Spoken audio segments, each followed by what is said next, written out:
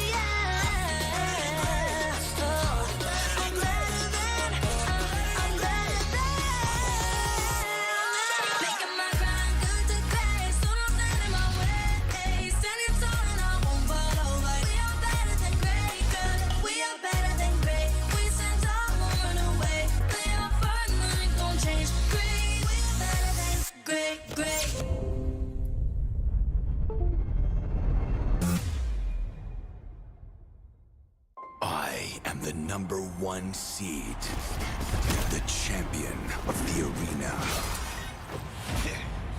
The fans adore me because I've never lost. You are afraid. Afraid that you will lose everything.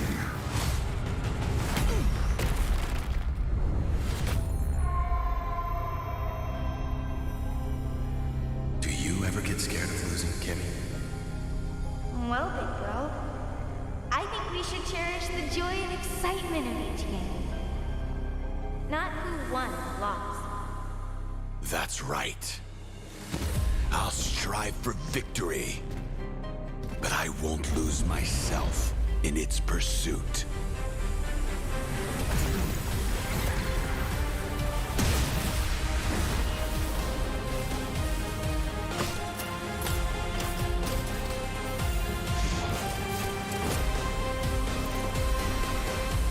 World Championship. I'm back.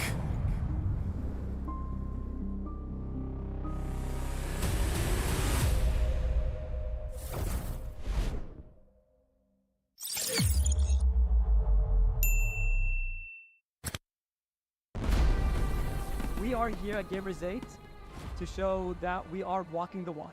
We have had amazing reactions, major idea owners, and a lot of potential partners and stakeholders coming in here and taking a peek. The biggest cube over here has been the nexus of this zone. What I saw it from the outside is very mysterious. You want to know what's happening inside. Felt like, this is an MMORPG, but R is not role-playing, it's real world.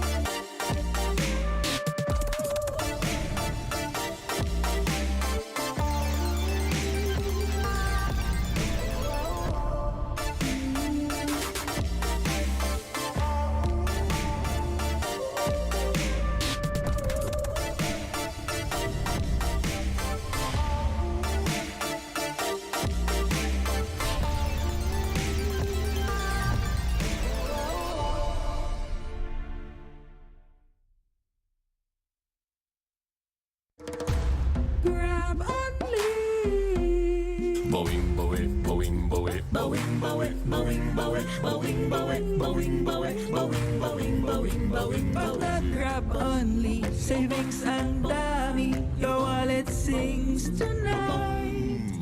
Laki ng bawi pag nag-grab only. Save 2 4 4 alright. Boing, boing, boing, boing, boing, boing, boing, boing, boing, boing, boing, boing, boing, boing, boing, boing.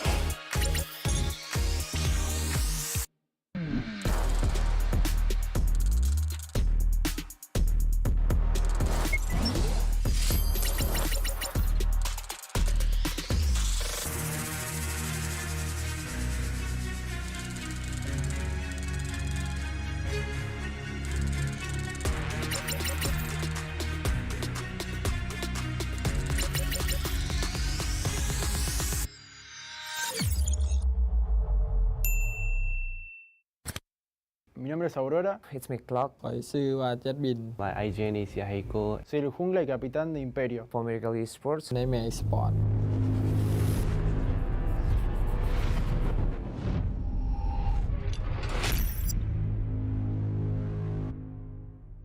1 year ago, when everything started, we couldn't imagine that 1 year later we were going to be in Malaysia trying to get to the M5. At first time when M1 came, we were like, wow, a World Cup for Mobile Legends. That's only for the big region like Indonesia, Philippines. We can just dream of it, we can just think of it. The dream started when we make a company to organize tournaments in Peru. Popular game we organized was Mobile Legends. So my partner told me to make a team that plays that game. And that's how Imperial was born. แต่ก่อนก็สิมีงานแข่งพอสมควรแต่เดี๋ยวนี้ก็รู้สึกว่างานแข่งเริ่มหลายขึ้นเพราะในลาวมันก็สิมีผู้เล่นเก่งๆหลายขึ้นเพราะมันมีทัวร์นาเมนต์หลายขึ้นเขาเจ้าก็ตั้งใจซ้อมเพื่อให้ฝีมือตัวเองโดดเด่นขึ้นมา The official tournament also came in Nepal. We can practice much, have a proper skills. We can grind more and be skillful. Bien, jugar contra Videtron Sans dentro de la Liga Latam fue una experiencia que nos ayudó demasiado para madurar como equipo, como personas y vivir el momento.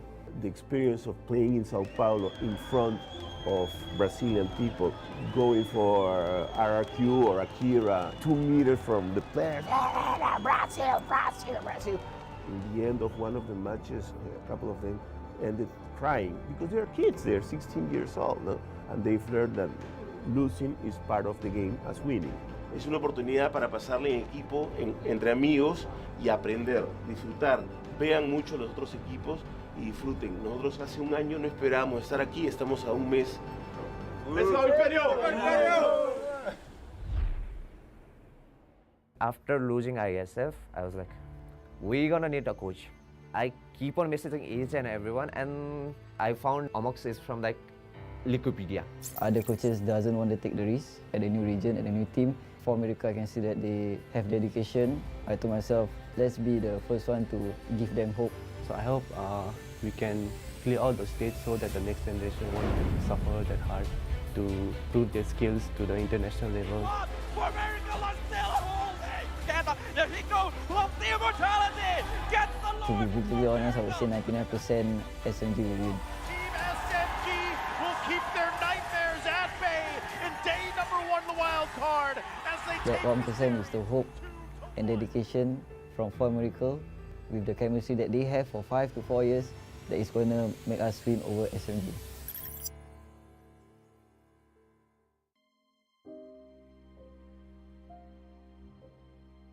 They started making waves online for the qualifiers for the Asian Championships.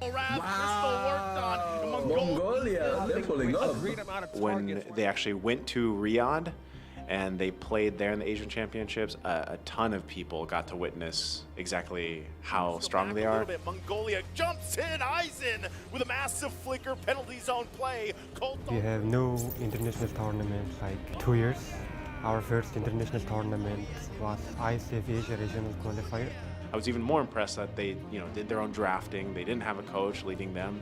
I think it was Ethan that was just like marking things in a notebook and doing the drafting. And they were definitely a team that earned a lot of respect just in that tournament alone. Is this enough to make it through the cut? But now Mongolia is trying to push in Kazakhstan, showing force.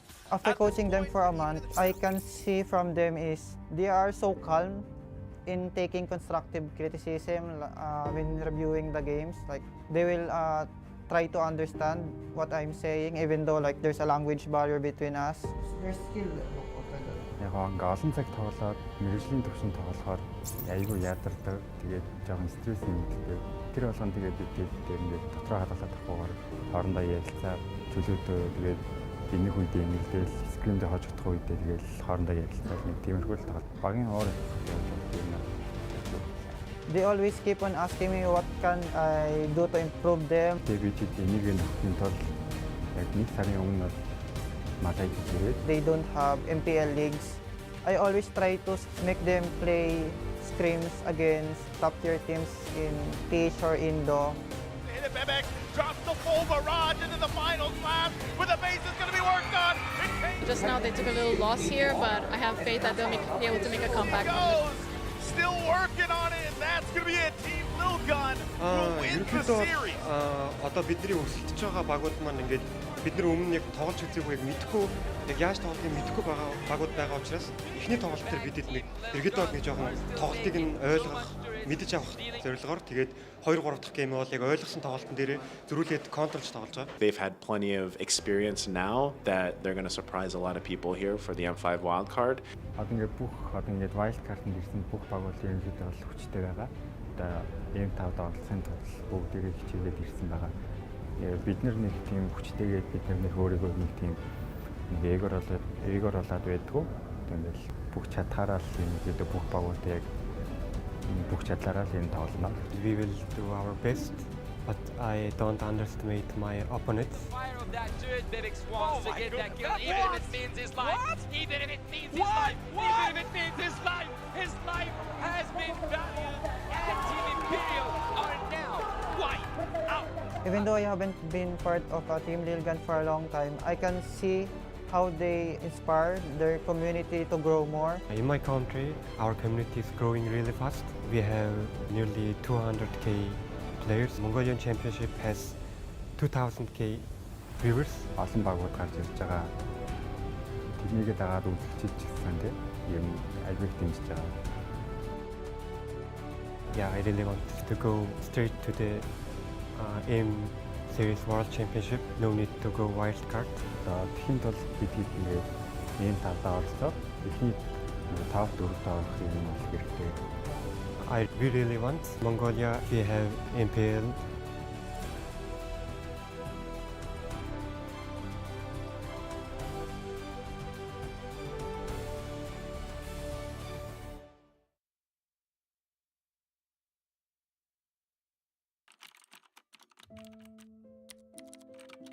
Brandon, alam ko masalimuot ngayon ang buhay mo. Kung kailan ka nabigyan ng break as a head coach sa pro scene ng Mobile Legends, doon ka pa nagkaroon ng malubhang sakit. Iindahin mo ng 1 buwan. Itatago mo kasi akala mo ngalay lang naman. Hanggang sa isang gabi, hindi ka na makatayo. Hindi ka na makalakad. Wala nang choice kundi dalhin ka sa ospital kasi grabe na yung sakit na iniinda mo. Magsisimula ang season na wala ka sa tabi ng team mo. Sobrang lungkot at depression ang dadanasin mo dahil sa sakit at kawalan ng pakiramdam sa kalahati ng iyong katawan. Munti ka nang sumuko sa buhay. Buti na lang at may mga nurse, mga doktor, mga physical therapists, at mga kaibigan na nagpatibay ng loob mo. Huwag mo silang kalimutang pasalamatan. Akala mo okay na ang lahat, kaso luluba palalo ang sakit mo. Mapupunta ka sa bingit ng kamatayan, halos hindi ka na makahinga. Doon, mapapadasal ka sa Diyos na huwag ka na munang kunin dahil hindi pa tapos ang mission mo. Hindi pa tapos ang pangarap mo. Sabi mo nga, magja-champion ka pa. Maniwala ka na gagaling ka. Kumapit ka. Sa pagkakataon na yon, madudugtungan ang iyong buhay. Binigyan ka ng isa pang chance sa mundo para tuparin ang pangarap mo. Kung akala mo wala nang kukuha sa iyong ML team dahil sa kalagayan mo, nagkakamali ka. May magtitiwala pa rin. Kukunin ka as coach ng isang team abroad. Igagrab mo yung opportunity kahit pa naka-wheelchair ka kasi gusto mo yung ginagawa mo. Magiging mahirap pero okay lang. Ang importante, sumubo ka at wala kang regrets. Unti-unti na rin mag-i-improve ang kalagayan mo. Sabi ng mga doktor, kailangan mong ma-operahan pero wala ka pa namang pera noon kaya naniwala ka na lang nagagaling ka. Sa tiyaga at paniniwala, makakatayo ka rin. Darating ang punto na makakalakad ka na ulit. Himala, di ba? May isa pang biyaya na darating. Lalapitan ka na isang kaibigan, si Coach Daki, para maging tactician ng AP Bren. May chance ka ulit na ituloy ang pangarap. Huwag mo tong sayangin. Ikaw ang susi na magbubukas ng bagong pintuan para sa iyong team. Makakapagsibol kayo at dito magsisimula ang sunod-sunod niyong pagkapanalo sa iba't ibang tournament, kabilang ang MPL Philippines Season 12. Kung dati ay literal na hindi ka makalakad, ngayon lakad matatag ka na ire-representa ang Pilipinas sa M5 World Championships.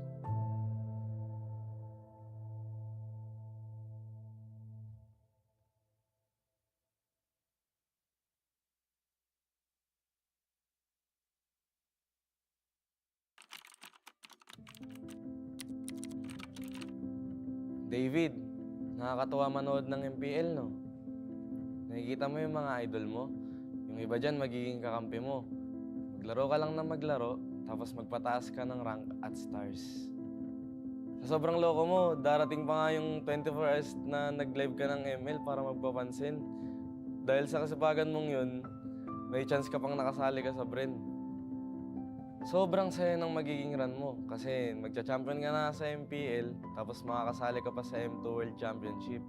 Nakaka-pressure pa yan kasi rookie ka pa lang tapos mag-worlds ka na. Buti na lang, umayon yung resulta sa atin. Magiging champion ka ng M2. Oo, masaya siya. Kaso warning lang ha, yung mga susunod na mangyayari dito magiging mahirap at masakit para sa'yo. Ganun talaga yung buhay eh. Hindi laging masaya. Minsan, kapag nasa tuktok ka at hindi mo alam kung paano harapin ang tagumpay, sasagadsad ka pababa, tatamarin ka, makikinig sa maling sinasabi ng iba, at ang uli, magmamahal ka ng taong lolokohin ka lang pala. Sa mga panahong yun, mapatingin ka na lang sa salamin at parang hindi mo nakilala yung sarili mo.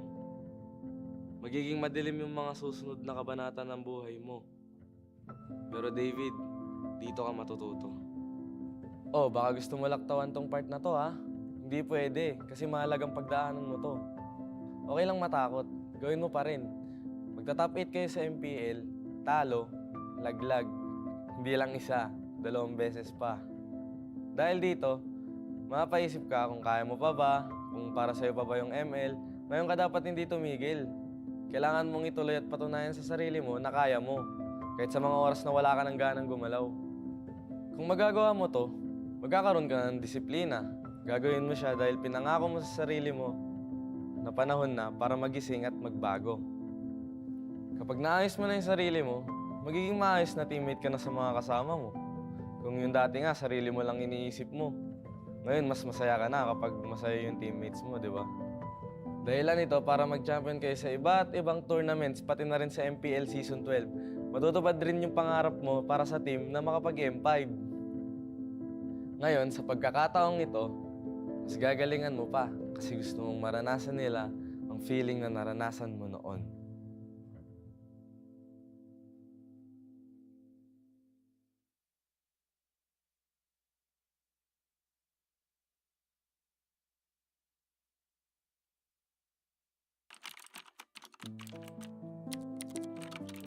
Kai, siguradong may echo pa dyan sa banyo kung saan ka naglalaro ng ML. Hindi ka kasi pwede maglaro sa kwarto nyo, no? Dahil sure na mapapagalitan ka na naman. Tatagan mo ang loob mo kasi masasabihan ka pa ng magulang mo na wala kang mapapala dyan. Huwag mong i-take yun negatively. Instead, gawin mong motivation yun para mapatunayan sa kanila at sa sarili mo na may future ka sa ML. Magpasalamat ka pa rin sa parents mo kasi kahit na pinapagalitan ka nila palagi dahil sa kaka-ML mo, lagi ka pa rin naman nilang pinapairam ng cellphone para malaro to. Mangarap ka. Gawin mo lahat ng makakaya mo para makilala ka sa ginagawa mo. Iwasan mo yung pagiging tilted. Hindi yun makatulong sa'yo. Magpataas ka lang ng stars. May amateur team na makakadiscover sa'yo. At dahil dito, makakasali ka sa maraming tournaments. Marami kang matututunan. Hindi lang sa in-game aspect, kundi pati na rin sa pakikitungo sa ibang tao. Sa tamang panahon, makakapasok ka ng AP Bren. Magiging ganap na pro player ka. Oh, huwag kang kabahan. May mga coach ka na gagabay sa'yo. Tsaka mabubuting tao rin mga magiging teammates mo. Kapag may napapansin kang mali o kailangan i-improve, magsalita ka. Mas okay maging totoo kaysa maging pabaya. Matuto ka rin tumanggap pag ikaw naman ang may mali. Di ka rin naman laging tama eh. Magkakaroon pa nga ng pagkakataon na hindi ka makakaretry sa isang pinaka-importanteng laro sa karera mo. Pero alalahanin mo lang rason mo kung bakit ka nandito. Kung bakit ka naipagsapalaran sa ML. Magpapagawa ka pa ng bahay para sa pamilya mo, di ba? May pangbubong ka na, di ba? Kaya laban lang. Triplehin mo ang sipag mo. marami ka pang pagsubok na pagdadaanan. Ihahanda ka ng lahat ng yan para sa M5 World Championship. Malay mo, ang kasunod pala ng tagumpay dito, sarili mo ng bahay at mas maginhawang buhay.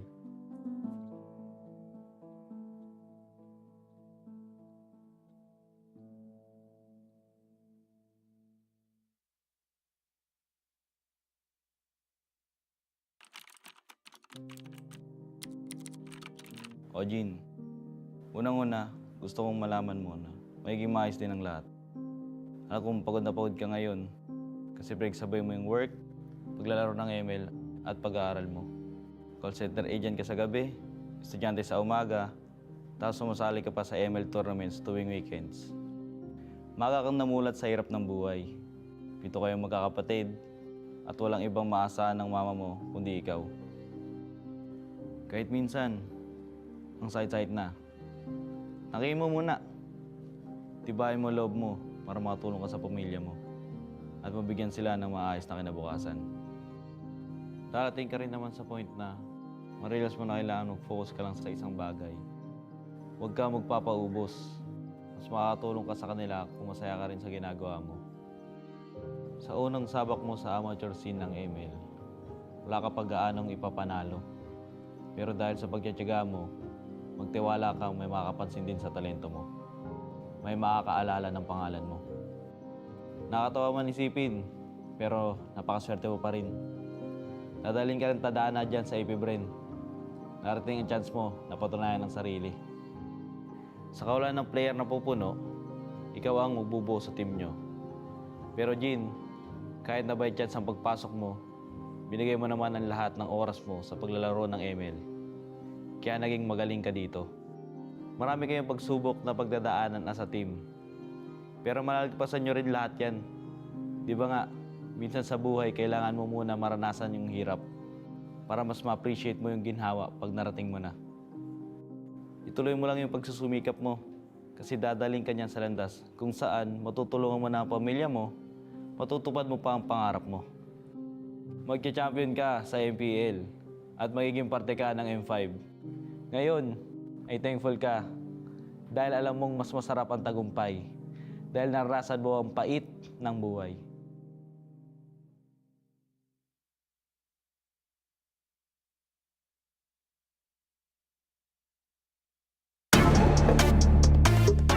We're better than great. We're better than great. We're better than great. Nanditong mga bida, the kings and queen of MOBA, kasamang kabugera at 7,000 isla. Nagsisimula pa lang tayo. Look at your face, so kabado. Dito sa aming teritoryo, can get this crown sa amin ito. Ang laban na to ang magiging binhi. Di na papayag masakop muli. Lahat ng daraanan namin ay mahawi. Alab ng puso'y di mapapawi. Sanay sa ating maandugong palaban. Babangon, babawi kahit sugatan. Sinag ng araw, 3 bituin. Pilipinong may giting nagniningning. Sanay sa ating maandugong palaban. Babangon, babawi kahit sugatan. Sinag ng araw, 3 bituin. Pilipinong may giting nagniningning. Dami mo daw sinasabi pero ba't ngayon di ka mapakali? Panay lang ang kamot sa anit at kahit alam mo na di naman to makate. Dugo pati laway at pawis tumulo, akala mo ba lahat to madali? Hindi nagmamadali, akyatin ng hagdan na talagang matare. Ganyan talaga ang mga batang Pinas, talagang malakas kahit anong meta. Wala kang ligtas, talagang matigas na parang daliri ng mga kalaban.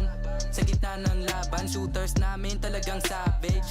Di papaawat sa aming lupang sinilangan. Ang dami ng binilangan ng 1, 2, 3, dalawa kayo, ito na pang-apat. Kaya dami na naman iyakin kahit dadaanin pa sa mga tipi-tipi-tipikal. Paano kami hahabulin? Marami tong gasolina, lalamunin ang lahat ng dipital. Sanay sa ating maandugong palaban. Babangon, babawi kahit sugatan. Sinag ng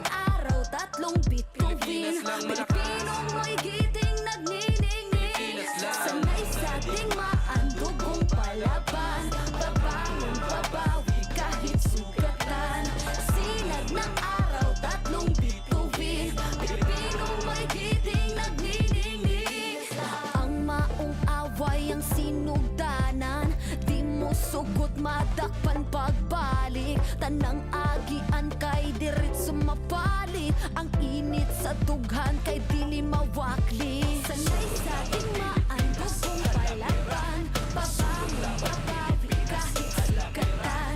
Sinag ng araw tatlong bituin. Pilipino may giting nagniningning. Sanay sa tingmaan gustong palaban. Babangon babawi kahit sikatan. Sinag ng araw tatlong bituin. Pilipino may giting nagniningning.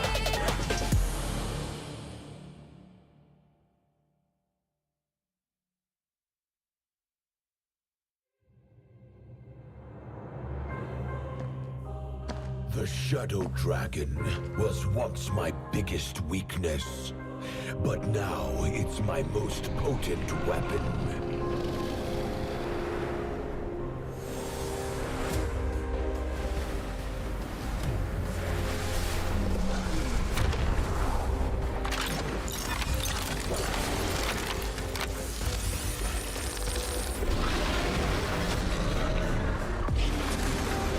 Cosmic Dragon, rise and soar! Dragon Stomp! Dragon Scales! Dragon Rush! Rise beyond greatness and seize your own destiny.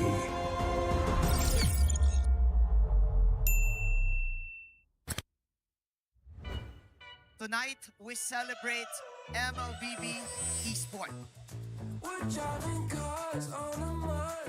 Do the kaldak! Do the kaldak! This is the Suman Challenge. Go! Oh, oh, oh, oh, oh, oh. That's just it. Just it.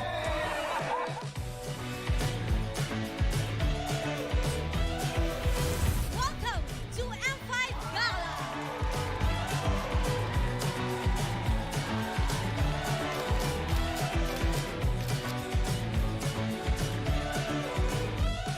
Guess the Hero Challenge. Lapu-Lapu, Iritel, Franco, Nana. Nana. Nana, go! Best dressed team. Ole! Best dressed Super Marco.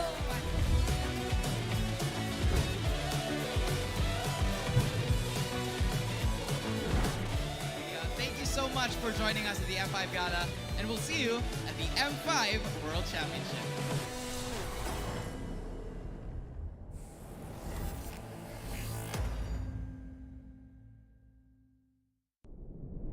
Have you ever wondered what is our identity? Our identity isn't limited to just esport players. Our style. Sweat. Our passion. And vibe. Feel our energy. When we dominate the stage.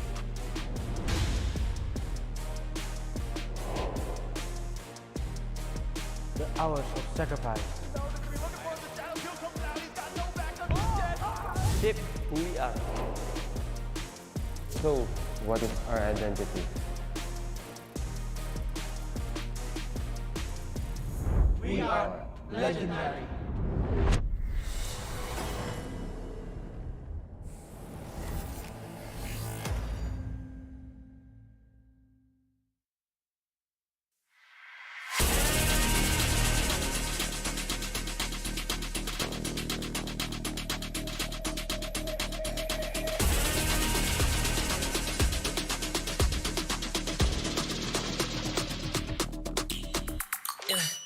Hit me like I might get over, but you can give me in no corner. I know I can make a comeback, ace this round and finish this game now. Got the power on my shoulders, yeah, you know that I'm a soldier.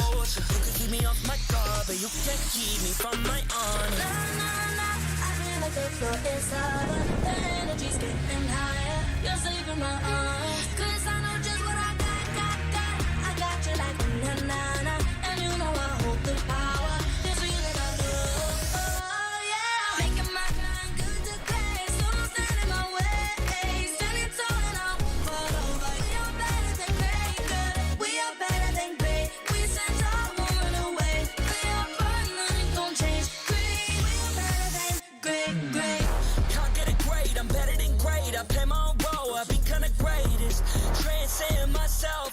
this game, yeah. I feel the power to dominate fate. Championship mind on top of the week. What's up to the game? Shot reveal. Better than great, that's how we feel. I feel like the floor is lava. The energy's getting higher. You're saving my arms. 'Cause I know just what I got. I got you like na-na-na. And you know I hold the power. This feeling I feel. Oh yeah. Making my grind good to great. So don't stand in my way. Standing tall and I won't fall over. We are better than great, girl. We are better than great. We stand tall, won't run away. Play our part, nothing gon' change. Great, we are better than great, great. If we stand tall and believe we can make it, you and me, with a sense of urgency, you'll see I'm better than great. I'm better than great. Oh yeah, yeah. Oh, I'm better than. Making my grind good to great, so don't stand in my way. Standing tall and I won't fall over. We are better than great, girl. We are better than great. We stand tall, won't run away. Play our part, nothing gon' change. Great, we are better than great, great.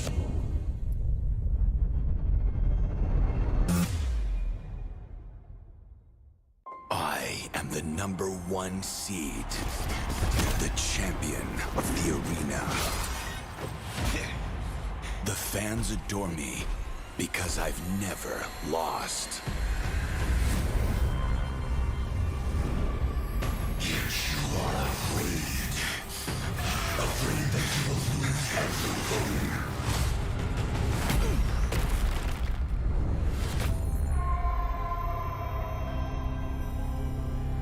Do you ever get scared of losing, Kimmy? Well, big bro, I think we should cherish the joy and excitement of each game. Not who won or lost. That's right. I'll strive for victory, but I won't lose myself in its pursuit.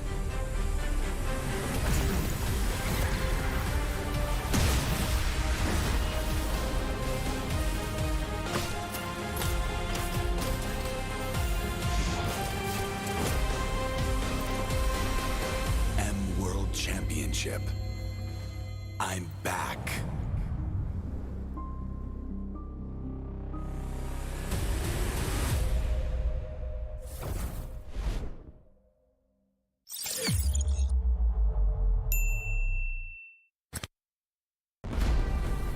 We are here at Gamers 8 to show that we are walking the walk.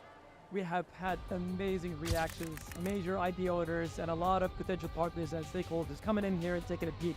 The DS Cube over here has been the nexus of this zone. What I saw it from the outside is very mysterious. You want to know what's happening inside.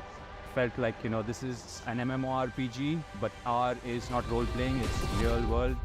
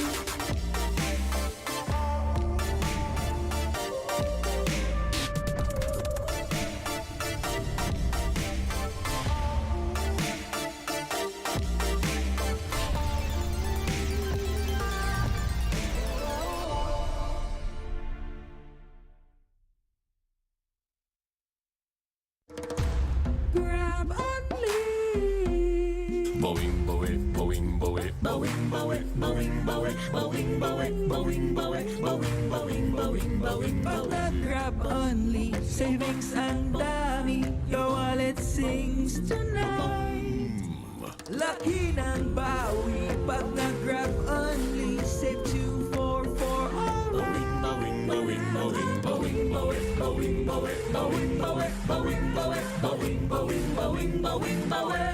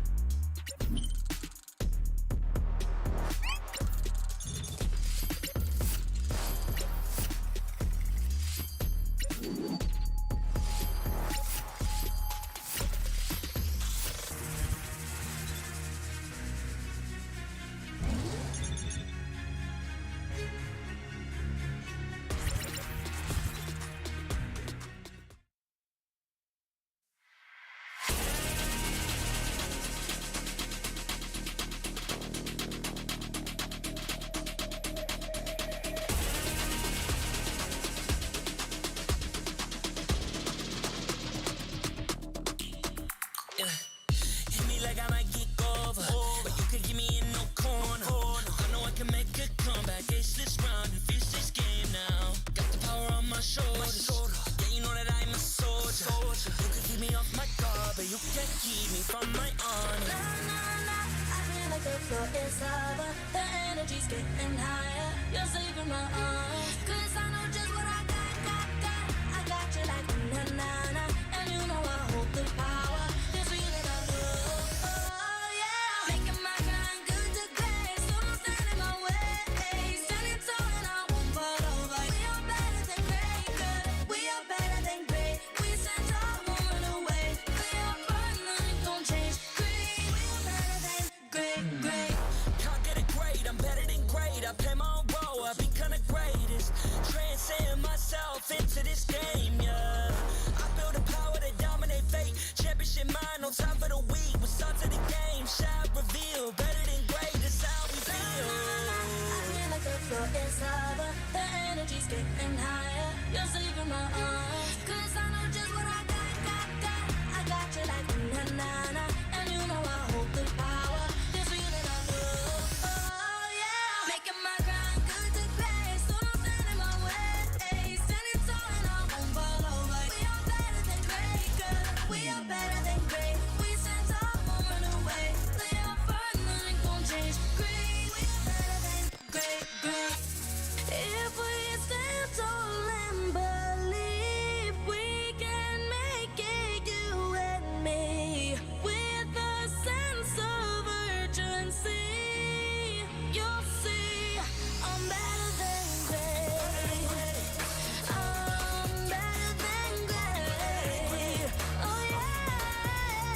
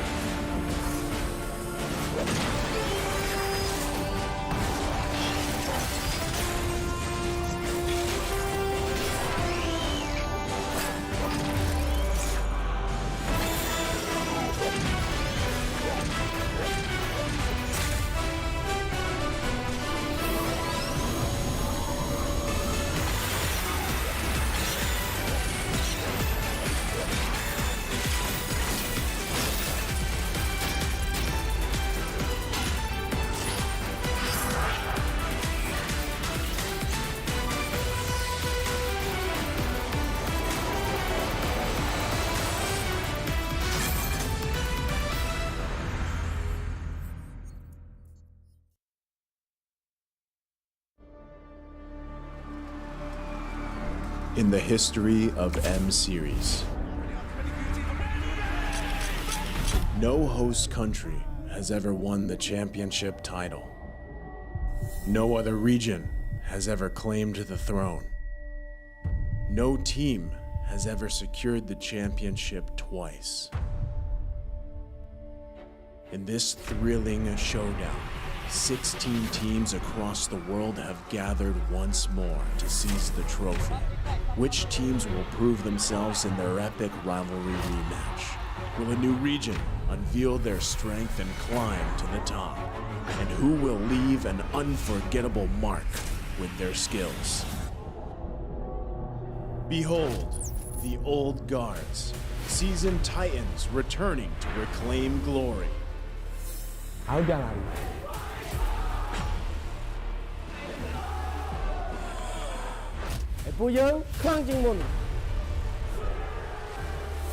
Судьба будет в наших руках. The newcomers, eager to forge their legacy.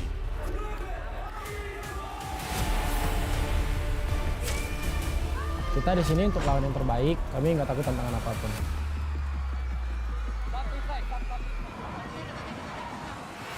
Emerging from the ashes, the rising stars are vying for the spotlight. Kita orang dah tunggu lama untuk momen ni. This is our time. It's now or never.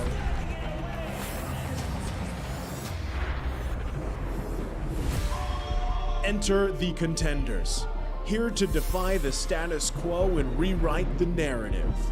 We've weathered the storm. This is where we break through. Nós somos brasileiros e a gente não desiste nunca.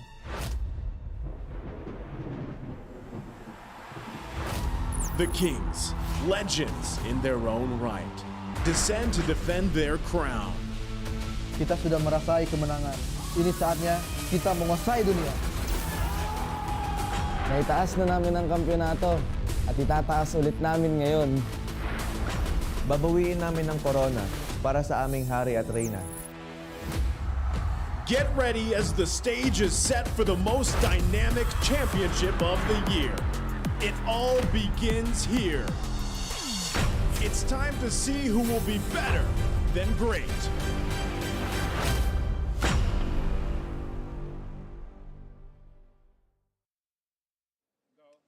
Hey everyone, I'm Reptar and I am one of your hosts for the M5 World Championship Group Stage, and I'm incredibly honored to open up the 5th iteration of our annual celebration. And I just hope that you're bracing yourself, and I know that you're excited because after striving for glory, joining the fight to becoming an immortal hero, rising to the top and daring to be great, we promise you, this time it's gonna be better than great.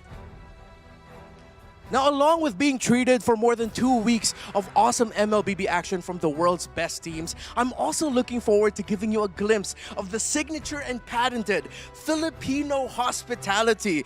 Pretty sure when you talk about the Philippines or when you hear about the Philippines, you know hospitality because we love welcoming our guests. We love to give them one hell of an adventure, unforgettable memories that they can bring back home, and experiences that will make you want to come back for more. And that's why we're also regarded as some of the best esports fans in the world. We bang our drums until our hands can't do it anymore. We let out every ounce of wind that we've got just so our teams, your teams, can hear our support for them. Here's an example. All right, think about it like this. Someone gets a really awesome kill. All right. Okay, let's do another one. Someone's making like Soren and spamming those teepees. What if a Filipino team won their match?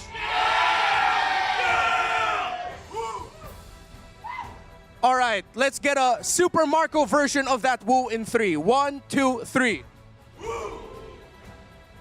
There we go. By the way, that is the awesome men and women that make our wonderful production team. Okay, but you know, me telling you about all of this is another thing.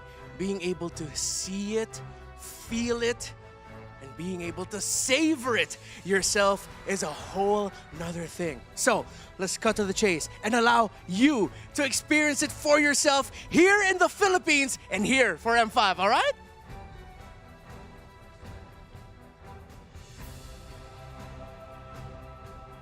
All right, Pilipinas! And to everyone around the world, I welcome you to the M5 World Championship! Starting today, history will be made as 16 teams from all around the world, all around the globe, embark on their journey towards being immortalized as the 5th Mobile Legends Bang Bang World Champions. It's the survival of the fittest. Who will shine in the M5 group stage? For the first time in a long time, teams will be going home before we proceed to the knockouts. So, Pilipinas, pakita natin sa buong mundo ang ating mahal para sa Mobile Legends! And that's just a glimpse. That's just day one. Because folks, it's time to find out who will shine in the group stage as we become better than great!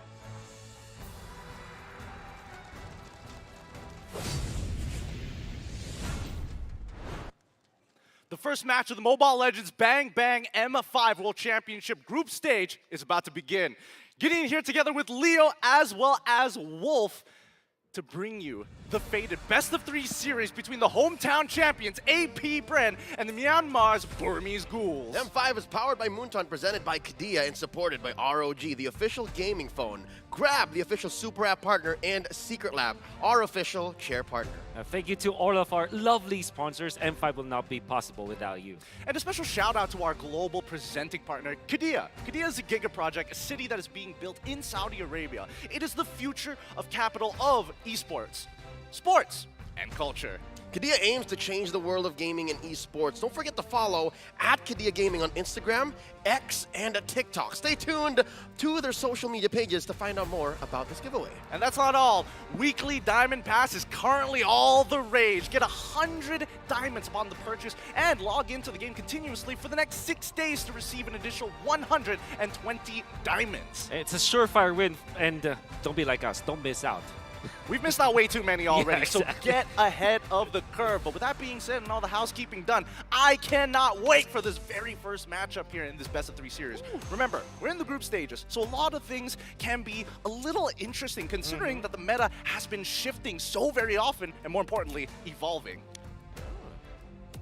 And I believe that the stats from the wildcard show us that Guinevere, Bruno, and Matilda are probably the stars of the show, where they will be picked up a lot. But when it comes to like actual hero contention, that's Terizla and Nolan with 31 times over 84% ban rate, and then almost always picked up whenever he's available. I mean, ever since his inception, Nolan's win rate has been interstellar, right?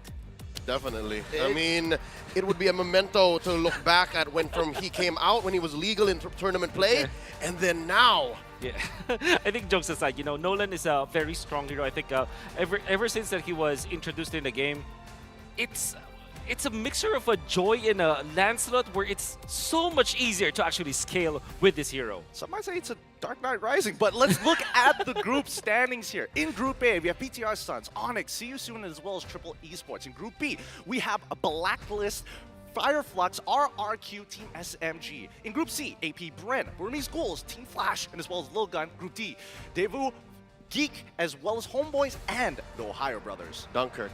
I'm done. But we're starting strong with AP Bren and Burmese Ghouls. We're going to Group C, and we're tugging at everyone's heartstrings. We're going back to 2020, 2021, starting off with this rivalry. Speaking of which, let's look at today's matchups. In case you're not looking forward to the one we have at hand, which is AP Bren up against the Burmese Ghouls, check out Fireflux up against Team SMG, Geek Fam versus the Homeboys, and Onyx versus BTR Suns. And AP Bren versus Burmese Ghouls. I think we'll have a lot of time talking about this particular matchup, so I want to invite everyone to still stay tuned for all of the other matches later on, especially that Geek Fam versus Homeboys, kind of a, what's that? It's not even a rivalry at all. It's like a, because both Homeboys and Geek Fam players, they mentioned in interviews outside of M5 that they wanted to face against each other. Yep, it's a brewing story, given that we just saw each team actually try to show up in MPLI, which happened about 2 weeks ago.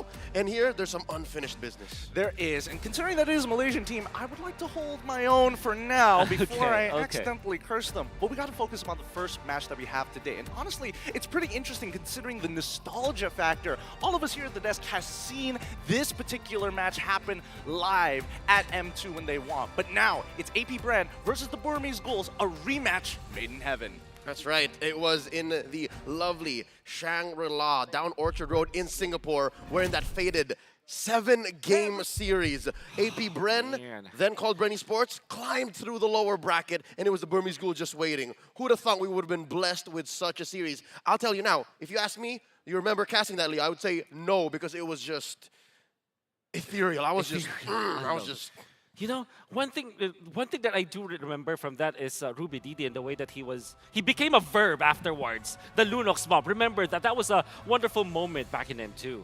It is an incredible moment, and hopefully we're looking for more incredible moments, but let's look at some of the stories of some of these players. Getting drawn into the first two in that group, it's a match made in heaven. It's destiny. The hottest matchup in M2 was definitely Burmese Ghouls versus Bren Esports. They first met in the upper bracket, and Burmese Ghouls beat them clean, 2-0. Ghouls head straight for the crystals. Yung laban namin sa Burmese Ghoul na memorable, simula yung combo ni Ruby Didi sa Lunox. Nung ginawa niya sa amin, nagulat kami. Tapos, ayun, parang naging move na talaga siya sa Lunox. Kada may gumagawa ng Ruby Didi combo, yun din sinasabi. 12-minute game versus Bren Esports. Fate put them together again in the grand finals. This time, Bren Esports won instead. This clash created an epic rivalry between two teams. For M2. This M5, both Burmese Ghouls and AP Bren are back with a new roster, but the rivalry remains. Now, every new fan hope new BG will win new AP Bren. Tingin ko naman yung global community masaya na magkaharap kami ulit ng Burmese Ghouls kasi parang ayun yung inaabangan nila na laban namin kasi nung M2 parang ayun yung nakikita nila na pinakamagandang grand final since umabot ng Game 7. Tapos yung mga sumunod, hindi na umabot ng Game 7. We won the Pro League and got into the M5, but we got some travel issue. We request Modern to extend our deadline. If they didn't, our player and all of us will break down mentally, and we will lose our dream, our hope, and many more. We travel more than 27 hours, and we sleep at the airport. We arrive at 29 November around maybe 9 or 10 p.m. And they will be emotional damage in their heart. Because that is all of our dream, and we want to play it in fun. Come on. Đây này. Cháu lại mà con nó đi về cha vào buổi chiều mà. Đó đây, chuyện đó đây. Tôi đây luôn tiền thật đấy. Mày quá ăn rẻ, mày quá ăn rẻ. 那时候嘛，股票的好也就过来，那时候嘛，股票的好我以前来过来。All of their family is supported. Yeah, for our country and for our dreams. Oh dear.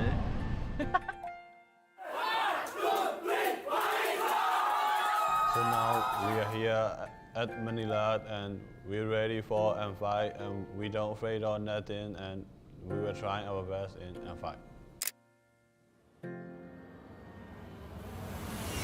Burmese Ghouls, it fits the name, right? They're already dead, but they're still here, right? They're still fighting. So they have my respect. Burmese Ghouls surprised everyone by beating Mythic Seals in the qualifiers. So we shouldn't underestimate them. Pinaka-inaabangan kong player sa Burmese Ghouls si Selena, yung mid laner nila. Good luck, tapos sana makapasok tayo ng knockout stage. 漂亮隊員未理埋講到數口。 Who will win in this long-awaited rivalry rematch? Will the Burmese Ghouls avenge their old roster?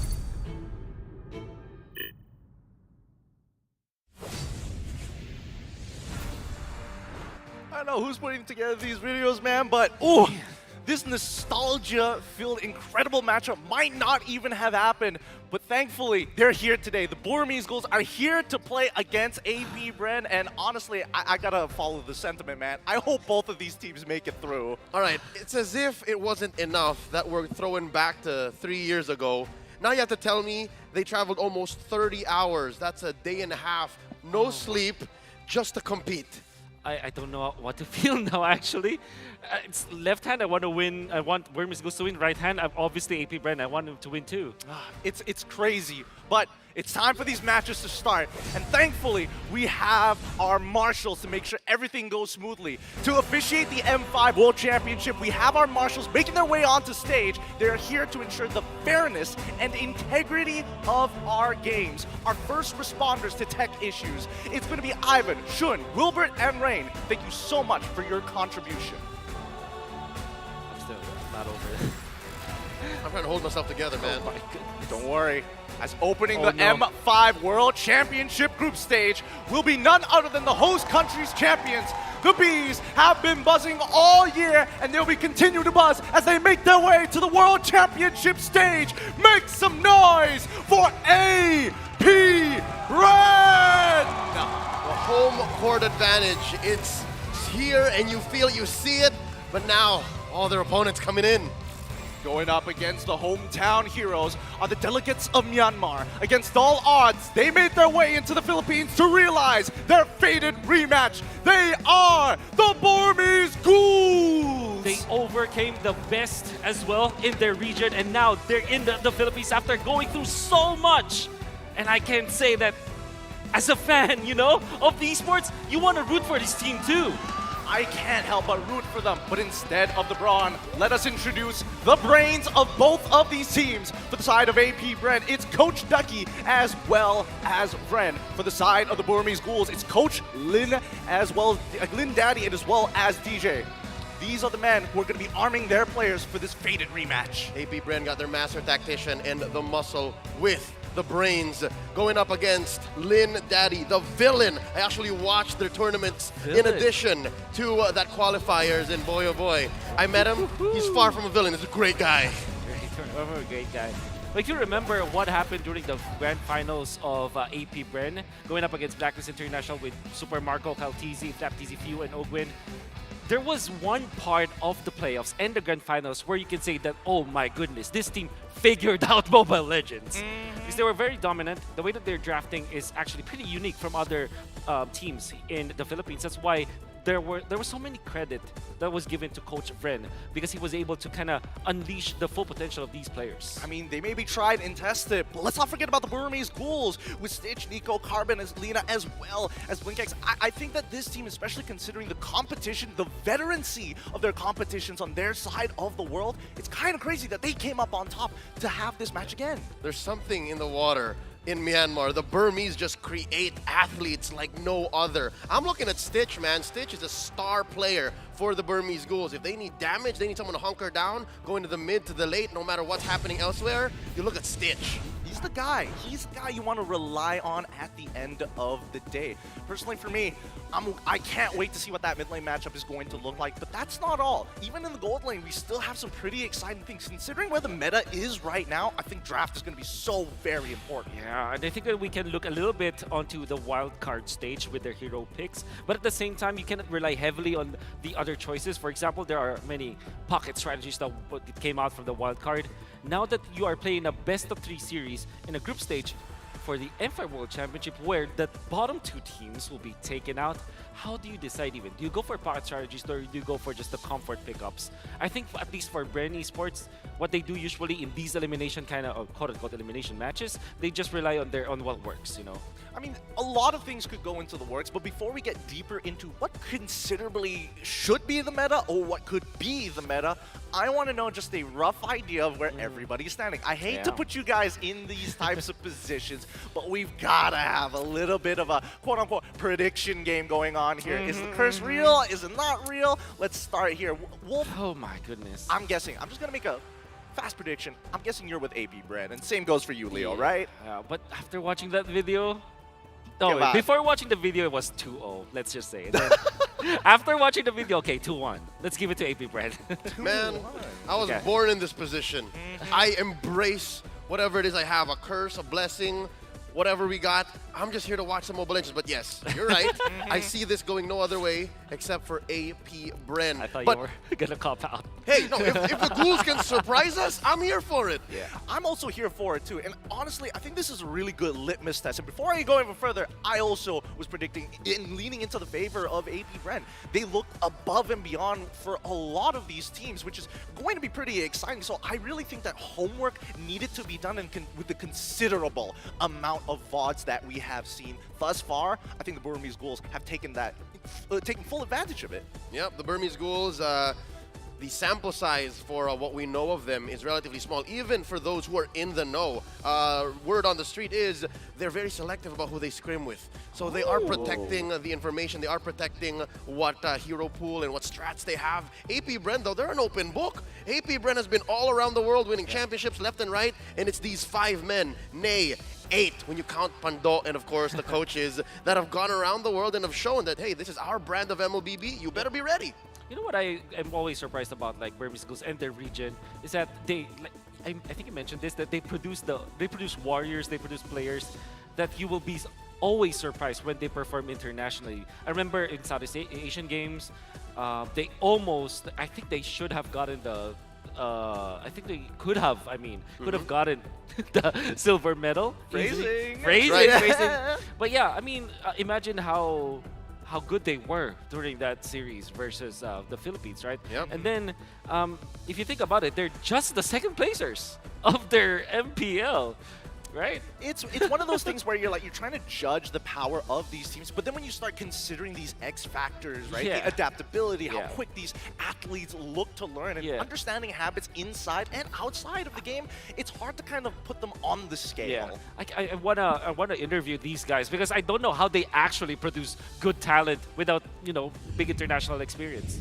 With that being said, it is time to start our best of 3 series as we jump into the drafting phase to kick things off here at the M5 World Championship group stage. We've even got the graphic for it.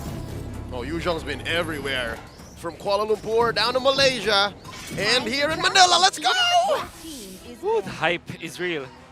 Okay, so AP Bren banning out the Bruno immediately. Oh, they know about Stitch. Yep, I would say that there are 2 big gold laners. That's Bruno as well as the 1-1. Bruno is like the easiest to kind of execute because in a way it kind of fits into any kind of lineup. 1-1 is a very strong hero though, given in the right conditions, but you kind of want to draft around it. You want to take care of it. Bruno is readily self-sufficient. It's a one-size-fits-all kind of marksman. One of the things that I have been relatively curious of, especially once we're getting into the what we like to call tournament or international meta, is how we expect these things to evolve. We expect that these teams are going to be playing towards their identity for the group stage, but as soon as it's crunch time, I'm expecting them to adapt fast. Phoveus, so it's either the 1-1 or the Nolan that Coach Daki wants to pick up for their first pick, or Coach Bren, whoever is the drafter for the final decision for AP Bren. And why do I say that? Because they banned the Phoveus. And we know that they have the first pick. You have both the Nolan as well as the 1-1. And they kind of put Burmese Ghouls in a trap where they can only ban one of those 2 heroes. Yep. They're basically open forwarding. It's do or die. Yep. Damned if you, damned if you don't. You let something through, and you can only really do one thing, Lin Daddy. What's it gonna be? Let's find out here. Coach Aki is going to make the next ban actually happen, and it looks like they've already confirmed it. It's going to be Farmis. Rather interesting here. So we're already seeing setups for potentially Nolan, but I'm curious whether they want to go with something a little bit more flexible, because Gwen is still open, like we saw in the meta shift. That's right. But then again, with this Farms ban, what this tells me is 1-1 as the first pick coming up from AP Bren. Why? Because you eliminate. It's not an actual counter to the 1-1, but it counters what 1-1 wants to do. That's why you cannot need to ban it out. There it is. All right. It looks like the homework is working really well for the Burmese Ghouls as we see the first pick on the blue side for the side of AP Bren. I'm seeing Leo's got some ideas here. So this goes tit for tat. One of them takes the Guinevere, the other takes the Nolan. That's right. Yep. The prestige of Nolan is always in the first pick. Right. Which do you prefer to see more for the side of AP? Personally, for me, I love seeing how they play Nolan, because not everybody can get away with it. Yeah. Wow, that's a great question. Kind of makes me think, what if they swing it around and pick up the Arlot first? Because both Nolan as well as Guinevere are pretty strong heroes, but you kind of don't want to put it together. Because It's like anti-synergy sort of situation. Yeah, exactly. To be fair, at least we know that Flap TZ is at 100% win rate with the Arlet, so it is tried and tested. Nolan, there it is. First pick Nolan. It's been picked All right. 5 times so far, 55% ban rate and 40% win rate, because not everybody here is capable of pulling this off. It usually happens, right? An OP hero in an international tournament gets a very low win rate because everybody just picks it up, and some people like counter it. So you can still go Guinevere. I think it's best if Burmese Ghouls actually steal the Arlet because it's a very strong hero for AP Bren. Just because of the fact that it's a flexible pick. That's right. You can pick it as Rome Expelate. But considering what Leo said, tit for tat, I'm expecting at least maybe a Guinevere pickup as Guinevere, well. yeah, So that's right. it could be an either-or situation, but I am curious about the supplementary hero that they're going to pair it up with, right? We see the Angela come through. That seems pretty good so far, but they're also going to get the Guinevere. Oh, okay. I love it. Right? They're going for the basic tenets of what Nolan presents, right? I'm going to burst you down. How about I give you heroes that do not allow for that? You hide the Angela, you build full tank on the Guinevere. Bob's your uncle. Man. Bob's your uncle. Bob's your Dude, the cult of Nolan has been going strong for a long time, but at the very least, there are ways around it. And I'm hoping to see maybe Arlet actually come through for maybe AP Bren, so at least, you know, you don't disrupt the flow of the Nolan. Maybe you pick up a marksman already because you maybe get the Claude eventually for AP Bren because you don't want to give that combo. Queen plus Angela with the Claude, it's pretty strong. So I'm thinking Arlet Claude as the choices here for AP Bren.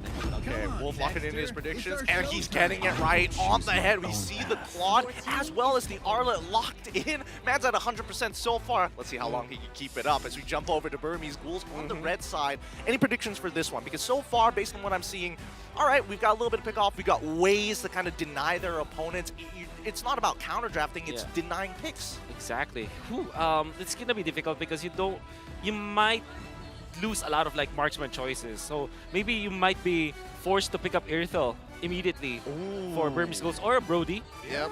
Which kind of speeds up your tempo. Stitch has a solid Brody, and then it forces Super Marco to actually think about it. What do I pick? What's my battle spell? Because if you go into the lane, the Brody is capable of bullying you, especially when the Angela hits level 4. Yeah. You win that fight almost 100%. Oh, man, a lot of things to actually consider here, but Burmese Ghouls here to present a new problem. It's going to be the Brody. Nailed it on the head once again. We are on fire here, boys. Well, you guys are. I'm just kind of on the sidelines for now. Second phase is going to begin. The bans are going to be important. Mid lane still missing for the side of Burmese Ghouls, as well as AP Bren. Okay, so you're going to be looking for perhaps some XP. Oh, actually, no. The lineup of AP Bren is pretty open. Like, you don't know the Arlet if it will be Rome, will be EXP. I think it's the same way for the Burmese Ghouls. That's You don't know where that Angela's going. Exactly. Although, I will say that at least for AP Bren, it's a lot more flexible in their particular situation, right? Because they don't have to compromise on a mid laner at the very least, which I think is going to be pretty important for few in this matchup. Oh, check it out in the arena. Maybe Valentina? The team that the Burmese Ghouls beat to be here in M5. Oh, yeah. It's Mythic Seals. It's Mythic Seals. That's Justin. Oh, my goodness. I mean, they've got to be here to watch this matchup, right? Got to get some information once we start moving out of those group stages. Kufra going to be the ban for the side of Burmese Ghouls. That's actually kind of interesting. Yeah, I think teams are now putting Kufra on the list just because of the presence of Guinevere, so that you can dash out. And actually, what I noticed is that Kufra can be a hero that kind of tanks the Guinevere initiations. You can like you can catch it basically for your team. And then you also have a lot of synergy with Claude, for example, because the more people you lock down, the more Art of Thievery stacks and the Blazing Duet effectiveness there will be. You can line them up. Yep. I mean, I'm looking for a set type of tank here for the side of AP Bren. I was thinking Kufra, Burmese Ghouls instantly cut it down, but it could go the opposite side as well. Like AP Bren does need some form of setting for somebody to go for the layup. Yep. Look at that. The bans, the Minotaur, definitely an anti-Claude kind of hero, so they will just make sure that they secure at least the effectiveness coming out from the Claude. But I don't think that they will double down on roamer bans here for AP Bren. Yeah, no, but just the same. Oh. Coach Ducky and the Coach Vren are actually respecting the fact that despite the Guinevere and the Angela coming out, which is a 100% win rate, by the way, That was crazy. Burmese Ghouls have a propensity to really lean hard on supports. Yeah. So they're saying, you know what, even if there's already a heal here and a shield, they might even really just put the Angela in mid and pick up the Minotaur. Yeah. I mean, let's also not forget that Burmese Ghouls like to play around lane priority, making sure that they have control of the lane and get that first rotation. I'm thinking, you know, maybe even a first pick Rock here just to kind of supplement everything. You have a way to disengage, you have a way to like canceling abilities, and more so, even if the Arlet goes into the support section, hey, you can just face check him. Yep. I wonder if Burmese Ghouls can play Benedetta or Khalid. Or did I pronounce that correctly? Yeah, In lieu Khalid. of our good friend Yasu. Sun rises when I give the word. Spanned out. They know. They know. They know. They know. They're Okay. tapping into our comms, boys. Yeah. We gotta be careful here. We gotta be careful with our predictions. It feels like something else is going on, but Yeah. for the time being, at least Burmese Ghouls will have first pick on that red side. Yeah. Let's see what it's going to go for, right? Because at the end of the day, we still need to figure out where this Angela is going to go. Will this be the tell? Yeah. If this, because it should be the tell, at least for. Well, if they pick up the EXP lane, you're That's still right, not see? sure. No, so this is not a tell, unless obviously we see a hard roamer, you know. But I think in Benedetta actually for Burmese Ghouls, because I kind of fairly remember it was in their region they used that Benedetta a lot. Carbon can. I think Carbon has a solid Benedetta. I would put it past him for sure, but it looks like the next lock A is going to Ruby. be Ruby this time. I wanted to bring this up earlier, but I didn't know whether this was the right situation for it. I think this kind of, I don't want to say it works in the same way as Groff, but at the very least, it's interesting, right? Yeah. Because we still don't know whether this is going to be going into the EXP lane or even in the support section. But at the very least, it's great at catching heroes off. It's great at slowing down the Claude. More importantly, anybody who's got a stun, I'll pull you away. I know damn well where it's going. Where? This is a Blink special. Okay. He's got a pocket Ruby. Yep. And for sure, it's going into the roam. So we know this is a mid Angela. Priestess of primal lightning. So that's Edith, hunter I of all believe, the from evil gods. AP Bren. We still don't know where it will go. And I'm thinking like a Valentina or a Gord actually for AP Bren. Gord? I think Valentina is the safer pick. no, Right? Varia. Okay. So even more safe, right? Instead of making sure that Edith is the one opening up the map, you can do it yourself from a safe distance. Oh, AP Bren has so many ways to engage. How much range and diversity do you want? Yes. I think Burmese Ghouls can still pick up the Joyce band out, but something like a Lancelot perhaps or a You pull Fanny even. A Lancelot Fanny, so you pull the switcheroo, you send the Guinevere or the Ruby into the XP? Yeah, because you already have two ways to kind of check the bushes. We have the Guinevere, for example. You also have the Ruby. I think the Ruby is a nice touch coming out from Burmese Ghouls because it's technically anti-assassin, if you think about it, because you can check the bushes and you can also lock him down with a combo.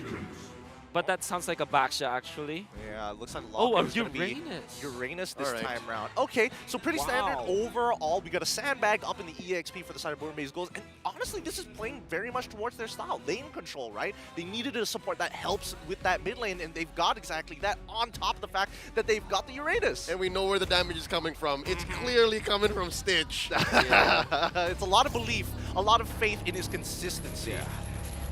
You know, I think I like the Uranus because there's no legitimate Uranus killer from the side of AP Bren. But at the same time, they are putting all of their damage eggs in the Stitch basket. Exactly. It's all in Stitch. It's all the Stitch. Oh, it's all in Stitch. Don't look at me with those eyes. You're gonna make me crack up. But so far, considering what the counter index is, it definitely feels like it's in one team's favor compared to the other. We're going to go deeper into this topic as we start and initiate our very first match here in the Land of Dawn at the M5 World Championships. It's AP Bren up against the Burmese Ghouls.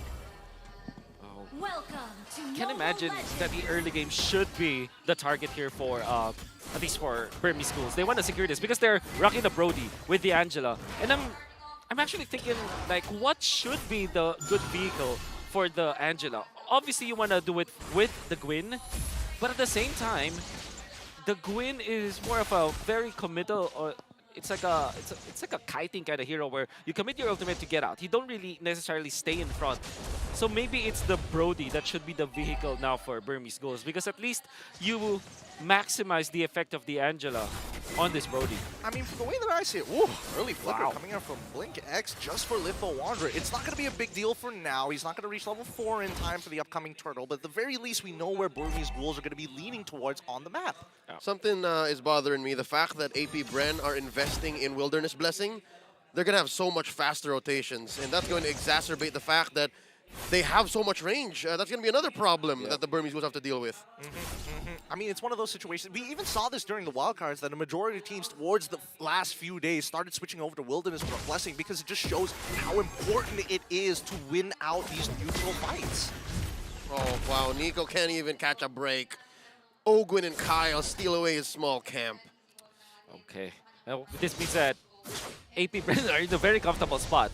Because I think that they have the better late game. They have the Varia as well as the Cloud very strong in the latter portions of the game. And the fact that they are not getting invaded by Burmese Ghouls, especially this Nolan, I think this is a good sign. But obviously, everything will change come the first turtle fight. And then we cut to Flapteezy, who has to deal with this Uranus, and all he's thinking of is just like, get me out of this lane, please. Let me team fight. Phew, come on over.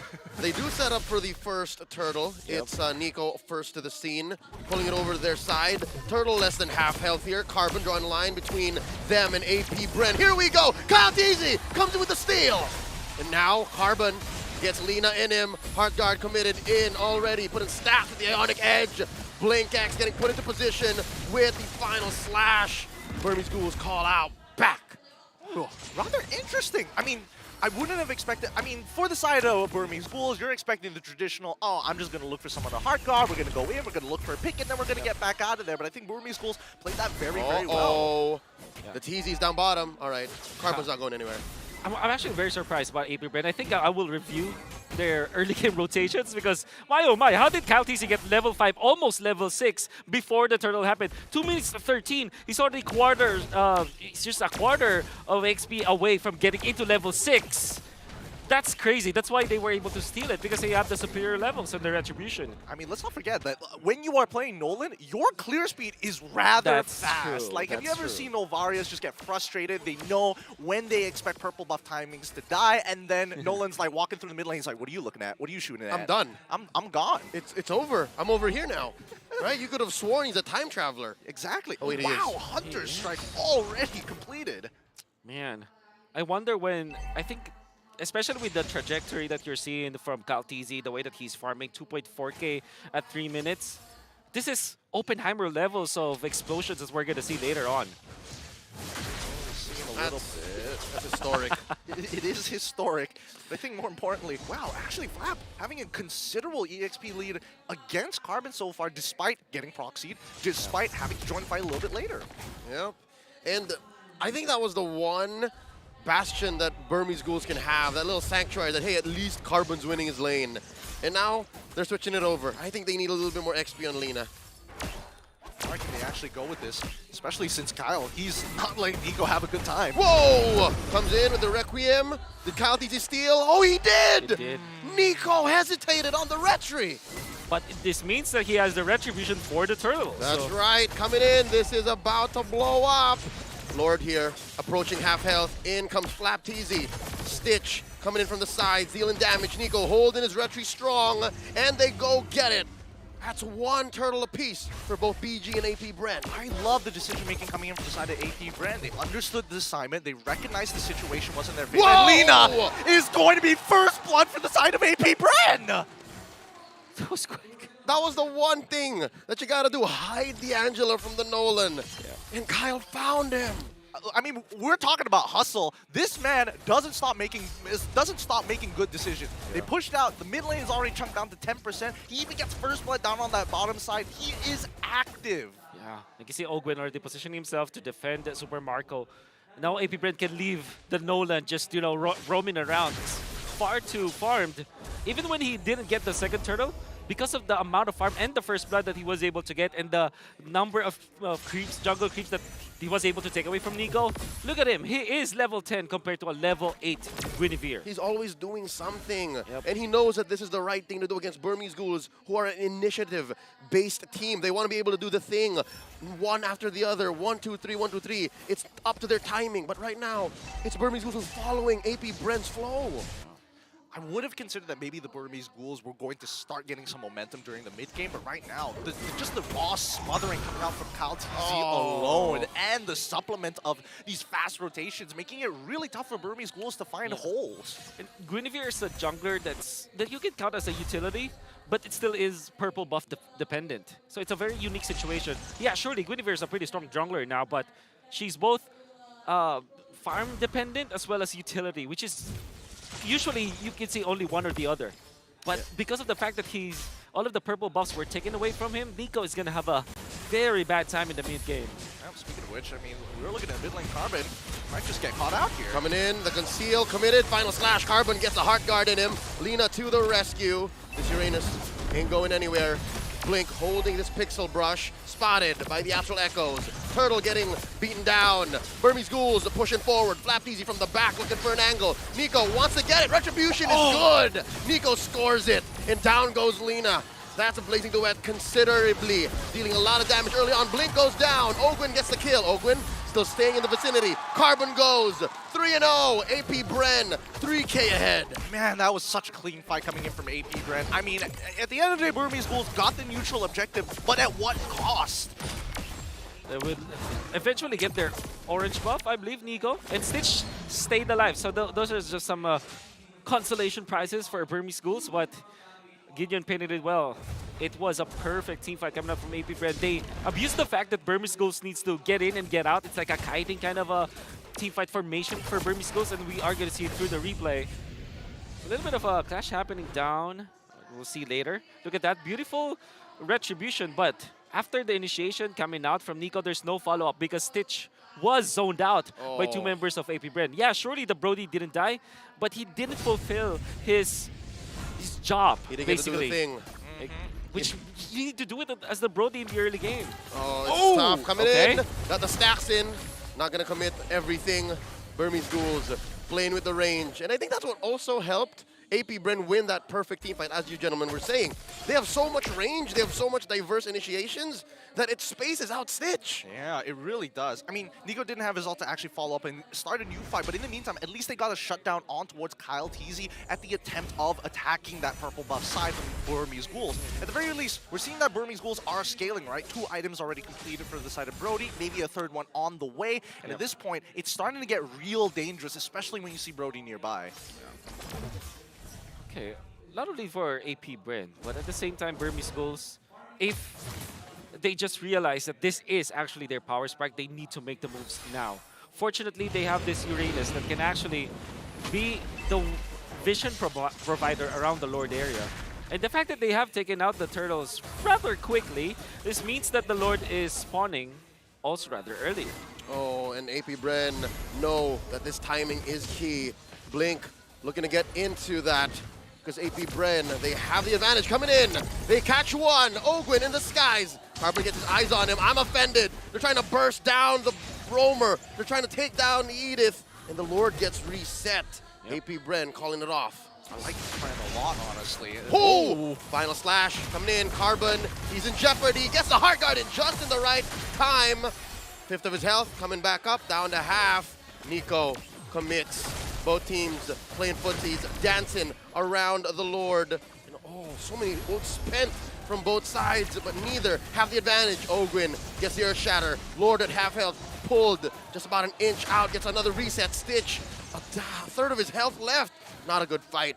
Wow, the first reset was great from AP Bren. I think it was very smart. The second reset is weird, but now Burmese Ghouls, they reset because they know that their lanes are in their favor. I mean, they found it. It might even get a pick. Blink. Gets spotted. Gets bursted down. Super Marco gets the kill. And they're still going. Carbon keeping up. Playing footsies with 3. In goes the old count. Easy gets the Lord. This should be a retreat from the Burmese Ghouls. And they get sent down into the ground. But not for long because Carbon's still alive. Gets taken down. Stitch as well in the back line. Few gets him. Flapped easy, punished by Lina, but it's just too little too late. Ooh, what a great bait coming in from Super Marco to actually force in one more kill from the side of the Burmese Ghouls. He was playing on a fine line. What a reset coming out from AP Bren. At first glance, you would think that the second reset was weird, but then if you look at the map, the lanes are going to be pressured.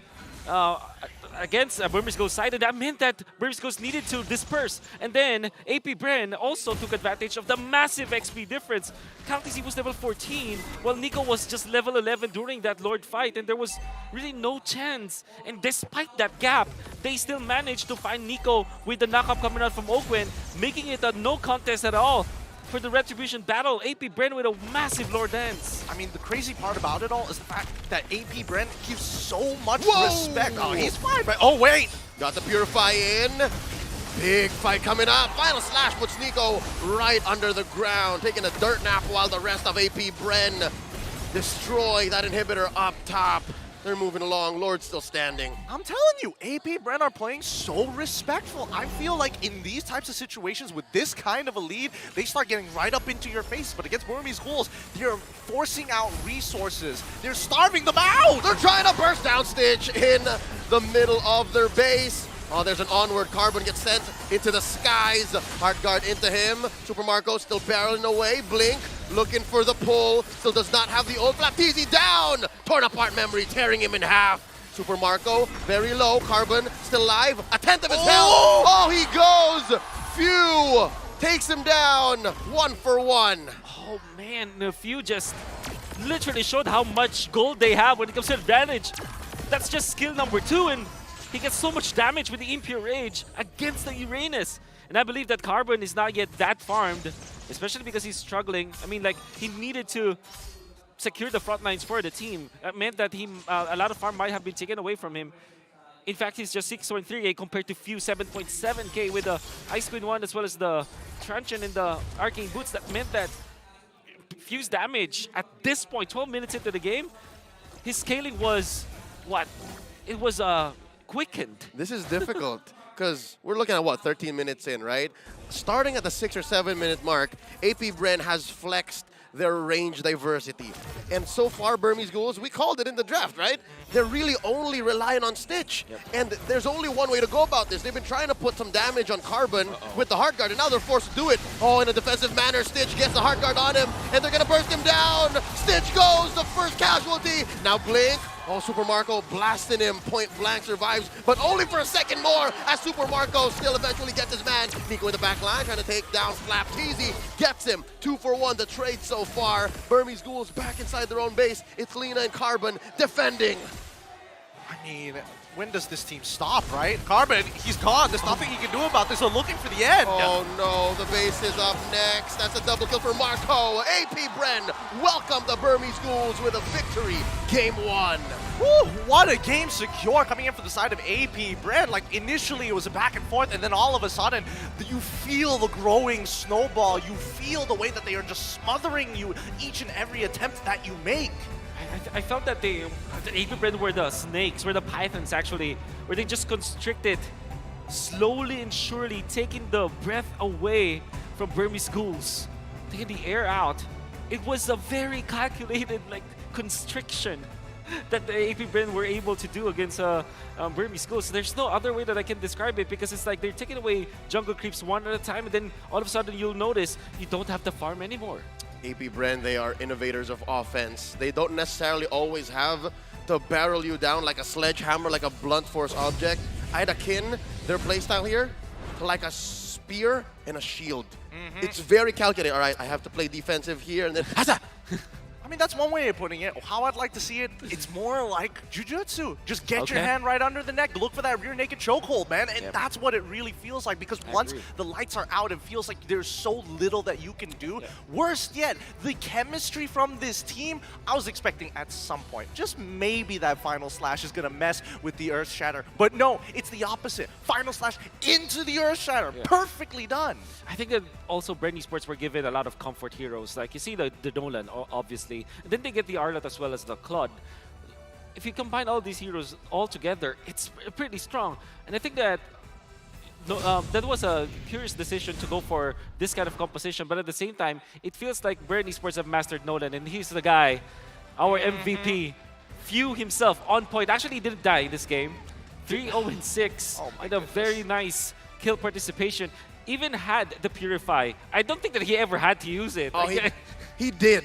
There He was did. this Yeah, one that's moment true, like, that's oh, how'd they get in? Oh, all right, he's fine. Yeah, He's fine. I mean, our MVP of the game, given over to Few, brought to you by the Republic of Gamers. Let's have a look at the highlights and walk us through the timeline here, Wolf, because Okay. this is awkward. From the highlights brought to you by Grab Unlimited, it felt like there were moments that Burmese Ghouls had an opportunity, but still smothered by AP Bren around these neutrals. Exactly. Look at how Stitch was zoned out by 2 members of AP Bren, with Few being so difficult to deal with. And then that's left with Nico catching 2 members of AP Bren, but didn't have the follow-up. They didn't have the damage afterwards.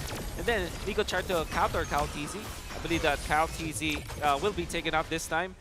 But at this point, like, the idea for AP Bren is to just take control. And this is another one of those chokeholds where they were able to find Blink, but they will reset the Lord because they know that Burmese Ghouls needed to take care of the minions first. And now there's a massive disadvantage. Look at Few. Watch out for Few. Landing the skill 2. And then, obviously, actually the Astrosphere didn't need to land because of the final slash just getting more damage for Novaria's skill 2. I mean, it's just raw confidence, right? A lot of trust in teammates that there's being put on display here in the game number 1. But I think especially for the Burmese Ghouls, right, it felt like they never got on the same tempo. And especially with the way that Few opens up the map, they know exactly at what timing they're looking to play around. That was the moment that Few had to use his Purify. It's a tough matchup. I think that right now, if we're thinking for potential adjustments as we start looking at these items here, it's something to consider. Maybe we're looking for something a little bit more, not so tempo-based, that you can play off-tempo sometimes to really get under the skin of AP Bren. And some junglers do not put a lot of emphasis on the Season Hunter, but you see how well used it is for the Nolan, how fast he was able to get all his jungle creeps, able to get to almost level 6, 3/4 experience to level 6 at 2 minutes and 13 seconds. I think that should be the fastest jungling that I've ever seen, at least this year, right? Year 2023. That is very, very quick. And in fact, all they needed to do was to walk by, drive by the turtle, snatch that turtle number 1 against Nico, and then he basically set up his own home at the jungle of Burmese Ghouls afterwards. I live here now. Exactly. My That's buff. his address. My creeps. Somebody check Kyle TZ's address. It's Burmese Ghouls jungle for sure. Oh man, I hope that's not going to be the case for game number 2, because I mean, considering the items that he built as well, Hunter Strike first item, he's looking to be fast and quick. He's not looking to high burst someone just yet until later on. But as we see the rich guy coming in for Super Marco, I thought that he was going to have a tougher time in his lane. He played it well. Let's not forget about the carry coming here from a few big damage coming in these team fights, and also as a way to help the team make good decisions to punish Carbon. Yeah, and the fact that you are Novaria at 12 minutes, I believe. Typically, you become the MVP if you're Novaria. If the game lasts so long, you deal 130 damage. But Few being 1,000 gold richer than the enemy XP lane, that speaks a lot on how on point Few was in this game. 69% kill participation, and there was Super Marco. Interestingly, that was part of majority of AP Bren's wins, and it's surprising to see AP Bren's composition with Novaria and Claude being high when it comes to like their kill participation, because typically these 2 heroes farm a lot. Yeah, no, it was assisted. It was ramped up there. It was expedited. I think Gideon mentioned that halfway through that, nope, it's much faster now. We're getting here because of how proactive AP Bren is. And look at this. This is a clear telltale sign that Burmese Ghouls have a dilemma. Their most damage taken and dealt are coming from Carbon. Yeah. It became a catch-22 of Stitch can't find the damage, Stitch can't put the stacks on. What do we do in this case? Carbon, you do the thing. I think they had to, right? Because we looked at Nico, he was having a tough time in the jungle, under-farmed as well, in comparison to their EXP laner, who was having the time of his life. So therefore, you kind of have to switch who the spearhead is going to be. I think at the end of the day, it really just came down to homework. Burmese Ghouls like to play around having lane priority, and unfortunately, Coach Ducky and as well as Bren have done a very good job at forcing the support into a position where you have to stick by the mid lane to get that priority, while all of us are just running over to the other lane first. Yeah, I believe that it was very comfortable for AP Bren to play this kind of draft where it's very flexible, at least in the case of Arlott, right? That's why I felt like this is the hero of the tournament, at least for the first week. If there's a triple S tier, I would put Arlott in that case, just because of the flexibility that is given to it. It's like it's more difficult to draft around or against that hero just because of the flexibility. No doubt. I think it's that same issue that the Burmese Ghouls were dealing with. They're like, all right, our core got hit with the Earth Shatter and the Onward. There's a Nolan about, and you weren't even accounting for the final slash. And that's what exacerbates the whole situation. That's what amplifies Burmese Ghouls' feeling of, I don't know if you guys agree with me, they did not feel at home in their own skin playing this lineup. Yeah, they definitely felt a little uncomfortable for sure. Like, especially once we started rolling into the mid game, which what I was hoping for, especially since the early game may not necessarily gone into their favor, and worse yet, it really was just on the jungler who was struggling. But in the meantime, I think that the game plan needs to somewhat change. I agree. I think Uranus versus Brody might not work. It's not a good composition, I would say. Something that we're going to be considering in the next upcoming match. But in the meantime, let's have an interview up on stage. Thank you to our casters. Hey, Filipinas, let's give a warm Philippines welcome to Justin and Ruby DD! All right, I'm pretty sure when I said your name, Ruby DD, every Filipino here knows who you are. Yeah, it's the combo. This is the man behind the Ruby DD combo. But of course, welcome to the Philippines. This isn't actually your first time here. When was the last time you came to the Philippines, so our fans know? I came here before in the embassy 2019. Yeah. Oh, and you competed then. You were playing. Yeah. So we came here during MSC 2019 and Ruby DD is back. But for you, Justin, first time here in the Philippines, how has it been so far? How's your experience here in the Philippines? Yeah, this is my first time in the Philippines. I like Filipino foods. Yeah. Yesterday, we won Enchanted Kingdom, the amusement park. Yeah. We have a lot of fun in there. So you guys went to Enchanted Kingdom. Do you remember like the rides? Like what was did you have a favorite ride there or favorite experience there? It was crazy, the roller coaster. Oh, the roller coaster. Did you guys ride the biggest one, right? Yeah. Not me. Okay, yeah. So if ever you come here to the Philippines, make sure you go to Enchanted Kingdom because one, all of us has been there. It's a Filipino thing. And two, you could say that, hey, we were there when Mythic Seals also got to go there. So, you know, it's an experience that you can't miss. For both of you guys, so now we know that they are from Mythic Seals. But there was a time where, Ruby DD, you were in Burmese Ghouls. I'm pretty sure you were there when Burmese Ghouls had their M2 run. All of Myanmar was watching. So what can you say about this new-look Burmese Ghouls team? Yeah. They are pretty strong. I think they just need to do bravely and do their best in the tournament. I hope they have no pressures. Yeah.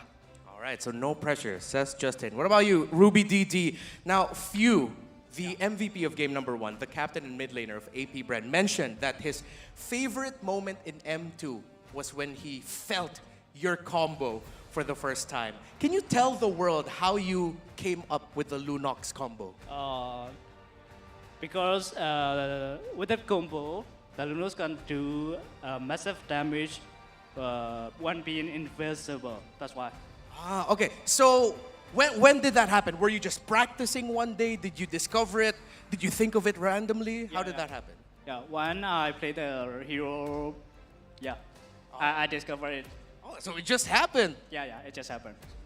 The best things in life, sometimes you just discover it. Again, a round of applause to Mythic Seals, Justin and Ruby DD, two Myanmar legends. And now we've heard them show their support for Burmese Ghouls. Let's see if the Burmese Ghouls can force a game number 3 against the defending champions of the Philippines, AP Bren. Casters, back to you. Thanks so much, Remar. It's great to see, at the very least, the old guard and the new guard standing side by side in moments like this. It really shows the history of the M series. I like that Reptar asked Justin what he felt like or what he was doing in the moments that Ruby DD was competing against Bren. And he did not say that when that was happening, he was crying. Yeah. Sorry to put you on the spot, Rep. You know what it is. That actually happened. You can look up the video. But yeah, big shout outs to Redmar, of course. Doing a great job. Man, Ruby DD. I think if we could dissect that more. I would love to see. I would love to know how he discovered it. Did it come from a dream? Did it come from someone else? I hope that it was just a breath of fresh air. But speaking of old guard and new guard, let's have a look at AP Bren versus the Burmese Ghouls then and now, because these are the new faces of the Burmese Ghouls. Their lineup isn't the same no more in comparison to AP Bren, where majority of the lineup has changed and only 2 remain. Ah, this takes me back. Actually, just seeing their names, there's a lot of like throwback for Burmese Ghouls. I can fairly remember the Grok off lane. It's not even XP lane. It was in the XP lane, but we don't call it that. We call it like a side lane Grok. Side lane assassin Grok. That's what we call it. Things were very different. No, even after when the things were adjusted, you would also notice that some things never change. Some things are still here. Like again, the fact that Carl Tizzy is still around. Yeah. Back in M2, Paquito. Yeah, Paquito was a thing, and it was like first introduced. I remember there was a 1v1 for the players when they're playing Paquito. Do you remember this? Yes, I remember that as well. Yeah. Even Matthew was playing that. He was. The finals was between Kurt Tizzy of Then Omega, now with Echo, and Ace of the Ghouls. Oh my goodness, Ace won. That. How do you remember all this? It's crazy. No, I just remember it literally after seeing this. Like EXP and Golden Age, they were just established back then, but then we were swapping things around depending on what matchup will be. That's why the Grok X offlane was invented by Ace, because that is the counter to the Rebo Claude, or it was the Rebo Claude, right? Yep. Not the Coco Claude, because Coco was cheering. Coco was around. He was around. Yeah. But it's incredible to see all of this history come together. Honestly, even the glow-ups of some of these players. Let's not forget that. That's right. Hey, looks great on social media, don't get me wrong. But for the time being, we now have to go into game number 2. This is adaptation for the side of the Burmese Ghouls, right? Their plans have been figured out. Now it's adjustment. Yep. Number 1, I'd say, priority is to alight a little bit of that pressure from Stitch. It's one thing to say, Stitch is your main damage dealer, but don't make him the only damage dealer. Yeah, I definitely agree with that. Especially when you're drafting like Uranus, for example. Typically, when you draft an XP laner like Uranus, you want to make sure that your jungler is at least an assassin or a scaling kind of junglers. Because why would you want to use the Uranus for tanking the damage as well as splitting the lanes, right? Because you want to make space for another person to scale. And the fact that Guinevere is not that kind of hero, together with the Brody, right? So if there's anything that I can fault for that draft coming out from Burmese Ghouls, it might be the Uranus. Really? I was thinking that maybe even the Angela could have been switched out for something else, put into the support position like it's supposed to be, and something in the mid lane that could happen. I mean, the other radical ideas are like, maybe Alice in the jungle. I mean, we're talking about scaling, might as well scale like that, right? Yeah. Well, we'll see. The first pick now for Burmese Ghouls. They ban out the Joy again, and then it's still Bruno for AP Bren. But this time, you get first pick. So you have Nolan priority. You probably have Arlet priority at this point. I will not be surprised if eventually both Burmese Ghouls and AP Bren just get the Arlet at first chance they get. Yeah, and that's more likely for the Burmese Ghouls this time around, because I would not be surprised if this happened the same way Game 1 did, but on the other side around. So maybe it would be like Ujaved. Deja vu upside down. Yeah. Oh man, it's a little tough. It's a little tough because now we are seeing a couple of similarities to game number 1 on the reverse side for at least Burmese Ghouls. We're all playing on the blue side compared to AP Bren on the red side. We see the Joy. We also see the Phobias. And I'm hoping that maybe AP Bren is going to do something about this, right? Do they respect Nolan enough? Because I'm noticing that most teams are like, yeah, if we like playing it, therefore every other team loves playing it. Yeah. Okay, so that means that both Nolan and 1-1 is the priority.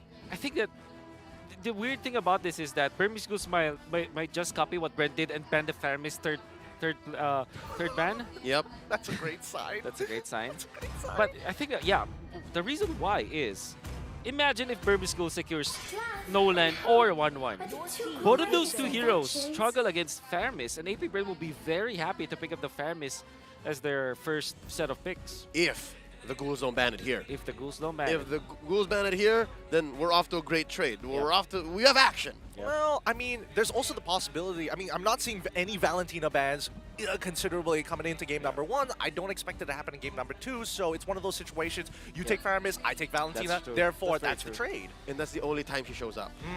Yeah. But then again, was totally snubbed in game 1, so I expect this will be the tell. Whatever the Burmese Ghouls ban here will tell the tale. At the same vein, you want to ban the Arlot, but I think the Faramis might be the best ban for Burmese Ghouls. They banned Mathilda. Oh, wow, Mathilda, of course. I'm not gonna lie. I was expecting AP Bren to be doing the banning of the Matilda, right? I mean, they love playing it, so therefore they expect the Burmese Ghouls to do the same. But Burmese Ghouls taking that first initiative, now giving that tempo over to AP Bren. Now they kind of decide what is going to be that first pick.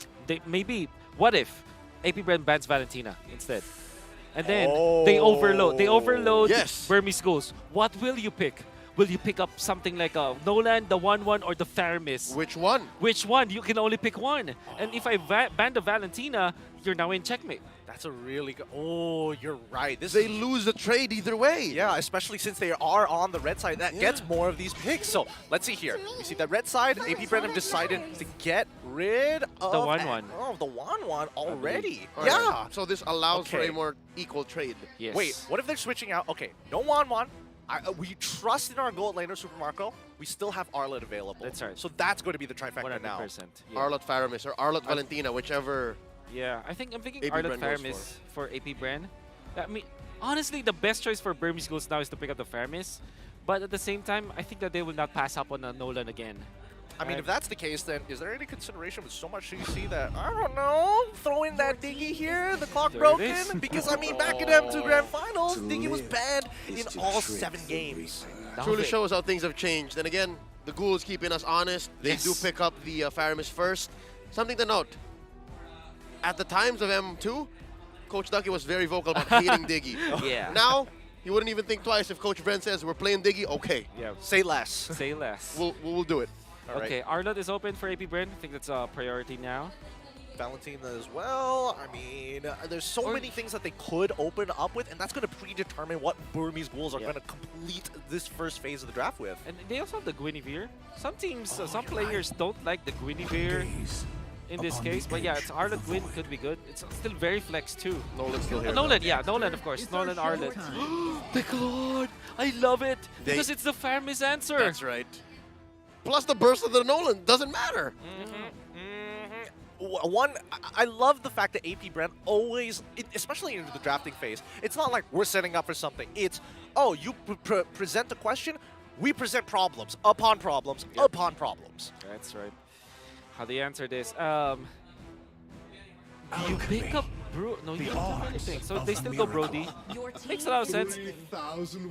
And a Martis. Martis is a hero that Nolan cannot necessarily overtake in the jungling when it comes to his jungling speed. At least in the first salvo of creeps, first rotation, you get level 4 Bottle U because of the speed of the Martis. And now it's a coin toss. Do you actually win the first turtle fight and then snowball from there? Between Nolan and Martis, Martis needs it more. Already, I think the Ghouls are off to a good start. They are already much better than they were in Game 1, draft-wise. Back to Wolf's point, it's just a matter of execution. Timing, what do you do with the advantage now that you have? Well, I think a lot of things are kind of set in stone now that we see the Arlot get locked in, 50% overall ban, and pick rate 47%. And that number is definitely going to change throughout the tournament. It's going to rise. It's really going to rise. I feel that, especially for the Burmese Ghouls, at least this opens up the option of saying, even if we are going to be playing towards gold side, we can play for the earlier stages of the game. We don't necessarily need to take first turtle as long as we get like 2, maybe even 3 if we're super lucky throughout the match. Yeah, AP Bren now, they do have a choice to ban out maybe XP laners at this point. Terza comes to mind because it's a hero that's great versus the Claude. You can actually still ban the Minotaur if you're AP Bren. Yep. Because if you remember, like, Burmese Ghouls, they want their roamer to be in the front. That will definitely be the ban. Oh, they've really done their homework. They're not letting it through, no matter blue or red side. We jump back to the Burmese Ghouls, right? What are the problems that we're expecting from AP Bren that Burmese Ghouls don't want to deal with? Valentina, perhaps? All of those few heroes? Valentina, as well as Edith, I believe. Edith is a roamer / XP laner choice that kind of deals with the Faramis because you take out all of those shields with your ultimate. Is there any consideration for the Novaria? Because I'm looking at this comp and I'm like, man, it's kind of similar to game number 1. Is that going to be the case of saying, hey, let's just outplay the Netherrealm and then maybe we can make something happen? The falling stars brought us here. Well, the answer is definitely yes. That's a great fight because Novaria is also a hero that Faramis cannot reach necessarily. So you want to go Novaria in that case. Not just Faramis. All of the heroes right now can't find the Novaria. Sun rises when I give the word. Oh, same bands. It's the Kali again. Interesting. So that means AP Bren is like, well, I mean, if it ain't broke, don't need to fix it, right? That's right. Let's just keep to the same philosophy. We won in short fashion in game 1. Why don't we do it again? Because so far, it's up to Burmese Ghouls. Ball's in their court. They are the ones who have to adjust. They're the ones who have to show us something new. And so far, I think they're on the right track. Yeah. Do they still ban the Valentina here, though? Ooh. Just to cover their bases? Yeah, I think so. I think so because, I mean, Valentina is also a hero that kind of likes the decimation in the first fight. Yeah, in the first turtle fight, right? You get the decimate and then you have so much damage. Yep. And then in latter portions of the game, you now copy the Netherrealm. Yeah, and I think we heard the voice line. It was definitely her. Is this the Lilia angle coming out from the side of AP Bren? I mean, it just ways to peel their opponents for the time being before they do that push and pull dance all over again. Could be a possibility. Definitely something to consider. But it looks like you know, the lock-ins have started to come through. I'm pretty sure that's a Guinevere. Yeah, am I right? that's a Gwyn, which we did prescribe earlier on. They're going to put the Guinevere in the Rome. Or That's the XP, right. either way. That's We've right. seen both Arlott and Gwyn in both rows. I That's mean, right. you know my angle. I love double flex picks here. I love hiding, well, not really hiding your strats, but always keeping your opponents on their toes, even in the draft. It feels like the pressure never left game 1. Again, whenever you're playing against AP Bren, you got to look out for those DFPs. The battle begins in the draft. Yeah. That's just what Vren and Ducky bring to the table. I wish that Benedetta will be the XP lane choice, but there still is the Terizla that I see for the side of... oh, Lapu! That's a carbon pick right there. That's really That is a interesting. carbon pick. That's a carbon pick. It's one of those situations whereby, like, when you're going up against the Arlet and you're looking for something to not only win the lane, but also look for some high burst, Lapu kind of comes into mind. Anti-CC works really, really well against that Arlet, but it does mean that AP Bren get the choice of who goes into the EXP lane. That's right. They're leaning hard on that DFP. I love it. Up until this last pick, you don't know who's going where, and we're still looking for the few hero. Farsa could be good for AP Bren, although there's the Lapu-Lapu, so that might be a little bit of a problem for Mr. Few. Idle Nama Kids, as he's known locally. Or Eve. But Valentina's... Oh, Valentina was already banned out, so... It ain't just a game. Okay, so yeah, you're left with Gord. You Fight got no choice. But there's a lot of jump. Well, there is a jump from Burmese Ghouls. It's Lapu-Lapu. If you count the flicker play coming out from the Kaja, that could also be good. So this is not the best Gord game, but it is still a good game for Few. I mean, it fulfills the conditions, right? You have people who can set you up, and more importantly, you need it high burst rather than a consistent amount of DPS, which Gord actually provides, especially once he gets enough stacks stacking upon you to get the true damage. Let's have a look at the team comparison here, and let's start breaking this down, because again, counter index is looking more into AP Bren's favor by only 0.3. That's a very small margin. Good. Okay. Well, I will not pretend to be an expert in this, but I think that yeah, you can say that when it comes to like countering your enemies, I think AP Bren has, I would say, more tools to counter their opponents. Yeah. Like I do feel like the Claude is still a good hero in the Faramis setting, and I don't think that it was even addressed in this situation. Lapu-Lapu is not the hero that you look for when going up against a Claude, because it's not a one-hit knockout kind of thing. Very similar to game 1 then. Yeah. As we go into this match point for AP Bren, and the Ghouls are holding on. The Ghouls already adjusting the way they could, and I'll say it again, I said it in the draft, they're looking much better now. It just comes down to execution. Yeah, I'm really hoping that this early game goes well for the side of Burmese Ghouls to put up a really decent fight against AP Bren. But let's keep in mind, the scaling at the same time is looking kind of good for the side of AP Bren, right? If we really have to put the numbers down 1-to-1 as we start seeing what some of the emblem picks are going to be. A lot of Wilderness Blessings coming out for the side of AP Bren. This seems to be a Burmese Ghouls decision that they really want to let their opponents rotate, because they'll pick the fights when they're ready. And look at this, Kyle Deasy just loading up from game 1, man. He's doing the same thing. He really does, Wolf, live inside the Ghouls jungle. I wonder what were the setups for AP Bren to actually allow this happen. I mean, we know that Nolan is pretty quick when it comes to dealing with the jungle, but yeah, AP Bren and Kaltizi, we gotta really check his address later on after this series. I see some ID. I swear, if you open up his grab app, it's telling you your jungle every single time. But noticing that on the bottom side, that Stitch already losing that flicker, hopefully that doesn't get punished later on into the match, because at least for the side of AP Bren, they have the option of saying, you know what, we don't need the turtle, we're just going to hurt you down bottom side. Man. Oh my god. Kaltizi clearing the minion wave. That's curious. Fuse looking at Kyle is like, hey, come on, man. Come on, man. You know what? There's another wave coming in. Yeah. I think it's gonna be fine. They just have to delay this turtle. They know that the Burmese Ghouls can't go as fast. Yeah, and they will take the purple again. Okay, so this is the rotation. Okay. Ladies and gentlemen. This is and then Ogwin just resets the turtle. Yeah, That's very nice. This is so annoying. It's a proactive delay. Wow, the rotation coming from AP Bren. And Kyle is level 5 as well. Like this, they've set it up perfectly. Here we go. Spacing them out. Carbon answering back. Few very low. Gets taken out by Carbon. And now Ogwin can't even respond. The Ghouls pull the turtle all the way to their side. But wait, look at this. Very sneaky. Yeah. Kaltizi stole away the orange. And even the Rock Horse is going to be taken out. Oh. Kaltizi is just taking away the farm. He's going down bot Burmese side. Ghouls. Our farm. He's going down bot side. No, he's decided off of it. He's starting to head on through. They're going to contest. Coming in with the pull. Committing it on the Ogwin. Gets taken out. Turtle still standing. Watch Kaltizi goes in. Nico still secures. And Nico gets out of there. That's a couple of wins. Big 3 minutes in for the Ghouls. I love being at these internationals because now we are seeing the evolution of teams don't necessarily have to contest the turtle in the exact same way. Yeah. They can delay it, and more importantly so, these plays coming in from Carbon is actually making it worthwhile for the side of the Burmese Ghouls. He's unlocked finally. And look at Stitch trying to actually bait out this blazing duet. Big 2v1, close call. Ogwin almost caught Stitch, but Stitch saw it coming. Yep. Super Marco survived that. He was able to get that cart, the catapult, with the cannon.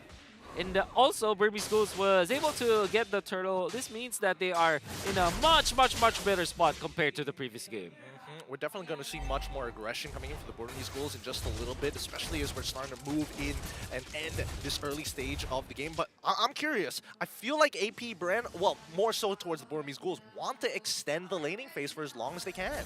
Yeah, and this is not how AP Bren was looking to let this rotation go. This is cool because the Ghouls are learning as we're going. Oh wait, Stitch down bottom, not gonna survive long enough to get his ult off as Kaltizi pops him off 1v1.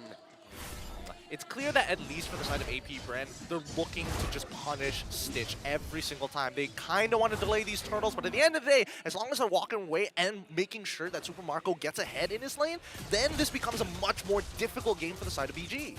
The early corrosion sight coming out from Super Marco, 4 minutes, 20 seconds. They go for DHS, Flap in trouble. Oh no, commits the flicker, dashes on through. Blink and Nico want to finish the job.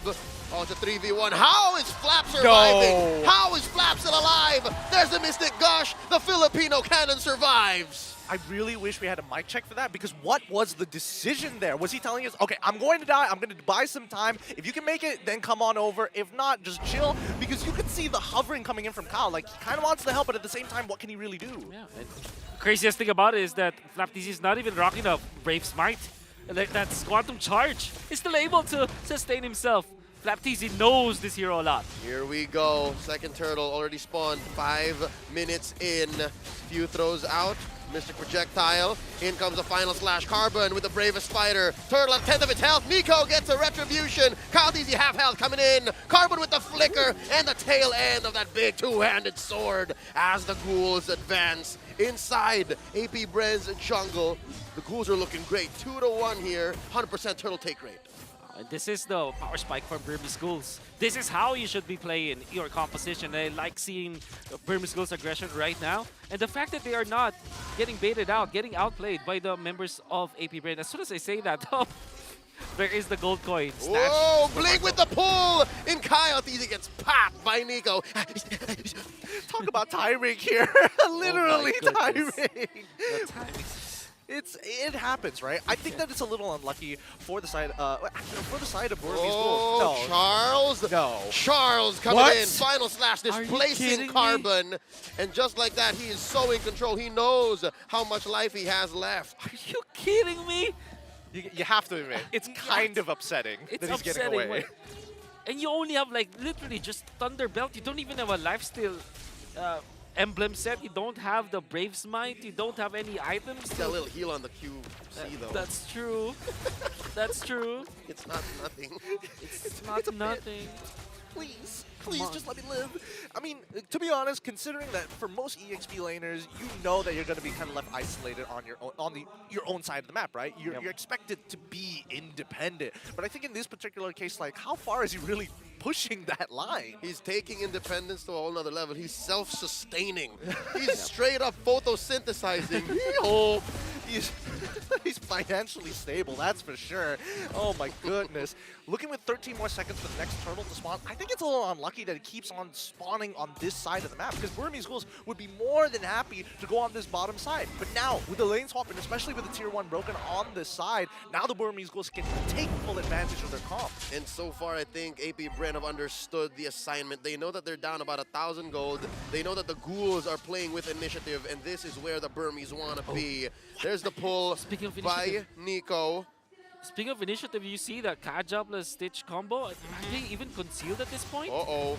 They're rotating in. They find Few. Gets a Divine Judgment off camera. He gets popped by Stitch. Popping the Torn Bar Memory. Carbon drawing a line between the Ghouls and AP Bren. Going for the bravest fighter early on. Flicker still in tow. Ogwen coming in with the full combo. And now the turtle take resumes. Oh, it's not going to turn into a Lord just yet. We're already past the 8-minute mark, and this is a turtle dance if I've ever seen one. Rare sights. Kaltizi is level ahead of Nico. Oh, another bravest fighter. Flaptizi finds the angle from the back. Bravest fighter in, blazing the wet just enough to have the retribution, have a larger margin of error. AP Bren steals the final one. Darn, that was actually really, really close. Right on the very edge there. Nicely done coming in from the side of Kaltizi. But let's not forget the amount of abilities that were thrown to make this retribution actually safe and secure. Nicely done by Flaptizi. Yep. The flappening, as we call it. It's happening. The flappening. Wonderful final slash catching 4 people.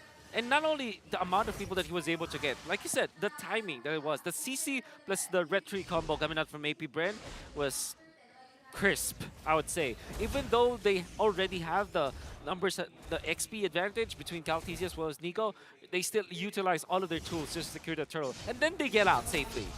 Talking about an XP advantage? Dude, Kaltizi, it's as if he didn't even suffer in the mid game, man. He's still ahead now, 12 to 11. Nico, half health, gets caught by the combo of Ogwen.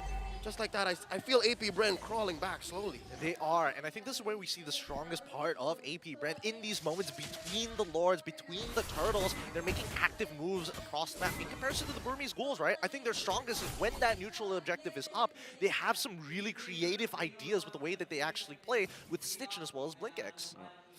One good thing that AP Bren is doing is they're making sure that Super Marco is getting the farm up. And he's not even contested. 0-0-0. At this point, you're happy if your Cloud is like that. Especially because it's a close game. And Burmese Ghouls eventually will run out of steam. Yep. So mid-game is their power spike, and that will last until maybe 15 minutes. They have to make the moves right now. Otherwise, AP Bren's naturally scaling lineup will be superior. Whoa, gentlemen, they're in their prime, is what we're trying to say. And just looking at that gold difference, the gold is not where you want it to be for the Ghouls right now. Not at all, not at all. This is wait, bot side, what's going on there? Oh, Carbon, 3v1, 4v1. Oh, he got ganked. He could not say anything to that. Now Nico trying to repair the situation. Catches Flap, and now the fight breaks out entirely. Stitch takes out Few, but Kyle finds sweet revenge. And now Lina gets caught out. Flaptizi already spent his ult. There's a pull, not gonna happen in between the walls. AP Bren have initiative here. 2 for 1. Big timing here, this window, for them to steal away the Lord. Gets reset as Kaltizi wails away. Pushing back Nico and Lina. Blink holding the river bush. What's gonna happen? He spots out Marco. Oh, he's the one who gets spots out this time around. And he gets on out of there. AP Bren, they want this Lord. They need it. Final slash by Flap TZ. Puts him where he wants him. Carbon coming in with the bravest fighter. Kyle TZ scores. And the fight continues. Supermarket with a blazing duet. And the NetherRealm from the Ghouls, getting them just enough time to back off. Man, this is one heck of a game. AP Bren being proactive on the bottom side, but more importantly, the fact that Burmese Ghouls are making the correct decisions. 3 big ultimates. Wait, hold on. Oh, Divine Judgment on the Flap TZ, and he survives, but only for a second more as Stitch takes him down. Man, a caster just can't compliment teams at this point, right? You know, every single time it just occurs like this, and, you know, hopefully AP Bren don't give another one, as they already have the Lord on their side pushing towards the bottom lane. I mean, great idea coming from Burmese Ghouls. Back-to-back objective dances, they utilize the Kaja ultimate on the few. The Divine Judgment on the few meant that they will eliminate one, but in the previous Lord dance, Kaltizi found Stitch. It was more than enough. The damage was more than enough. Stitch doesn't have the Wind of Nature yet. And the fact that they already lost their EXP laner, that meant that there was not enough vision on the side of Burmese Ghouls to stay in the Lord area.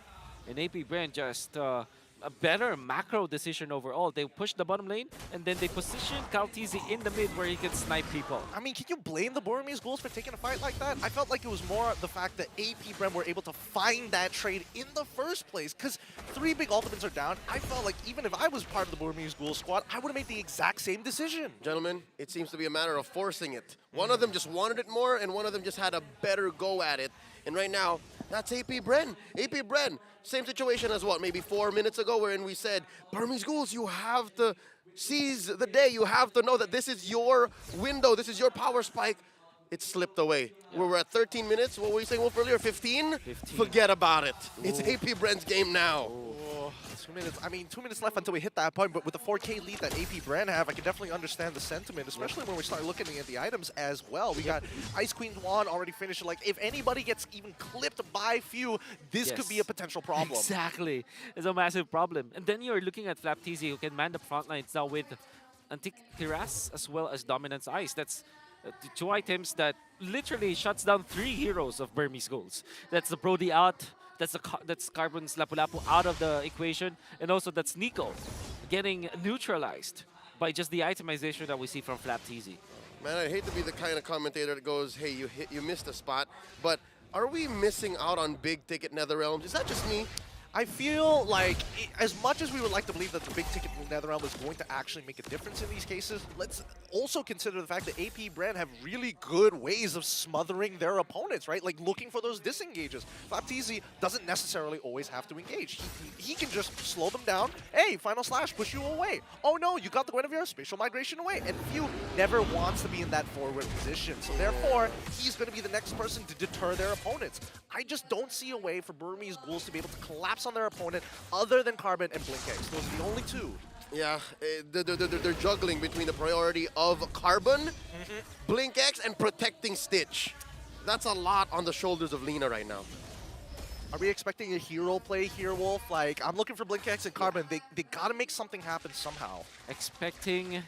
Maybe no, but I think that's the only option now for Burmese Ghouls. Yep. Oh, look at somebody has to make a hero play, but it's melting.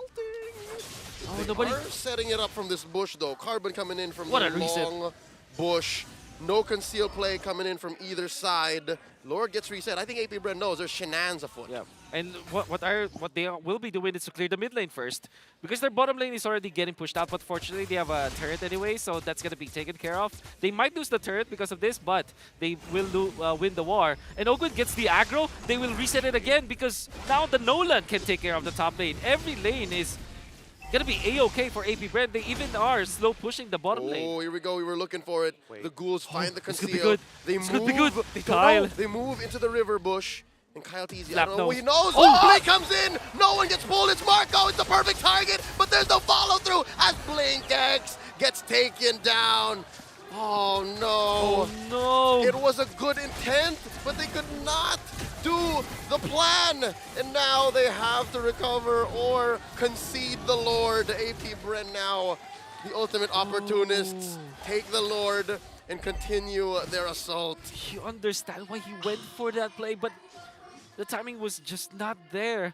And AP Bren was more veteran team to kind of foresee that kind of play. Uh-oh, the gush coming in from Few. Flap, flickering back. Stitch gets him. And here's another one we were looking for. Few in trouble, gets down to about 8 HP. Gets the heal, still playing with some range as the rest of AP Bren collapse. Down goes Carbon. Lina and Nico retreat. Super Marco still wants his man. One bullet short. The Ghouls are able to retreat.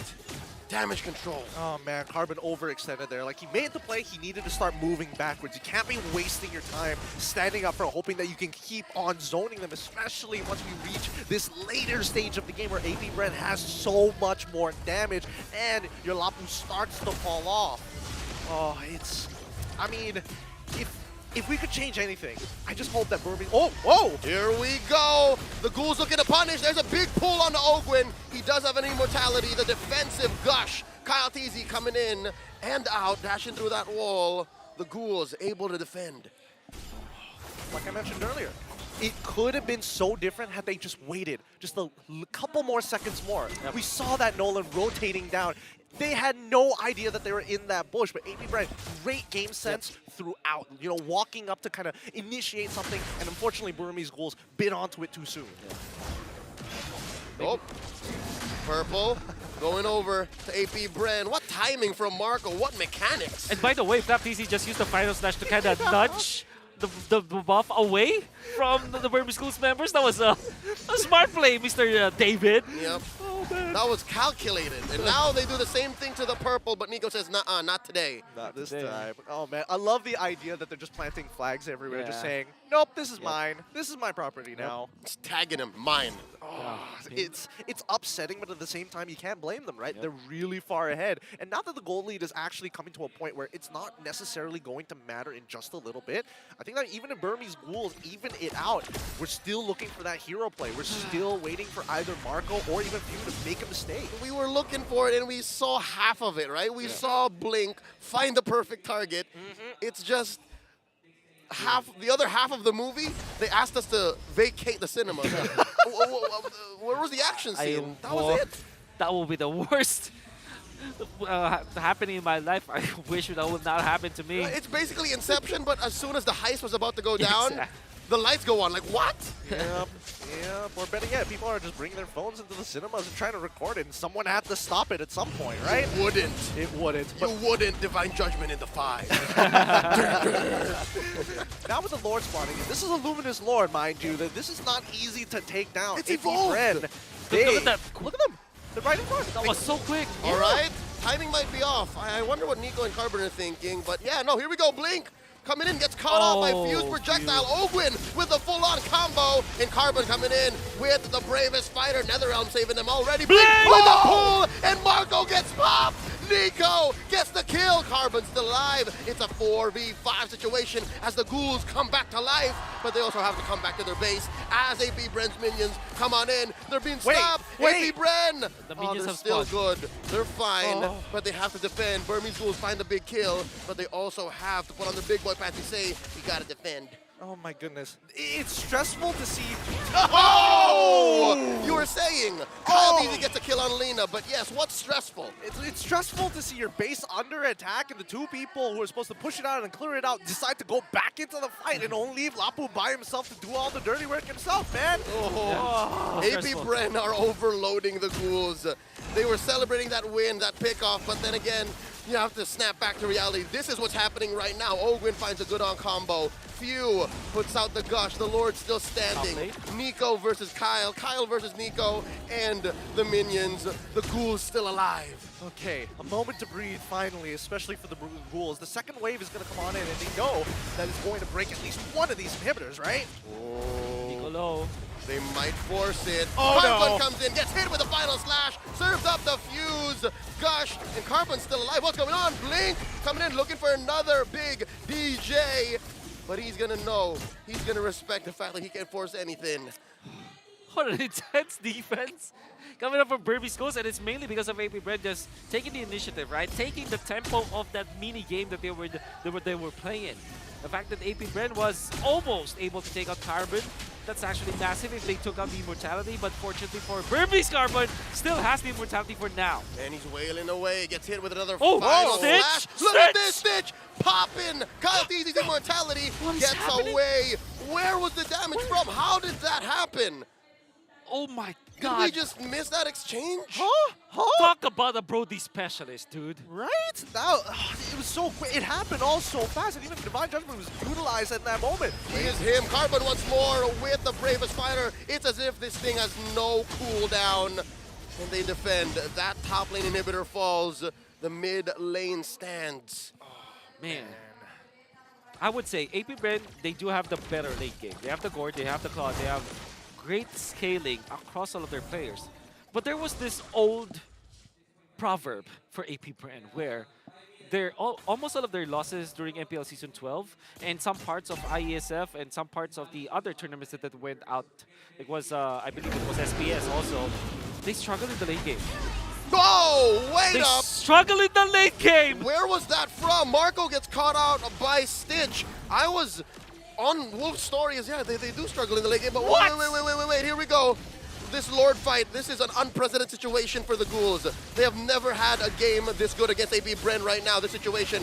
Blink gets hit with a final slash, Carbon slashing away at Few. He's getting smothered by 4, gets his immortality pop as the rest of the Ghouls wail away at the Lord, an evolved Lord, their very first Lord. Can Nico get it in? Yes, he does. Retribution is good. And now the NetherRealm saving Blink. They're gonna get the pull onto Flap Easy. Not gonna even pop his immortality as the Philippine Hannon walks away. Stitch gets popped. 3 defenders from the Ghouls. 4 from AP Bren looking to crash down into their base. This might be it. All the waves are crashing in. Top, middle, and bottom. 2 seconds.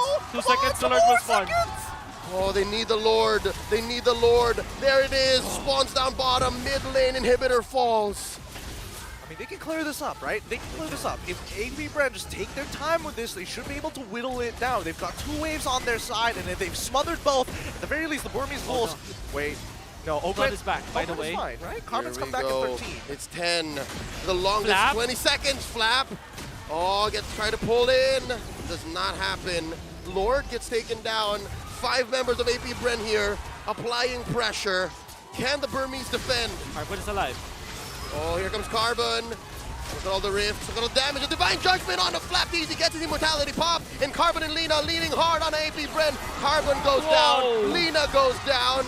Stitch just waiting. Flap Easy gets popped. Ogwin loses his immortality. Oh, this is an actual life bar we're looking at, gentlemen. The Ghouls still here. 1 for 1. 23 minutes in. They're ready to play. They've evened it up 10 to 10, 23 minutes into the game. We were talking about the fact that, hey, they've already missed their power spike. We're expecting AP Bren to really take full advantage of it. And now, with the creativity of the Burmese Ghouls, and especially with a couple of mistakes coming in from Super Marco, giving them a breath of life here. No inhibitors still, but if they get that next upcoming Lord, they might be able to even out the odds. Whoa. Link. Oh, that's a full-on combo. Into the skies they go. The NetherRealm saving them for just a little bit longer. Kyle Easy, look at this. Watching, waiting, commiserating. Does not find the pop-up. As Nico goes in, uses the immunity and dashes away, gets his immortality popped. And he's going to go down here unless he has something to say. Another set of iframes. Dashes on through. Stays himself. Turn upon memory. Popping. Fuse immortality. And that's 1 big HP bar. 1 resource that AP Bren have to look out for. Crazy mechanics for both teams. Stitch used the flicker forward when they're trying to get back. What the hell? I wouldn't have even considered it, only because, number 1, he's got immortality. Number 2, Lord spawning in 30 seconds, he's not going to have his flicker. But Few, my oh my.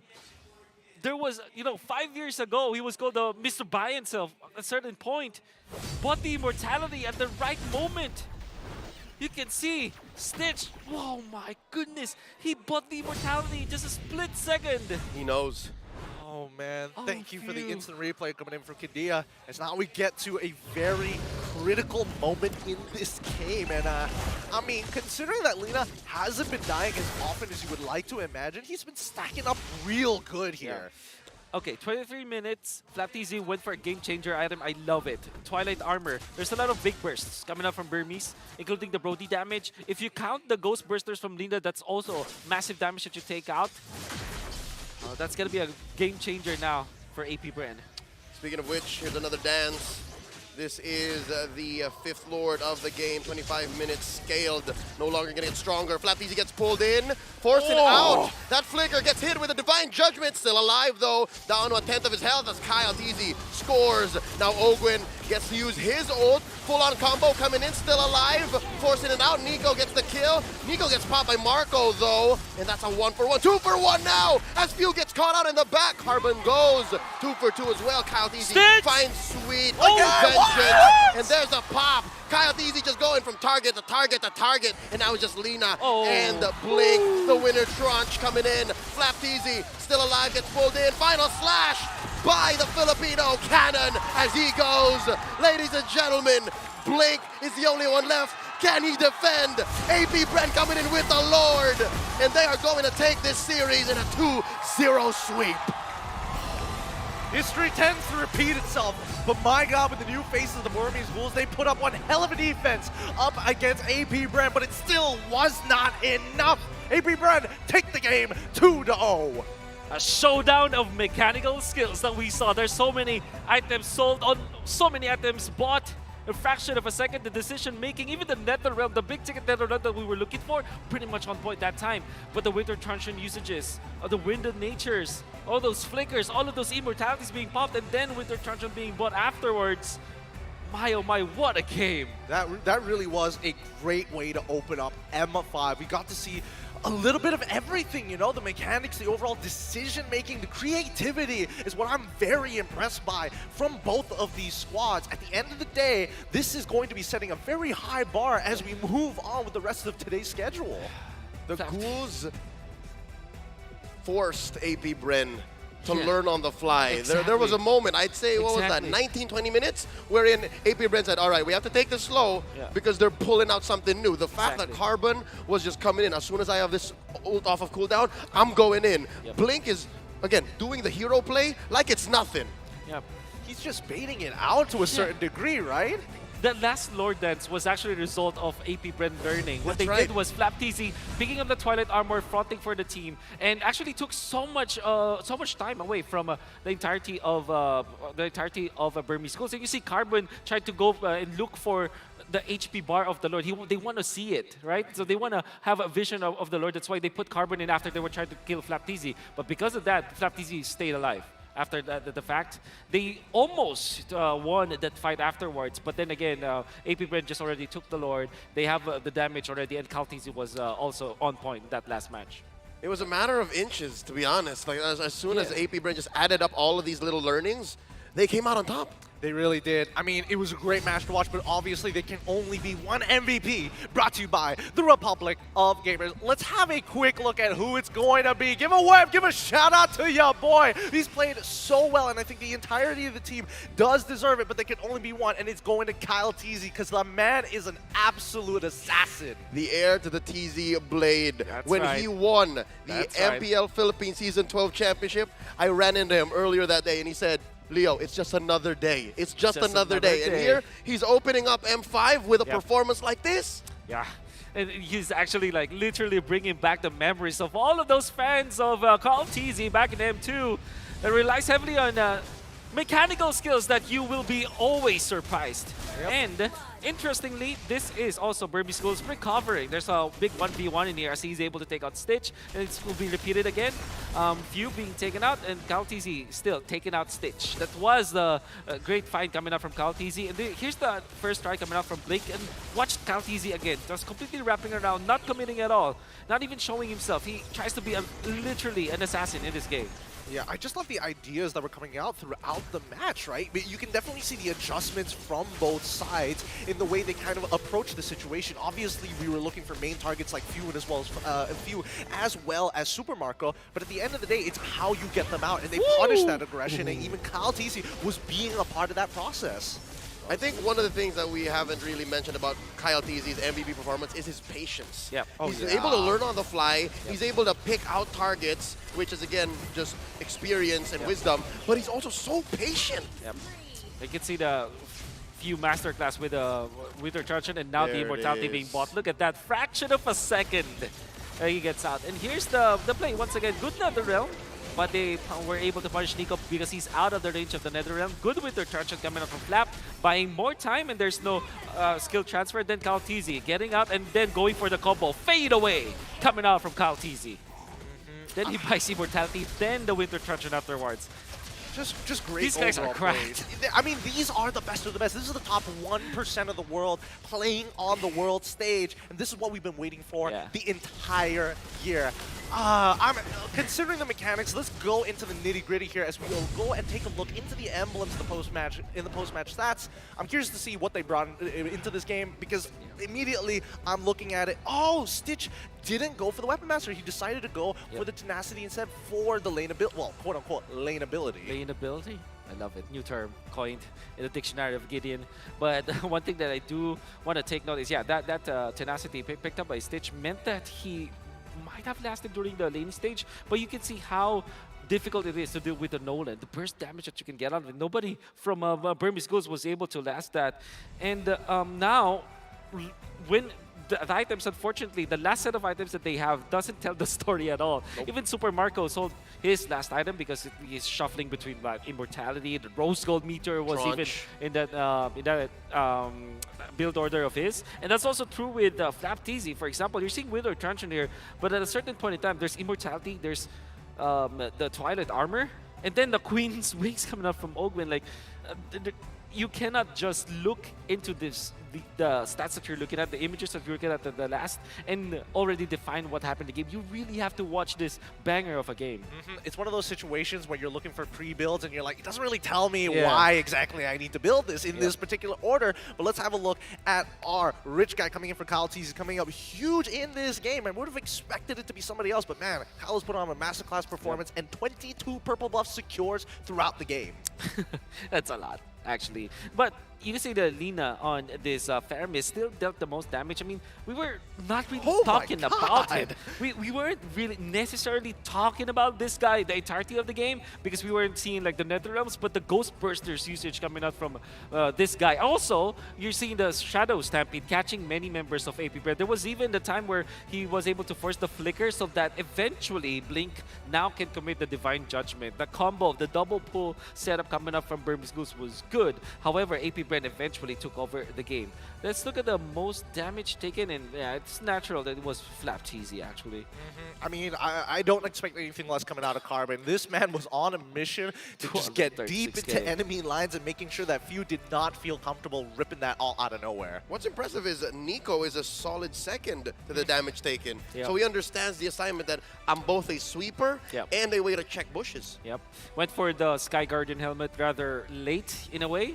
Maybe it's because of the farm, but it was like he was already defending their base when he got that Sky Guardian helmet, but that allowed him to be in the front lines and still output the damage with the Decimate. I think there were many standout performances from many players, but also some mistakes that you can see. Like even Super Marco getting in the river, getting picked up, Blink missing his Divine Judgments, but at the same time, you will forget all of those mistakes because everybody was just, like I said, cracked in that game. A very long game indeed. Very creative is the most important part because we're expecting a lot more as we go deeper in towards this tournament. Now remember, we're still in the group stages, so once again, congratulations to AP Bren winning 2-0, and it's important that they take as many of these wins as possible without dropping a single one. We don't want to get into that tiebreaker situation to play those extra games, but at least for the side of the Burmese Ghouls, it's important for them to keep on winning in a sweep fashion to maybe get into the knockout stage. Yeah, to be fair, it's not like any of these teams were bad. Everybody's great. There's a reason why you're here at the world stage. But in cases like this, especially when you beat your opponents 2-0, you got to show that you're better than great. And AP Bren did more than just that. AP Bren showed that, hey, we have the mechanics, we have the macro, we're able to learn on the fly, and we're able to open up the show, open up this World Championships with a win. Thoughts from you, Wolf, right? Especially since this is the opening match for everybody. Has this kind of set the expectation for everybody to kind of compete with? No, I think they set a very high bar. I would really fear for the other teams, but especially after seeing like Burmese Ghouls challenge AP Bren, the favorites of the tournament. They're one of the 3 kings that was you could see from the trailer. So it did set a very high bar when it comes to expectations. Oh, can't wait for these other matches to actually occur. But once again, M5 is powered by Muntun, presented by Kadia, our global presenting partner, supported by ROG, our official gaming phone, Grab, our official super app partner, and Secret Lab, our official chair partner. Now, up next, we'll be bringing you the matchup between Saudi Arabia's Falcon Esports and Laos's Nightmare Esports. Kind of crazy, so don't go anywhere. The M5 World Championships will keep on going. And honestly, I feel like I'm still stuck in the wild cards because that's literally what happened the last time. That's right. Keep in mind, guys, the upcoming match will be happening shortly, but more importantly so, I'm curious, speaking of wildcards, I may have given a bit of a hint because Team SMG is next up on that chopping block here. Yeah. I'm actually excited about to see Team SMG because I think that they prove a lot. I love their writings. You know? I love their writings too. With that being said, we're going to go on a short break, and when we come back, more MLBB action.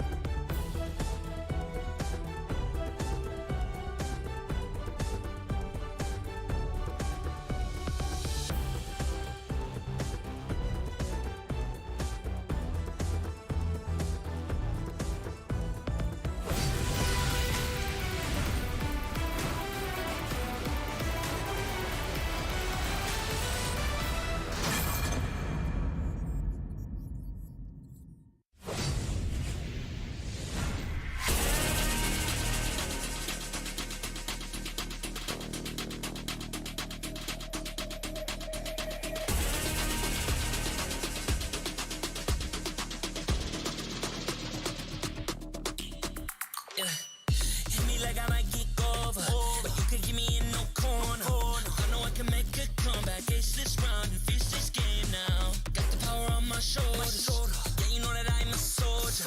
You could keep me off my guard, but you can't keep me from my honor. I feel like the floor is lava. The energy's getting higher. You're saving my arms. 'Cause I know just what I got. I got you like na-na-na. And you know I hold the power. This feeling I love. Oh yeah. Making my grind good to great. So don't stand in my way. Standing tall and I won't fall over. We are better than great, good. We are better than great. We stand tall, won't run away. We are fun, nothing gon' change. Great. We are better than great. Can't get it great, I'm better than great. I play my own role, I become the greatest. Transcend myself into this game, yeah. I build a power to dominate fate. Championship mind, no time for the weak. What's up to the game? Shall reveal. Better than great, that's how we feel. I feel like the floor is lava. The energy's getting higher. You're saving my arms. 'Cause I know just what I got. I got you like na-na-na. And you know I hold the power. This feeling I love. Oh yeah. Making my grind good to great. So don't stand in my way. Standing tall and I won't fall over. We are better than great, good. We are better than great. We stand tall, won't run away. Play our fun, nothing gon' change. Great. We are better than great. If we stand tall and believe we can make it, you and me, with a sense of urgency, you'll see I'm better than great. I'm better than great. Oh yeah. Oh, I'm better than. Making my grind good to great. So don't stand in my way. Standing tall and I won't fall over. We are better than great, good. We are better than great. We stand tall, won't run away. Play our fun, nothing gon' change. Great. We are better than great.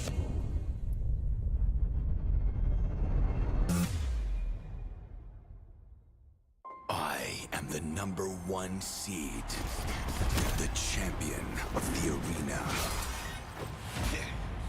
The fans adore me because because I've never lost. You are afraid. Afraid that you will lose everything.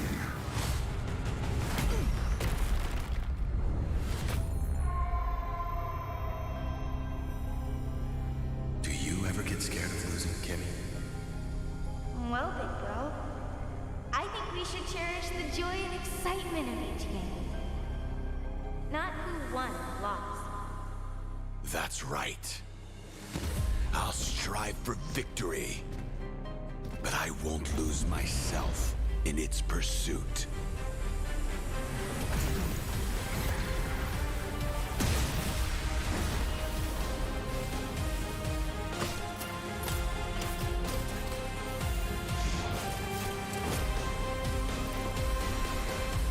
World Championship. I'm back.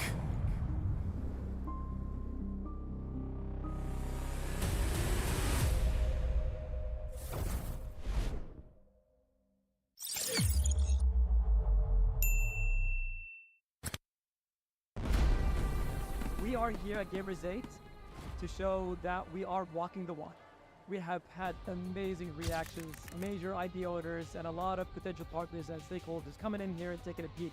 The biggest cube over here has been the nexus of this zone. What I saw from the outside is very mysterious. You want to know what's happening inside. Felt like, you know, this is an MMORPG, but R is not role-playing, it's real world.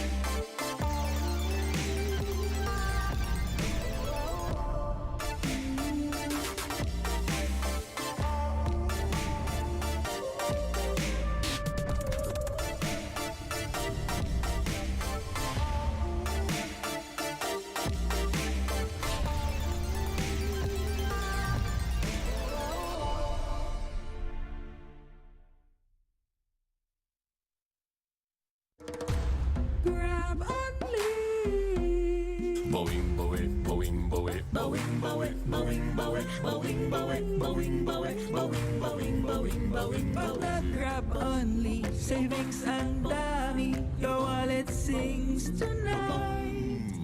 Laki ng bawi. Pag nag-grab only, save 2 for alright. boing, boing, boing, boing, boing, boing, boing, boing, boing, boing, boing, boing, boing, boing, boing, boing.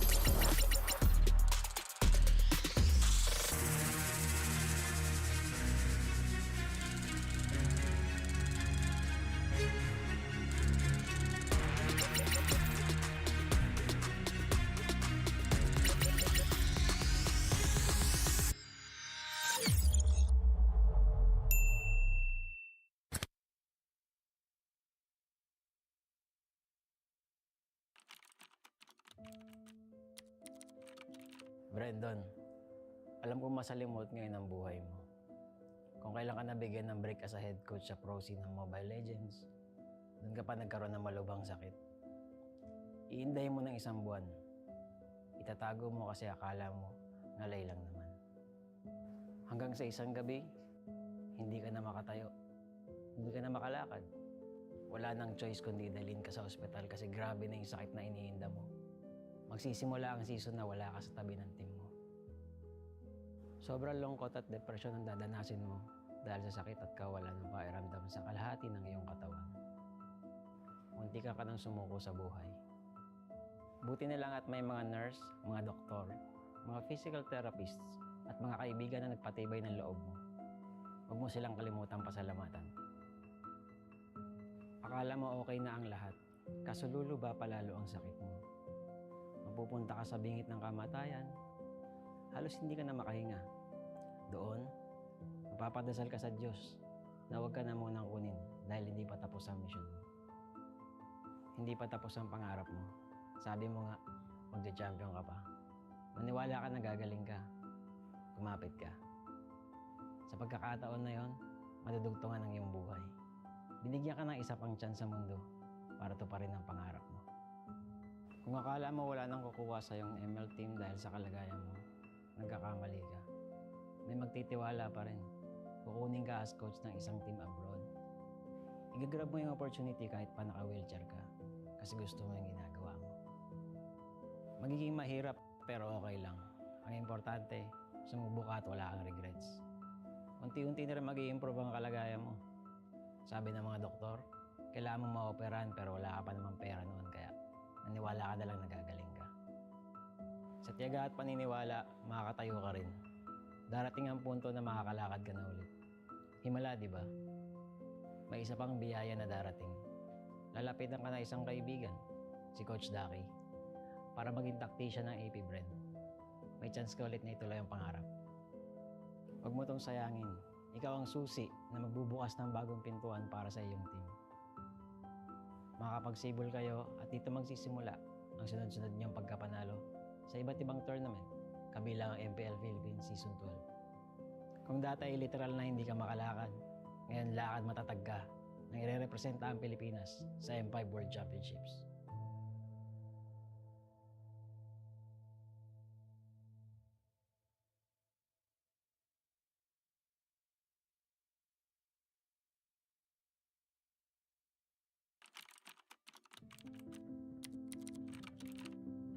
David, nakakatuwa manood ng MPL, no?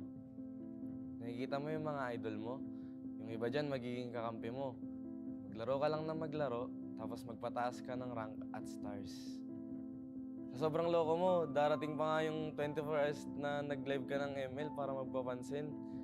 Dahil sa kasipagan mong yun, may chance ka pang nakasali ka sa Bren. Sobrang saya ng magiging run mo kasi magcha-champion ka na sa MPL tapos makakasali ka pa sa M2 World Championship. Nakaka-pressure pa yan kasi rookie ka pa lang tapos mag-worlds ka na. Buti na lang umayon yung resulta sa atin. Magiging champion ka ng M2. Oo, masaya siya. Kaso warning lang ha, yung mga susunod na mangyayari dito magiging mahirap at masakit para sa'yo. Ganun talaga yung buhay eh. Hindi laging masaya. Minsan, kapag nasa tuktok ka at hindi mo alam kung paano harapin ang tagumpay, sasagadsad ka pababa, tatamarin ka, makikinig sa maling sinasabi ng iba, at ang uli, magmamahal ka ng taong lolokohin ka lang pala. Sa mga panahong yun, mapatingin ka na lang sa salamin at parang hindi mo nakilala yung sarili mo. Magiging madilim yung mga susunod na kabanata ng buhay mo. Pero David, dito ka matututo. Oh, baka gusto mo laktawan tong part na to, ha? Hindi pwede, kasi mahalagang pagdaanan mo to. Okay lang matakot, gawin mo pa rin. Magta-top 8 kayo sa MPL, talo, laglag. Hindi lang isa, 2 beses pa. Dahil dito, mapaisip ka kung kaya mo pa ba, kung para sa'yo pa ba yung ML, ngayon ka dapat hindi tumigil. Kailangan mong ituloy at patunayan sa sarili mo na kaya mo, kahit sa mga oras na wala ka ng ganang gumalaw. Kung magagawa mo to, magkakaroon ka ng disiplina. Gagawin mo siya dahil pinangako mo sa sarili mo na panahon na para magising at magbago. Kapag naayos mo na yung sarili mo, magiging maayos na teammate ka na sa mga kasama mo. Kung yung dati nga, sarili mo lang iniisip mo. Ngayon, mas masaya ka na kapag masaya yung teammates mo, di ba? Dahilan ito para mag-champion kayo sa iba't ibang tournaments, pati na rin sa MPL Season 12. Matutupad rin yung pangarap mo para sa team na makapag-M5. Ngayon, sa pagkakataong ito, mas gagalingan mo pa kasi gusto mong maranasan nila ang feeling na naranasan mo noon.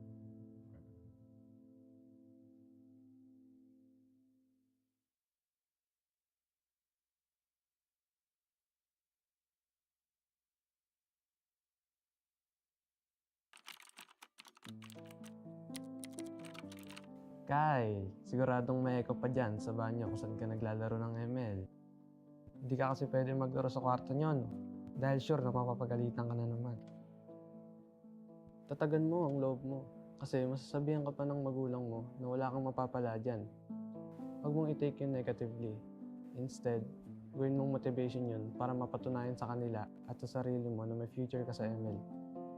Magpasalamat ka pa rin sa parents mo kasi kahit na pinapagalitan ka nila palagi dahil sa kaka-ML mo, lagi ka pa rin naman nilang pinapahiram ng cellphone para malaro to. Mangarap ka. Gawin mo lahat ng makakaya mo para makilala ka sa ginagawa mo. Iwasan mo yung pagiging tilted. Hindi yun makatulong sa'yo. Magpataas ka lang ng stars. May amateur team na makakadiscover sa'yo. At dahil dito, makakasali ka sa maraming tournaments. Marami kang matututunan. Hindi lang sa in-game aspect, kundi pati na rin sa pakikitungo sa ibang tao. Sa tamang panahon, makakapasok ka ng AP Bren.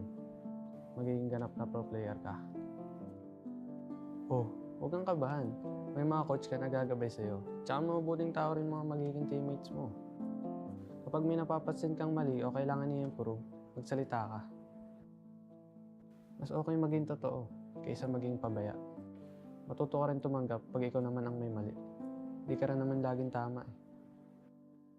Magkakaroon pa nga ng pagkakataon na hindi ka makakaretry sa isang pinaka-importanteng laro sa karera mo. Pero alalahanin mo lang rason mo kung bakit ka nandito. Kung bakit ka naipagsapalaran sa ML. Magpapagawa ka pa ng bahay para sa pamilya mo, di ba? May pangbubong ka na, di ba? Kaya laban lang. Triplein mo ang sipag mo. Marami ka pang pagsubok na pagdadaanan. Ihahanda ka ng lahat ng yan para sa M5 World Championship. Malay mo, ang kasunod pala ng tagumpay dito, sarili mo ng bahay at mas maginhawang buhay.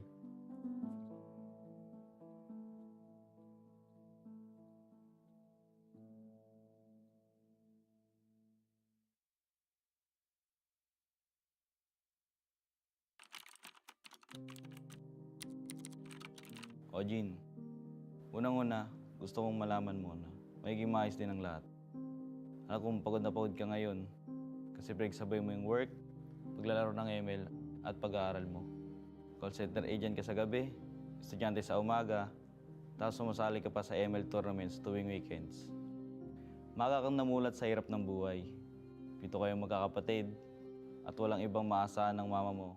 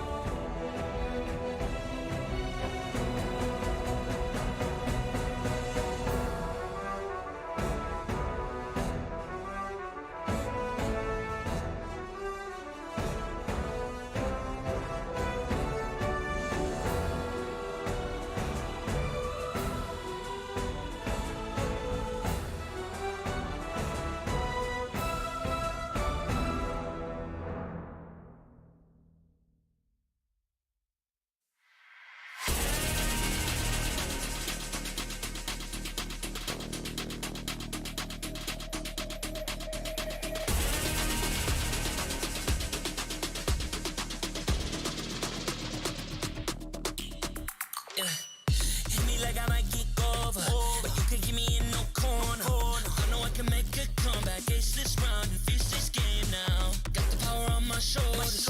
Yeah, you know that I'm a soldier. You can keep me off my guard, but you can't keep me from my honor. Nah, nah, nah, I feel like the floor is lava. The energy's getting higher. You're saving my arms. 'Cause I know just what I got. I got you like na-na-na. And you know I hold the power. This feeling I love. Oh, yeah. Making my grind good to great. So don't stand in my way. Standing tall and I won't fall over. We are better than great, good. We are better than great. We stand tall, won't run away. We are fun, nothing gon' change. Great. We are better than great. Can't get it great, I'm better than great. I play my own role, I become the greatest. Transcend myself into this game, yeah. I build a power to dominate fate. Championship mind, no time for the weak. We start to the game, shout, reveal. Better than great, that's how we feel. I feel like the floor is lava. The energy's getting higher. You're saving my arms. 'Cause I know just what I got. I got you like na-na-na. And you know I hold the power. This feeling I love. Oh, yeah. Making my grind good to great. So don't stand in my way. Standing tall and I won't fall over. We are better than great, good. We are better than great. We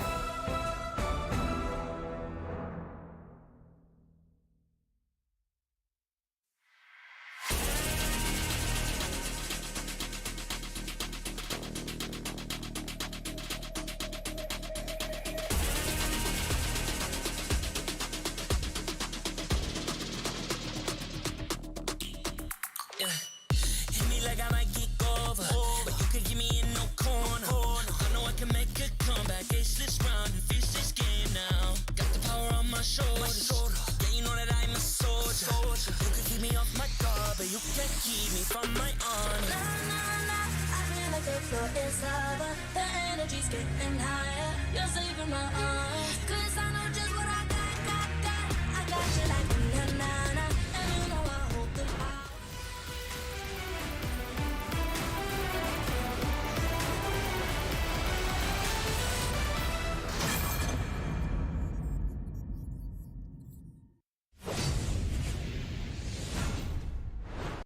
Welcome back to the Mobile Legends Bang Bang M5 World Championship Group Stage. I'm getting together with Leo and as well as Yasu to bring you the clash between Turkey's Fireflux Esports and Malaysia's Team SMG.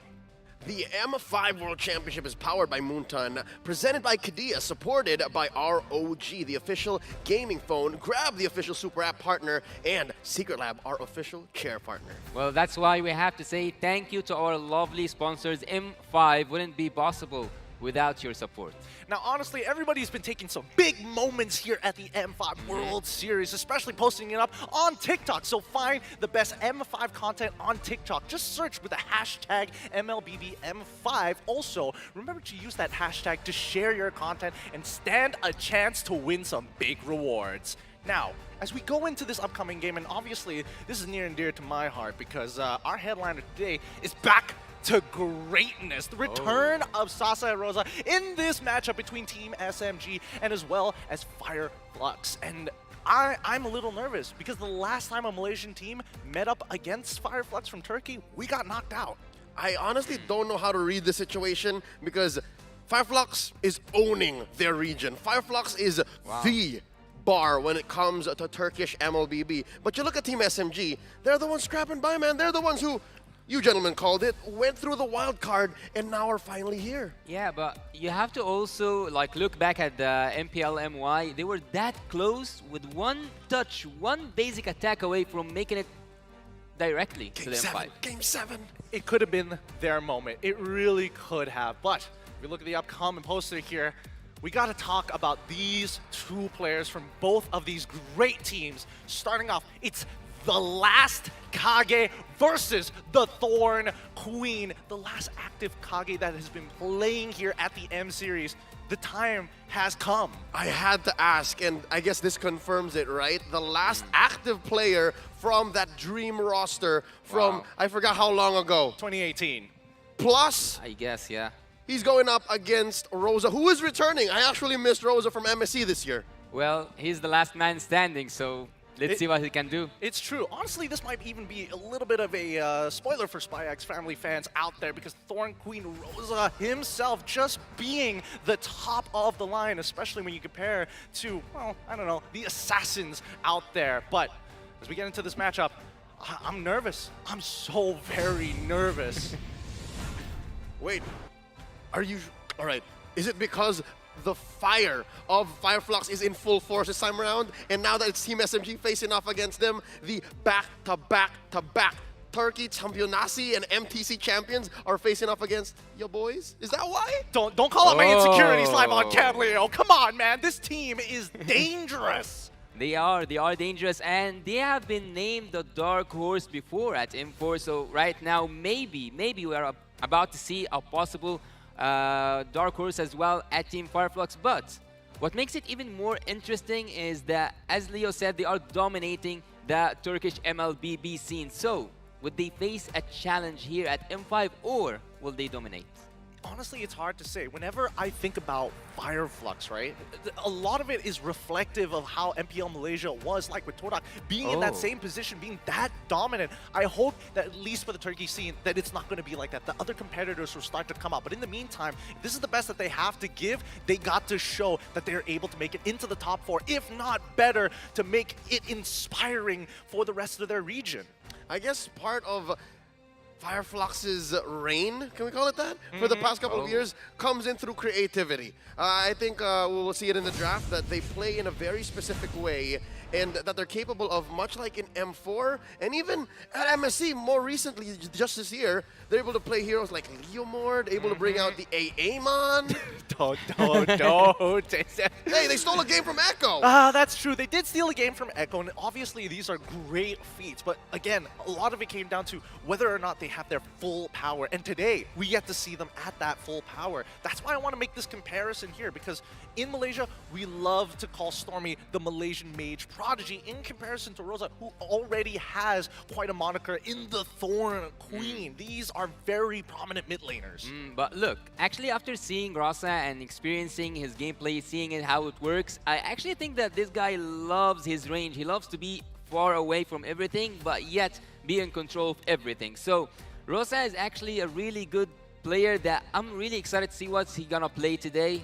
Let's see if he's gonna be up to that challenge. I mean, it could be a challenge, it might not be. It's a little tough to see whether these teams can actually shake off the upcoming rust to really give us a show here at the group stage, especially after our previous best of 3. But with that being said, let us begin. To officiate the M5 World Championships, we have our marshals making their way onto the stage. They are here to ensure the fairness and the integrity of our game is at an all-time high. Thank you, Rain, Wilbert, Shun, and as well as Ivan for helping us in this endeavor. I would not have anyone else be taking care of our players here at the grandest stage of them all. Entering the arena now is the fiery team from Turkey. The flames now burning brighter as they embark on a journey towards being better than great with a complete lineup. Ladies and gentlemen, fire up for Fireflux Impunity! Earlier this year, they competed at MSC, and they were not complete. They had to play without Rosa, but right now, Turkey is behind them, and they're facing off against a powerhouse from Malaysia. From the wildcards, they rose to complete the attendees of this year's Grand Championship. Now they open their group stage campaign, still all guns blazing. Please welcome Team SMG! SMG is one of those teams you have to take care from because they have been warmed up until this moment. They just came from the wild card and they have a lot to show and a lot of experience from international teams to express here at the M5. With that being said, Coach Blacklist 7, Analyst Sigabub, Coach Pao, and as well as Analyst Long, thank you for your contributions as they are the brains behind the brawn. Oh, it's time to fire it up as they go ahead and get their fist bumps in. You're right, that's a fact that I actually forgot to bring up. Team SMG, unlike a lot of these teams at M5, are fresh off of competition. So I'm expecting them to be warm. I'm expecting them to be good, but considering a team from Turkey, Fireflux Esports is deadly with Sunshine, TNZ, Alia, Rosa, and as well as Apex 47, all of which veterans. And actually, look, if you got to watch the MTC, you will find that Fireflux team uses a strategy that I personally wouldn't agree with, which is you call it the OP, the OP? That's right. Strategy, and that's like focusing on the utility heroes with the support. But in the case of Team Fireflux, they use assassins with the healings, which we will get in depth more in the draft. But let's see if they will bring something new to the table. Only TNZ can do that. Only TNZ can do that. We should ask Murano of Turkey to actually help us figure that out. It's going to be an interesting playstyle, especially when they're clashing against a team that plays a little bit slower, looking for that chokehold. It's Team SMG with Sasa, Saksa, Smooth, Stormy, and as well as Miko. Steady Pump PP, whatever happens to Team SMG, they're always going to be here. And now with Saksha, Miko, and Coach Pao at the helm, belated happy birthday to Coach Long. Actually, we share a birthday. I'm excited to see what they do. Is because, again, besides the fact that they're warmed up, I've always been of the belief that there's more that they're hiding. I know that Coach Pao takes a lot of notes. I know that Coach Pao is capable of, stretching what the meta is capable of. And here, maybe he'll unleash it. Maybe he'll unload it on Fireflux.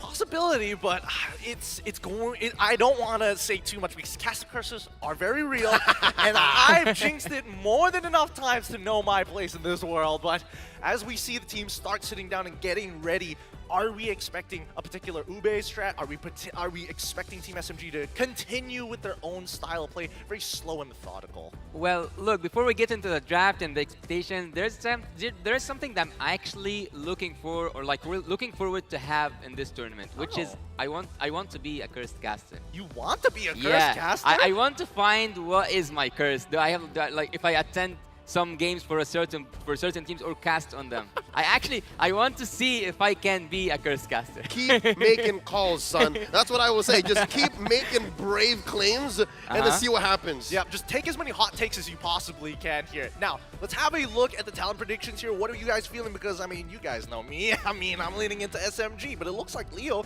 also Team SMG 2-1. And Yasu going for Fireflux Esports. How's that for a start? How's that for a start? Yeah, you yeah, might get your start here. maybe I would like be a curse caster for the Turkish team, but I actually see potential in Team Fireflux, and I think that they can, even though we have said that SMG have warmed up already from the wildcard, I think that Team Fireflux had enough time to prepare and also to study Team SMG. I mean, no doubt, I got dozens of Turkish in my YouTube comments telling me, Leo, you do not see, you don't understand how strong Fireflux is. Oh. And here maybe today, they might attack my comment section again, or yours. Because he asked for it. He's like, I want to be cursed, so I'm going to... I don't know if you were making the predictions then and then having this wish in the back pocket. The caster didn't ask for. Yeah. Well, you know, I'm going to hold my comments for now. Oh, look at that. You know, MP Series stats. The Raksasa's return. Because last time we saw Sasa in the Philippines was for an international MLB tournament. It was when he won MSC 2019. That's right, 4 years ago. Almost 4.5 years ago. Wow. And here he is. Oh, I put this young man, Kaibin, in my top 10 greatest. I believe he deserves that spot. Without a doubt. I mean, I wasn't even questioning it to begin with. Well, look, we are 10 seconds away from getting inside the game, and we are 10 seconds away to see what are the cards. Maybe SMG team brought some wild card from the international experience that they had earlier on. So let's get in depth a little bit into the draft, and let's get more in, let's spice things up and let's make it more interesting. Will it be Team Fireflux taking the first game, or it's gonna be SMG? And more importantly, will it be a full series as we all expected or not? I think it's likely that Fireflux will come in, ironically, guns a-blazing. I think it's Fireflux who will shock us. And then SMG is gonna, you know, show their experience, show that they are from a region that has been around since 2018, and then we'll go from there. Yeah, I think that especially when it comes down to game ones with the style that Team SMG plays, usually if they get that lead, then it should go rather smoothly. We're trying to see whether or not, well, actually, the more that I think about it, and the more so with the fans here, it's quite the homecoming for the Filipino players for the side of Team SMG as we go into the drafting phase. How do you join and become a Saxonatic? A Saxonatic? A what? Oh boy, we're starting a new fan club. That's them. That's them? They are the Manila chapter of Saxonatics. I should have known. I should have recognized them. Maybe it was the sign. Maybe it was the sign that I missed out. As we get into the drafting phase, it looks like Team SMG is going to be on the blue side with Fireflux on the red side. Let's get this show on the road. Immediately, we are seeing Khalid bans, we're seeing Fanny bans, we're seeing Juan as well as Bruno. Well, seeing that Team Fireflux have already banned 2 marksmen indicates and only let us know very obviously that they are familiar with Sasa's heroes, and not just that, they know that his 1-1 is so special. And on the other side, there is not much of a focus on a certain, let's say, role. There's a multiple banning phase happening there. Fanny in terms of the jungle, Khalid on the side, on the XP lane, and Guinevere, which is one of the most, in MENA, we call it Joker picks. You guys call it Flex picks. So XP, I think that pretty much everywhere except for the gold lane. Okay, if that's the case, this next ban coming out from Fireflux coming in as the farm is rather interesting. At the very least, it's not just all 3 target bans. Yes, this is diverse. Again, this is what we can expect from 2 teams from very different regions here clashing now at the world stage. Coach Pao has a lot on his mind.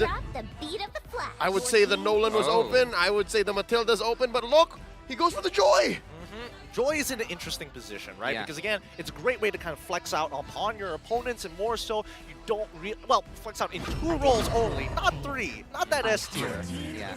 But look, actually Joy is one of those picks that can be used at the jungle and also on the XP lane. So, and actually, both players at Team SMG have proven that they can use Joy in multiple places. But what's really interesting for me is the Valentina pick, because whenever you see a Valentina, you always know that the other team, the opponent team, in this case it's SMG, cannot use certain heroes such as the Atlas, or let's say one of those heroes that you are afraid to have their ultimate stolen from them. Having the Trizla with the penalty zone, I think that's pretty much, let's say, a classical draft so far.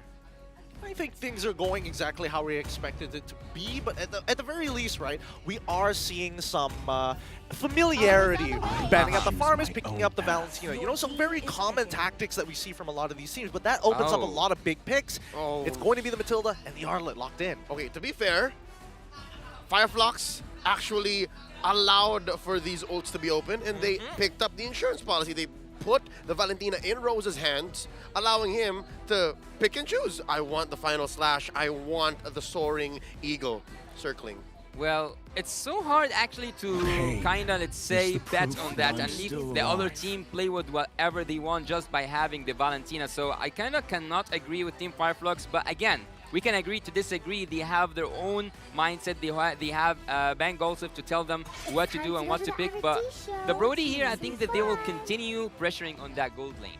I think, you know, a lot of it, Team SMG's stability comes down to their individual laners and how well they actually perform, whether it be in Smooth or whether it be in Sasa. But in this particular case, Fireflux is leaning in on making sure that the Kage is not going to be comfortable. They ban, Team SMG banning out the Lancelot while Fireflux is taking away the Lilia. Yep, first phase they attacked Sasa, and now they're attacking Smooth, and then back to Sasa, rather Stormy. Now, something to note. What's gonna happen when we go to pick TNZ's hero, formerly known as Cura, if you guys were watching MSC? Because they attack the Lancelot, there's so many choices left. Are they forcing him into a utility jungler, or are they forcing him into the Nolan? Because Nolan's still out there. Nolan is still out there. I agree with you. But, I mean, considering everything that's put into play, we might have something else come on the table. Hey, fun fact, Reign of Stars, Rosa posed a 100% win rate on Novaria in 5 games at MTC Season 2. And, finally, we do get to see the Nolan ban. Yeah, as I told you, after taking the marksman or the gold laner generally at Team Fireflux, they will continue pressuring Sasa a little bit, but here comes the funny part for me. There's a lot of picks that are still there. They can be used for the team, for the side of Team SMG. They haven't yet chosen the marksman, but the Beatrix is there, and there's a lot of other picks for Team SMG. So far I would say that the early phase of the draft, I kind of lean towards Team SMG. I think I could agree with that sentiment as well, but it's highly dependent on which side of the map it's going to be playing around. And I feel with Fireflux, they're considering where their bans are, I think they're going to be, again, playing towards the gold side. Baxia gets locked in, so that answers your question. They're not going to go for the assassin. They want that utility jungle, and more so, they want to maintain their tempo against Team SMG. So that means the roamer might also make a difference here for Fireflux. They need someone who's very proactive. They need someone who can go toe-to-toe or at least run by TNZ's side. They want someone to go up to speed with him, and instead of going, it's been a long day, right? You don't want to leave the Baksha hanging. That's true. That's also true. I'm thinking like along the lines of maybe even Angela if we're really, really like forcing it out, where right? you're always there. Exactly. But then again, Team SMG, they could pick it up on this side, but I'm not sure about the lane priorities at this point. Well, having a Baxia on the side of Team Fireflux actually gives them that flexibility, but look at Team SMG, they will just have one of, both these, let's say, supports in the mid lane. Maybe mostly it's going to be the Angela, but going back to my point talking about Tenzi or Tainzi with his Baxia, I think that he have proven so many times that Team Fireflux, he can be the sole Reaper, I would call him, for Team Fireflux. He always goes in with a fast rotation and takes what he wants. Man, how did you see that Angela come in? It's like you're from MPL Malaysia or something. It's crazy. It feels like the MY in my heart is the same as the MY on stage. If you look at the audience predictions, thank goodness, because apparently here in Malaysia itself, we have a population of nearly 150%. People flew in. People flew in. For the wildcard, they're still there apparently. Just to send in their votes. But look, the rest of the world is still leaning. I mean, there's still parts that still believe in Fireflux, especially from the EECA. It's good that they have that support, but honestly, I'm ready to have my expectations either be met or completely ruined. Well, I will tell you that your expectations, if they are towards Team SMG, for them to win, they have to win the early game phase, because whenever they lose the early game phase, it's so hard for them to recover. Well, seeing the draft here, I would say that Team Fireflux have a lot of pressure to apply, but let's see together. Well, with that being said, as we go in towards the Land of Dawn, we have our second best of 3 matchup here at the M5 World Championship between Team SMG versus Fireflux Esports. Team SMG on the blue side, Fireflux Esports on the red. We're already seeing a little bit of spice here as Fireflux finesses this Hilda into that roam. Apex 47, known for his Estes, known for his Atlas, now picks up a hero that lives in the opponent's jungle. So something tells me a part of Fireflux actually wants to go fast, and this is the right hero, right? This is the hero that we were looking for, someone who can run alongside TNZ's Baksha as he wails away at Nico at half health. Oh, wow. Fireflux already off to a great start. I mean, it is just level 1, right? And that's what we should expect for the side of Fireflux. They need to start creating advantages around in the side lanes, and this kind of gives us a rough idea that they do want to play towards that gold side. With Boxia starting on his purple, he's going to be ending up on the top side of the map, and it's going to be pretty crazy, right? These are potential expectations in terms of items. Don't get too confused just yet. It's only a minute and 20 seconds into the game. I think that Avix is trying so hard to just pressure, I would say, the jungle area, but so far he cannot do that much because of the slowdown coming from the Angela and as well as the Matilda. So I would actually say that Team SMG, in terms of the rotation, they have to focus on their gold lane a little bit because they have 2 supports. So there's nothing better than having 2 supports. I think that these are actually the most banned supports in all the tournaments, not just the internationals. They usually never get slipped through, but keep in mind. Whoa. Oh, wait, hold on. Miko trying to help out Lord Smooth, committing his flicker because, again, he ran into a 3-man mid-rotation from Fireflux. It's tough. And now the Turkish have priority over the First Lord. Yeah, Rather Turtle. I don't think Team SMG is going to contest this at all, right? I mean, we're seeing that, unfortunately for Smooth, he's not level 4. He's already in a difficult matchup against Alien on this Grizzla. Top side getting harassed early on, so it's difficult for Sasa to actually take trades for the time being. And Nico just getting stopped in his tracks with Fireflux parking in their jungle. Well, if you got to watch Team SMG, you will think that they are kind of robots, but in a good way, because whenever they win the early game, whenever they have that chance, they continue. Uh-oh! Alien here put down to 1/10 of his health. Tienzi to the rescue, keeping his XP laner alive. And just like that, Alien's back at it again. Let me get some heals here. Brave Smite doing its job. Stormy in mid does have the Hearthguard, and it is off of cooldown. Didn't use it quite yet. So maybe now we see Team SMG actually, put up a fight. Well, I don't know. Personally, for me, when I'm thinking about like Stormy on Angela, my blood starts to boil because he's such a mechanically gifted player. So why put him on something so, I wouldn't even say brain dead to a certain degree, but something that doesn't allow him to express the way that he plays as we go into this pause. He throws out those love waves, just pixel perfect. Pixel perfect. I'm trying to help him out, man. I mean, it's got to be something. Like, the timing obviously is going to be good. But yes, Yasu, as you were wanting to mention earlier. Yeah, I was saying that Team SMG, whenever they control the early game, I think that this what makes them go into their own comfort zone. Well, Team SMG, when they control the early game, I think it's, I'm not going to say easy, but it's so hard to take it away from them. And for Team Fireflux, they are used to have good trades. So far, I think they are playing, Team SMG are playing so passively, and I think they should actually, because they don't have that much of a front lane thing. But yeah, I don't know actually what to say here, but Team SMG, I thought they will like play a more aggressive early game. I think now is the time. After Stormy hits level 4 is when they can actually be proactive. Because the Hearthguard can actually time out or find the pickoffs where TNZ is not. Because again, there's that whole counteracting Baksha's mark with the whole Heartguard. You have less shields, less regen. So maybe that's where Stormy's mechanics can come through, is those last minute, last second final calls. Do I go in here? No, psych! I'm gonna jump into someone else. But thinking of it, how much shield? Like, I think it's a disgusting amount of shield that Team SMG has, right? I agree. I feel like if we had to kind of summarize what Team SMG is playing, it's a catch me if you can style of composition. They have all the shields. That's a scientific number, all the shields. All the shields. They've got the CC as well, and they also have the mobility to kind of like run circles around you, right? Like, this is what we should expect for the side of Team SMG. And don't get me wrong, this is not exactly the easiest comp to play, especially considering that Fireflux likes to have that Ube kind of style. Play together, fight as a team, move as a team. So now we're looking at when they pull the trigger. Are they waiting for Sasa? Are they waiting for Saksha? Let's see here, because right now, it's no secret, the Turkish are saying when the fights happen, like this now right now. Tianzi coming in, forcing a fight.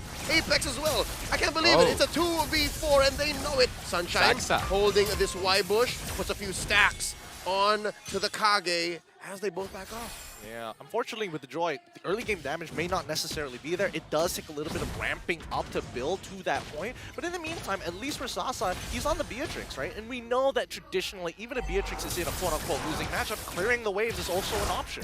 And I would actually also want to add one more point. There is a strategy called Protect the King, and that's by protecting the gold lane. I think that the gold lane at this moment for Team SMG, calling Sasa out here, should be served to the best, because you have two supports, one of the best, if not the best supports at the current meta. So whenever there's pressure on Team SMG at the top lane, I think they have to prioritize to save Sasa and make him farm even more. I think I agree with the sentiment there, especially with the micro rotations that are going on, sending him into the mid lane, picking up that wave, and then quickly rotating with the help of the guiding winds from Miko to get back top. There we go. Second turtle fight coming in. Circling Eagle. Tianzi still able to hit the retribution. And now Saksha regretting everything. Running on out. Miko with the guiding winds. Now Smooth still holding on to the final slash. No one home. Catch me if you can, I'm telling you. It's difficult to kind of lock them down, but down bottom. Sunshine barely gets away, but that was a close call for Sasa, calling in Stormy for the Hearthguard, and the fight continues. Apex wailing away at Miko as we tell the tale of Arlott. By getting near to that 5 minutes, we see that there's a switch lane that happens so fast, but what's also so fast is Saxa. Oh, still Apex. This man is relentless. Oh, interesting. That stat down bottom might as well tell the story of how Arlott might be, what, foiled by Trisla? Yeah. Because the stats look better. I mean, the stats definitely are going to look better overall. Oh, Miko. He should be out of there, no problem, right? I mean, they're not going to dive this after they've used the Hearthguard. It's about to time out in about, like, 4 seconds more. Yep, this is a stolen Hearthguard, by the way, from Rosa. And as early as 5 minutes, they're already pulling the Turkish Ube as Miko tries to defend Stormy's position. Apex commits the power of wildness. Apex deep in enemy territory as Tianzi rolls in like the Autobots, forcing another flicker from Miko. And now next Stormy on the docket, flickering on out, gets hit by the Poissons. And now Miko's up next. Sasa can't do much. In comes Smooth. Can he do anything? Dashes on through. Final slash. Serving up Tianzi, but Sasa does not have the damage just yet. Sunshine pulls the trigger. Torn apart memory. Smooth folded in half. I think that Smooth came in a little bit late. He was so late for that Team 5. On the other side, you see that Team 5 Flux are utilizing, taking that turret down. I think the Team 5 Flux took more than what this Team Fight was offering. Yeah, I agree with that as well. And wait, this isn't a solo kill, right? He should be okay, right? Oh! The DPZ not going to be able to save him. You were saying? Yeah, I think that overall, the way that Firefox is playing, it's actually pretty smart, right? But keep in mind that Team SMG are quite accommodating. For an example, we did see Stormy kind of flicker in an awkward manner, but he really understands that it's more important to give that kill over to Tianzi than to give it over to someone like Sunshine. Look at this. After the turtle take, Team SMG looking to punish Apex. Not going to happen as he dashes on through the bushes using the Hilda's passive. It's tough. Fireflux taking all the turtles, going 2K ahead here, 7 minutes in. Well, there's something that really irritates me about that, and they are and that's that Team SMG are focusing with Smooth more than they are focusing with Sasa. I think they believe that at least for Sasa, it's easier for him to clear these waves in comparison to Smooth, who's already not only having a bad matchup in that 1v1, but more so, his wave clear isn't as effective. Well, I would agree with you, but again, let's look at the in-game equipment here. We see that the Beatrix already got the Blade of Despair. On the other side, there's 2 items, though Sunshine's actually doing really good. Oh, it looks like Team SMG might be looking for a play here. I wonder if they knew that Rosa was in the bush. Rosa, by the way, stole the Hearthguard, and up top, this is odd. They planted Saksha there for about 2 minutes now. Smooth gonna get taken down. What's happening to SMG? This is what I was talking about, right? It's one of those moments where you want to see Team SMG kind of thrive, but it's really difficult with this style of comp, especially if Fireflux are going to be stuck so close together. Well, Team Fireflux are actually doing really good with that draft. I wasn't, at the beginning, at the first phase, I wasn't agreeing with the draft that Team Fireflux had, but by seeing everything, like by seeing all the teams pick up all their heroes and showing us the strategy, I think that Team Fireflux are actually nailing it. Yeah, Sue. Early in the draft, you were already not agreeing with the Turkish ube. And here they're showing you this is the Turkish ube. Oh, but is it? I think that the ube relies on the healing though, right? It's delicious. I mean, they stole the heal. They did steal the heart guard, so they have that going for them. They did have that going for them, but at the very least, TNZ, right, he's really taking advantage of his EXP lead. He keeps seeing Saksa hang around on the top side of the map, so he has been coming down to quickly tax him, put that brass tax on him. But there's something I really wonder about. When does SMG get more, let's say, aggressive? Because 3 turtles in, Fireflux takes them all, and even with that Lord, it's so hard for them to contest. I think it's a matter of a window. Team SMG is looking for a window. So far, they've been very passive. They've been taking trades, and it hasn't punished them as hard. But wait, this might be it. Alien down to a third of his health, forced to use a DPZ, and TNZ looking for the clapback. A turn. Sunshine presses the button. Torn apart memory. Sasa going back. Oh, Lord Smooth with a final slash. Serving up an ult to Sasa. That's Nibiru's passion. Smooth taken down. Team SMG misses the window. Anti-synergy once again, the final slash pushing them out of Bennett's rage. A little unfortunate there. I think they could have used it as zoning. Wait, here we go. Kenneth Fedelin finds Rosa in the back, and the Joy gets its first actual assassination in the back line there. Amazing. He's able to dash right through. The Saxonatics go wild. Yeah, Saxa knows when to go in and how to go in, and by taking that kill, I think that this might be the first time that we see Team SMG actually fights. Yeah, I mean, they are looking to get into these fights, but it can get extremely difficult, right? Because I'm imagining them trying to chase down a kill, and then all of a sudden, you're seeing the Toys Poissons just get laid across the floor, and you're just taking damage for no reason. Oh, Miko's playing with fire. Oh, no. TNZ answers back, and the rest of SMG were there. You were saying. Yeah, I think that at a moment's notice, things are going to change. But I think that Team SMG are only going to get proactive once we hit the later stages of the game. For the time being, I think Fireflux have full control. And also, I would say that Team Fireflux at this moment, I'm not going to say they have a lot of gold lead, but they don't want to take this Lord actually. They are looking to fight. It's a slow take here. The Turkish want to dance. Rosa with a stolen circling eagle, putting Miko down to a fifth of his health. Lord here at half. Alien kiting, Alien pulling. As CNZ says, let's call it off. Not a good Lord take here. They reset. Saksa's going to show himself. Whoa, here we go. Conceal play. They spot out Smooth. Flickering on out. Final slash. And all but the kitchen sink left to take down Smooth. And here comes the rest of them. Saksha gets a heart guard in. Miko says, let's go. Alien gets caught out. The damage once more. Not enough. Fireflux retreats. Not a single casualty.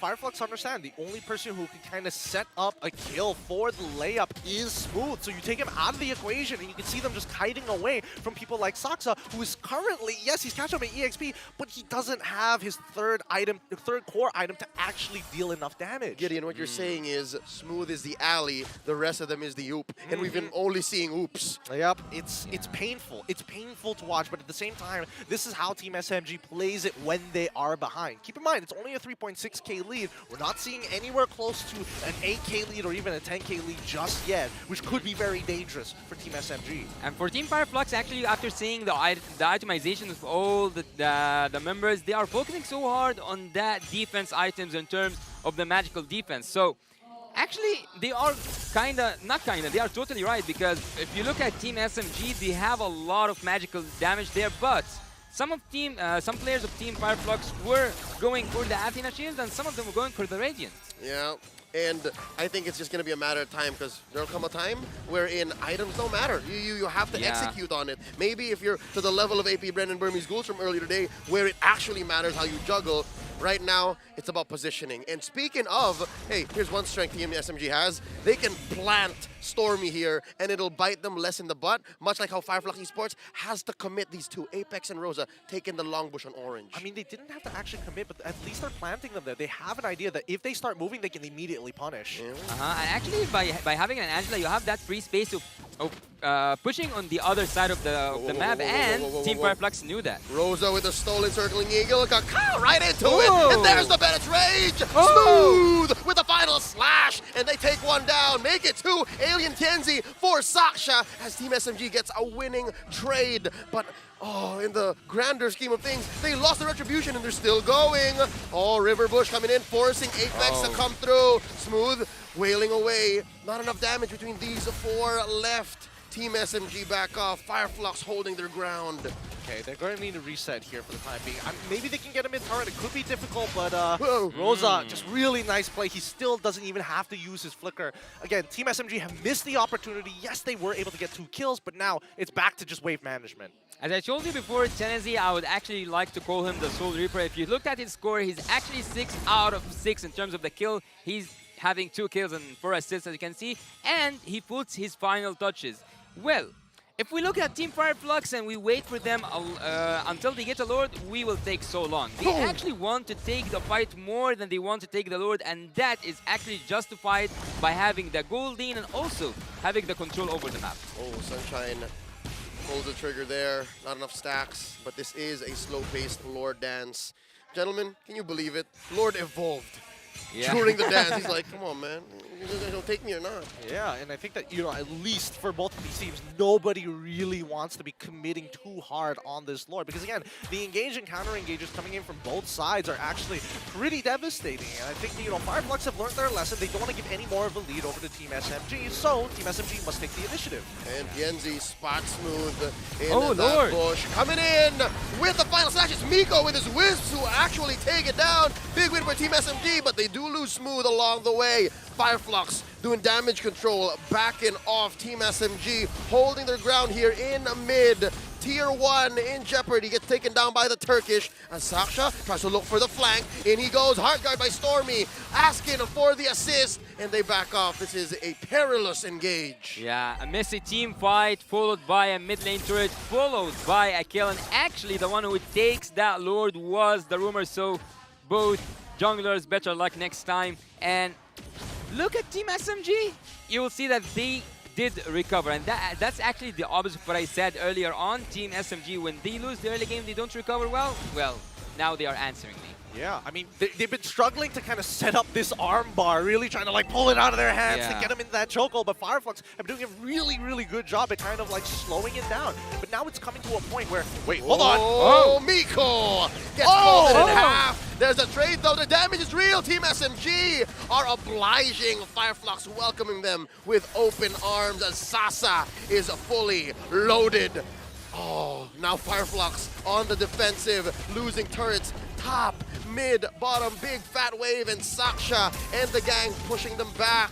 Now Stormy's feeling it. Now Stormy's just calling the shots. He is, and honestly, coming to cinemas near you this December, Sasa Reloaded. I mean, the fact is that we're coming to a point where the items are starting not to matter, and that's where we see Team SMG actually building up that confidence. It's not like we're at a disadvantage. We're coming to a point where we can actually take you on toe-to-toe. Well, look at Sunshine, especially. He's the first one who completed his itemization, and at some point, one of these Wind of Nature, can be a game changer, because both marksmen have it. And if you look at Team SMG, you will know that this is the person you want to take out. It's Sasa. He's the most dangerous. He is the most favorite, let's say, player at the team currently, because he is getting the assistance from both Matilda and Angela. I mean, they're not gonna let him dry out against Fireflux Esports, right? I mean, he's the main source.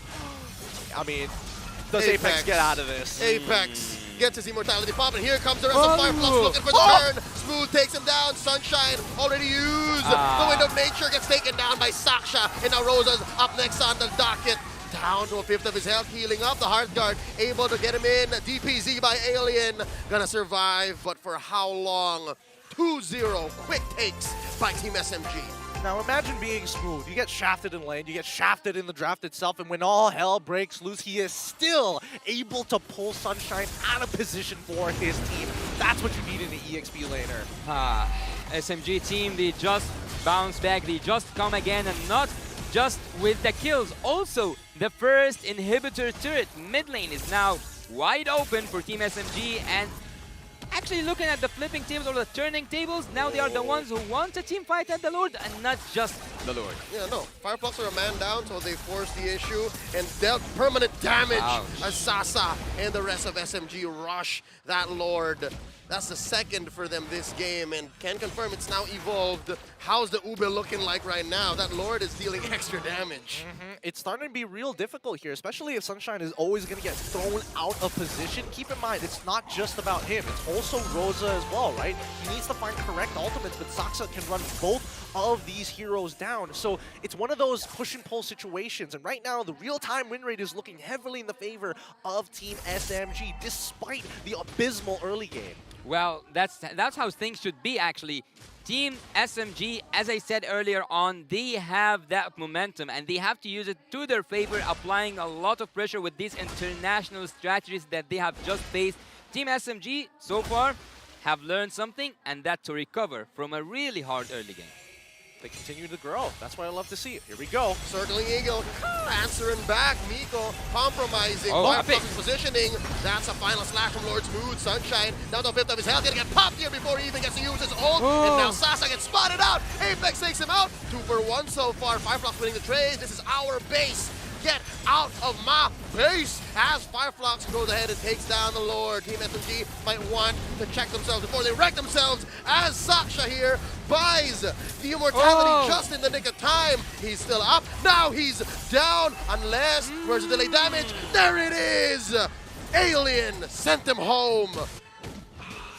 Oh, that was painful. I got a huge sense of PTSD. Like, I've seen this happen before at the wild cards, and it's happening all over again. So recent. It's so very recent, right? You gotta give it up to Apex 47. The fact that he is positioned so far up, not only giving vision, but more importantly, disrupting Sasa between his auto attacks, and more importantly, disrupting that reload is so key to Fireflux's victory. The fact that we not only saw Apex disrupt him, but the commitment from Alien to ensure that it happens. Team SMG, after Sasa's full combo, lose all their damage when Sasa dies. I'd actually also want to...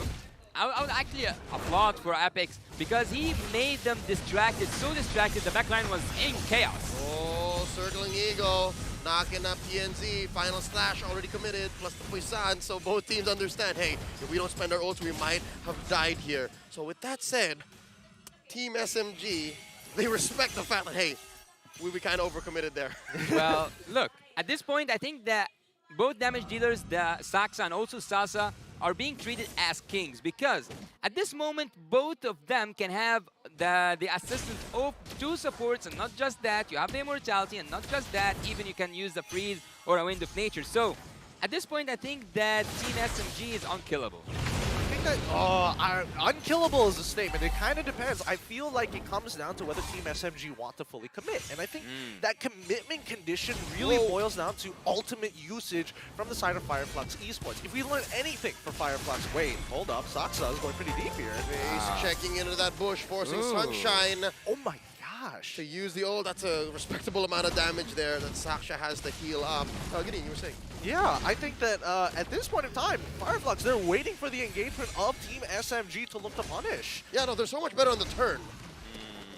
Do you guys think that we will see like a flicker final slash from Smooth taking everything away right now? Only if we see Sunshine and Rosa really close together. Looking for the setup, Smooth in the middle of 4. There's one, displacing Genzi. Genzi steals it right underneath SMG's nose as they force Sasha to go ahead and juggle items. The hard guard not coming in clutch. 2 for none. Thank you very much. You get nothing, good sir, as Fireflux him just... Oh, man. That's it. That's it. This is a big win. Just like that, and rubber bands over to their side again. And they get another kill on top of that. 3 down. A Lord take as well. Despite getting pushed away by Smooth, it just was not enough. Fireflux come out on top. With impunity. Everything that they've done, Team SMG could not answer back. Now they're inside the base. The first inhibitor is going to fall, and that might be all they need. They're defending. Oh, no minions, no minions. Can they do it? Smooth and 10, smooth and 10. 10, Saksa in 17, and unfortunately Miko in 30. And it means... what? Wait. Oh. Well, I mean, that's already one immortality done. It's not going to stop Fireflux from actually pushing in, but let's see if they're actually going to get greedy with it. Because by the time that Lord actually makes it to that inhibitor turret, most of Team SMG is going to be alive. Yeah, a few seconds ago, we have witnessed a massacre happening with the hands of Team Fireflux, and Team SMG now have to bounce back, have to come back from that, and coming back from such hit is so hard. Here we go. This is all 5 members of each team in the base. Oh! Team SMG coming in, Alien, gonna get his immortality popped. There it is, underneath this Lord. You don't wanna fight. There is a passive, the extra damage. Sunshine, throwing up our memory, Sasa, gonna get popped. His immortality still good. The base, Fireflux takes game 1. Good game coming out from Fireflux. Just a tankier line of play, easy ways to actually look for these counter engagements, and more so punishing big mistakes coming out from the side of Team SMG, especially once the trigger has been pulled. They've been playing towards their own strengths, and honestly, well done to Fireflux Esports for game number 1. They know the limits of the Ube, and they finessed that last bit of value from sticking together and punishing what SMG was forcing. Well, that's a game I love to watch. Well, who else hates to see a one-sided game? I think it's not just me, right? Oh, of course. No one loves to see a one-sided game. So the game started with Team Fireflux dominating the early game, and then after a while, Team SMG managed to recover, and not just that, Team Fireflux comes back again to take the game and to go for a second match, having, let's say, a match point. I mean, they're already at match point, but this is classic Team SMG shenanigans, right? I mean, I think it did feel a little awkward to see them play in this particular manner, and I don't think they were expecting to get this many priority picks. It came to the point where it kind of overloaded what their composition actually wanted to do. This is too good to be true. What do we do with all of these good heroes? It's just the penalty of capitalism. When you have too much, you don't know what to do with it, right? Well, I think that this question was mainly asked by the Valentina, though. She had too much to choose from. Exactly. I mean, even though it was, the amount of mobility that they have, the quote-unquote potential hospital meta that could have come out of this, thankfully with the meta shift, it didn't happen as well as it does. It doesn't change the fact that no matter how much mobility you have, if you only have 2 linchpins and one of them gets taken out when you need 2, you're not going to be able to win these fights. Which comes back to an argument we had in the draft. The Ube is not defined by healing. Okay. The Ube is defined by the movements and the tactical calls you have. So yeah, you could say they don't really have an Estes, a Rafaela, a Matilda, not even an Angela. It's SMG who had that in spades. But the way Fireflux moved, the way that they always tried to bait with Apex and then clap back with like 3 or 4 hiding in a bush, that's the Ube. That's what defines what makes this work. But does that make you remember, or actually reminds you of Blacklist's Ube? Well, I think that there are a couple of variations, and I don't know whether it's, you know, with the, well, I wouldn't say acclimation, but the changes that have occurred with the roster itself. Has RenJ kind of left an impression, the Hitman himself, on the rest of Fireflux, that it's like, maybe this is a new way of actually evolving. Okay, to be fair, all types of Ube will remind you of the original, right? All right. You will Naturally. always Fair be enough. deriving, you will always be looking at it from its main DNA. And with that said, I think this puts SMG in a very interesting situation. Yeah. If you'll remember, the last time Team SMG was in a World Championship was when the Ube, the age of Ube started. And actually, like, bringing back history, I don't think that Team SMG want to bring back history, because at Not M3, like this. yeah, look at Gideon. Look at Gideon. They don't want to remember the M3, right? They don't want to remember that. I don't remember. Tough what that times. was. He doesn't already. It's just a blank slate in my mind. Look, Malaysia has had a couple of abysmal performances, especially. I think that Team SMG, they want to correct that mistake once more. It's not exactly the best start in the world, especially in a best of 3 against Fireflux, but, you know, taking revenge is not exactly the easiest of roads, especially with the style that they play, right? It's either, especially for those who have actually dealt with the Ube strat, well, I mean, from the original source, a couple of potential solutions. Either you're looking for pickoffs, either you're looking to actually team fight with the team fight, Or go much, much faster, as proven by the M4 World Champions. But that, for me, after you put it that way, I'm thinking, is the Ube strategy is the antidote of Team SMG? Is it like the medicine for them to not be able to play or perform well? Well, I think it is a bit of a rock, paper, scissors matchup in that particular case, right? Because again, slow and methodical, want to kind of slowly choke you out, but if you're ubing and you're playing very, very defensively against the motions that are coming out from the side of Team SMG, this now becomes a problem because you will scale at the exact same time and not develop an actual advantage. With that being said, with Game 1 already concluded, let's have a look at our MVP, brought to you by the Republic of Gamers. Give it up, hands together, for the MVP of the game, going over to TNZ with his 2-2-12 overall playstyle. Very cool, calm, and collected. But as soon as he got that advantage, he told the rest of his team, this is what we're going to do. 100% kill participation is going to be mine, so let's choke him out. Well, as I told you, he is the Soul Reaper, having a kill participation of 100%. He was there during the whole thing, and also he knows how to build up his hero. So having that Radiant Armor and also focusing on the HP, the amount of HP that was so ridiculous for Team SMG to take him down, and also you would see that he went for that tanky emblem set. Going back to the highlights to see one of the best, or like the best shots that we had this game. First blood by TNZ, and also Team Fireflux dominating the early game. Saxa as well was trying to get Ilian. He got him with the first kill. Yeah, he did get him here with the first kill. And I think that the turning point for Team SMG, let's say, was the early game. They couldn't recover from that until they found the window, as Leo said.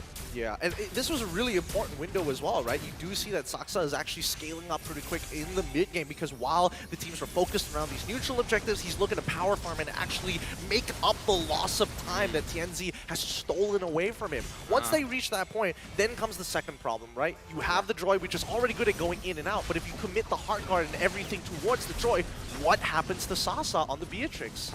Well, actually, going back to the draft, I remember that I saw Team SMG banning that Amphibious, so they kind of wanted to go for that mobility, let's say, kind of composition, and they did. They have the Joy, and also they have the Arlot, which was like a free game for Amphibious. But here, it was the only chance the Team SMG actually had to finish the game, and it was so hard for them because of Apex coming from the back line, getting everyone, or making everyone distracted from the crystal, from the main point here.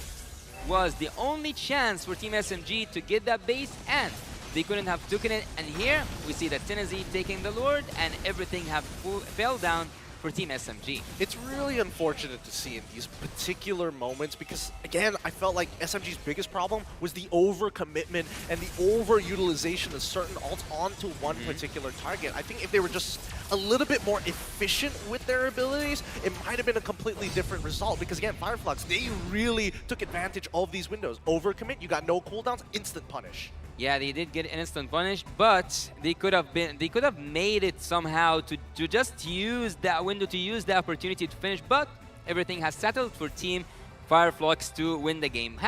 Let's say, I'm not so focused on the goal difference because whenever you go to the late game, it doesn't actually matter because everyone have their own items, like full items, and some of the players actually have made me wonder why did they even bring that spell, because as I remember, I haven't seen Rosa uses his flicker quite much, but let's go to the itemization. As I told you, at some point, the Cold Rose Meteor and also the Wind of Nature was used by the side of Team Fireflux at Sunshine, especially because he managed to escape a lot of the pressure that Team SMG had, and at this moment, I'm talking about Saxa. Well, seeing the items and seeing how people were building, I don't see quite an interesting, I would say, build especially, but At the very least, we're seeing that both junglers are really taking the helm here. Rich Guy, the carry, going over to Saxa, Sandbag, and Forgotten One going over to TNZ. Two completely different sides of the exact same coin. And that's why, actually, having 12 assists on TNZ, this is something we are kind of used to see on the rumors, but in terms of the utility heroes meta, that's what we can see and what we can expect from the jungler also as well. Team 100% participation by TNZ, which is the most mesmerizing statistic on this board here, and the damage dealt, I think that Saxa did make the most amount of damage. Yeah, he did make the most amount of damage, and he kind of also absorbed the most amount of damage in his team. So, having that said, Saxo was having the best of the Angela and the Matilda combo and not Sasa. Okay, you know why that is? Why? And it's because of a young man you're not talking about, this gentleman named Apex 47. I am disappointed that you guys are not highlighting his amazing work as the Hilda. You're wondering why Saksha had the best of the Matilda and the Angela. Even Sasa could have done that. Yeah. Stormy was just overloaded, man. We were talking about how Team SMG finally found a good position in Game 1 wherein, all right, they figured it out. Just put Stormy down bottom, and then you're winning technically because it's always a 5v5. But when you're looking at the map, dude, Apex 47 is able to mimic what Stormy's doing. How do you do that as a Hilda? You're fighting an Angela. Exactly. Honestly, the matchup is kind of interesting, but we'll get more into that a little bit later. Based on what I'm hearing, it looks like we've got some side reporting from our host down by the stage. Where are you? Remar, are you there? Oh, Gideon, I'm right here, and I'm with some very special guests. Here with me right now is the family of Saksa! You know, it's a huge buff for Filipino players to have their families here in the venue. Now they're playing in the World Championship here in the Philippines. So for international viewers, have some patience with me because I'm gonna have to switch things up. So, mabilisan lang po onte. Ano po ang mga pangalan nyo at ang relasyon nyo kay Saksa? Ako nga pala si Chris Pidelin. Anak ko po si Saksa. Okay, so this is Saksa's dad.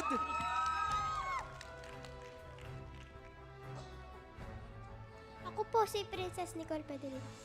Okay. Ano naman relasyon mo kay Saksa? Kapatid po. Kapatid, alright. Ikaw ba yung bunso? Okay, so this is Saksa's youngest sibling on your screen right now. Her name's Princess. At kayo naman po?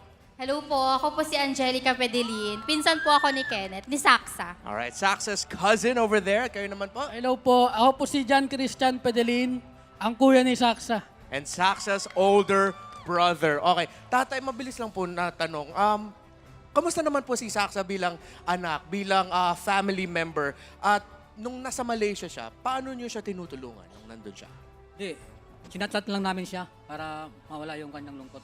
Okay, so lagi po kayo nagchat-chat, voice call, video call kasama si Saksa. Ano naman po yung mga kwento niyo tungkol kay Saksa bilang anak? Mabait naman siya at masipag.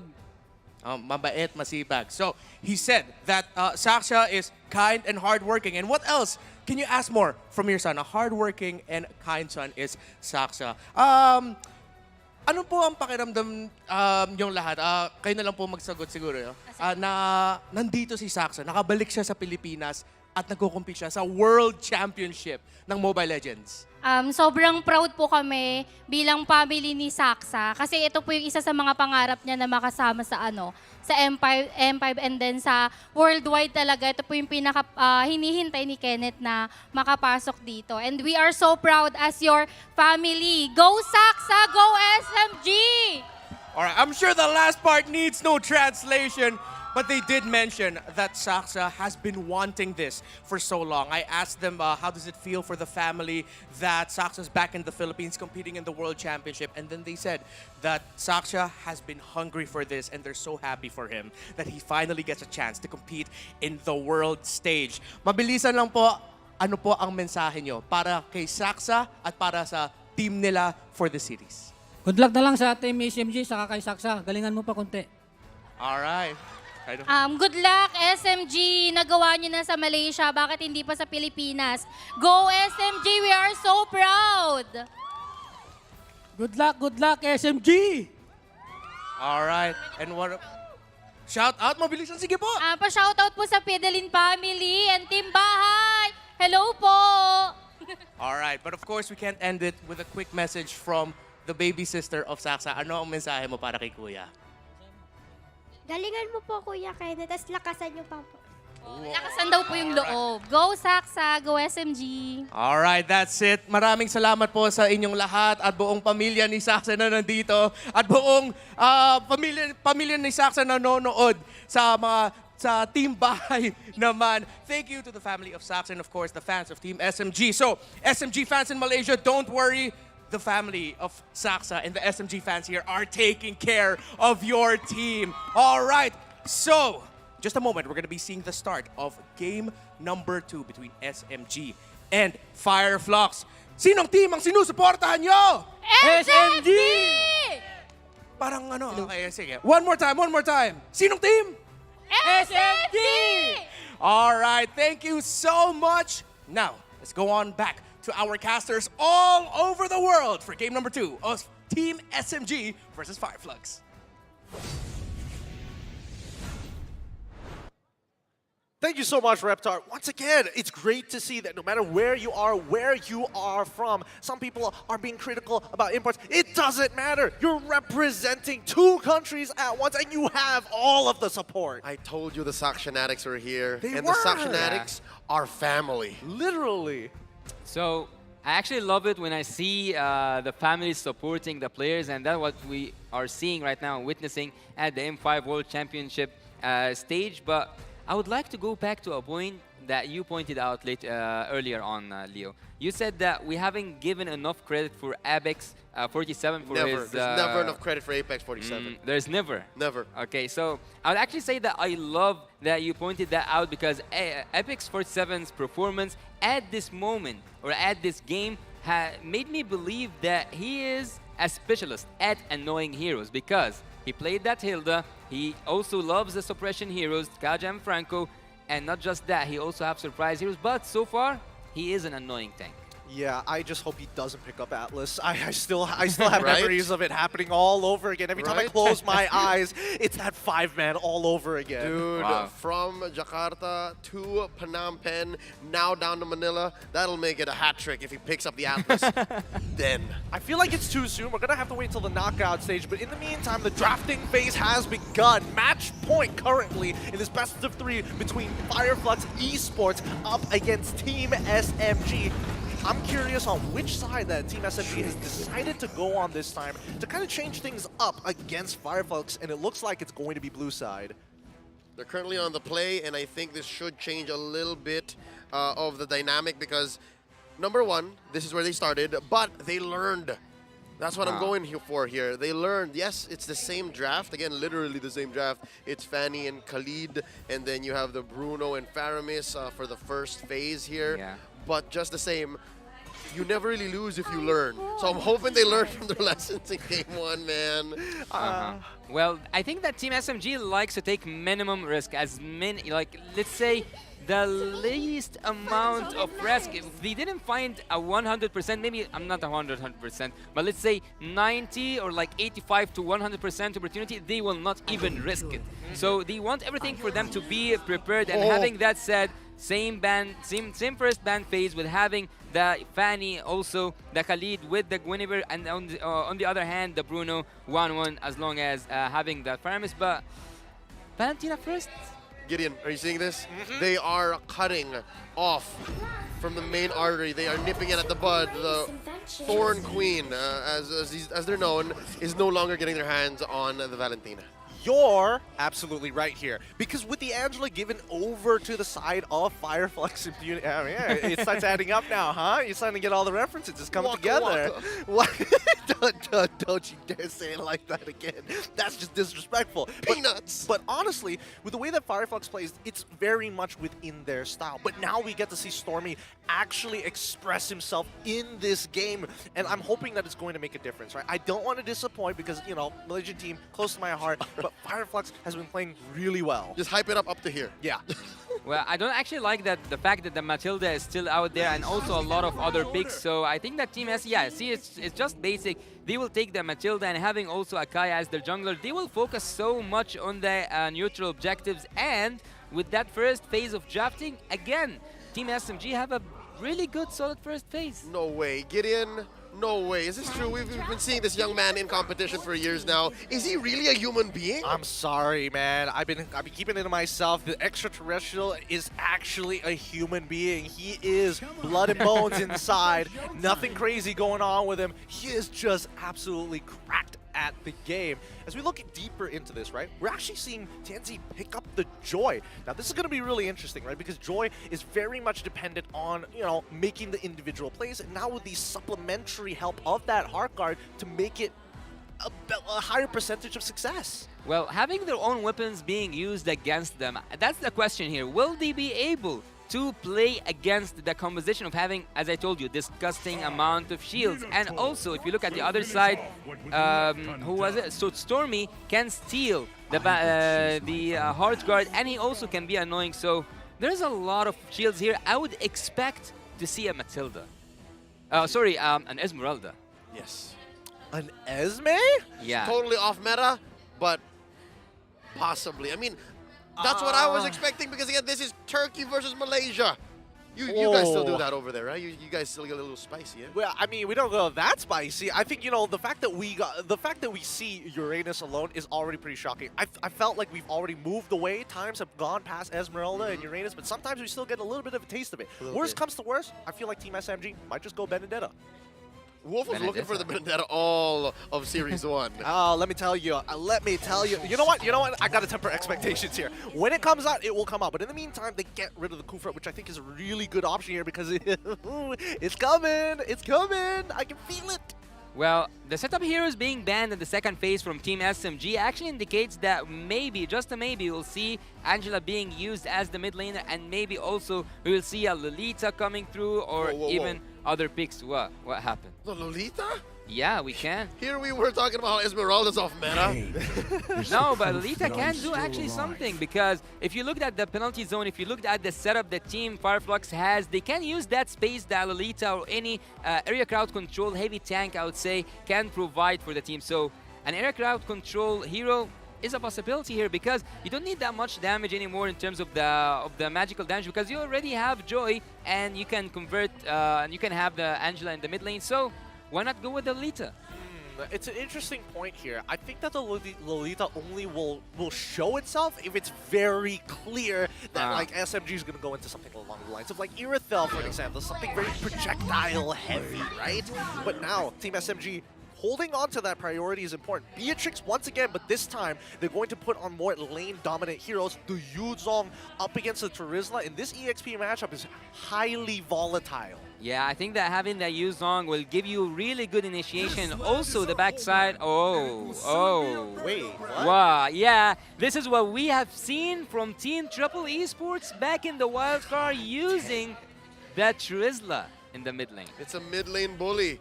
This is a fundamental spice in many an esport. And here, wow, Rosa's gonna be flexing. Is this real, or? I'm telling you. Is this? The Thorn Queen strikes again. From out of nowhere, who'd have thunk? Right? I'm still shocked. I'm shocked that they are so brave and bold to do this on the world stage here at the groups nonetheless. But let's break down these comps. Well, they have to risk it all. They have to risk it all. There is nothing to lose anymore. Actually, everything to win and nothing to lose, because they still have a chance to go for a third match. I guess if there was a place to do it, you do it here right now. Into the Land of Dawn we go, with the landscape of Metro Manila on the horizon as we go into game number 2, loading up Fireflux versus Team SMG. Till the enemy reaches the battlefield. I mean, I speak for everybody when you go that fast in the Land of Dawn, right? No, I find it hilarious because it's too relatable. It's like too real. It's too real. You know the words of the soul, and you know how to express them well. With Team SMG on blue side up against Fireflux on this red side, I am genuinely nervous, because if we're talking about the way that Stormy plays highly mechanical and now has to go with a kind of strange off-meta pick, but more importantly, so he can't push these waves against the Terizla. Terizla wins every time. Look, the Terizla on Rosa especially, I said that he's one of those who like to play in the back side of things. He loves to watch from a distance and have his own effect. Seeing him this time play a fighter in the mid lane, this is something really strange to see, but that's what we can expect on the world stage. Having the emblems here, we'll see that both teams is nothing is out of the ordinary. They are just using the penetration in terms of the Brody, and also having Beatrix wants to actually go for the late game a little bit. She wants to use the items.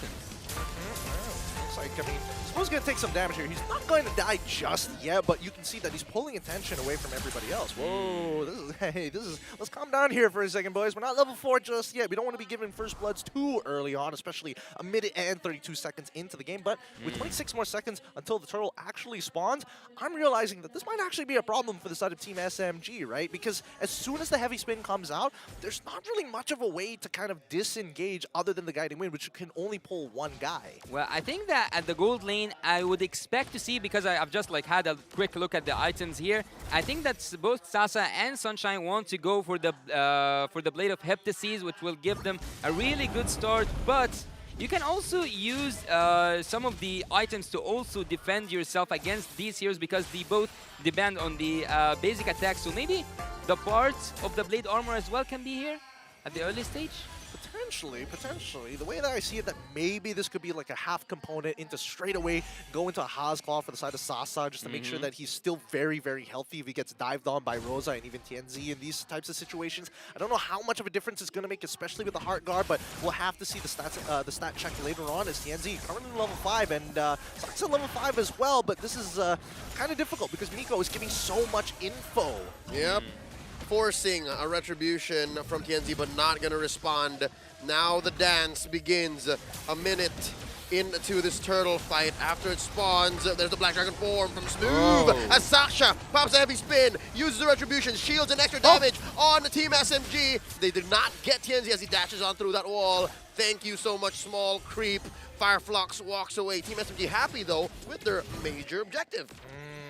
Nicely done, honestly, coming in from Rosa to kind of stop the follow-up from actually happening. Like, Smooth still has his Petrify. Could easily have gone to look for the lockdown target of TNZ against the wall, but still wasn't able to make it in time. Whoa! Forcing a flicker off of Apex 47. He will live. Still no casualties here in this 3.5-minute game in already. Look at how deep TNZ is. Look at he's stealing these little camps. Actually, Team SMG is using their arsenal just to go for Sasa. Again, as the first game, they are trying their best to farm him out to go. Oh, look, they will do it. Sunshine! Flicker's not going to save you, son. Not after we hit you with a heavy spin and everything but the kitchen sink. Oh, that young man has a family. Apex 47 follows on through. Rose is not going to be able to save this duo down bottom. Team SMG, oh, they're feeling it. They're feeling it. I don't know if it was like intentional that they waited to burst down to wait for the Heart Guard to completely go through so that Apex also gets stuck underneath them, or whether or not it was just a little slow to follow up and it so happened to work out. Well, I think that Apex should have cancelled the Heart Guard, because at a certain point it was so obvious that Sunshine will go down. He was just giving an extra kill and a gift, I would say, to Team SMG that he didn't even ask for. Yeah, you know what? I agree. He should have made like a tweet from 2014 and just canceled it, man. I don't know, maybe I actually was zoned out and wasn't looking at the purple buff side of Fireflux. Maybe there were people waiting to respond, and then it was just too little too late. I mean, there was a rotation that was supposed to be coming in from the mid lane, especially Rosa, but unfortunately, wait, hold on. TNZ is kind of deep into the sauce. Gets hit with the Circling Eagle. Apex catches the brunt of that, and Rosa, a lot of wisps. Now Turtle spawns. 1,500 gold up. Team SMG 2-0, clearly in the lead. The Malaysians, Fireflux, have to respond. They're taking it slow. Where's TNZ? Heart Guard already spent in. Sasha holding on to the heavy spin. And there's a DPZ forcing it up. TNZ with the steal. Miko goes down. The Yujong in the skies. Ooh. And Stormy gets a kill onto Rosa. Heavy spin save for the last moment, but Smooth gonna get squashed like a lizard. Kenzie gets double. Sasha goes not in front of his family. And now Sunshine making the most of the absence of the opponent, while the last Kage does the same down bot. Yeah, I mean, at the very least, Sasa knows that Alien doesn't have his ultimate in time and should be able to actually crack open bot tier 1 with no problems whatsoever, but he needs to start supplementing this, right? Mid lane's getting shoved in, top tier 1 has already fallen. Sunshine doing a really good job, and honestly, Fireflux Esports is just playing cleaner due to their communication. Team SMG kind of looked a little like funky and lost. Grand Theft Purple too. They are the victims of Grand Theft Purple. What's going on, Yasu? Actually, Tennessee, again, as I told you, he is the Soul Reaper. He comes in and he gets gets whatever he wants. He got the kills, he got the turtle, he got everything that was offered, and not even offered by Team SMG. And as you said, that was cold in front of his family. They did really nasty job against Team SMG, having everything at that moment. But I'd actually like to point out that Miko previously was annoying. And again, I would say annoying Tennessee, but he couldn't do it as the wild card because he was pretty annoying. Heavy spin on a Rosa. Now Apex thinking about it. Should I or should I not? DPZ not enough. Bye-bye. Sasa takes him down. All right, that's one way to bounce back. It is one way to bounce back, but let's see how many more, because Smooth is losing his Black Dragon form on top side, and that bottom side going to get shoved in as well. Whoa, let's calm down here, Miko. This man is using the Circling Eagle off cooldown at this point. There's no goal difference actually between both teams. So far there's nothing that much to speak about instead of the mistakes that Team SMG are doing. It is! Sasa goes ahead and pops Apex with the Wesker like it's 2021. Ouch, ouch, ouch. That hurts whenever it comes without you even noticing. It hurts. Sasa was in a really good position, and he could find himself and locate himself when there was no vision whatsoever on him. When was the last time y'all saw the shotgun, huh? Wait, answer that later. In mid, DPZ by Rosa. Heart Guard from Apex, saving their star player mid laner. And now the Lord still standing smooth, still does not have his Black Dragon form. Saksha holding on to his heavy spin. Can he get it down? Last turtle, who goes? It's TNZ scoring it. Heavy spin, scored already. No one getting pinned down. Rosa still good. Fireflux wins. If he had that penalty zone there, it was a massacre gonna happen. I mean, it's not just that. Wait, hold on. Sasa is getting actually chunked the heck out here. What happened? Even Saksa as well. Whoa! And he's gonna lose his purple. That's it, he's gonna lose his purple. TNZ, you rogue, you scoundrel. Oh, he takes it. And now Fireflux are 2,000 gold ahead. Yeah, it's not about the goal lead only. It's not about the kills as well. It is about the domination that Team Fireflux are applying. And at this moment, Team SMG are just listening carefully to whatever Team Fireflux has to say. Going into the jungle, it's easy. Going into the backlines, it's easy. Team Fireflux takes everything. Yeah, I mean, if we're talking about just like gold lead, it's only a 2.1k at 8 minutes into the game. That's honestly not that big. But then when you start considering the EXP lead coming in from the side of Fireflux on pretty much every single front, they are dominating very nicely. And this is very much in tune to what Fireflux Esports likes to do. That's why they're on top. Here we go. Stormy stole away the penalty zone, and here they come. Heavy spin, trying to get Rosa, flickering away. Fireflux, wow, an immaculate retreat, and they're still here. Saxa actually, every time he uses his heavy spin, what was he actually aiming for? Every time he cannot catch anyone, by the way, by Tennessee. Miko, all right, Dash is on now, using the flicker. Team SMG clearly on the defensive. Yeah, I think that Fireflux, what they have over Team SMG is just better communication, right? Better chemistry, better comms, because Team SMG have been anti-synergizing themselves, apparently, for a good majority of these games. A lot of the combinations that we're expecting to land does not even get close to connecting. Yeah, the engagement, the disengage possibility that Team SMG is having, they are not using it whatsoever. So Miko so far haven't showed us that insane play that makes Matilda one of the most banned heroes. The same thing can be said about all the members of Team SMG. Even though they have the kills, it's a strategy game after all. It's not a game about kills, it's a game about domination and forcing your brilliant ideas. Right, now as they start walking up to what, whoa, TNZ actually has a lot of damage. Whoa, He's even getting a hard guard too. Vigo with the Circling Eagle, knocking up 3, penalty zone. And the bravest fighter spent up already. Lord at a third of its health. And Fireflux just making space. The Turkish are going to score the Lord here. And the fight continues. Saksha gets a face full of torn apart memory. Down goes Alien. 1 for the Lord. Saksha survived, but just barely. Stormy looking to punish. Fireflux disengages. Was that a worthy trade? I think it is. They still technically won the fight. I mean, considering that Fireflux is the one ahead, it is a lot more worth it for the side of Team SMG. They didn't get the Lord, of course, but it was never going to fall into their hands in the first place, considering the 4-level lead that TNZ actually has over Saksa. But that could have gone a lot worse. Everybody was walking away at basically 10% of their HP. Yeah, Team SMG at this moment, we can say safely that they are buried by that passive gameplay. Never taking any risks means that you will not gain anything. And so far, they are not taking any risk whatsoever. Team Fireflux will keep on marching with their troops, will keep on going into the inhibitor turrets. And actually, this might be a finish, even though it's not Enhanced Lord. So Team Fireflux, with all the ultimates available, with almost all the spells available, they might finish it. Oh. This is one good thing I think Team SMG has going for them. They have good wave clear, and they're still defending outside their base. So I'd say this is far from over. I mean, let's see how many inhibitors that they're actually able to... Oh, Miko still going. He should be getting out no problems. But yeah, as long as Team SMG are able to kind of make sure that their inhibitors, most importantly, are still standing, they can actually start catching up in EXP and looking to contest the bigger objectives, bigger neutral objectives on the map. So keep in mind, the upcoming timer, 90 seconds, that's very important for the side of Team SMG. Gideon, you mentioned the O word, objectives. Team SMG need to get on that train. Not a single turret, man. Own part of the map back so that they can crawl back to get more EXP, crawl back to get more gold. Smooth in trouble. Look at that long way heavy spin. The fight just breaks out like that. And now it's crashing on through the collapse inside the purple buff side of Team SMG. Alien traded out for 2. This is not looking good. Sasa down to a 5th of his health. Goes with the Nibiru's passion. Down goes Stormy. Traded out for TNZ. 3 for 2.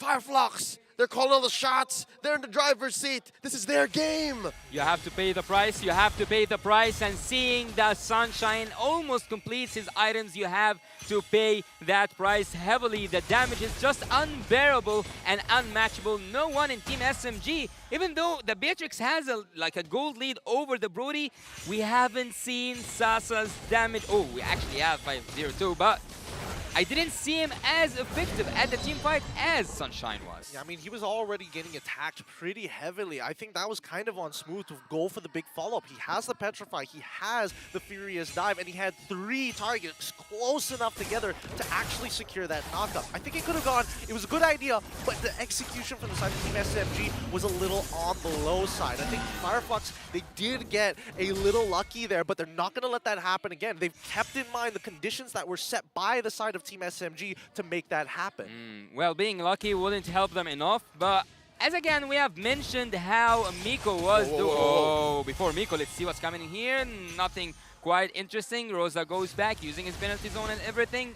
And I would actually say, where is Smooth in this game? Smooth, he haven't actually showed up his Black Dragon's form ability being used to its maximum. You can take that Angela down, you can also take the Sunshine down, but so far, no dangerous gameplay happening from Team SMG. All right, if you're hunting the Angela down, it seems to be an exercise in futility, right? That's the only real target for him is Sunshine. Okay. And that's a lot on Smooth's shoulders. Yeah, not to mention that, I mean, Sunshine, he's already got the Winds of Nature, so even if he does go for that full commit, Sunshine can easily start kiting backwards.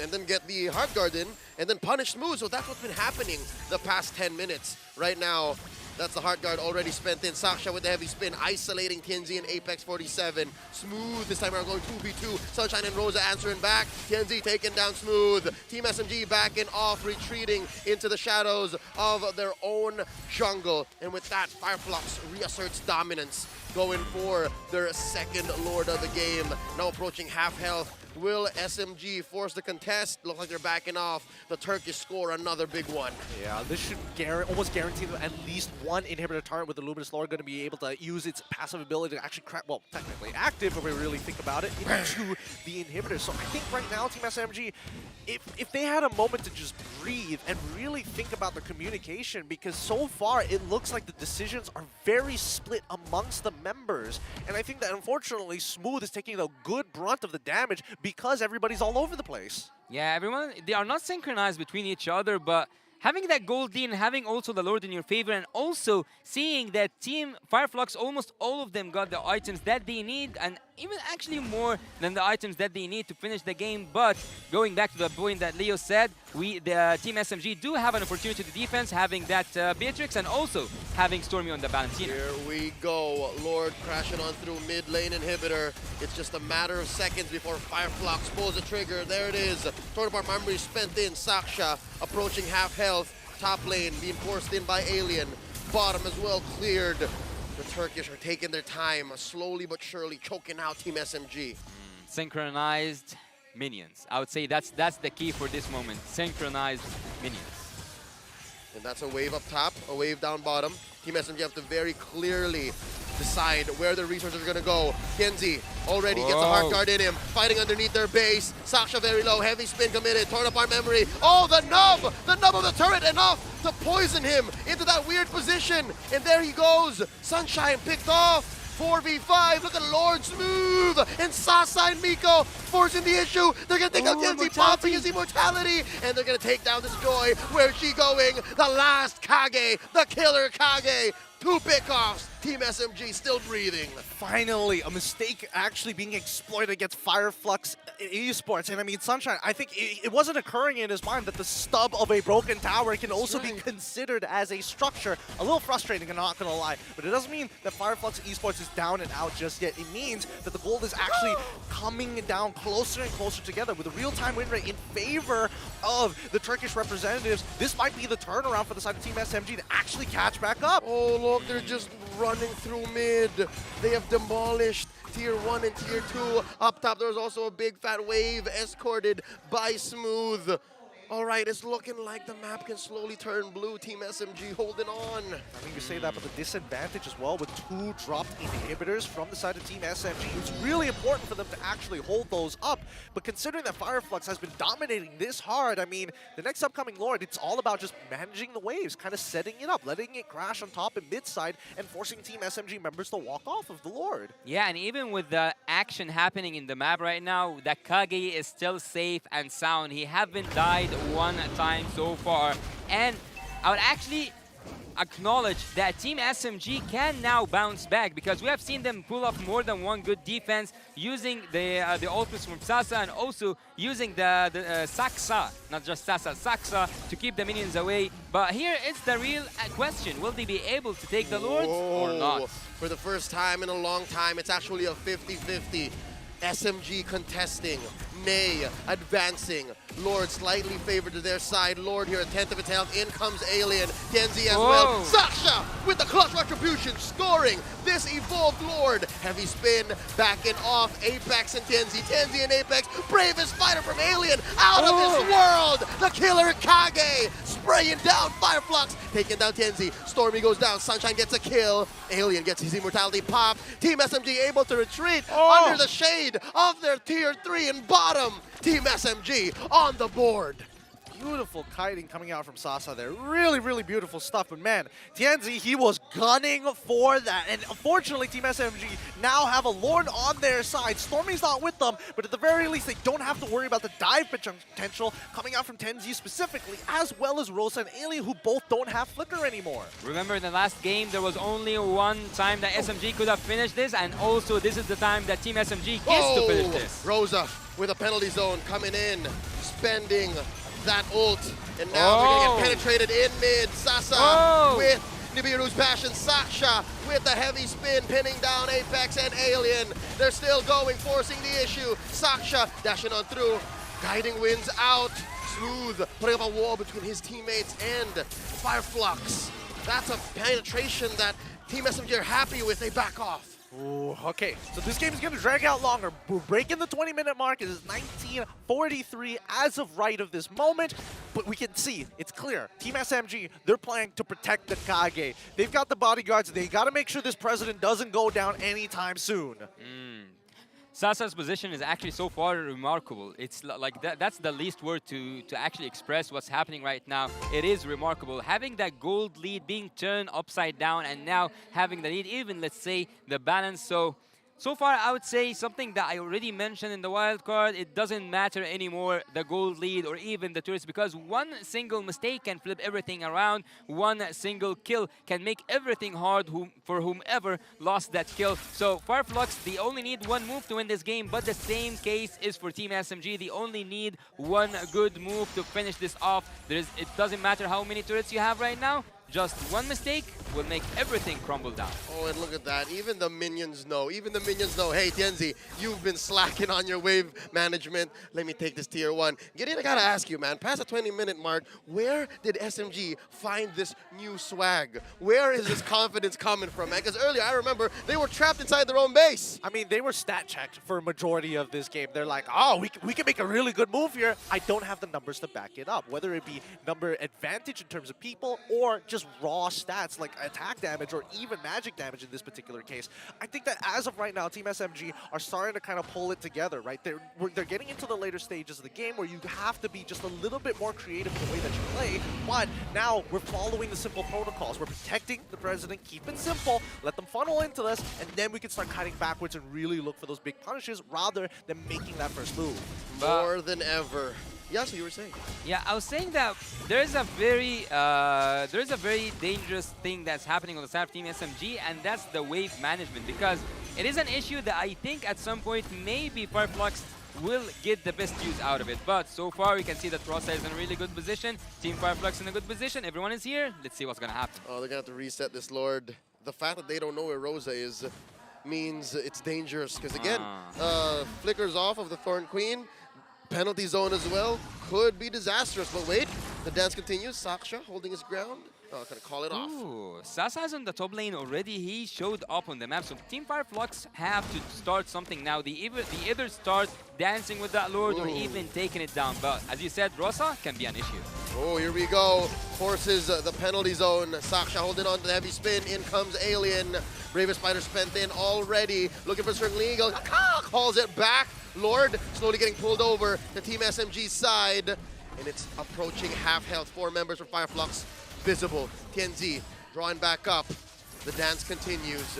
Lord, less than half health here. Where is Team SMG's damage source? Tienzi spots out Sasa. Lord here, less than half health this time around, taking their time. This Lord's dance going much, much longer. Saksha now reacquires his immortality. It continues. Looks like Fireflux is twice bitten, thrice shy. This game is extending for way too long. Tienzi thinking about it. Black Dragon form looking for the full combo. Oh. Tienzi scores it right underneath, and they're looking for the pop-off, looking for the kill, and Rosa gets his immortality taken out. Sasa still dealing a lot of damage. Down goes a Thorn Queen. The Queen is down. The Queen is down. Fireflux down a man. It's a 5v4. Team SMG gonna melt this Lord in mid.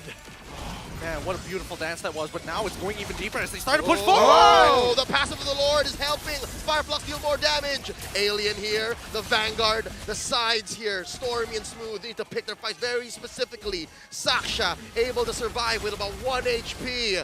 And a Dream still here. Waves crashing through. Fireflux Esports, they smell blood in the water. Smooth and Stormy in trouble. Tienzi gets one. It's a 4v4. Lord still alive. A quarter of its health still in. Nico with a Circling Eagle.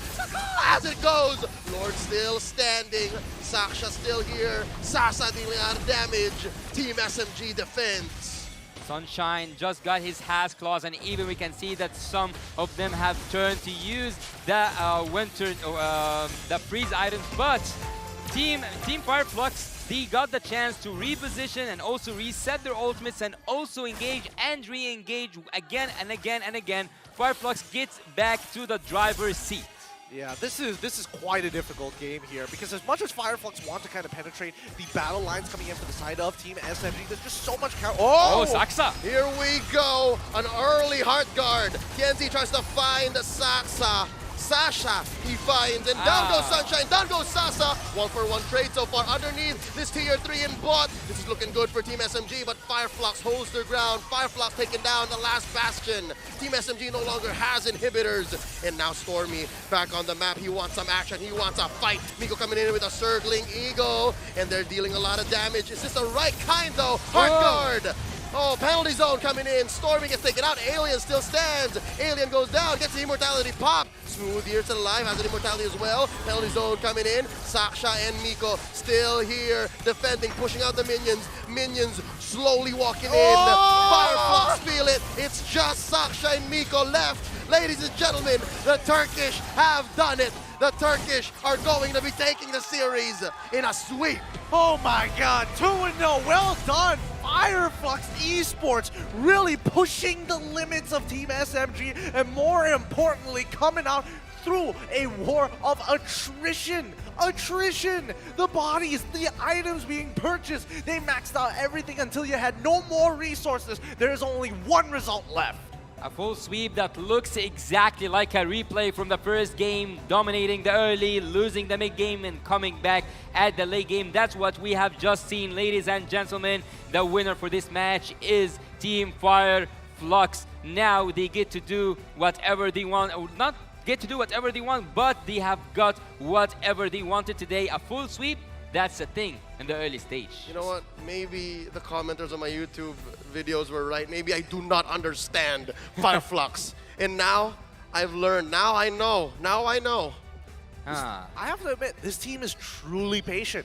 They are they can wear you out so easily with the amount of fighting, and especially with a base fight like that, especially on that defense. Oh my goodness. Should it have been like that? Questionable. But did they come up on top? 100%. But I have a question here. Who was the one predicting the Fireflux would win? You were predicting it for, well, for all intents and purposes, you're absolutely right. But it was a 2-0 and not a 2-1. We definitely got me there. Yeah, I mean, we did have higher hopes for the side of Team SMG, but Fireflux, they have put up an incredible performance thus far. They do actually deserve that victory because they came back and dominated the game, and we will get to see now the MVP of the match. I would say that it was definitely on the side of Team Fireflux. Teneze, yeah, it's Teneze. He did really good on that. The Joy, and again, he is the Soul Reaper, having a kill participation percentage of 92%, and not just that, on his itemization is really good. He worked on that penetration, and he also got the extra damage. Sometimes we have seen him with the immortality, sometimes we have seen him with the freeze, but what was actually most fascinating to me was the times that he chose to engage. Dude, everything that Fireflux did was for TNG to clean up house, right? Even their mid laner, even Rosa was like, you know what? I see ya. I'm gonna pick up the Terizla. Let's do it. I mean, hopefully we get to see this in the highlights brought to you by Grab Unlimited. And personally for me, that's the thing. It's the small micro mechanics that they're really taking into account. And once the ability is down, that's when they look to pounce. Fireflux at this moment, they were losing a lot to Team SMG, and I think that this was the moment where Team SMG could have actually dominated the early game, but they couldn't use the best out of both worlds. They couldn't get the best out of this trade, and we can see here that again and again and again, Teneze is the Soul Reaper, taking whatever he wants. Sasa with a really clean play we haven't seen for a long time. The Kage is here. He haven't died for, he just died one time actually, the shutdown at the late game, but having that mentioned, it was a long game, and he was with a great and amazing performance. Saxa won again and again and again. He was trying, and he managed at some points to take the Lord down. And here we have to see the messy, the nasty team fights where Team Fireflux have used their gold lead in their advantage and got a lot of kills. It's hard to watch, man. It's a lot of missed opportunities from the side of Team SMG. I'm expecting them to have a level of polish, you know? I'm expecting all these global teams coming here for the international to have that level of polish. We didn't get to see that here, and it's clear that at least for Fireflux, they've done this long enough, they've been together long enough to have it naturally. Exactly. And say what you will about Turkey being a developing region. Nah, man, the playstyle and the execution that they're showing here, come on, that's a mid-lane Terizla. That is understanding of gameplay and mechanics unlike anything I've seen in a while. So that alone gives me, you know, the vibe that Rosa should be the secondary MVP, should be the silent worker, in addition to Apex 47, of course. I would actually, in this game, I would give an MVP for sure for Sasa, but if you got to watch the MTC, they were dominant, and now seeing and watching the M5, they have dominated the game, but they were challenged to the limit. But they got, again, to 0, and that was a full sweep. As I said, there's nothing to say about the goal difference. There's no goal difference whatsoever, but it was clean for Team Fireflux for a really long time because they had all the turrets. I think only one turret was up on the bot lane. So Team Fireflux, to a point, were dominating Surge since the early game. So is there something special here? No, Akai going with the tanky emblems and everyone with their normal sets. But Team Fireflux now, seeing that they had the gold lead at the beginning, Brody was dealing a huge amount of damage, and even though Sasa had a lot of kills, they couldn't use that to their best advantage. So Team SMG could have actually pulled off something more better than the kills. They could have used that to their advantage. Actually, I remember something. I had a conversation with you, Gideon, and I said to you that Team SMG can win fights and can get kills, but using the best out of these fights are not as expected, because you can get the kill, but what will you do with it if you don't have a neutral objective after it, or even a turret? I think they call it in the business conversion. Yep, they weren't able to find that conversion. But unironically, looking at Team SMG and as well as Fireflux Esports, it feels like they're kind of mirroring each other to a certain degree. It's like two sides of the exact same coin. They play almost the exact same way. Their picks obviously is slightly different, but the overall chemistry from the side, which cannot be calculated by stats, is beyond, it's immeasurable, right? That's why we're seeing the big difference between the two teams who have a similar style of play. Dude, look at Apex, 100% team fight participation. I was about to say that. To be honest, like I can't hide the fact that I'm in love with the way that this man plays MLBB, right? Who else would have been okay to check that bush if Sasa was ready and cocking the Wesker? Who else? Who else? You said it earlier. You said it earlier. No matter how much you talk about Apex, you will not give him his. What did he? How did you put it? He will not be appreciated as he should. Ever. So Apex having 100% team participation in the team fights, and also actually on the other side, Miko had also 100%. So both of the rumors were doing a really good job, but it was all about the mistakes. And Team SMG, no matter how much or no matter how many times they are in the lead, they don't get any use out of it. It's a sad way to put it. It's all about the mistakes. It's true. No, honestly, it is true. If you're being brutally harsh about this, and it comes down to it, that they don't look like the same team like we saw them in the regular season. You know, something has happened in between that is causing either a rift or just looking a little awkward, right? Any thoughts on this, Leo, or do you feel like this is like as expected? There's got to be more to Team SMG. I still believe in Team SMG. Again, it's in their name. Still moving under gunfire, and this is quite the...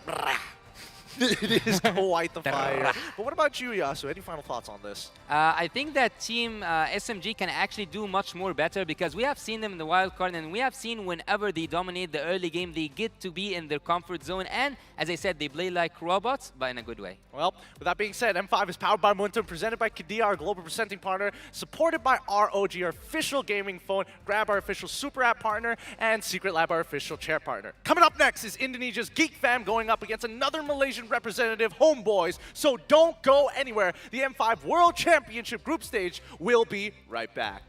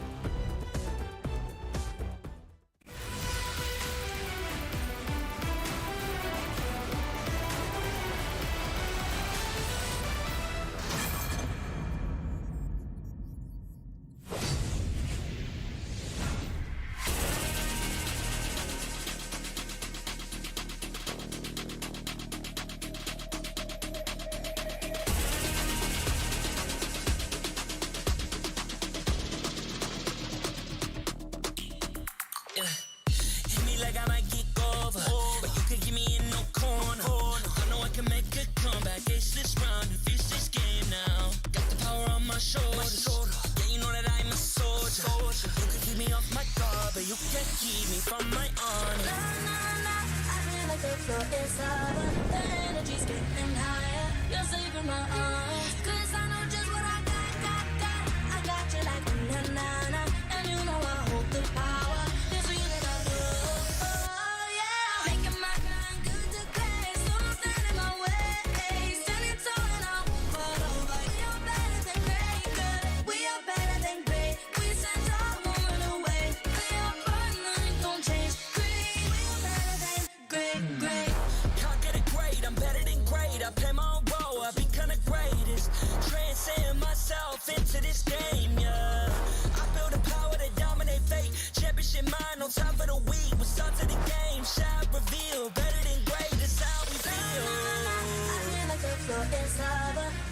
energy's getting higher. You're saving my arms. 'Cause I know just what I got. I got you like na-na-na. And you know I hold the power. This feeling I know.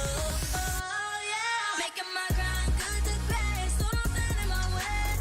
Standing tall and I won't fall over. We are better than great, girl. We are better than great. We stand tall, won't run away. Lay our firm, nothing gon' change. Great, we are better than great, great. If we stand tall and believe we can make it, you and me, with a sense of urgency, you'll see I'm better than great. I'm better than great. Oh yeah, yeah. Oh, I'm better than.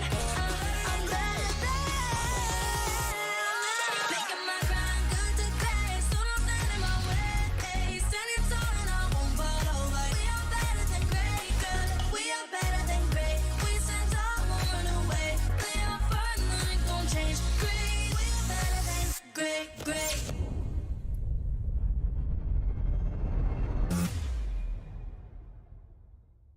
I am the #1 seed, the champion of the arena.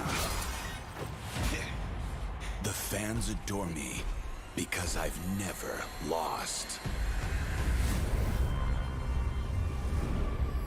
Yet you are afraid. Afraid that you will lose everything.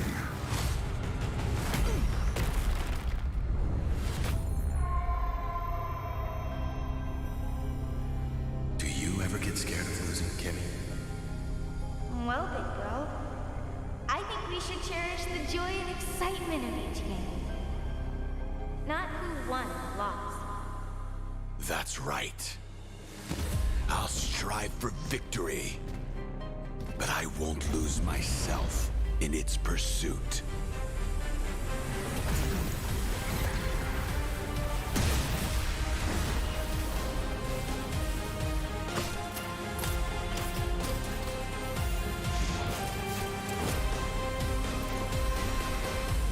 World Championship. I'm back.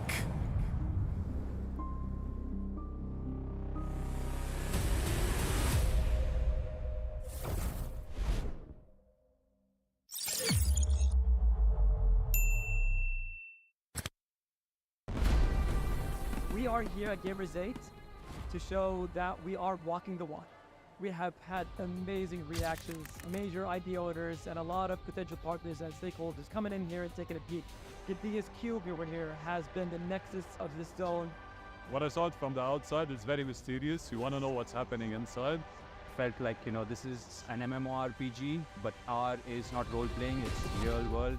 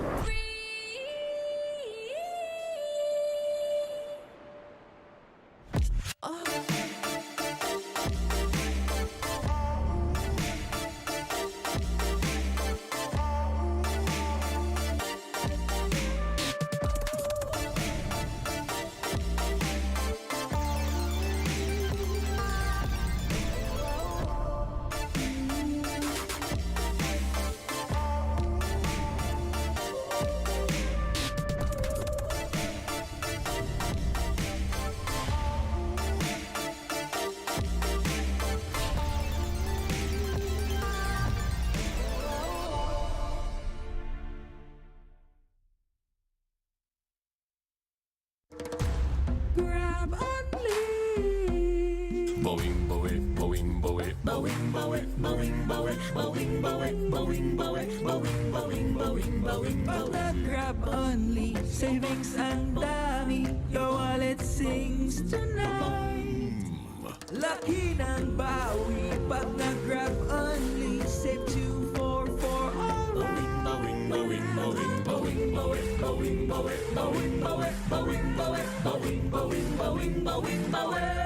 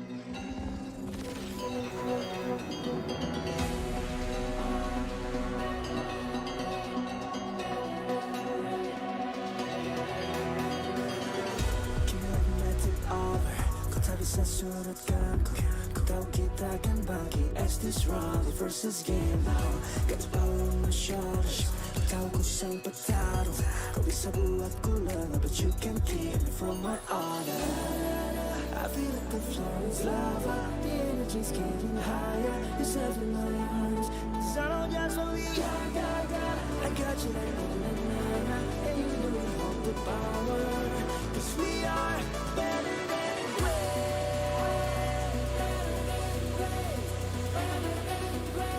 Cause we are better than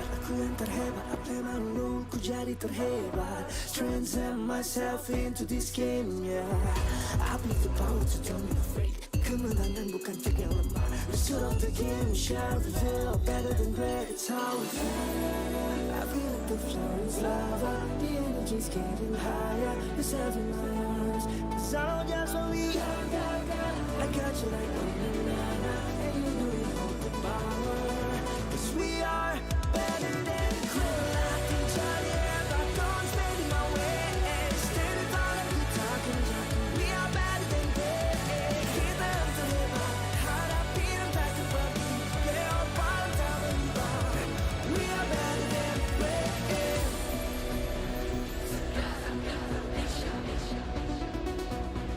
Cause we are better than great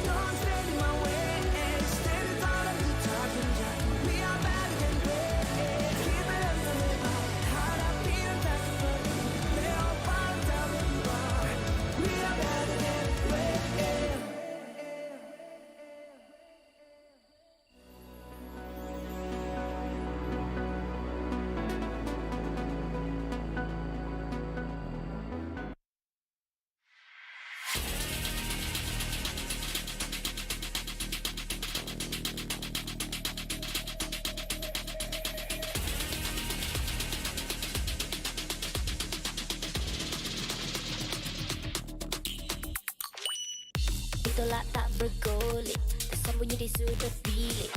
Ku mampu melawan balik, stay strong masih yang terbaik. Kuasa ada di bahuku, kau tahu aku soldier.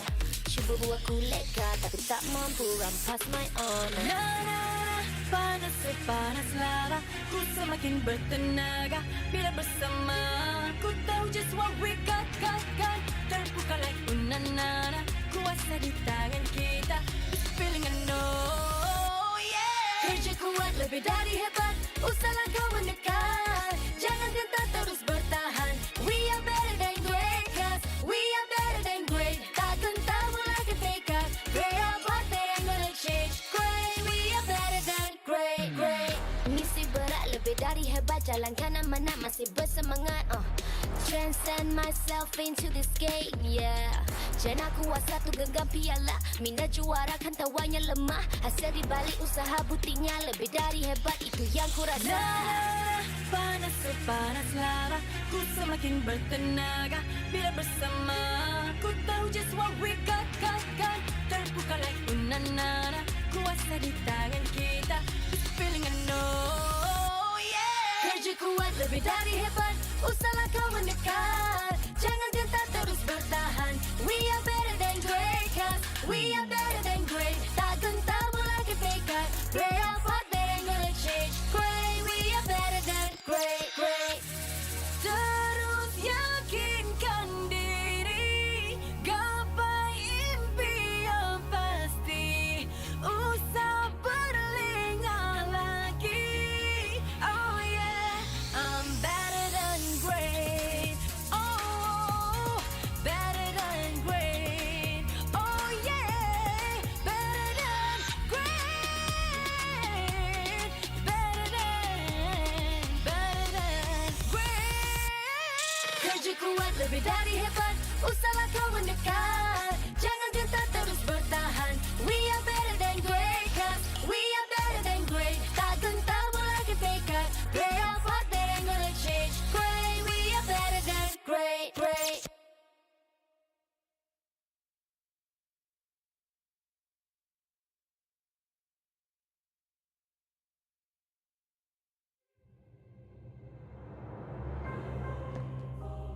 The Shadow Dragon was once my biggest weakness, but now it's my most potent weapon.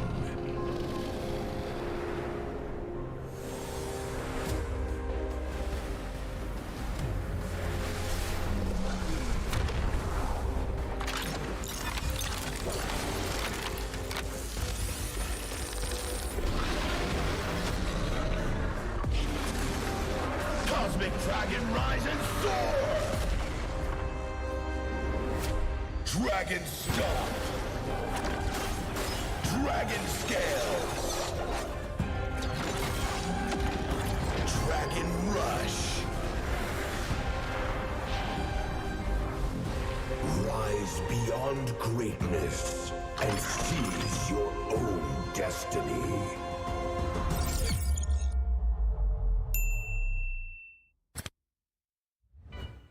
Tonight, we celebrate MLBB Esport. Do the kaldak! Do the kaldak! This is the Suman Challenge. Go! Oh! May jao ne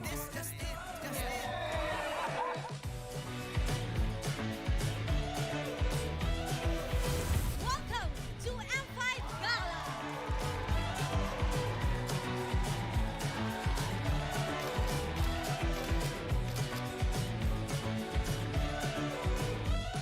Guess the Hero Challenge. Lapu-lapu, Iritel, Franco, Nana. Nana. Best dressed team. Best dressed Super Marco.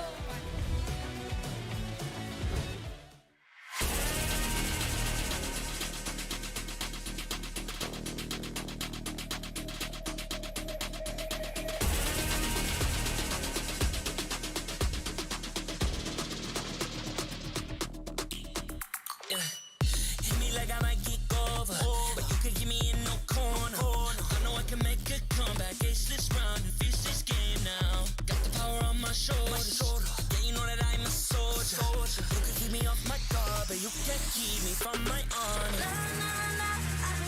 floor is lava. The energy's getting higher. You're saving my arms. 'Cause I know just what I got.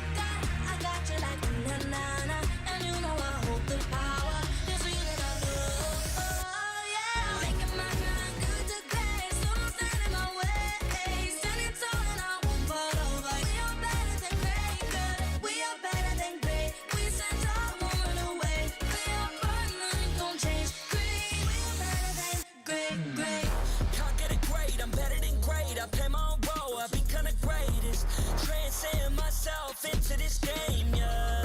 I build a power to dominate fate. Championship mind, no time for the weak. We start to the game, shine, reveal. Better than great, that's how we feel. I feel like the floor is lava. The energy's getting higher. You're saving my arms. 'Cause I know just what I got. I got you like na-na-na. And you know I hold the power. This feeling I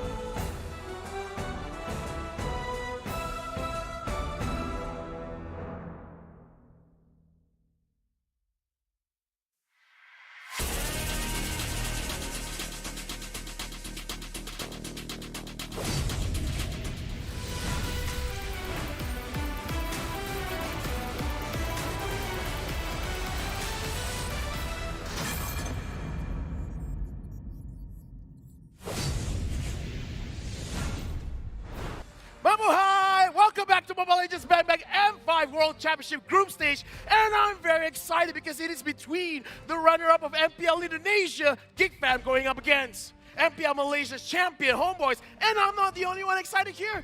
My name is Afel, alongside with me is Yasu and... Wolf. Oh. Yeah. Yasu, give me some space.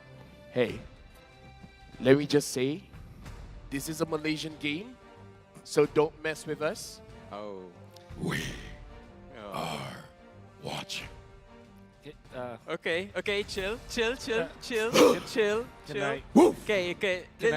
Let's start it this the right way. Welcome to M5. The M5 World Championship is powered by Muntun, presented by Kadia, and supported by ROG, the official gaming phone grab, the official super app partner, and Secret Lab, our official share partner. Thank you to our lovely sponsors. M5 will not be possible without your support. And thank you, Lafel. Need I remind you that you are actually in the Philippines right now? Hey. A special shout out to our global presenting partner, Kadia. Kadia is a giga project, a city. Imagine that, a city that's being built in Saudi Arabia. It is the future capital of entertainment for sports. Entertainment, sports, and culture. Don't throw me off. How dare you? Not doing nothing. Well, let's talk about people who are doing something. Yeah. Look at Kadia. They aim to change the world of gaming and esports. Don't forget to follow at Kadia Gaming on Instagram, Twitter, and TikTok. Stay tuned to their social media pages to find out more about the giveaway. Also, even though Wolf is an analyst, don't just stop at the best hero builds and combos. Get ahead of the competition. Rich Mythic, Mythical Honor, Mythical Glory with the Secret Lab Titan Evo gaming chair outfitted with pro-grade ergonomic features, engineered for maximum performance. And shop match-winning comfort and keep yourself at the top of your game now. Match-winning comfort, something that the Filipinos are very much used to. Sure. Anyways, we are gonna witness an amazing match here. Because again, it is going to be between Geek Fam going up against Homeboys. Now, since you're an analyst, I'm assuming you know a lot about Geek Fam. Oh, not analyst for the team. I meant like in general, Yeah. as an analyst. So you know a lot about Geek Fam, right? Fair to say, yeah. We got to talk about redemption or domination. Because during MPLI, Homeboys did well against Geek Fam. What'd you think about that? Was that just luck? Is it just because it's a best-of-1 series? What's going on? Yeah, you know, interestingly, I was able to talk to Geek Fam and their players. What? Yeah. You got connections? Yeah, because Mark is there, Valoy is there, and like Luke is a friend of mine, you know? Yeah, they're friends, you know? They're good friends of mine. Yeah, it was more of them getting used to the gear that they're using, that of course they're still fatigued after their grand finals run, you know, so that's the reason why it happened. All right, and again, it is domination versus redemption. We got to look at Zorn and Beloyski here. Can Beloyski redeem their MPLI loss, or will Zorn establish dominance at M5? I got to ask Yasu, you've seen how Zorn plays. Do you think he can do well against Beloyski? Well, look, I actually had the statement Luke is earlier the EXP, on. sorry. Yeah, Luke is the EXP. That's what? Right. Sorry, I'm throwing you off. Okay, talk about Zorn. Okay, so Zorn actually is one of those players that I expect to see as one of the best roamers during this tournament. So I have a high expectations for Zorn because I had this opportunity to share the disc even for a little bit at MPLMY, and he's performing just as perfect as he should. All right, now here is a quote from Zorn. Personally, it shocked me because I thought we were going to lose against Geek Fam. Now, Zorn, I can say a lot about this guy. If Wolf is public enemy #1 in Malaysia, I would say Zorn is public enemy #1 in the Philippines. That's right. But I gotta say, Zorn, honestly, like if you know him personally, he's a pretty chill guy. Yeah. Imagine him being in MPL Malaysia for all 12 seasons. Yeah. Imagine waiting 12 seasons, and this is the very first time that he's going to the world stage. And the thing is, this might be his last. Because he has to retire soon. And I gotta say, there's a lot riding on his shoulders. Yeah, I'm sad about Zorn because he is the veteran. And I think that he played for Geek Fam Malaysia, Yes, right? he did. And he's actually the voice And of the face. well played, yes, bro. yes. Well played, bro. Yes. That's why I love Zorn. I think for me personally, I am rooting for Zorn in this matchup. And if you're gonna ask me what I think about this particular matchup between Geek Fam as well as Homeboys, I have proof that I voted for Homeboys to win 2-1. Oh. So I vote for Geek Fam. What are you talking about? What about you, Yasu? Well, I will say my expectation about this game. I think, if I'm not mistaken, it's a 2-1. That was my vote. But I have a question. This is the first time we share a desk together, Lafel, and there is something that's quite interesting. How does your curse work? My curse works that whichever team I'm going for, that's the team that's going to lose. So who are you voting for? Homeboys. You think Homeboys gonna win? I disagree. Geek Fam's got this. Look at the history, man, because we gotta talk a little bit about the history, right? Because Homeboys and Geek Fam, if we're looking at a ladder, right? #1 team at the top. Okay. They missed the step quite a few times, all right? They were at the bottom of the stands for a very long time. And now both teams climbed up and now champions and representing their countries. But with that being said, history. We got to look at the present. We got to go back to stage because we're going to introduce the Marshals.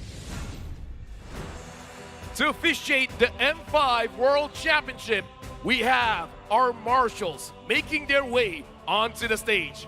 They are here to ensure the fairness and integrity of our games.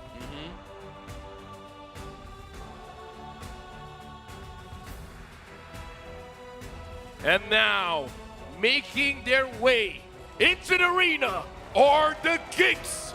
Their tenacity and adaptability serve as factors to represent Indonesia in the World Championship stage.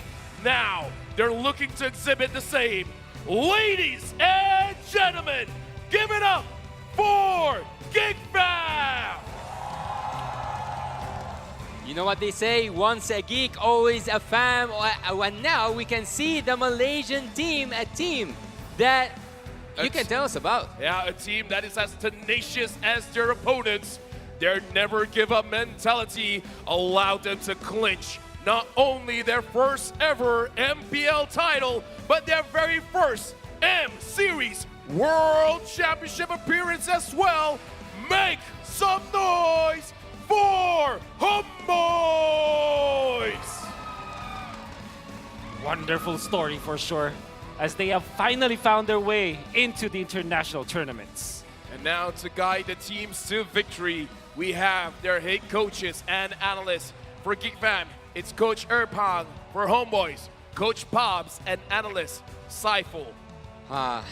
Now we can see that everyone is ready. Everyone is going to compete to see who is going to be better than great. Will it be Team Homeboys and they will bring that victory home? Or will it be for the Indonesian Giants, Team Geek Fam, who came all the way through here from Indonesia to prove that they are, yes, the runner-up, but yet they have a lot to offer so far. And speaking of both these teams, both of them kind of have the same strategy. They dominate the early game. And they also have their imports as well. That's Mark and Boloyski going back to the Philippines, presenting themselves. There was a time where the camera actually zoomed into both Boloyski and Marky. They look very happy because now they're back after 1.5 years. They're back in home soil, performing as the representatives of Geek Fam. With, of course, Nael, Luke, and the boy.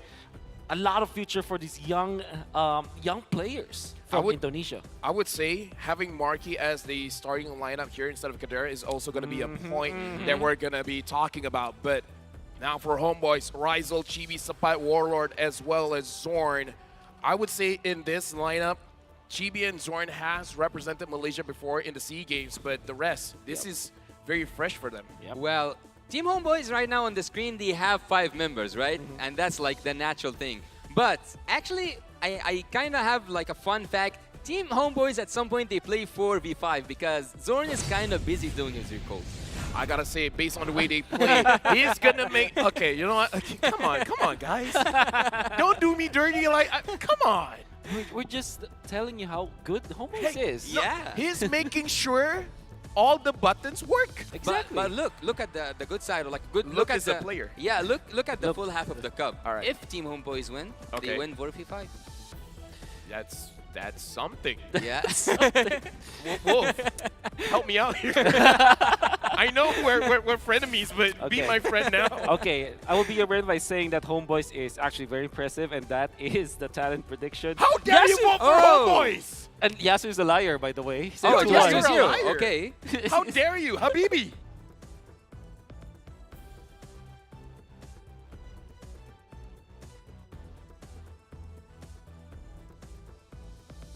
But Okay. Team Homeboys currently can make it to 2-0 because for me personally, at least, I believe that, and it's still so early though, but I believe that this is the dark horse. You might disagree with me, you might agree with me. You have just seen Team Fireflux having a full sweep, but I have high expectations for Team Homeboys. Yeah. You know what? I think I do have also the high expectation for Team Homeboys. I think that they can win against Geek Fam because I was able to talk to Marky, and surely there were a lot of problems that they had to face during MPLI. Had a podcast with him. Watch it out on watch for it on my YouTube channel. Plug. Nice plug. My podcast. But anyways, Marky basically painted the picture that they were having a lot of there were some challenges during MPLI, but at the same time it was they weren't like hiding strats, or they're not like Okay, come on. Yep. What is this? Okay. Typically Zorn, legend has it that Zorn could recall 25 times in 0 seconds. Oh, come on! Who's the script writer? 25. That's impressive. You know That's what? actually good. Well, it's actually so impressive for me whenever I see the camera Don't zooms talk in to me about Zorn. 25-0, come on! Well, he have to break a record talked though. about 25-0 against RSG. Nobody talked about that. It wasn't O though, right? It was O? I don't know what you're think there talking was about. I don't know what you're... No, there's no memory of that. Are you transforming? If you transform Lafel, what form will you exhale. transform into? Inhale. Yes, there you go, there you go. Well, Team Homeboys, actually, I think that there's also one more record that Zorn needs to break here. I think that's the recalling record against Sans. Yeah, Sans apparently. Yeah. But I think Sans kind of slowed down a bit. How about Leo Murphy? So let's talk about the game, right? So let's see. During MPLI, Homeboys did kind of good. Do you think they used all of their strength during MPLI and now for M5 they got nothing? Homeboys, you mean? Yes, Homeboys. I don't think so.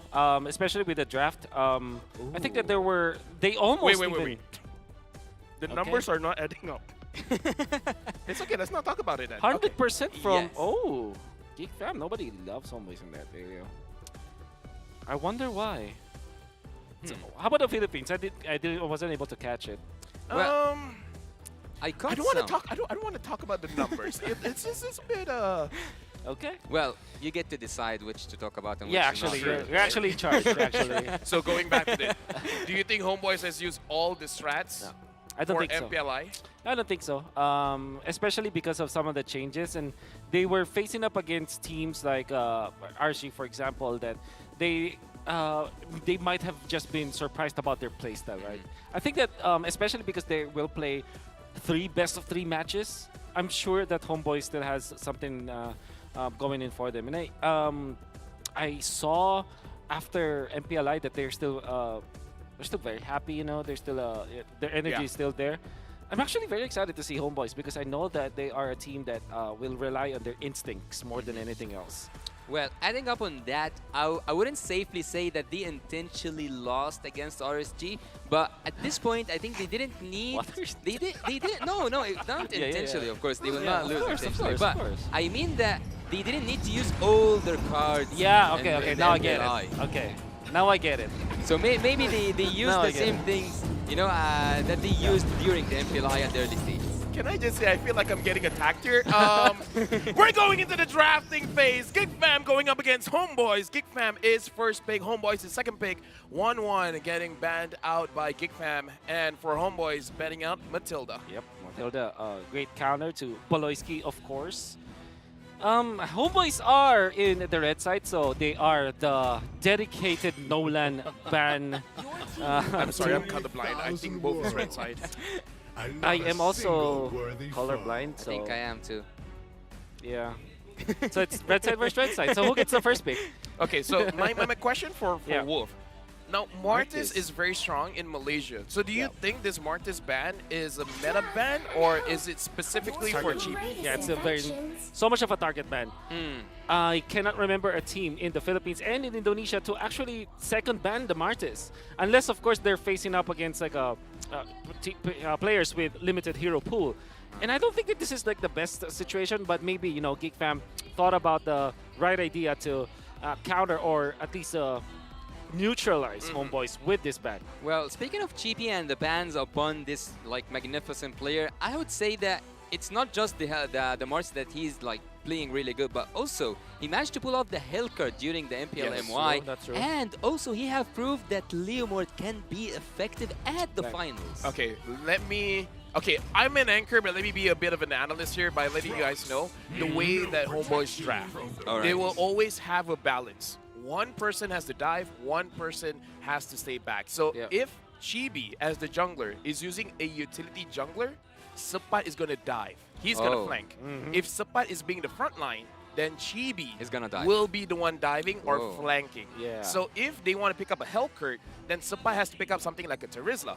If they want Sapat to use something like a Paquito, then we can see a Baxia, a Akai, something like that for Chibi. It kind of feels like they're kind of compromising, not really compromising, but kind of relieving each other's jobs, basically. So it's job-based. Joy, Nolan, Arlott, they're all open.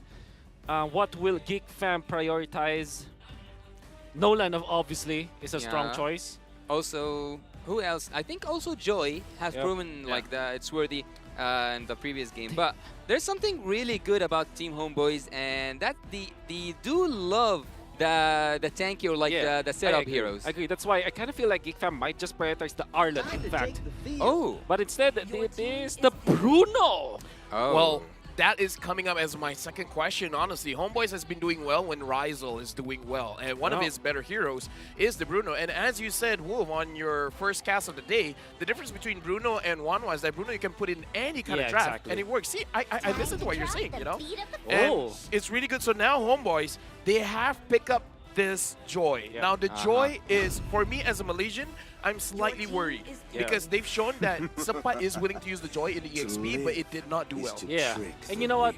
Thank you so much, Yasu, actually. I don't know why you had to give me this. You can actually just say it. Riser's 91% in MPL MY.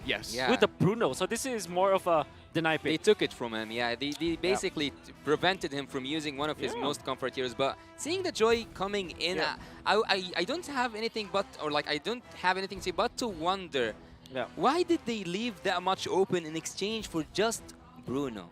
Well, oh no, legit. I kind of feel like playing the game myself, Bruno is one of those heroes where you don't have to think. Which improves your gameplay because you have time to think about everything else. And the thing is, when Bruno, a situation happens. Imagine a big fight around Turtle. No one is handling the lane at all.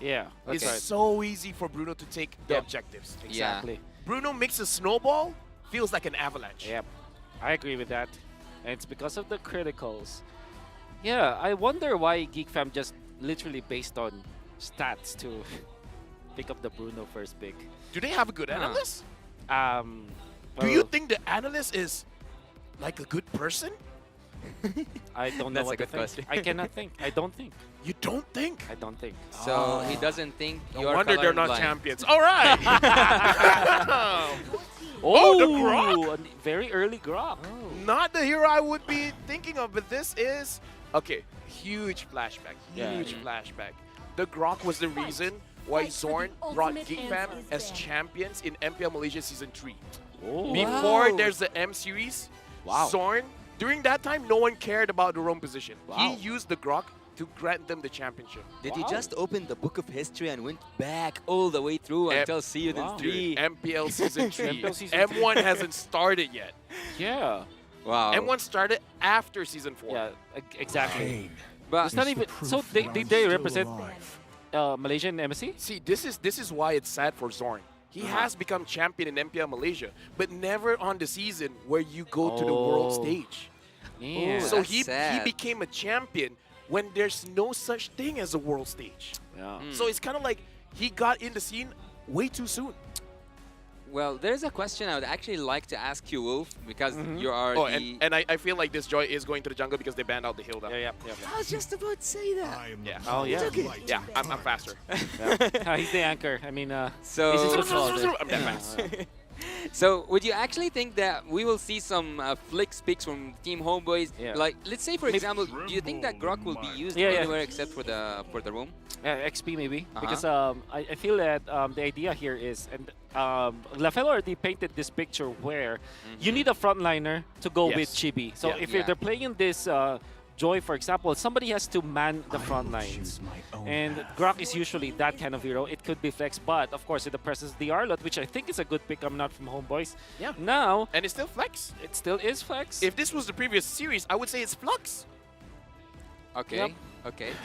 I'm sorry. I would say it's Fire. Yeah, thank you very much. Yeah.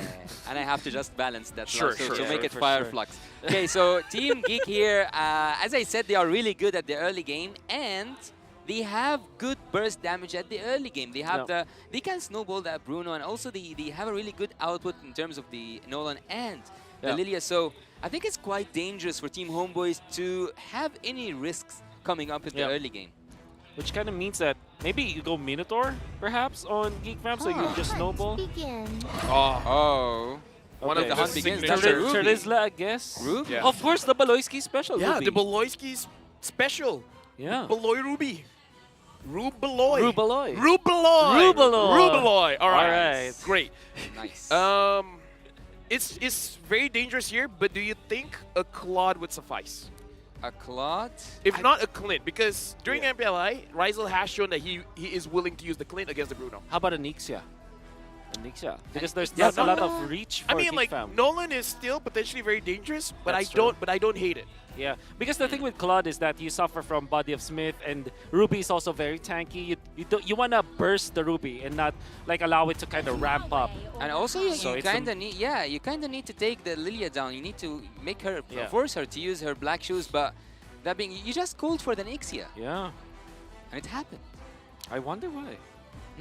I was able to. Is pick up he the- too good at what he's doing? You should try You him for a think? team. You think? Yeah. You think so? I feel like you do have the potential. But speaking of potential, after seeing the drafts, Wolf, your initial impression for both teams, is it going to be more balanced or more one-sided? Like, especially now since we see the numbers. Okay. I think it's balanced. Maybe the only hero that's kind of out of place is the Grok, but at the same, and I'm saying that because there's Lilia, right? Yeah. With Lilia is a problem for a roam Grok because of the amount of damage that it can output to the Grok, but obviously like there's Iksha that kind of forces Nolan to go back.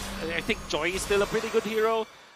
Despite the fact it's more late game, I would say, for the side of Homeboys, or early game for the side of Geek Fam. So, in general, I would say this is a quote-unquote balanced draft between two teams. Well, both teams have done it all the way up until now. This is their moment to be or not to be better than great, or to be unable to compete with the best of the best. Team Homeboys goes up against Team Geek, and look at Zorn. He's just going to annoy Neil at the early game. He will take the Retribution out. He didn't take that Retribution out, but he might lose his life. That's too early. That's too early. That's too early. First blood for Team Geek, fam. Hey, you know what? You did say Homeboys plays 4v5, so this should not bother them, right, Wolf? Yeah, for sure. They did kind of force out some rotations from a boy, and the flicker was also expended. But they didn't stop the farm from Nail. And the only good thing here is that Chibi is uncontested. So the Joy having a great time in the early game, that's always a good sign. So right now, honestly, the way that Homeboys is playing the game is really for Zorn to slow down everyone from Geek Fam, giving an advantage to Chibi, but right now Zorn. Not having that flicker will punish him so hard. Zorn goes down, but he might just lose many bodies. Chibi manages to get that kill alongside with Warlord. The tie. Everything, it's 1-1. 2-1. Oh, they tied the team fight, but not the score. Yeah, but Chibi getting level 4 and getting a kill means that I believe that in the first turtle fight, he might be level 5. Nail, fortunately, though, 1-0-1. The fact that he didn't die, though, that's a massive escape coming out from Geek Fam. Right now, honestly, it is going to see Homeboys, the way that they play throughout is controlling the river. They want to make sure they secure the turtles, the lords, and then translating all of those advantages to team fight victories on the side lane, and then eventually just dropping all of the turrets down. With this kind of setup, well, do you think that they can do it, especially now, Senpai at the top lane? It looks like he's struggling just a little bit. He's running for his life, but he just made it in time. Team Homeboys goes back and they will lose. Well, they Sip did out for the turtle. They did force out the final slash, but also the ultimate coming out from a boy. And I think that Sepat has a lower cooldown, but they weren't able to get into position for the fast turtle of Geek. Yeah, Zorn cannot just escape. His flicker being burned early is just punished so hard. Right now, honestly, it looks like Homeboys, they have to slow down their pacing. Now, honestly, Wolf, is it fine for them to slow down, or is this a big detriment for them? Should this draft be working a little bit faster? Homeboys, I think no. Geek Fam definitely yes, because they want to take advantage of their early game composition.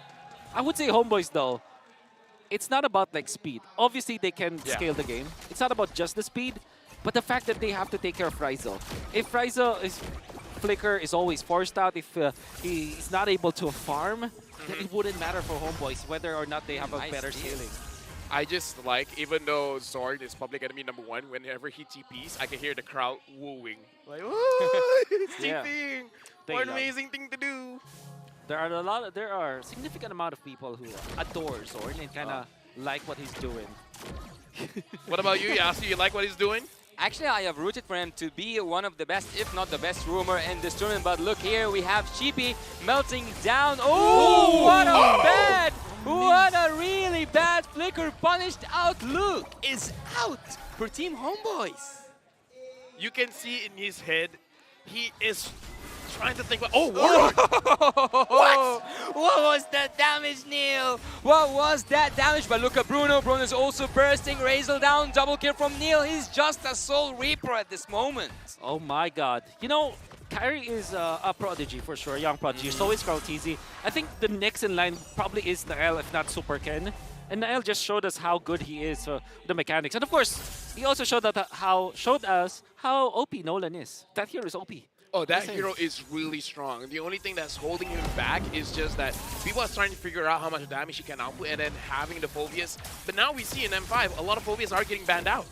The electrifying beast must be triggered by Chibi, but just in the time to do so. Peloyski is trying to find that opening, is trying to find his way through. A window can be created for Team Geek Fam by the final slash here, and Zorn with a flicker ultimate manages to make everyone in a crowd control position. No one can move. When Zorn speaks, look at Chibi. He might get Peloyski, but he decides to go back. Luke goes back as well. No casualties, only a turtle is down for the side of Team Homeboys. It's going to be really good for Homeboys, but they did give so much outer turret energy shields for Marquee. Maybe that's the only part where Geek Fam had an advantage, but man, Homeboys. But this is part of the reason why we were talking about how Bruno was heavily prioritized by the teams, just because you leave Bruno for just a bit.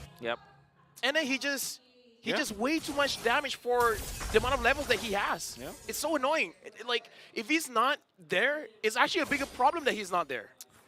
Right, in the early stages, right? Like, because it means if it's a 4v5 scenario, that means you're that losing somewhere. Exactly, no Chibi. You might also lose your life here, but he managed to make a hook. Look at the Beloyski. He managed to make Nail escape. And Zorn is actually now in his comfort zone. Recalling likes, that's Zorn. No, here's the thing. If he has the wild charge, he's more confident. Because even if he doesn't have the flicker, he can just bulldoze away. How great is this? He's facing Geek Family's former organization. He pops the well played bro sticker. No. Do it the Zorn way. Well played, bro. Exactly. It's great. And You're I think great. He is the only one that can You are actually do better it. than great. You are better than great. Thank you. I hope my mom hears that. Anyways, Ryzel now, down in the bottom lane. Homeboys, they're losing, but not by much. Only the difference is like 500 gold.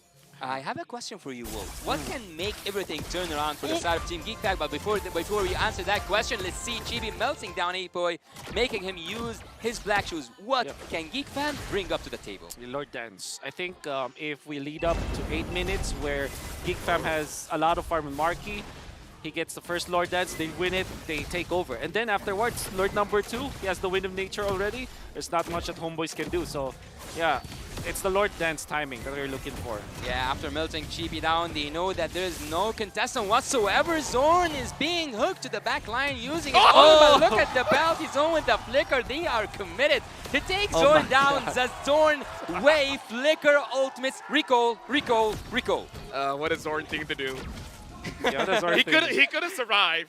What do you call recalling in what do you, because I know that in Indonesia they call it like tas tas tas tas tas. In the Philippines like TP TP TP. So what? Same as Indonesia. Tas tas tas tas. Yeah. Yeah. Or we just say recall. Recall. We don't say TP that much, honestly. Yeah. In Malaysia we don't it's say a very TP. Filipino thing actually. Anyways, going back into this game, I was talking about the goal lead wasn't that far, but now it's 1.3k goal lead for Geek Fam. Especially now that they have the Bruno, should they be start to moving together to make sure that they can basically grab all of the neutral objectives? Because right now, even though it's 7 minutes into the game, no team has gotten a turret just yet. Yep. Okay, so to answer your question, yes, Lord Dance should be the next priority for Geek Fam. And like I said, first Lord Dance, they will not have the Wind of Nature, but they will get it the second time. And it is their way to kind of match up against Rizal. Maybe another big item that they're looking for is the third item for Nael, because that means that they can burst down the member. Oh! Uses that immortality really, really clever. Yeah, right now Zorn is opening the map, giving vision for Homeboys, but at this point of the game, it is very dangerous for Zorn to be honestly showing his face, even though he does have the wall charge, but what are you going to use it for? Because you're just giving space for Rizal, but Rizal looks like he's not there yet. He's not really able to 1v5 the team just yet. Yeah. That will be a big ticket combo later on with the Wild Charge plus the ultimate of the Ixia. Then you mix in the ultimate from Chibi. The fact that they have the Fire Mist to go with it, it allows Rizal to kind of be aggressive in that regard. I do want to see Warlord being aggressive because this is one of his signature heroes in MPL Malaysia, but lately he hasn't really been all that commanding just yet. It looks like he's being a little bit more passive. He's actually he's taking so much risks. If you look at Warlord, he actually reveals the bush himself.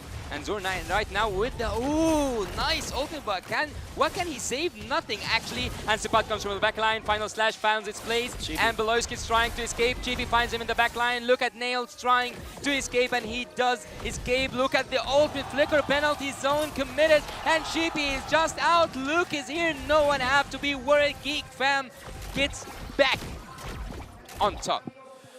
Great play coming out from Geek Fam actually for the counter. I would say the Homeboys, nice jump coming out from Sepat, but that kind of, that was an overextension coming out from Chibi. Surely he did take out Paloy, but Paloy is just a roamer.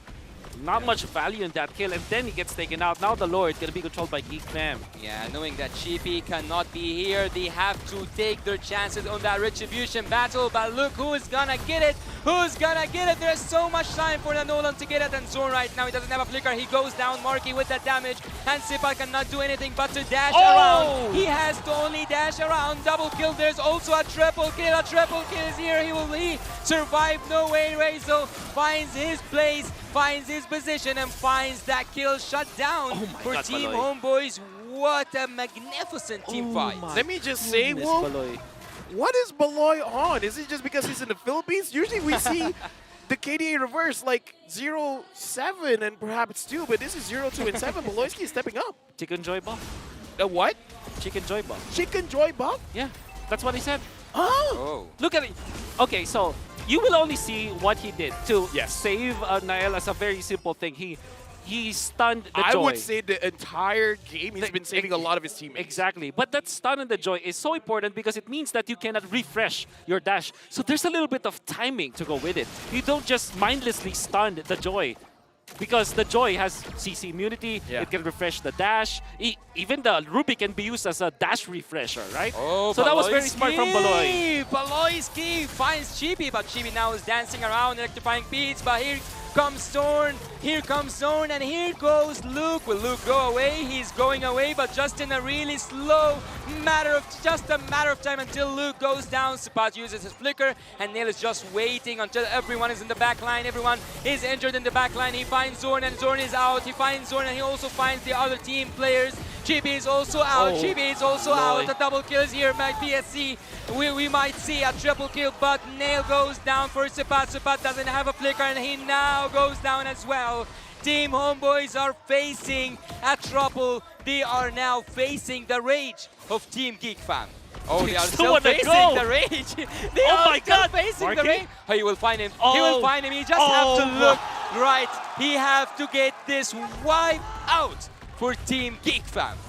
I just gotta say, Warlord has to find a way to reset because throughout this entire match, honestly, the NetherRealm hasn't really been helping out the team because he's always uses it at a very wrong timing and on the wrong people. And I gotta say, Nael is actually super duper aware of that happening because he actually isolated the guy that's not in the zone of the NetherRealm, then he takes him out. Oh, Zorn might be the one who is out. He will be getting out of that or not. It's so hard to go out of it. And again, what was that NetherRealm? Like I said, man, this is Warlord's signature hero, but ever since MPLI, it looks like, I don't know, is something lost in translation within the communication? Because it doesn't look like he's in that great of a shape just yet.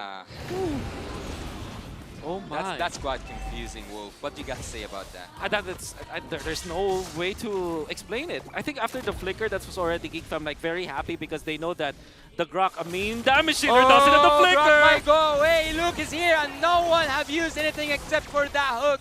And except for that Ruby, the signature hero, as you guys said, the Beloyski special. He is the one who's tasting the most out of it. Zorn is out again and again and again without any trouble to have whatsoever for Team Geek Fam. Team Geek Fam now are just taking that Lord safely. Sapat is here, and maybe Chibi will try to get a steal, but it's too early to go inside the turtle area. Sapat in the back line. Marky is trying to deal a lot of damage, and he does deal a lot of damage. Team Geek just dominated that Lord area. Yeah, and again, it looks like Homeboys, they're a little bit unsure what they're going to do because I feel like Ryzel is doing something else. Chibi is doing something else. And I feel like Warlord, he was thinking whether he wants to use the NetherRealm or not. Oh, Chibi finds Nail after he wanted to try to go for an extra purple buff.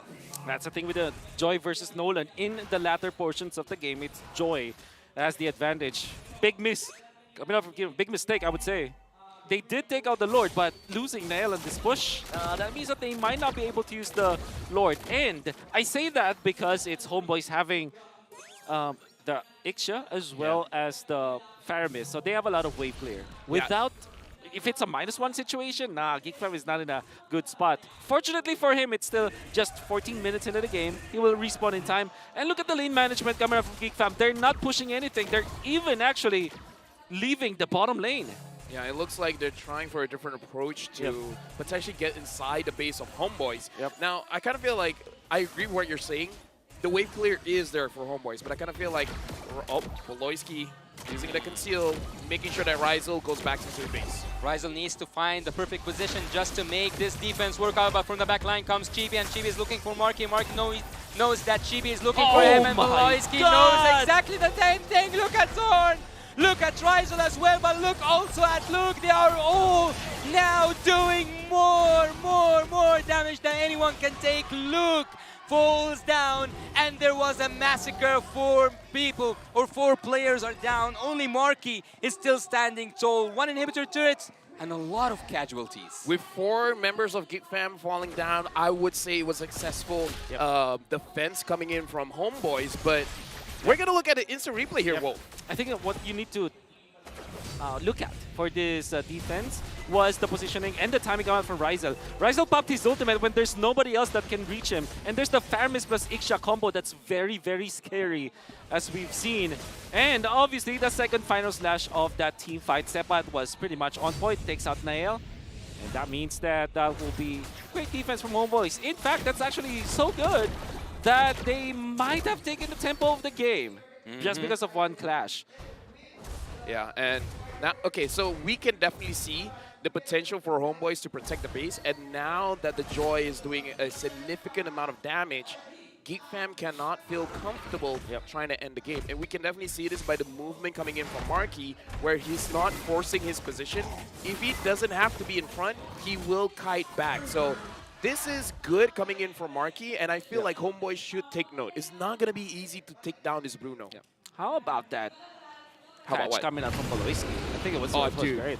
Catching Joy is not Exactly. the easiest thing in the world. I tried. It's like trying to catch a fly. Yeah. And that fly is Chibi at this point. Oh, conceal here from the side of Team Homeboys. They are trying to find any opening. Anything right now would be the fit time, I would say, to do something risky. But Team Homeboys just falls back again. Yeah, and I gotta say, this grok has not been paying dividends for Homeboys. It's definitely, like you said, Wu, before the draft started, probably the only not so great pick so far. It's kind of out of place. That's what I think about it. So, Geek Fam are holding the Lord with Marky. Where is Nael? Into this rock or the bush. Now they are dancing with the Oh, Lord. look, I would actually already say that they But are look. dancing with the odds as well. But Baloy able to get into the L bush. No one sees him so far. No one saw him so far. Oh my god, no one saw him so far. Now he goes, and now he takes a path to the backline. But Warlord is activating that Nether Realm, and the burst damage coming from E-Boy. E-Boy trying to take Sapat down. Sapat is just one touch away, and the wild charge happening here. Razel. Razel manages to make that shot down possible on Marky. Marky falls after a long time. The Lord and the odds go for the side of Team Homeboys. Well, was that worth it? Like, they expended a lot, but they got Marky. I think that was worth it for Homeboys for sure, because now they can manage their lanes. Fortunately for Geek Fam, that's a win-win scenario where they have managed to maintain the flow of the minions up top. And that means that even after Marky's death, they can still fight. GP used his electrifying piece just too early. Will he be able to make it through? Will he be able to go to the Lord? Or will Nail be able to take it with the retribution? He does! He does take that Lord, and he also manages to get a kill over to Team Geek Fam. Homeboys, the what's going crossover! on to the back lines? They are just crumbling down. Zorn is having fun with Luke at this moment, and Sheepy is trying to find anything at the back line. Luke is just a matter of time until he falls down, and down he goes. I would say, man, it's been a while watching Assassins going up against Exactly, Assassins. I know. I love this 1v1. I mean, sure, everyone else was around, but let's be real. Let's be real. Come on. It was a tango. It was nice to see. A breath of fresh air. I haven't seen that in a very long time, and I'm very happy about that. Homeboys taking out Luke, and also taking out Marky earlier on means that they will not be will be able to defend. Geek Fam, however, they managed to equalize. 19 minutes in, we go for another refresh. Yeah, and speaking of refresh, I gotta say, while we have the time, I don't care about the KDA, but Luke has been performing phenomenally. I agree. A lot of his ults actually hit the right target. We even saw once he was able to catch Chibi that he was unable to dash out of. Real-time win rate right now, it is for Geek Fam. And I gotta say, it's something that Homeboys has to micromanage so many things. The way that Luke has been engaging, the way that Baloyski, in my personal opinion, counter-engaging. They're just waiting for Homeboys to be out of position, and he just catches them. Yeah, yet I have that feeling that Team Homeboys will come back once again. Zorn right now, he might use his wild charge, but just too late to use that wild charge. Baloyski is trying to deal, trying to make some crowd control to prevent Sapat from going back, and Team Homeboys manages to go back even though there was a lot of slowdown. What does it take for Team Homeboys to come back to the game, Wolf? But before that, yeah, so Habibi, let me tell you, there's this thing called the Cancer Curse. The moment you say Homeboys could come back, Zorn just ulted into nothing. So, Well, as commentators, no. I will not let you drag me into your curse. Right? Let's just not talk. The more we say nice about something, the better it gets. Yeah. Well, be neutral. Thank you very much. All right. You know, in order for me to be neutral, I'm gonna say that I kind of feel like Homeboys actually might have the better situation right now. Come No, I'm not. I'm serious because it's. I mean, like you would have to spend your ultimate, your penalty zone, for example, onto Ryzel. So that's already a designated job for Luke. At the same time, they have to take care of Chibi. And even as good as Baloyski was landing all of the shots with a Don't Run Wolf King, it will expire eventually. And there's still the Faramis ultimate. So what I'm trying to say here is that late game is quote-unquote easier for Homeboys to execute. Oh, so he does agree with me. I would say in this kind of situation, the key player is definitely Rizal. If Geek Fam gets Rizal, it's basically over for Homeboys. Yeah. Oh. That- but that- but yeah, if that's Rizal true. made the good setup with Zorn, Team Homeboys will be the one taking it home. Yep. Either way, eyes on Rizal. Yep. Eyes on Rizal. Eyes on Luke, actually. No, look on eyes. Look on eyes, eyes on Rizal, Rizal on eyes. Better Eyes than look. great. Yeah, dare to be great, or to be better, or what? I don't know. Oh, look at Zorn taking so much damage. Oh, this Zorn. is the this is the Lilia problem that they have to face, but they did force out. Oh, nail. Yeah, on the back lines. You have to just point out that Grok is weak against that magical damage. Grok right now uses the wild shot, but look at the back lines, finds the best targets possible. GB manages to take that Lord nice down. down. He's now dancing with Nail. He's now taking him down. Luke also will go down. It's just a matter of time until Homeboys come back again to this game. Recall after recall. Luke, it's again a matter of time. There's no way you can go and survive this. E-Boy is now They trying fight? to get Razor, What? but Razor, What? oh Why my are they god. fighting? What? Oh my god. Why are they Zorn, Zorn. Will he escape? It's impossible. It is impossible. Hey, Team Homeboys lose the Lord. But they win the Lord, but they lose that team fight. Why are they fighting? I don't know. have no idea. What? You should defend Geek Fam. Oh my god. Black shoes, Aboy. really fast. Oh my god, What is Chibi, happening? what is this damage? Hey, don't question it, okay? You're just an analyst. You don't know anything. Don't question it.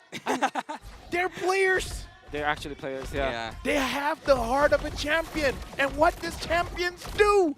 What? They fight. They fight. Okay. They do other things, but fight is one of them. That's right. But that was massive for Homeboys. Like I said, they have the easier late game, I would say. The fact that they're fighting, though, that's actually weird to me, especially after winning the Lord. That means that Homeboys will not be able to utilize their Lord. Yeah. How many Lords Yeah. have been wasted so far? Three? Let's Three, see. right? Ichni, San, 3. Three, Sun. Okay. So no one have got any benefit from that Lord. So I think at this moment they should just focus on the team fight, right? Yeah. Personally, for me, the later the game goes, kills matter more just because of the the respawn timer. It's so long at that point. Even if the opponent gets the Lord, who cares? Yeah. Just kill them. Okay, so now we can see the real strength of Homeboy's composition, that that was already a good play coming out from Geek Fam, the pinch that was coming out from Nail. But he looked for the Grok first, which was interesting, and then the Grok got away after the immortality. Personally, for me, I feel like it's just because he was just there. Might as well just kill him, right? Yep, that's true. However, what happened was during the Red Tree duel, what happened was Nael got stunned up. That's why Chibi got the Retribution easily. And that's because of the Lord stun and also the Wild Charge being, it wasn't available that time, but the knockup was important. But the Wild Charge allowed Homeboys to stop Nael for a while and force him to just walk and make the beeline towards the Lord. So what I'm trying to say here is that they forced Nael to be very low in that situation when it comes to HP. Ladies and gentlemen, we're going into the 25th minute of the game where at this point the goal lead does not matter. It is all about the positioning around the map. How you're going to set up for these fights, how you're going to set up for the kills. So for Homeboys as well as Geek Fam, jungle control, lane control, river control, it's going to be a big point. And Zorn just stole the buff, and you know what? That's worth a recall. Yeah, that's worth a recall. Yeah, I think that the mental games also at some point matter. Look at Beloyski, he might be in the wrong position. He is at the wrong position, but he manages to flicker out of there. Zorn still have his wild... No, he doesn't have his wild shot, but he still have his flicker. He might make a good setup. Just, let's say, a few seconds, and everything will clash. I feel like it's worth it to talk about that Beloyski does not have his flicker as well. So when he's using I'm Offended, it's not going to be dragging the team out that far away. Oh, Homeboys know where Nail is. And the only bad thing about the Nolan actually is you leave tracks behind when you're dashing. So you kind of know where he's at. You kind of know where he's at, you know? A reverse Natalia. So now, Homeboys as well as Geek Fam, this is waiting for a trigger finger. Who wants to engage first? Usually, those that engage first loses, but somebody goes in. Oh, look, right now he's final slashed away from his teammates, but he manages to find his way back. The Lord is still 22k away from being took from one of these sides. Geek Fam still keep on dancing with the Lord, dancing with their odds, and so far they do look nice. Look at, oh, wild charge. He manages to give some time for Chibi to take down the Lord. The Lord is down. Look at the Nether Realm in the back line. He manages to get his teammates once back on their feet. Team Homeboys right now are trying to escape, but Marky wouldn't let that happen. The double kill is there, and Marky takes Warlord down. Again, 3 are down from Team Geek Fam. Is it a finish?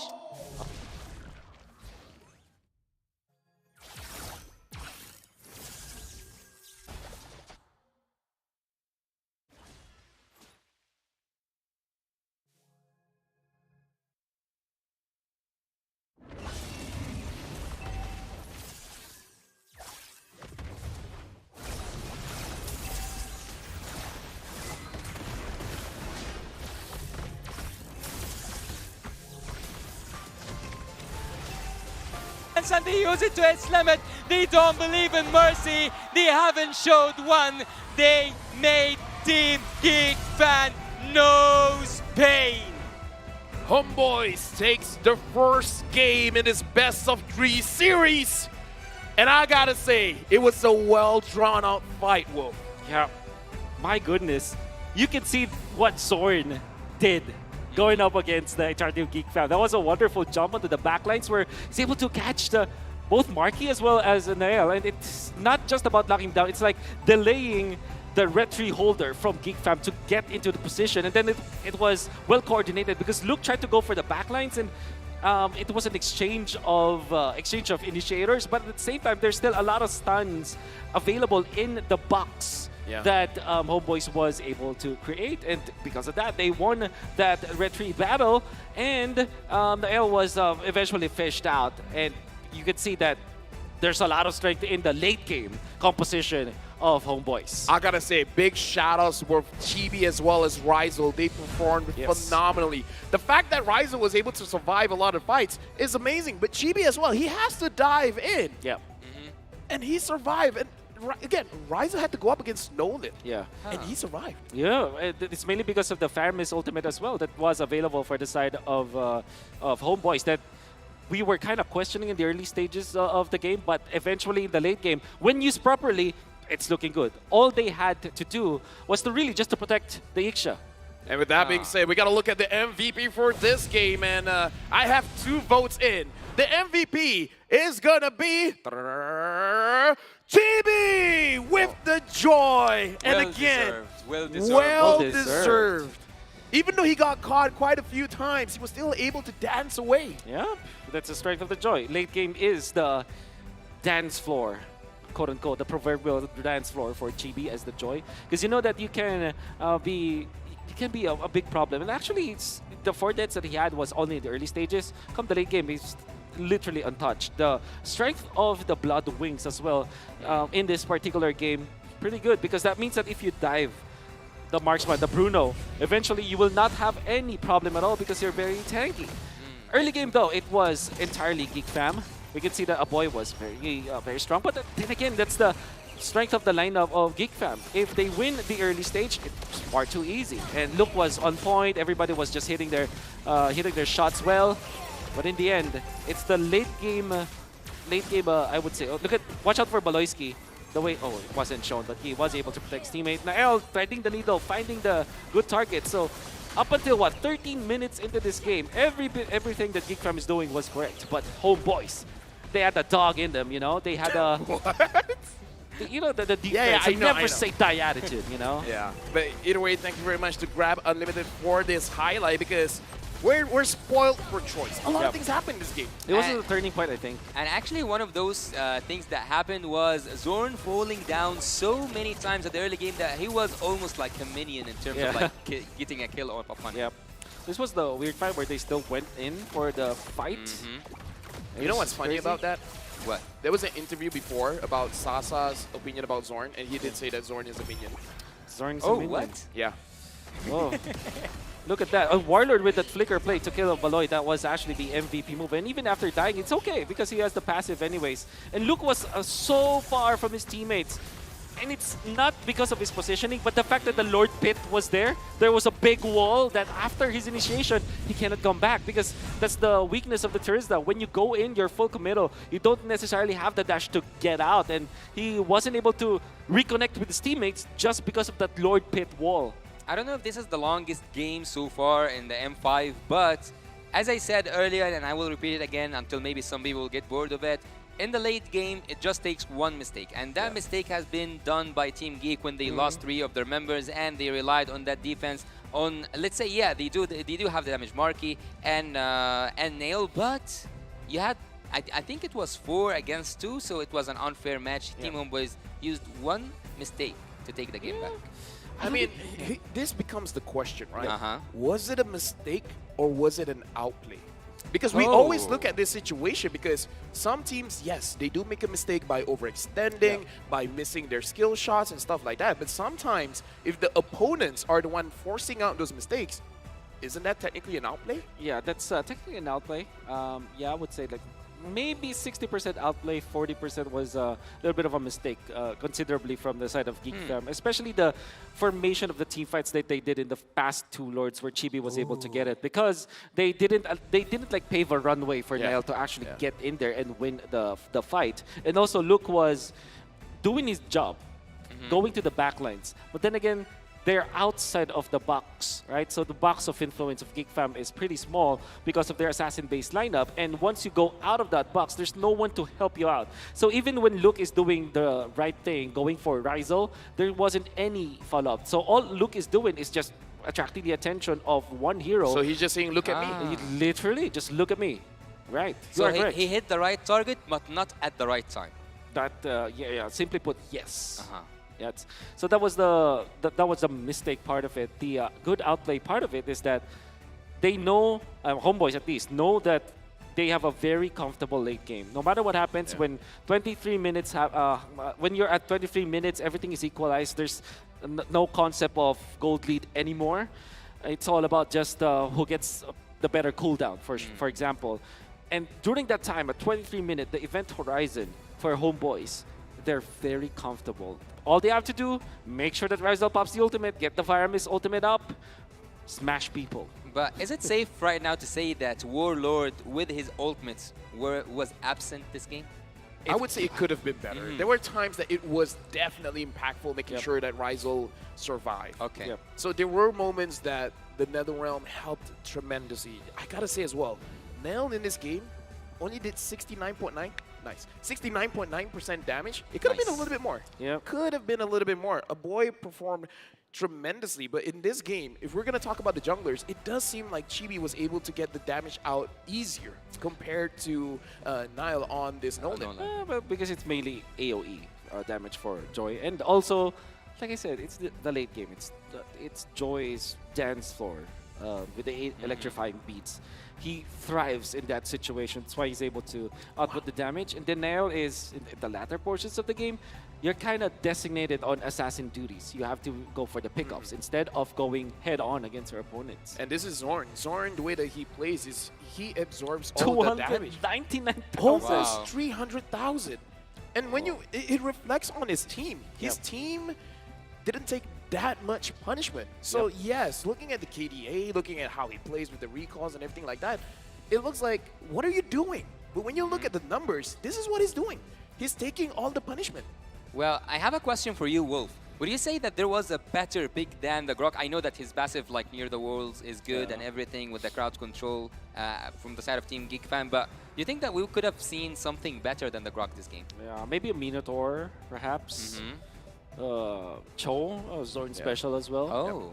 But I think they might have been foreseeing that they will eventually pick up something like Ixia, which is a good Bruno counter anyways. So they have to double down on protector kind of heroes. All right. So yeah, maybe if not the Minotaur, perhaps Cho or perhaps Cho actually. I would say Minotaur is pretty good for Zorn, but again, we gotta figure out the reason why they're picking out the heroes, and it really does feel like picking up this Grok the way that we've seen how they play just now isn't really to make those big plays like a Cho. A Cho, you go in, flicker in, you get a very good pickoff. Yep. And I feel like the way that he has been using this Grok is just to waste people's time. I mean, look at the game time. It's a very long game, and I kind of feel like that's the idea going into this match. As long as you drag it out just a little bit longer, Chibi will scale up, Ryza will scale up, even Warlord, the NetherRealm, I would say, gets bigger and bigger as the game progresses because, again, the respawn timer gets more and more important. So this Grok is to waste time. But I want to actually say something that's not showing, and it will not show in any statistic. Do you think that there were mind games? And I think that Team Homeboys are specialized in mind games in terms of like irritating the enemy, getting on their nerves. Yeah, Did you think it played a part in it? I think that always plays a part, you know, and it's a dual-edged sword that if you play so much mind games and you kind of Lose your mind. Use your mind a lot. Yeah. These are mind games. Either way, looking at these games, it does feel like Homeboys, one of the things that they have definitely improved compared to all of the other tournaments that they have been in is that they are able to hold the game long enough to find a win condition. This is one of those things that in Malaysia, you just try to get a very big snowball happening, use that to your advantage, immediately get map control, and end the game as swiftly as you can. Being able to hold out the game when it's very apparent during the early as well as the mid stage of the game is not in your favor. You understand what your draft can do and just get to the point where your draft gets good. So I kind of feel like this is a maturity coming in from the Homeboys draft where now we can dissect again. Looking at the picks, it looks like they were ready for this situation. They were ready to lose early. Yeah, I think especially because they have the wave clear. I think there was a part where we said that it was funny because I know that eventually when we were talking that people might say that I'm biased towards Homeboys because I keep on saying Homeboys from the 30-minute onwards. But that's really what I felt. When the push up top from Geek Fam failed badly for their side and they only got one inhibitor turret, I kind of felt like, okay, this is Homeboys time because when it comes to the defense, you have the Ixia, very easy defense. You have the Faramis, the more minions there will be, more damage. It means fast wave clear. Then you also have the Grok to kind of control the Lord because of that Guardian's barrier. You make an additional you can reset the Lord. You can reset the Lord. There's an additional utility to that in the latter portions of the game. And the problem here for Geek Fam is they have a designated hero for the Ixia. They also have a designated hero for the Joy. Once Baloyski's ultimate is off or once Chibi is not showing in the map, you can see that there's not much that this Ruby can do. And look on this Terizla, he's hard-pressed to catch this Ixia. So it's just a matter of timing.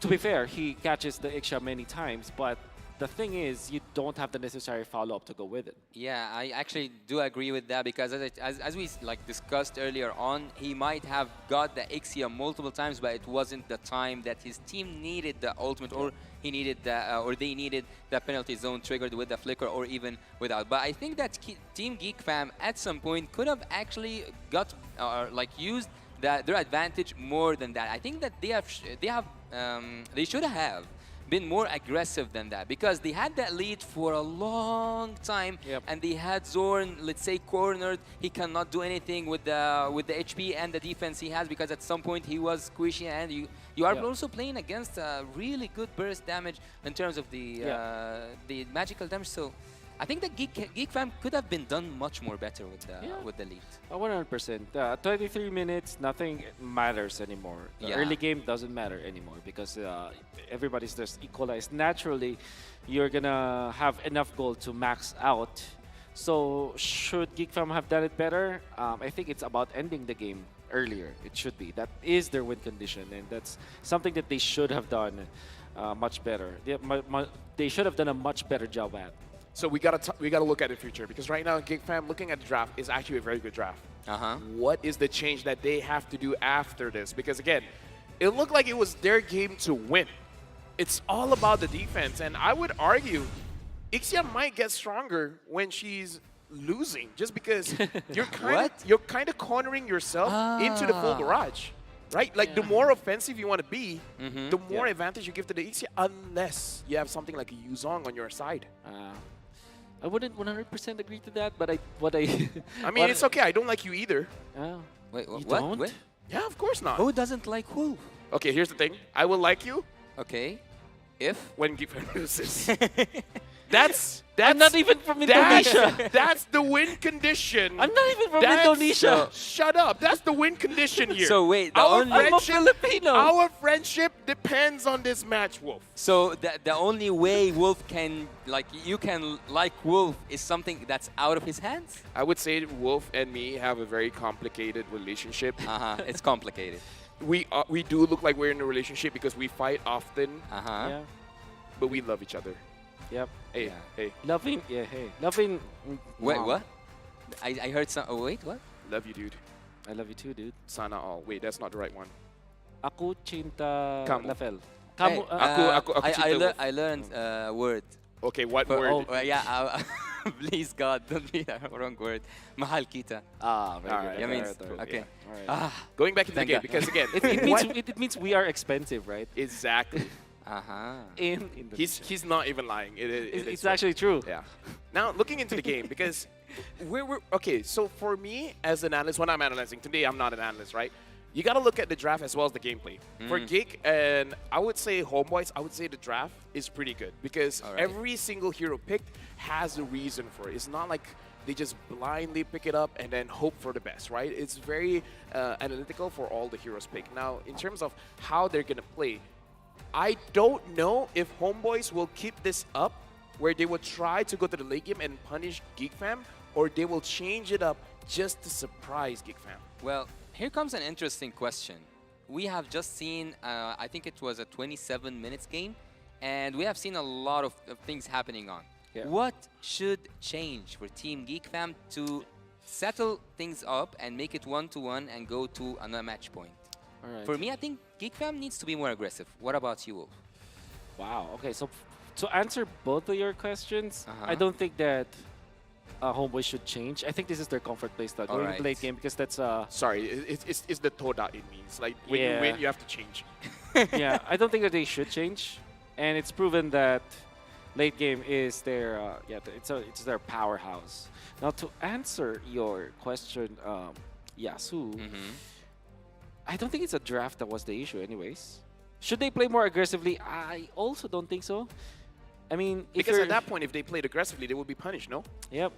All right. I think that But- they but just they have have to potential. fix their formation. That's all that they need to do because it was very lousy in the end. So you mean like macro skills? That was the thing that they have to work on. I think their macro is good actually, but I think Uh-huh. that their positioning around the Lord, Yeah. their formation basically, Yeah, their yeah. box, Yeah, I got that's it. what they need to fix. Yeah, I definitely see where you're coming from. So now we just have to forget everything that happened in game number 1. We got to go for game number 2.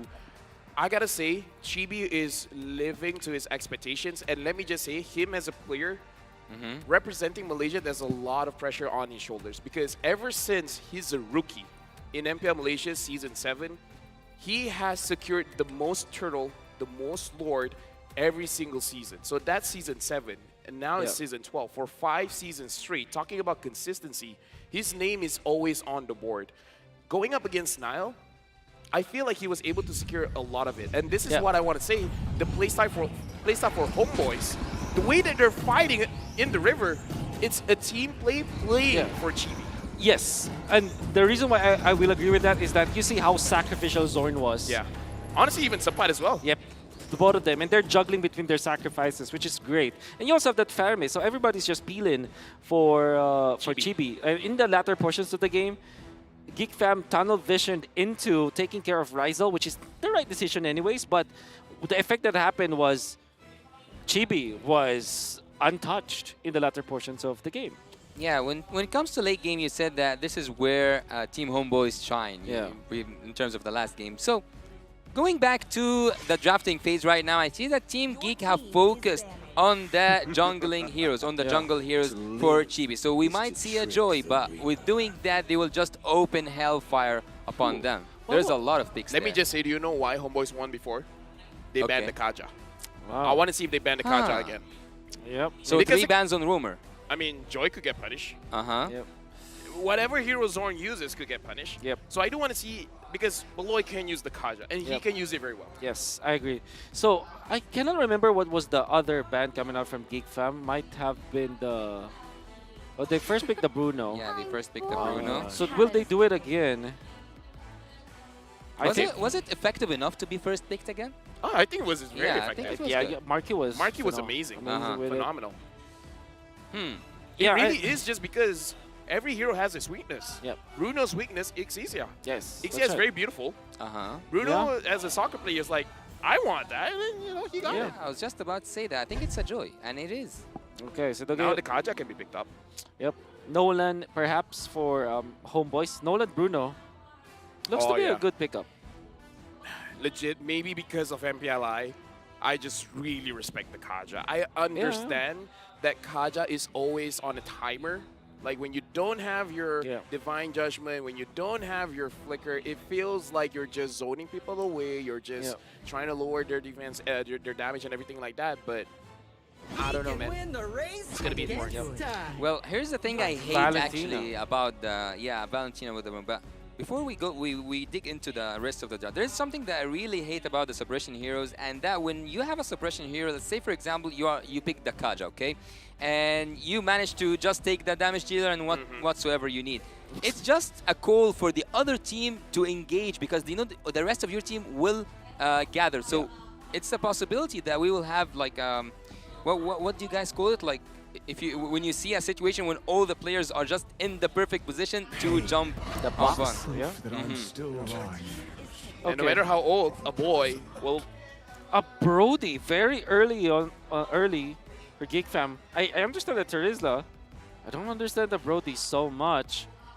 I think they're expecting an assassin pick coming from Chibi. Perhaps they're trying to deter him away from it. Yeah. They're trying to force him on a utility jungler. And what I was about to say was that a boy will forever be a boy. I have no idea if that's a fact. I don't think so. But you know what? Yeah. You do you. Yep. Counter engage is the word I'm looking for. So is this the Nolan?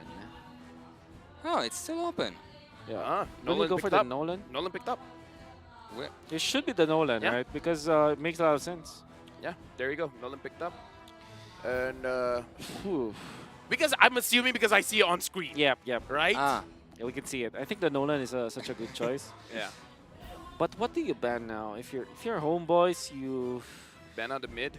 Yep. You ban mid laners. Lilia comes to mind. Honestly, even Novaria wouldn't be a bad ban. Yeah. Even though Nolan can, like, in theory, get to the Novaria, but at the same time, it's like, why? You want to focus on the Brody, right? But would you guys think that banning an Arlet right now or focusing on the XP lane might be the most priority for Team Geek Fam? Like they already secured the Terizla. Yeah, I would say it's a good one. Now I'm thinking because Sapat, because now that Chibi has an assassin, he has to go for something tanky. But at the same time, going up against a Terizla, I feel like there is some logic there to go for a counter, something like a Xborg or a Dairoff, just to try to win the lane and then try to pick up the pace of the game. Yeah. They banning out the Phobias. I like the ban here, but again, I'm really thinking of Sapat's hero because I feel like that's what Geek Fam is considering as well. Like, whenever they pick up an assassin, it should be a tanky hero for Sapat. That's right. The Phobius are gonna be Arlet, obviously. Maybe the Edith could be next, or I don't know, maybe a Khalid actually. Oh, how do you say it? Hey? How do you say? Actually, my real name, it is Khalid. Khalid. Yeah.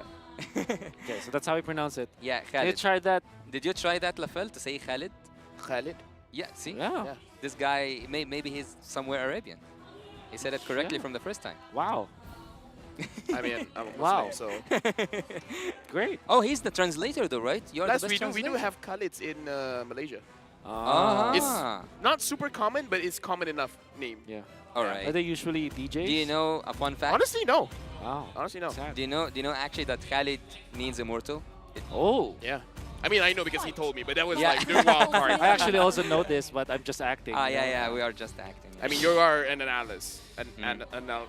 Analyst.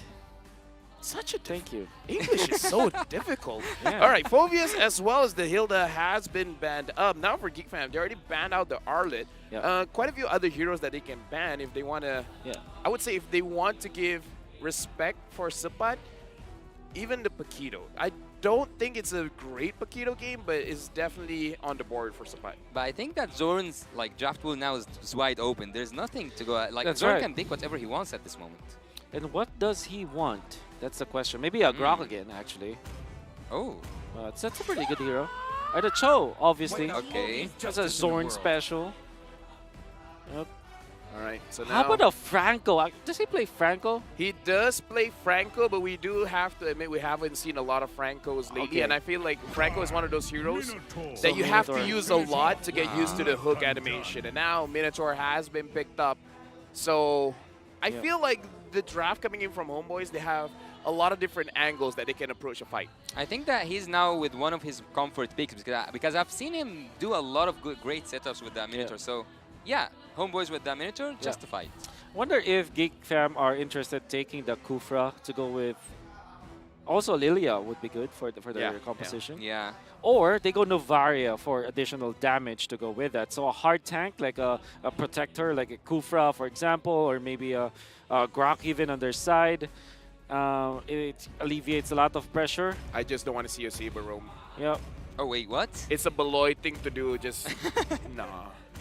As long as I don't see that, I'm happy. Every time that somebody brings that up, it gets picked up. I'm just waiting. I I'm don't literally hear. just I waiting don't to hear see. Saber. Florin! All right. Okay. Okay. From MDL to the Worlds, the last time Nell from Onyx Prodigy and Ryza from Alter Ego X and Warlord from RQ Senna fought each other was doing MDL ID Season 6. Yeah. Wow. I think that Khalid makes a lot of sense. Khalid. Or Khalid. Yeah, let's go in. Yeah. Make you it you Khalid. told me that if you say Khalid, like everybody just understands. Yeah, it yeah, anyways, just go ahead because it's most commonly like to know Khalid. Yeah. I wonder if that's is that a Sepat hero? Would you think? For what? Khalid. Yes. Okay, I think that's a fight perfect. for my dreams. Okay, what's that? Huh. I mean, Oh, of course, the it is Paquito a they Paquito. mentioned. It's almost like I know a Malaysian team. Wow. You know what? Maybe you should try joining Homeboys. Or Oh. Indonesian team. As an analyst, perhaps. I don't know. You know what? I think you're fit for a Southeast Asian Games coaching. Or a translator. You can be a That's- translator. You that's know. I like how you're setting it up, and then he brought to a I know. different. Ah. It was a very good setup It of was a everything. very yeah. Go it's back okay. to translator. It's okay. He you know. Okay. We have a lot of history. He's coming in. Yeah. We're from the past. I don't know about He's that the present. history. But anyway, jumping into this game. Oh In my case you God. didn't catch it, I'm Yeah. trying to pull out his analyst roots, Yeah. and he wants to pull out my analyst roots.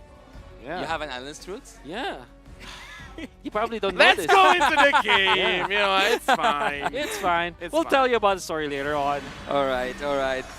Well, let's just see what's going to happen near in the future. We have talked about the past, we have talked about the present. Now we need to see what's going to happen in the future. Team Homeboys go up again into the challenge. Maybe it is a match point for them, or maybe it is the tie for Team Geek Fam. Geek Fam right now, they have to do more than their best. They have to play, for my side, I say a little bit aggressive, but seems to be like we don't agree on that. So let's see together. Will it be Geek Fam or Homeboys?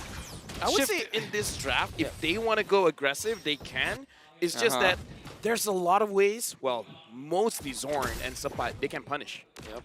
Well, Marky able to mark Rizel in that regard. I think that Geek Fam have shifted their focus. Now their position 1 or their hyper carry, I'd say, is going to be the Joy instead of the Brody, which is typically the gold laner as the hard Carry. hard carry. This time it's different. No, I would say in this kind of situation, it really goes to Geek Fam, like what are they really focused on? Because they have a Florin, and Florin is more protecting rather than engaging, even though you have a way to stun up the opponents. But Geek Fam having the Brody as well as Joy, they have a lot of opportunities to get a lead in the early game. I'm just not so sure if Florin can help that. I kind of feel like Florin just make sure you don't die. There is like a lot of things happening in the screen right now, but there is no use of use out of any of it. We have seen some stuff like being pulled off there in the left corner, but again, no damage enough, and also on the right side, no damage enough. What is that? What is that? They're What just was farming. that? Literally I don't know, just just farming. like passing by, like, hey guys, I'm passing through the mid lane. Honestly, for both teams, they're really trying to, because again, this is at a professional play. I feel like both teams feel like my natural instinct is to go in, but something tells me that's a very bad idea. So both teams are trying to like bait out the opponents. Like, hey, I'm alone. Can't you see that I'm alone? Don't you want to come for the kill? So both teams are understanding each other. It's like, I know that's a bad idea, and you can't convince me otherwise. Chibi and Nail are trying to get a level advantage over each other. Oh, he cannot find that trigger. Oh, look at Warlord. He uses the penalty zone against his own owner. Luke might go down. Nail also can get Zorn down. Heal. Zorn is still alive, but he doesn't have the flicker. Chibi is trying to get in. The first kill is being popped off by that Minotaur. He rages. And the first blood as well as the second kill goes for the favor of Team Homeboys. Very bad decision coming out from side of Geek Fam, especially because they tried to team fight to get the levels first before they try to team fight. Now Chibi's level 8. For me, it's quite confusing what Team Geek Fam are doing at this moment. And Nael just dying as the Joy for level 1 first turtle. That's criminal, as Mr. Assassin Dave would say. That's criminal. Yeah, again, the thing that I want to say is just that Geek Fam, if they want to go aggressive on Homeboys, this is not the draft to do it, because the Florin is more passive than aggressive. And Homeboys, they can punish aggression, because we saw how the motivational roar coming in from Zorn basically made sure that he survived. That's number one. And then when they want to re-engage, he just knocked them up. Going up against a Minotaur, you really have to make sure when you're diving your opponents, you're already considering all the facts. It's like, okay, someone has to sacrifice themselves for someone else to shine. But if you're going in alone, you're not going to shine and you're going to get sacrificed. This is why I like the Minotaur against Assassins, because you are literally protecting your team, and you have a motivational roar as well. Well, Zorn might just trigger his open, but he just decides to go back. Everyone falls back for the side of Team Homeboys and Geek Fam as well. And at this point, I don't actually know what does it take for Team Geek Fam to control that game. They are just, I don't know. I think they are missed. Like, they are not in the right mindset right now, Team Geek Fam. I agree. Right now, looking at Zorn getting the vision, but Marky is able to find out that Chibi was there. You can definitely see Homeboys trying to bait it out. 1.5k goal lead here. Oh, Rizal taking quite a bit of damage. He did mark Rizal, but it's just not enough amount of damage. Sepa might can get that kill, but again, I think it's just about the cooldown at this moment. And also, he have been cutting all the waves for Luke. Dude, this is Sapakito, man. Like, this is Sapakito. Oh, the electrifying beats, but Loiski, but Zorn is trying to get the best out of this team fight. Marky might go down. Chibi also might go down. Bill A-Boy is trying to deal a lot of damage, and the damage so far wasn't enough. And we can see here that Warlord and Zorn fall back after taking one kill. Once Warlord. The Warlord Black Shoes away. Very nice spell to copy. I think it's still Homeboys winning that team fight. Fortunately for Geek Fam, they found a good opening onto Rizal. I wonder if he didn't have the Purify back then, or maybe he deemed it too late to pop it. But now he has the Purify. And they are switching lanes. But this game is actually quite confusing at this moment. I don't know what is like the plan that both teams are trying to apply. Well, at this point, Homeboys, they want pressure on the Riverside. They want to make sure that they have 51% of the map so that they can have majority vote if they want to go very heavy in their engage or just making sure that Geek Fam is out of farm. So this is a natural way that Homeboys plays. This is how they get the 51% of the map. That is so wonderful. Sepa is able to steal the orange buff and nobody caught him. Yeah. Oh my, that's a Paquito. He's found right now. But again, as I said, the game is confusing as I have never seen before. I don't know what's actually going on. Geek Fam, they keep on doing a lot. I'm not gonna say mistakes, but they are not doing anything actually that can prevent Homeboys from what they are doing. I would say they're trying to prevent a mistake from themselves because this is the way that one of the professional teams have been playing. They put up a very scary face by Okay. saying that I'm a big threat. If you try to fight, then you're gonna lose a lot. So Homeboys is putting up a scary face, and Geek Fam is trying to avoid that. Yeah. The overall effect of this is that Geek Fam will have to just wait for a moment where Homeboys is making some problem. Warlord was a good damage on Baloyski, but Baloyski goes back. The Black Shoes is just there for Warlord to use, but I don't think that he's gonna use it at this moment. Zorn is just doing Zorn things here at the river, and everyone again and again and again in every team fight goes back. Hey, Kaiba said 51% is all you need. That's all that Homeboys is trying to achieve. Yep. A win is a win, and what 25 recalls per second? Hey. Per second. Per 0 second. Per man. In 0 seconds. The map checks out. The map checks out. It is 25. Yep. Okay, so now Homeboys, they're in the driver's seat. Is their game to lose? Geek Fam, we've seen the power of Joy. Joy against Nolan. In later stages of the game, the Joy is going to out-damage the Nolan, especially because you have AoE damage. You could hit Marky. You could hit Rizel as well as Chibi. So it's not a perfect game for Homeboys just yet. I agree. At the same time, though, you cannot put a comparison to the previous game because previous game there was Ixia. This time it's just the Brody, which might not be the best unless Marky plays like a mean Brody. But overall, I think draft-wise, Homeboy still has the better mid and late game. They are just building up more and more and more to what they have. Team Homeboys so far are taking whatever they want without even trying. Yep. This is what I would say most teams are trying to achieve. Get as much as you can by paying as little as you can. And now Zorn and Warlord, they're trying to make sure that Geek Fam stays in their own lane. Zorn! Rage is on Marky. Just falls down. Zorn continues to annoy the enemy troops, but now they go back. Team Homeboys takes 2-1 in exchange. Wow. Finding Marky was perfect for Homeboys.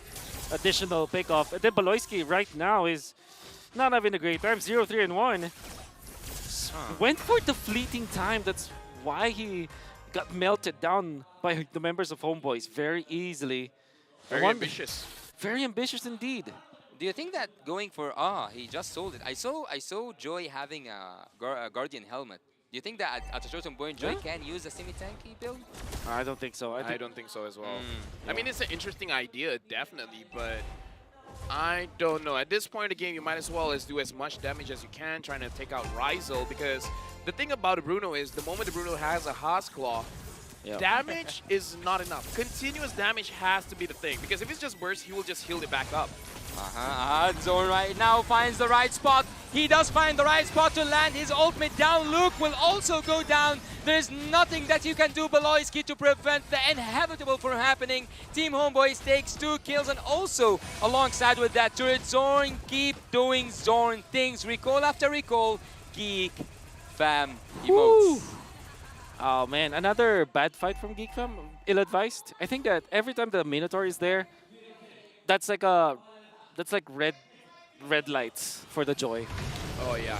Here's the thing, man. Zorn right now is doing Zorn things. Now we can see he's getting a little bit comfortable on the world stage. 9,000 gold lead. If I was him, I would be feeling very comfortable as well. And now Homeboys, they're just securing the lore because no one can really contest. And this is more of the playstyle that I was looking forward to see when Homeboys is playing, because the name of the game for them is River Control, and they've been able to establish the entire game. And that's I don't annoying. know, Geek Fam at this point with the options that they have, it is a very tricky question. What are they gonna do? Defend. Get to minute 23. Hey, you know what? 30 minutes away. That's not too bad. Yeah. It's just 30 minutes. That's, all the time in the that's world. the only condition I've seen. Wow, an immortality for the Joy. At this stage of the game. It looks like he wants to make a sacrificial play. I'm not so sure if that's the right idea. Maybe, but right now we can see that the land is lava. Look at Team Homeboys are just taking look into that bad decision or bad position. Zorn is trying to use his ultimate, and he does landing a really good ultimate, but just to take that one inhibitor turret down. Also, a second inhibitor turret is already down for Team Homeboys. Again, minimum amount of casualties, the best use out of it. Yep. I think that's actually a win. Like typically, when you get the first Lord, you just win. You would just win the map, get outer turrets. The fact that they got 2 inhibitors at 11 minutes, I take that as a massive W for the Malaysian team. Yeah, sacrificing Zorn, I think that's sacrifice all day, every day. Zorn dying for 2 turrets, that's great. That's amazing. And now Chibi, looks like he does understand the matchup. It's like, okay, going up against a Joy is not going to be good for me. Yeah. So I'm out of here. If my team ain't around, I'm not playing the game. Yep. Okay. I think that eventually Homeboys will just be able to finish up, especially when the Lord does a dash. That means that they might get the turret dash, I mean. Oh, Nail. What a damage. Look at the goal difference. It's a different game for Team Geek. Yep. Not even enough. Yeah, okay, here's the thing. I don't want to say anything because we've seen comebacks of 10,000 goal lead and stuff, so it's possible. It's in the realm, it's in the world that I live in, all right? So Homeboys right now, they can make mistakes, okay? I call it the Malaysian throw. When we're doing so well, we got to make the game more interesting. Yeah. It's like a boomerang. We throw the game, and then hopefully we get it back in our side. But Would you believe me when I say that there are unthrowable games? Do you think this is an unthrowable game? For Homeboys? I think so. Here's the thing. When I say something good, something bad happens. I'm not going to say anything. So wait, you are trying to use your curse as a blessing for Team Homeboys. I like that you're learning on the job. Yeah, I'm catching up. So, I'm interested because Yasu, you mentioned that you agree.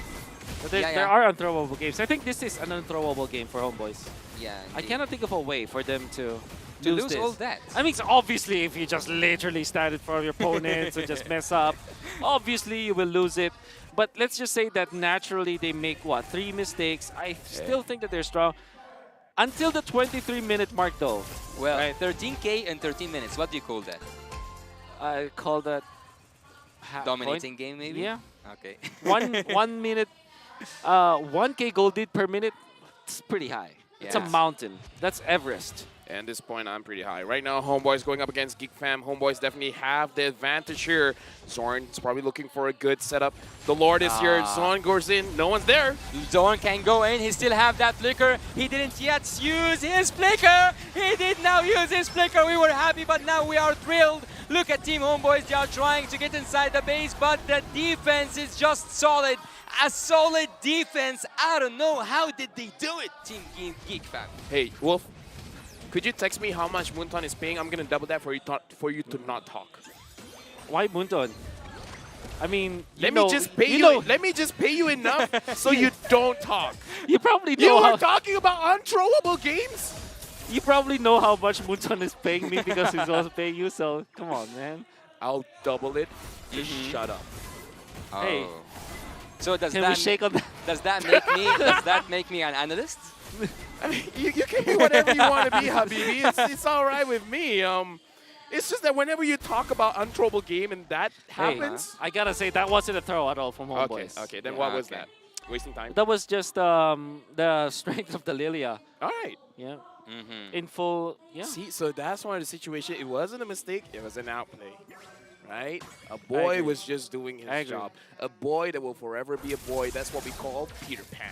Yeah, and that's a fun fact. What's also a fact is that Nail can go down if Zorn wants it to be, but he still leave him to live and see another dawn.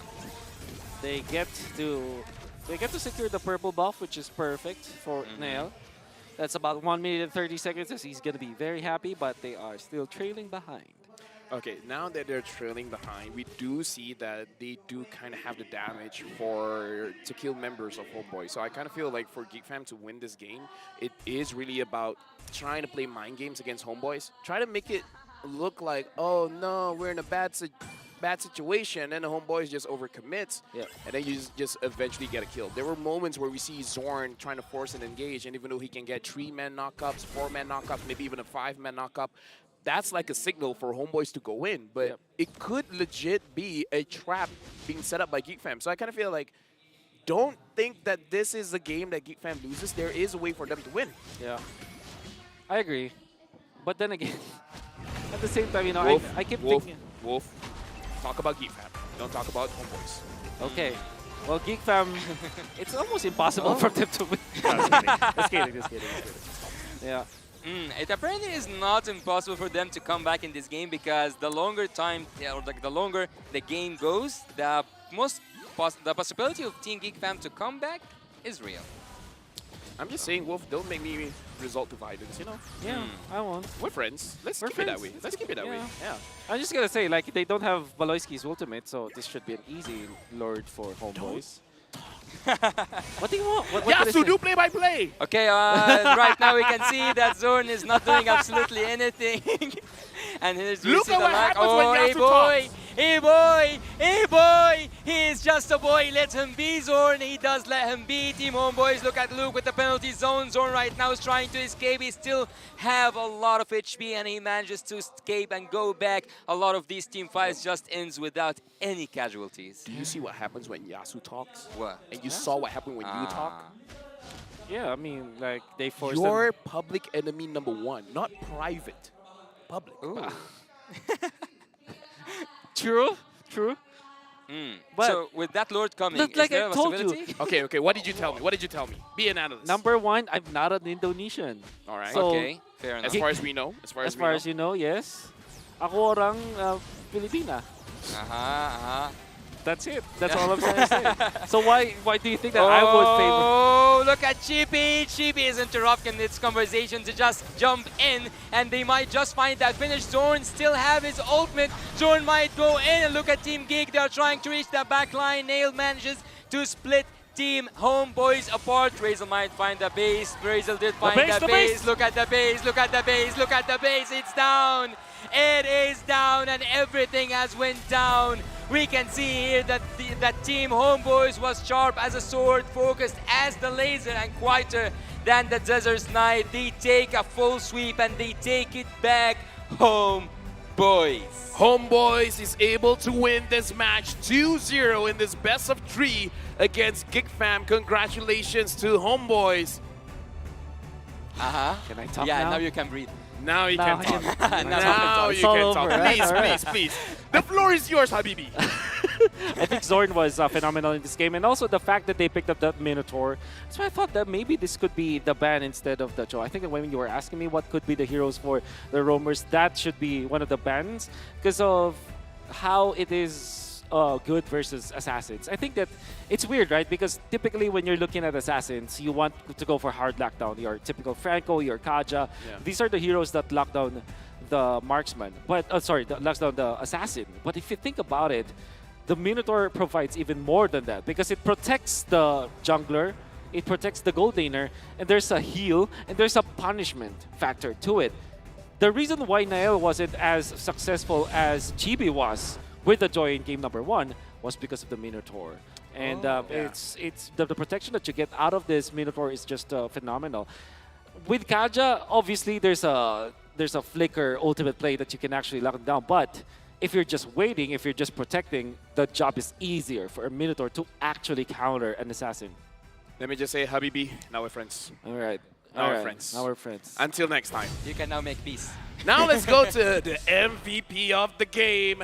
The flag raised high. Oh, but Chibi is again. the MVP for this game as the previous one. Back-to-back MVP. He did deserve it. And with 100% kill percentage? This GVP. What? GVP. Chi Habibi. Chi Habibi. 100% Yes. kill participation. Wow, I can't believe that this is happening. But nevertheless, okay, I was surprised that he was actually the MVP. But if you look at his kill participation, it's 100% and he gets out. The most important factor here is the first turtle fight. If you recall what he did, he was able to get to level 5 and then take the turtle easily. Then also put a lot of pressure onto Nael in that in the early stages of the game. Then eventually he took over the map. It's like he did what the Nolan should be doing. And this is why the Nolan is very strong. You can see that he gets to level 5 easily. Look at him. He's level 5. And Nael just reached level 5 at this point. Then he gets out and baits out this Joy. Then takes him out with the team. And then there's the punishment. Eventually, they took out Rizal, but Chibi is again in here. And look at what he does next. Well, you might not see it, but he went to the jungle of this one. Then Sepat also steals the orange buff. There's so many jungle steals that they were able to do. And this play actually made me think that Zorn might be the MVP of the game. Look at how important he is and able to take out Nael. They were able to sustain themselves using the heal coming out from the motivational roar. Then Zorn just zones out everyone. Marquis eventually will deal a lot of damage, but you can see even the Brody thinking always, having double, always thinking that he needs to counter this Minotaur. Like, you always have something to think about when you are Marquis in this particular game. Yeah, just want to say thank you very much to Grab Unlimited for this highlights, because again, a lot of things happen in this game. We got to talk about the composition as well as the emblem set, because you were talking about how the Grok was out of place in the previous game, but let's talk about this Florian as well. Well, there's also one thing I want to add upon that question, and you have just said that having the Minotaur kind of prevented Nael from like doing his best or flying around and using his electrifying beats. But I would actually slightly disagree with you, because I think he should have been afraid more of the Sub-Russian heroes. I don't think that Minotaur could have been the one stopping a Joy.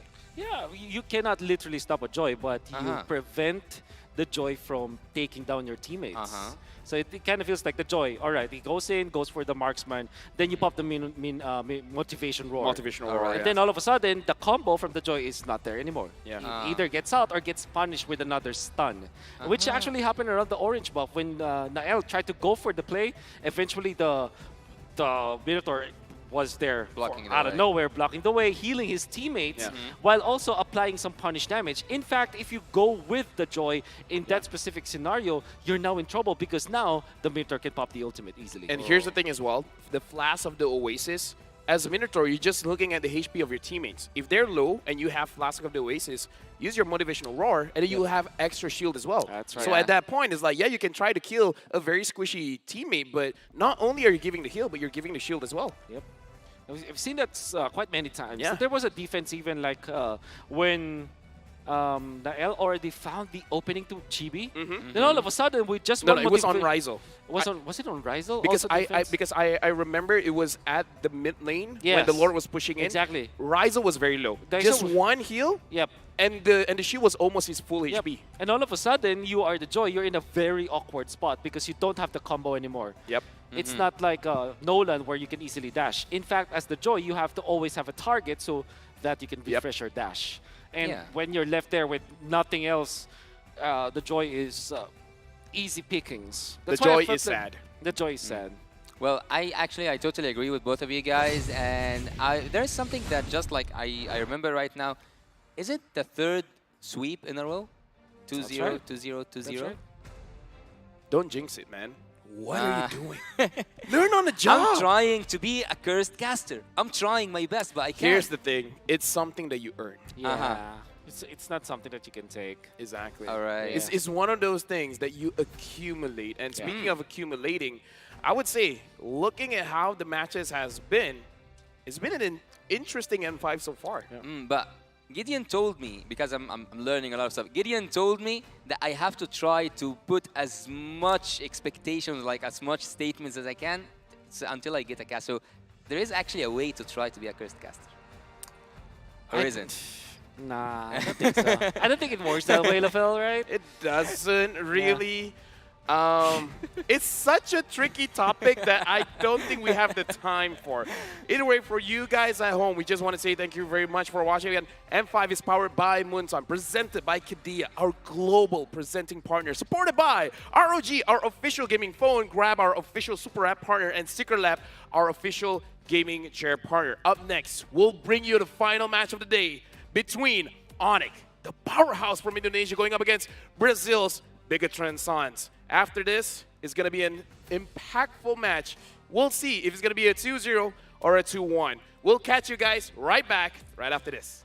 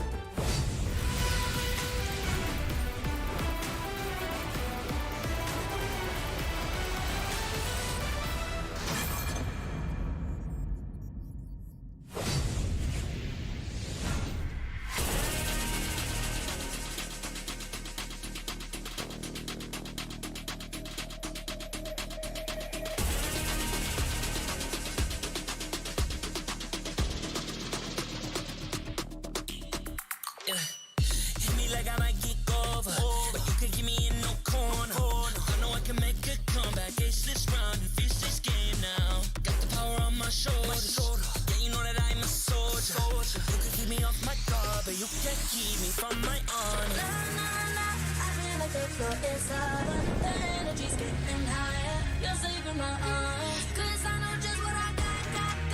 I got you like na na na, and you know I hold the power. This feeling I love, oh yeah. Making my grind good to crash, so don't stand in my way.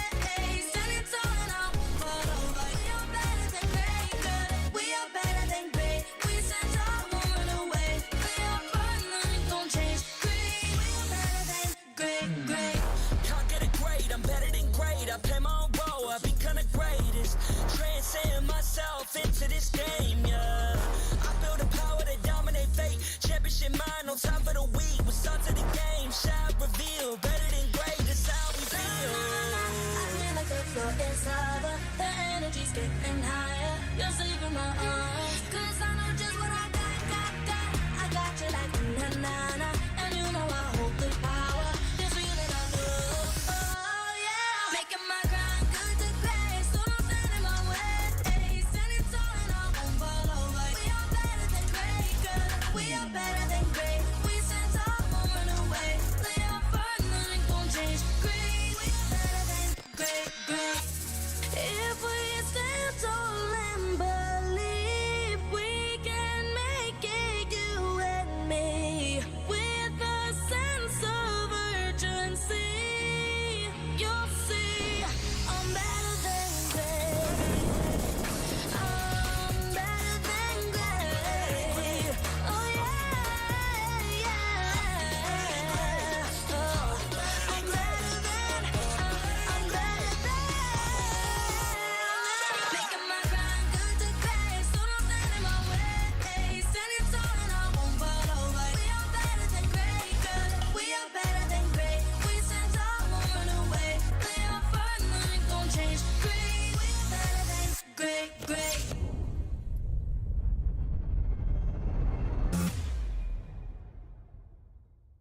I am the #1 seed, the champion of the arena. The fans adore me because I've never lost. Yet you are afraid. Afraid that you will lose everything.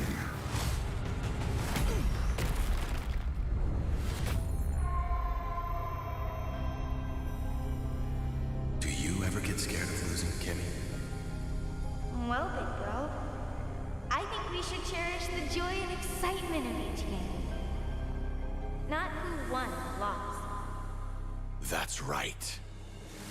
I'll strive for victory, but I won't lose myself in its pursuit.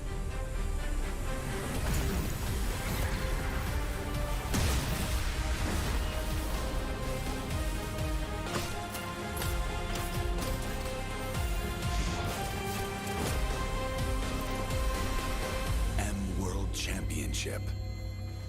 I'm back.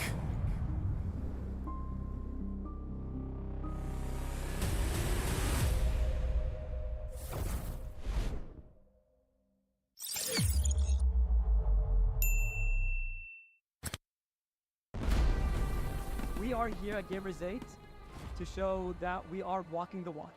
We have had amazing reactions, major idea owners, and a lot of potential partners and stakeholders coming in here and taking a peek. Gidea's Cube over here has been the nexus of this zone. What I saw it from the outside is very mysterious. You want to know what's happening inside. Felt like, this is an MMORPG, but R is not role-playing, it's real world.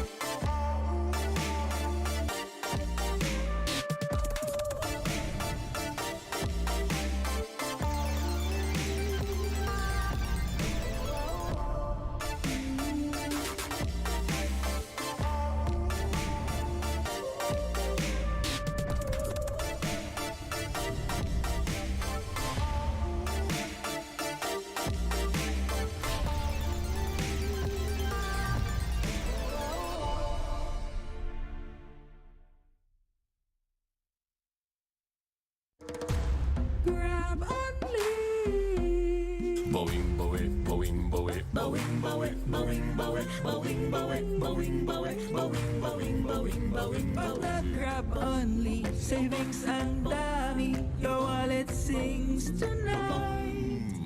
Laki ng bawi, pag nag-grab only, save 244 alright.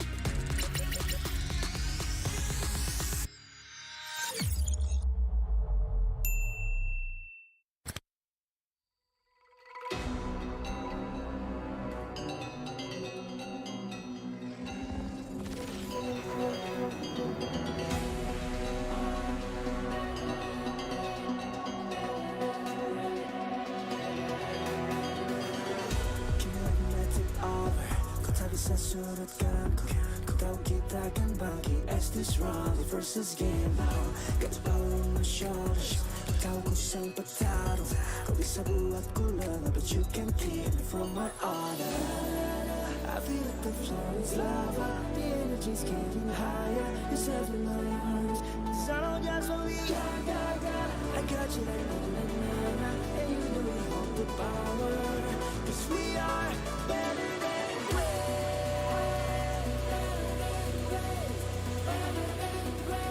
Cause we are better than great.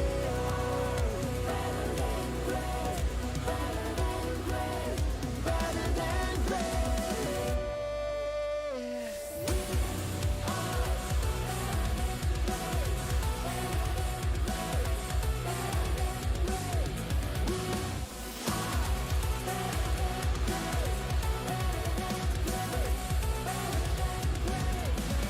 Taklukan yang hebat, aku yang terhebat. Apa yang malu, ku jadi terhebat. Transcend myself into this game, yeah. I believe the power to don't be afraid. Kemenangan bukan trik yang lemah. The soul of the game shall reveal. Better than great, it's how we feel. I feel like the floor is lava. The energy's getting higher. Yourself in my arms. Cause I know just what we got. I got you like na-na-na-na. And you know you hold the power. Cause we are better than great. I can tell you if I don't stand in my way. Stand in front of you talking. We are better than great. Kita yang terhebat. Hadapi dan tak terbagi. Leopard tak berubah. We are better than great.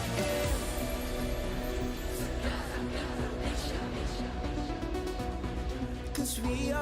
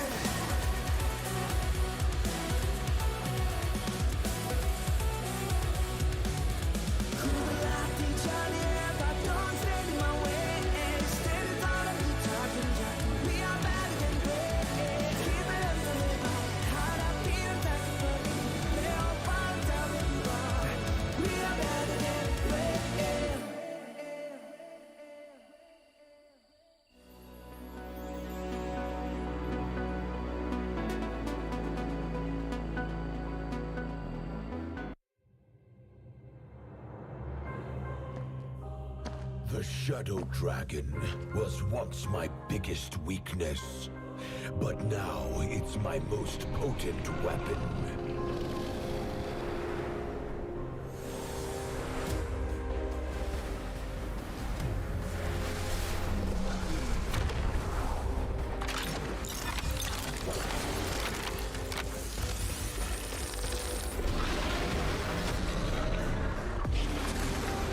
Cosmic Dragon, rise and soar!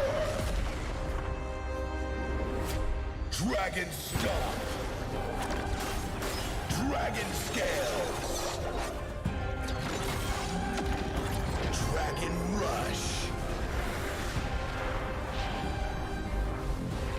Rise beyond greatness and seize your own destiny.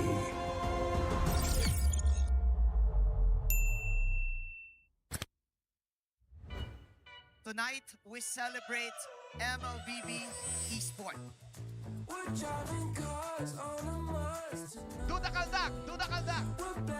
This is the Suman Challenge. Go! Oh!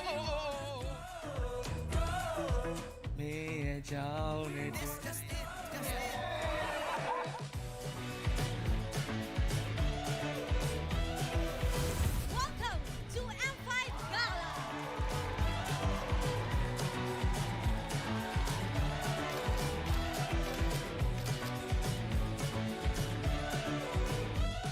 Guess the Hero Challenge. Lapu-lapu.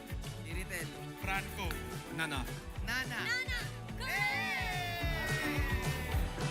Best dressed team. Best dressed Super Marco.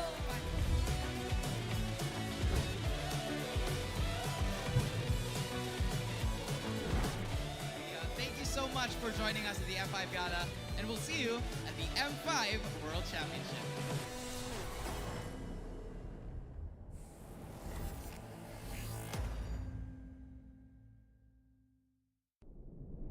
Have you ever wondered what is our identity? Our identity isn't limited to just esport players. Our style. Sweat. Our passion. And vibe. Feel our energy. When we dominate the stage.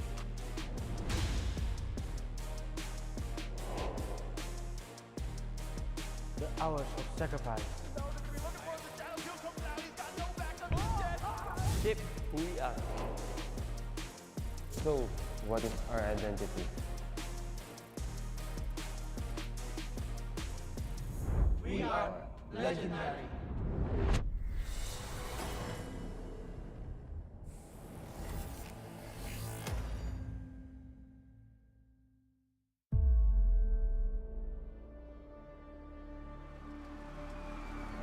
In the history of M Series, no host country has ever won the championship title. No other region has ever claimed the throne. No team has ever secured the championship twice. In this thrilling showdown, 16 teams across the world have gathered once more to seize the trophy. Which teams will prove themselves in their epic rivalry rematch? Will a new region unveil their strength and climb to the top? And who will leave an unforgettable mark with their skills? Behold, the old guards, seasoned titans returning to reclaim glory.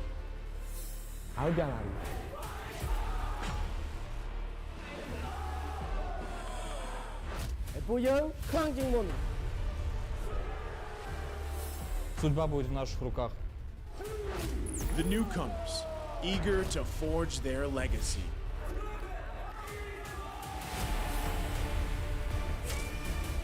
Kita di sini untuk lawan yang terbaik, kami nggak takut tantangan apapun.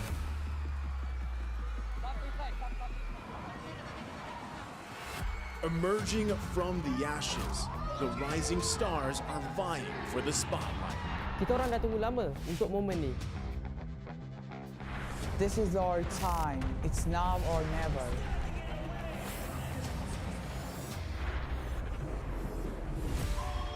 Enter the contenders, here to defy the status quo and rewrite the narrative. We've weathered the storm. This is where we break through. Nós somos brasileiros e a gente não desiste nunca.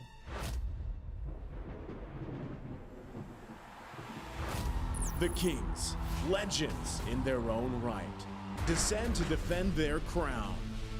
Kita sudah merasai kemenangan. Ini saatnya kita menguasai dunia. Naitaas na namin ang kampyonato at itataas ulit namin ngayon. Babawiin namin ang corona para sa aming hari at reyna. Get ready as the stage is set for the most dynamic championship of the year. It all begins here. It's time to see who will be better than great.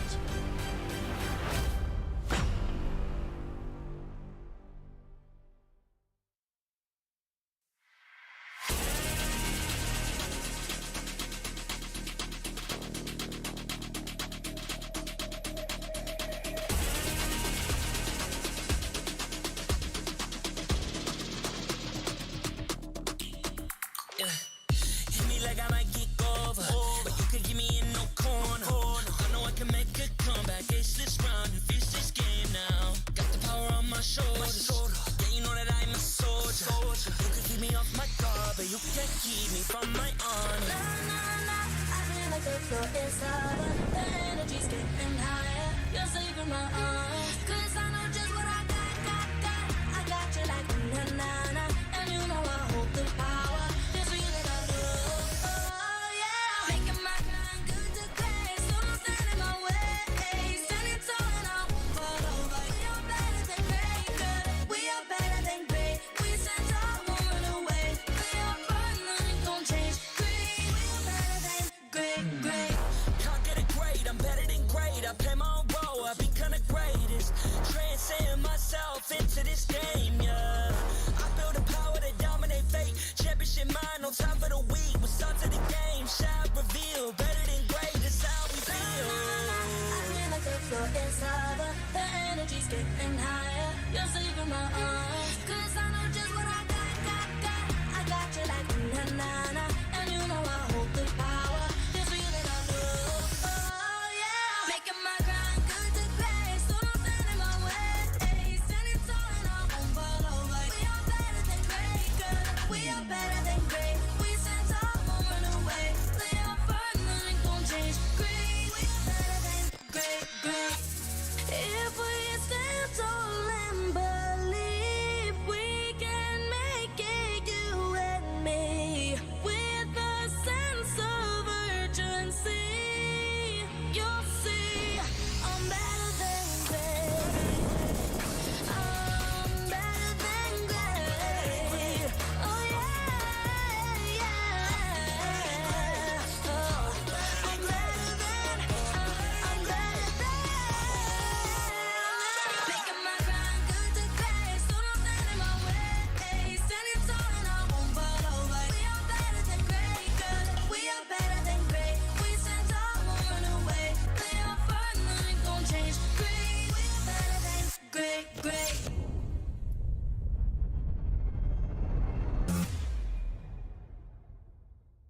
I am the #1 seed, the champion of the arena. The fans adore me because I've never lost. Yet you are afraid that you will lose everything.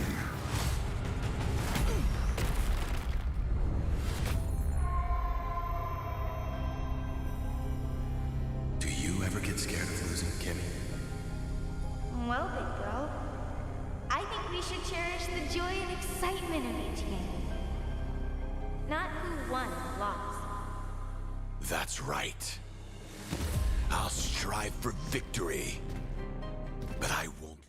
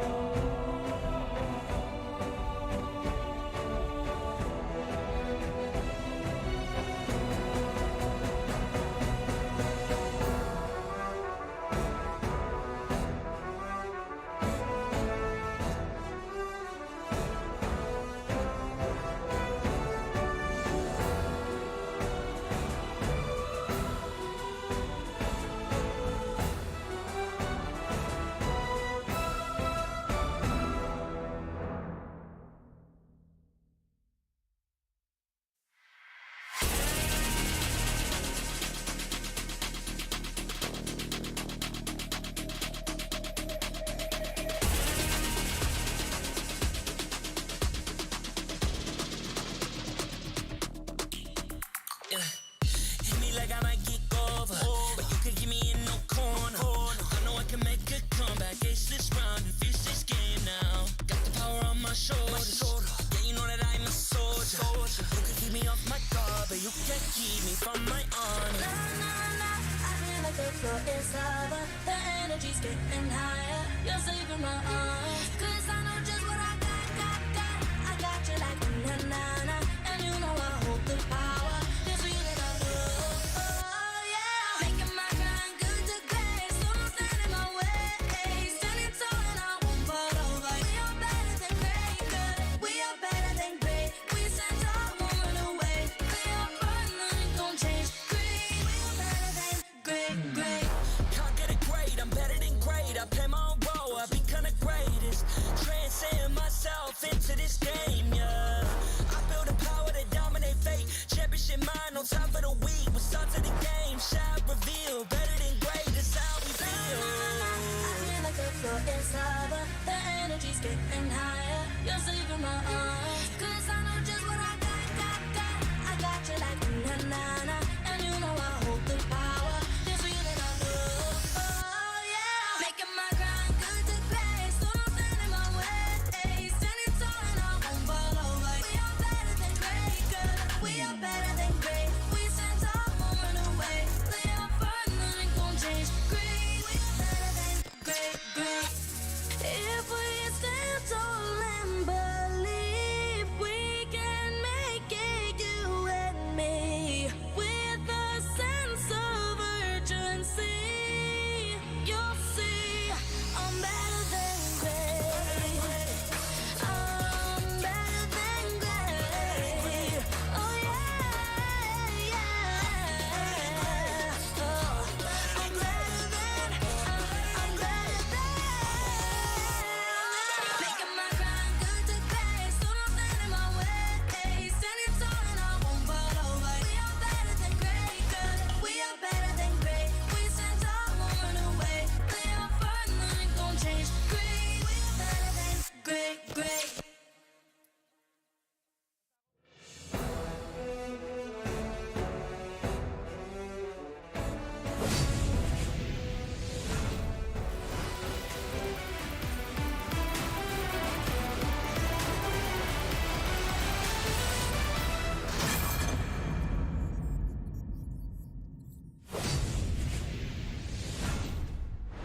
Welcome back to the Mobile Legends Bang Bang M5 World Championship Group Stage. LaFell here alongside my Habibis, Yasu and Wolf will be your casters for the final best of 3 series of the day between Onyx and Bigatron Suns. And you have to know that the M5 World Championship is powered by Moonton, presented by Kadia, and supported by ROG, the official gaming phone grab, the official super app partner, and Secret Lab, our official chair partner. Thanks so much to our lovely sponsors. M5 will not be possible without your support. And hey, guys, if you don't already know, the ROG Phone 6 is M5's official gaming phone, and it packs the game-winning power of Snapdragon 8 Plus Gen 1 chipset with a class-leading game-cooled 6 thermal system that lets you break every limit. And it also comes with that spectacular 165 Hz AMOLED display and a monster 6,000 milliampere battery. So having that said, and as you can see here, ROG, we're having Bing tests for the players to just make sure that everything is fair and everything is, let's say that we keep the competition healthy. Let me just say, while we're looking at the ping test here, the ROG Phone 6 is spectacular for our professional players. So it's going to be spectacular for all of you guys at home watching them testing it. I mean, look at this. He's using the Ling. Okay, this is Kyrie. I know this. The but the signature. name is Boots. Yeah, true. You know but what? yeah, it doesn't matter. It doesn't matter. Yeah, Kyrie's signature ring. Oh, look at that. Beautiful. Oh, the bones. Either way, I gotta say thank you very much, ROG. I'll be thankful even more if we get one for all. I'm just saying. More thankful. We wouldn't say no. But still thankful. Very thankful. Yeah. Very thankful. Like we say here in the Philippines, sana all. Sana all. And again, the RG phone is amazing. And speaking of amazing, this is going to be an amazing match because I would say a lot is on the line for both teams because Onyx, this is their path to becoming gods among men. But it has to be said, historically, Onyx, for some reason or the other, during the group stages, something happens and they lose out the first game. Well, speaking of Team Onyx, I kinda cannot neglect the fact that they have 3 MPLID back-to-back, also an MSC this season, so it might be a golden road.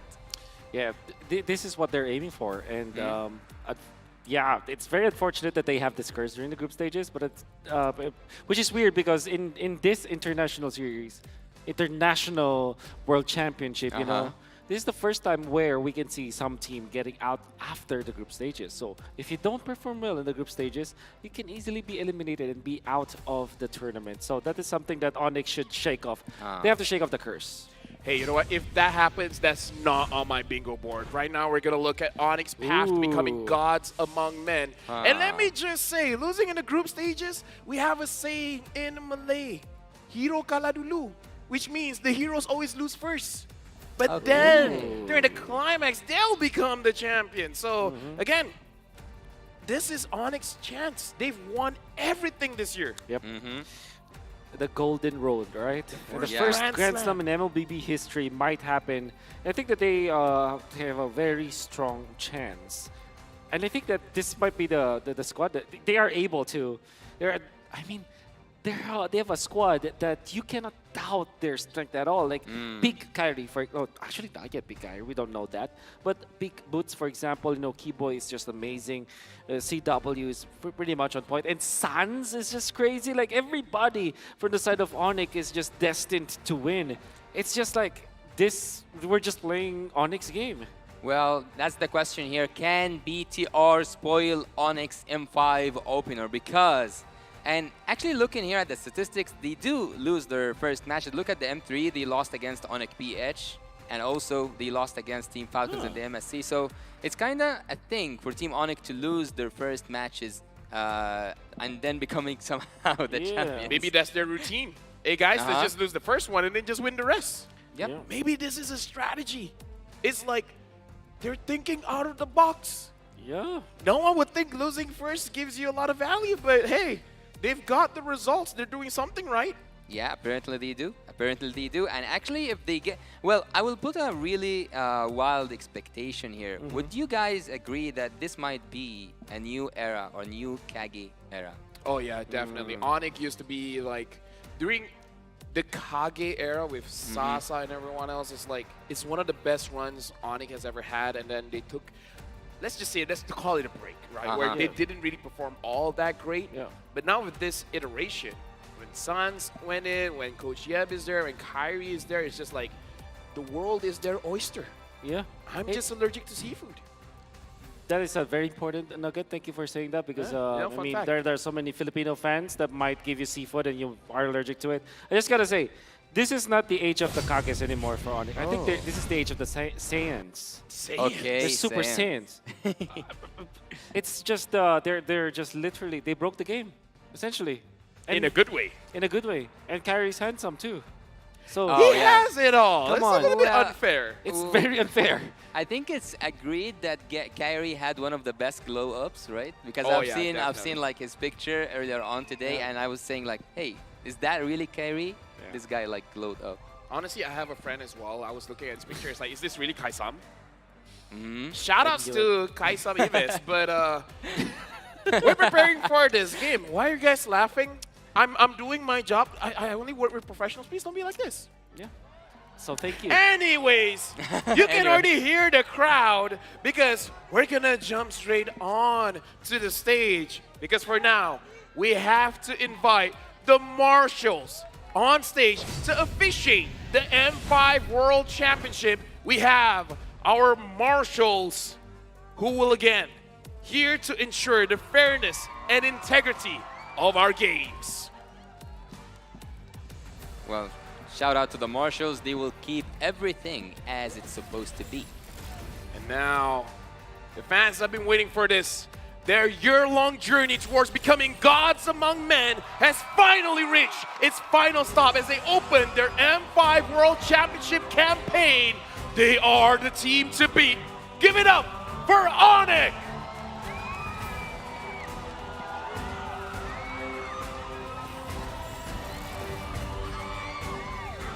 And now, the team that looks to slow down the Porcupine's rampage, featuring some of the best veterans and rising stars in Brazil, the first runner-up of Liga Latam, they are Bigatron Sons.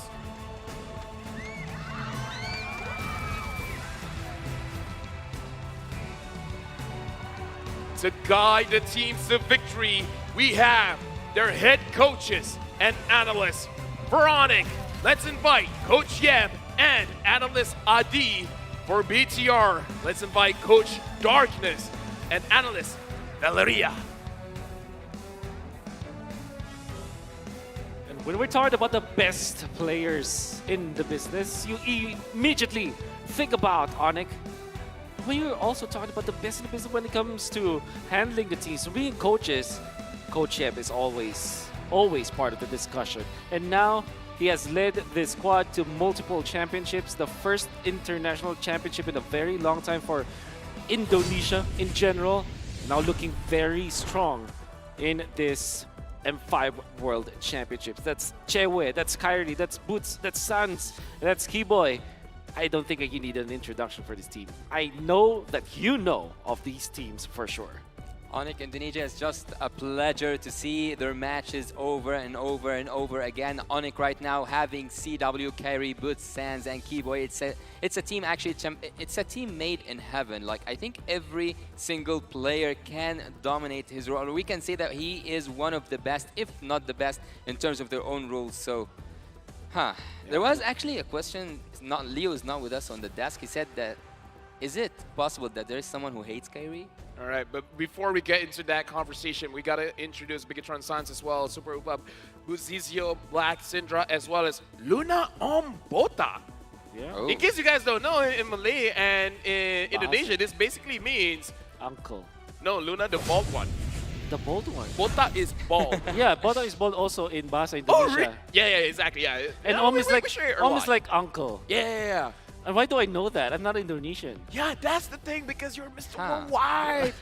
You're the richest one on the desk. You've been traveling. That's not true. You might be having a lot of time in Indo that we just don't know about. I don't know about it. All right. What I do know is that I love this. I love you. Oh, ako cinta level. All right. Oh, yeah. A lot of love happening here on the desk, guys. I can assure you guys at home that both of them, after the last game, they have had this We hugged bond. it out. We hugged it out. Talent prediction. I don't think this is what I predicted, but sure. Looks like the entire desk is going for Onyx. Is this a cast or curse? You know, if we made these predictions because of our, the research that we have. And I think that if you're looking at BTR Sons, there are still a lot of fundamental mistakes that they were doing when that's the reason why they cannot overcome their rivals in their region, which was RRQ Akira. And that's the reason why I voted for Onyx, because Onyx is just very successful. BTR Sons, unfortunately, not able to overcome their biggest challenge during their Liga Latam. But I've heard that reports say that BTR Sons have been improving so much. Yeah, and actually one of the really good facts here is that BTR Sons' first year and they made it to the M5. I cannot see that anything except for an achievement. And now they get to this final moment where they get to test, are they able to compete with the best of the best? Well, now we do have to say this is an Onyx table, and looking at the audience prediction as well. Wow. Majority for Onyx. So I would say this is a situation where if Bigatron Sons is able to beat them, this is one of the biggest upsets happening in day number 1. Yeah. So I gotta say, at this point, all the pressure is on Onyx. Well, Bigatron Sons, they can kind of do whatever they want at this point because they got nothing to lose. Well, except for, not going to the knockouts. But other than that, they actually have so much to lose. And I think that this format is interesting because there is a way for you to not make it to the knockout stages. Even when it's a best of 3 series, it's very difficult to recover. So, for example, a lot of the teams that lost today, they are in a very tight spot where every game is literally a must-win for them. That is actually the truth about this this format. You can only lose 1 game. If you lose 2 games, it's almost impossible for you to get to the knockouts. And also, there is no possibility whatsoever to have any surprises since it's a best of 3, not a best of 1. So I don't think that if even Team BTR managed to pull off something at the first game, they will be able to surprise Team Onyx once again. So would you say that experience, or actually I would say that experience would totally beat passion at this point, because Team BTR don't have the amount of experience that Team BTR had, and that's why I predicted the 2-0. I would say passion as well as experience. Experience is usable resource at this moment because passion helps you before the game. Experience is your accumulation of all the games that you've played. So if someone tries to surprise you, you're not going to be surprised because you've lost to that before or you've won against that before. So BTR Suns going inside this game, if they have a surprise going up against Onyx Esports, perhaps for them, this is not a surprise. They might have seen it in scrims. They might have seen it in other tournaments or anything like that. So surprising Onyx Esports is going to be very difficult, especially, and we can hear the crowd cheering for Kyrie here. You know what's the craziest thing for me? What? Kyrie has stated many times that he wants to be the best player in the world. I kind of feel like his competition is honestly in his own team. If you want to be the best, you have to beat Suns and Keyboy. Yeah, I think he already overcame Keyboy and Suns, right? What? Technically speaking, they already defeated them before. No, I mean, like, let's think about this, right? Because the finals MVP, Keyboy has been winning a lot of it, if you really, right? Oh, that's right. So Kyrie, he wants to be the best. He's not fighting against other teams. He's fighting against Keyboy. He's fighting against Suns. And Suns, we've seen a lot of highlight reels where we're just asking, how did you react to that? How did you move fast enough to not get caught? Because they're Super Saiyans. They're Super Saiyans, Ultra Instincts all around. Yeah. It's crazy. Except they don't have to channel that far, you know? We don't know that because we don't hear their The comms. games might be long. Their games are, yep. That's right? true. And with that being said, we're going into the drafting phase. Yulsong traveling up. And now again, this is going to be crucial. As we saw in the previous matches, the drafts matter a lot. Okay. Well, if this game goes to a tiebreaker, it will be the first game to have that scenario today. But so far, all the audience predictions are going for the side of Team Onyx, and also all the talents prediction is going for the side of Team Onyx. So let's see together what does Team BTR have to show us today to prove us all wrong. Oh, Fermis ban coming out from BTR. Kind of tells me that they wanted to go for Assassins right now. Nolan and Joy going to be the top priority for both teams. And Onyx are just focusing on the backshot and thinking that BTR might just go for utility junglers. It's very interesting as analysts when we look at the ban, we have a very good idea about what they're going for. Betting on the Fanny, you can say it's more of a respect ban, making sure that Kyrie doesn't get that for himself. But I would say the Fermis shows that they want a bit of burst, and the Fermis can deny that all day. So this kind of shows a little bit about what they want. And like you said, perhaps Assassins in the jungle, but going up against Kyrie, is that a good idea? Generally, I would say the better question, going up against Keyboy, is that a good idea? Generally, no. Generally, no. But then again, if you don't surprise Onyx, like if you just play whatever you did or however you did in the in their previous league, for example, that will not be enough. So if they have this assassin kind of gameplay, maybe they can show something to us. Maybe that could be the good course of action for the side of BTR. Especially because Coach Shieb and the gang might not have seen it before.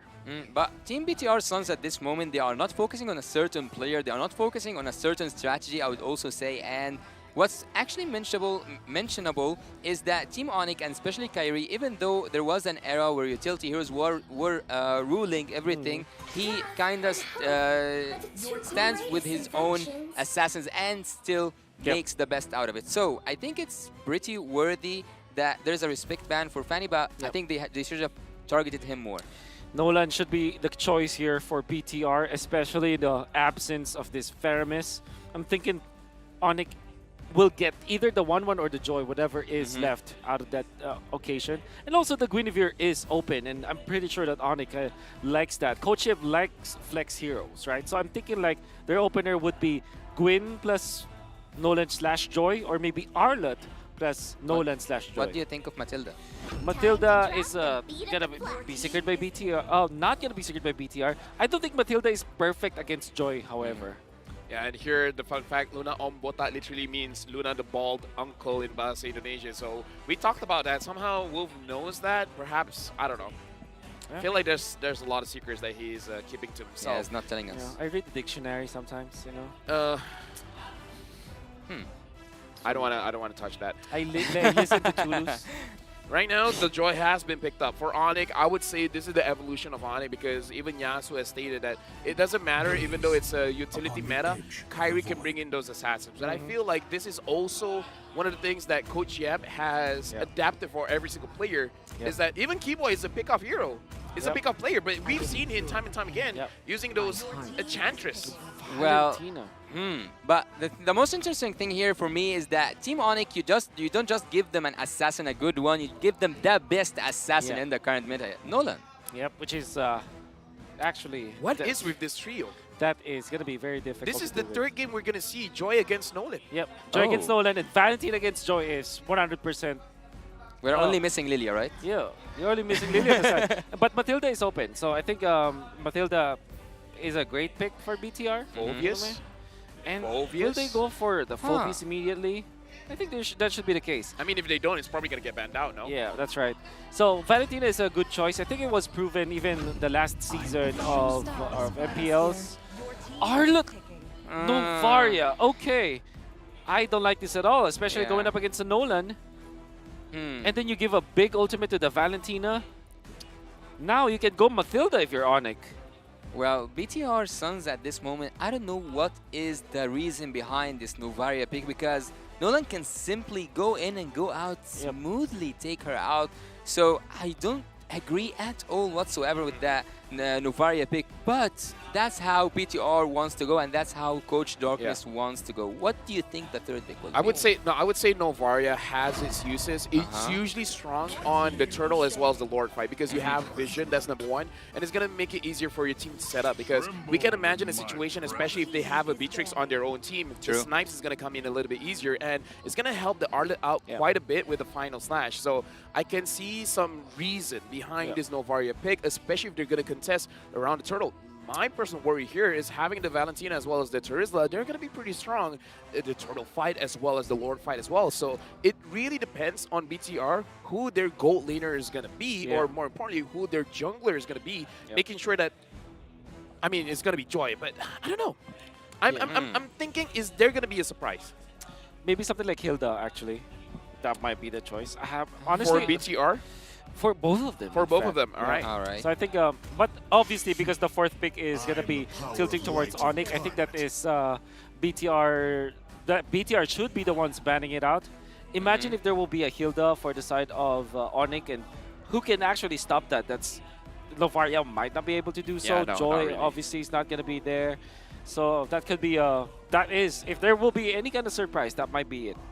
Well, I'd actually like to see a Minotaur, or let's say a setup hero for the side of Team Onyx, because they have what like all it takes to have a solid team fight. They have the penalty zone, they have the mobility of Nolan, and you can go on with the rest of the picks that haven't been even shown up yet. BTR on the other side, I think that Kaja was a really good pick for them, even though they banned it. Yeah, man, as you said, that Minotaur has been banned out, because I would say it's pretty good for both teams here.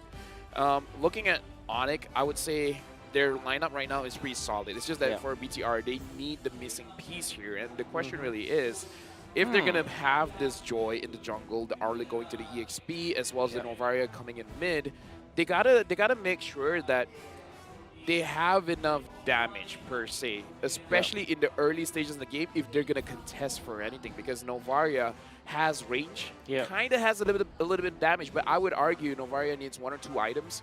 Joy is the closest they have to have early game damage, but the setup has to be super good for you to do that. All the injustice in the world. A Cho ban instead.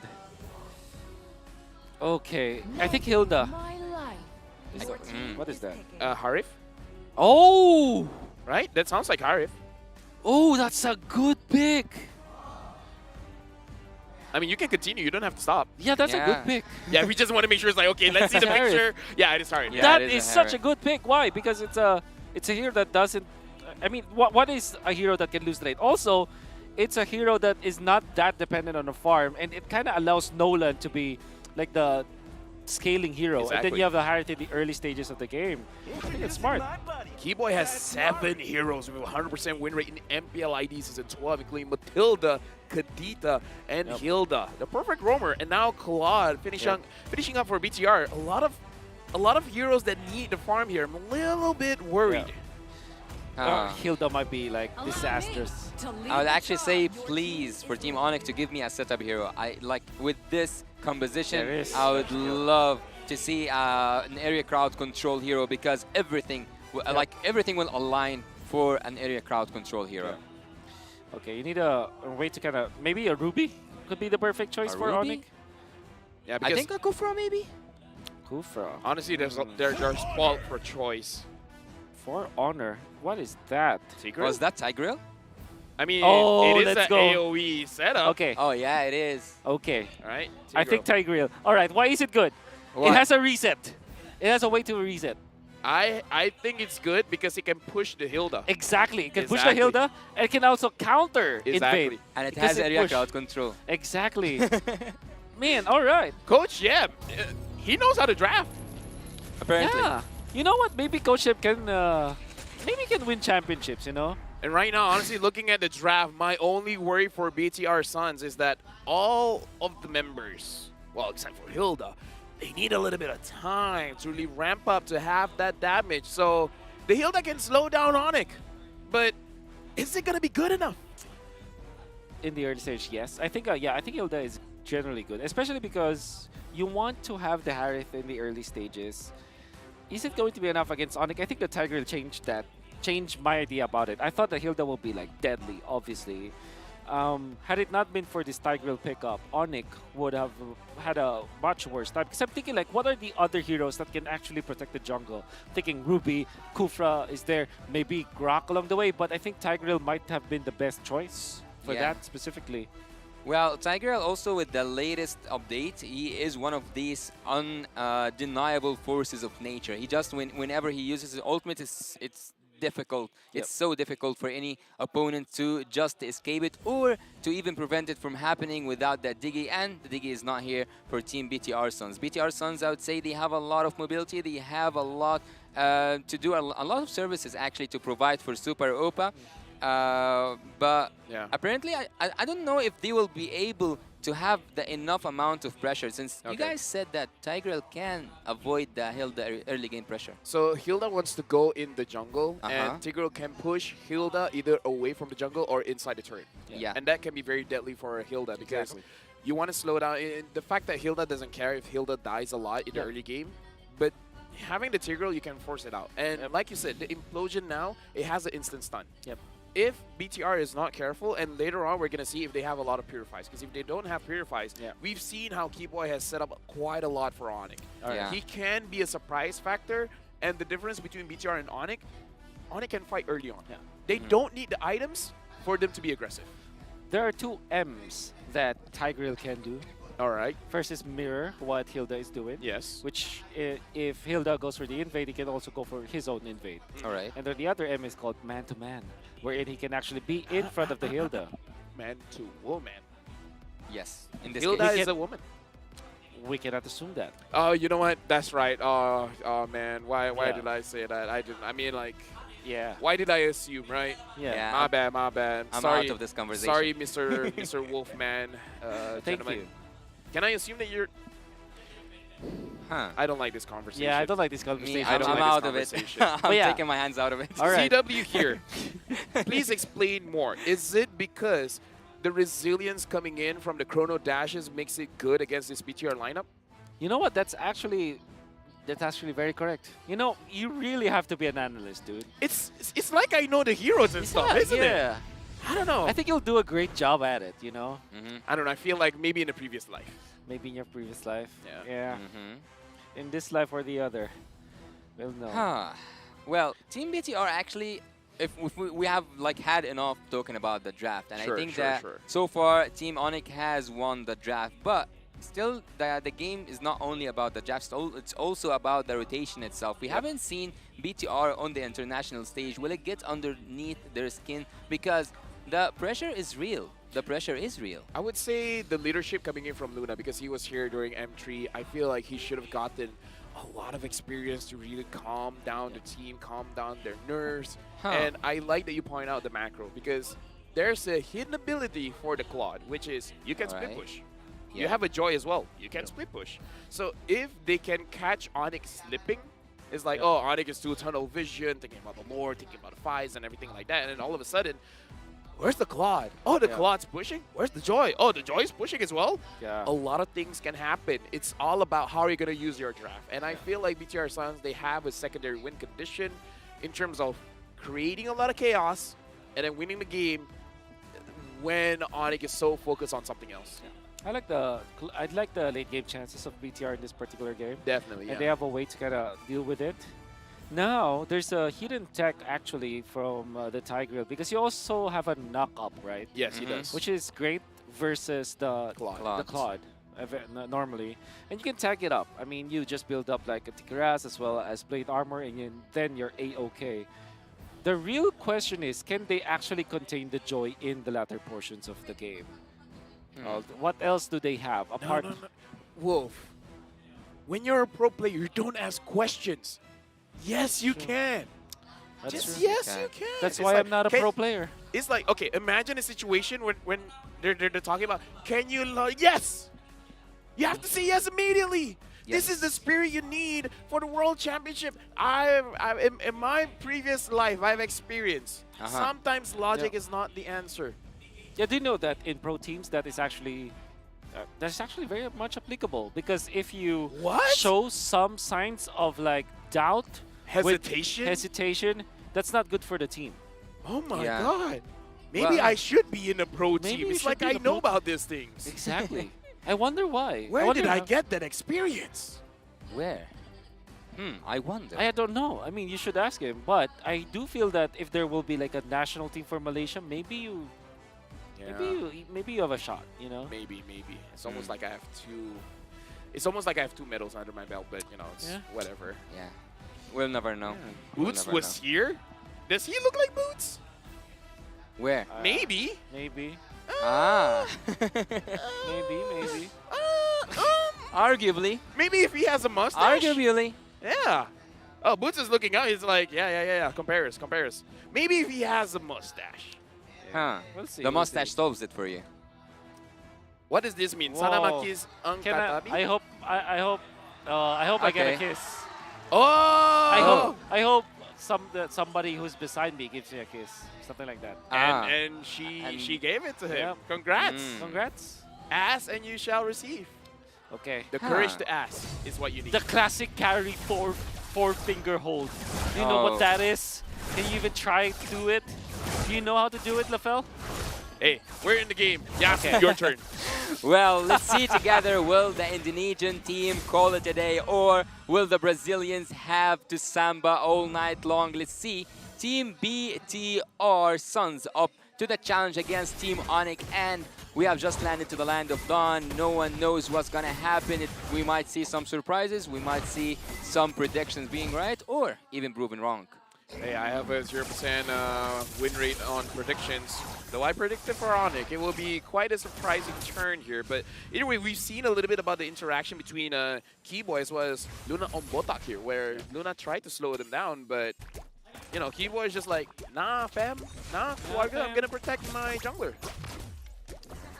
Harith is such an interesting hero. I think that in the early stages, some interesting people will prioritize the I think they'll prioritize the kill here. They are looking for Super Upa, but they have just trapped Kyrie out of time, recalling on that body. Oh, we can even hear the Filipino cast was like, ooh, doing that to Kyrie. But I have to ask. That was weird. CW with the Festival of Blood. Yeah, yeah, that's actually super duper surprising.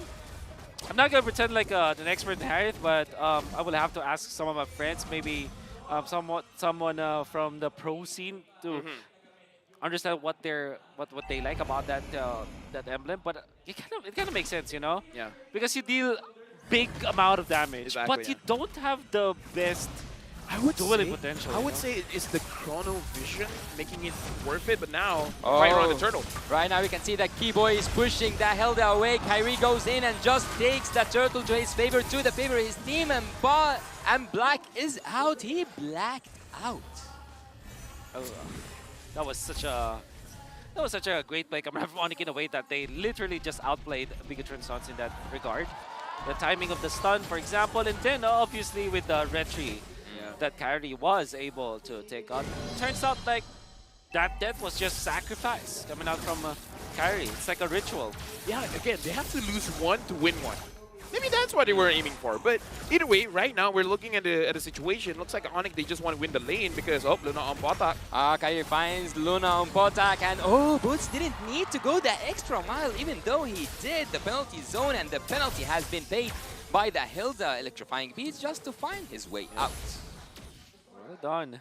Because they have found Luna, which is interestingly not yet level 4. That's what I'm wondering. Maybe they kind of messed up some of the gold earlier on, because the only reason why you will not get level 4 at 3 minutes as the roamer is when you are late when it comes to picking up the roam boots, or if somebody has lower gold than you, which is a massive mess up coming out from a Keyboy BTR. pushes him away, and look at that. He just makes a clean kill for Onyx team. Honestly, I just want to answer you there, Wolf, because we saw how Sans was denying Syndra of those minions.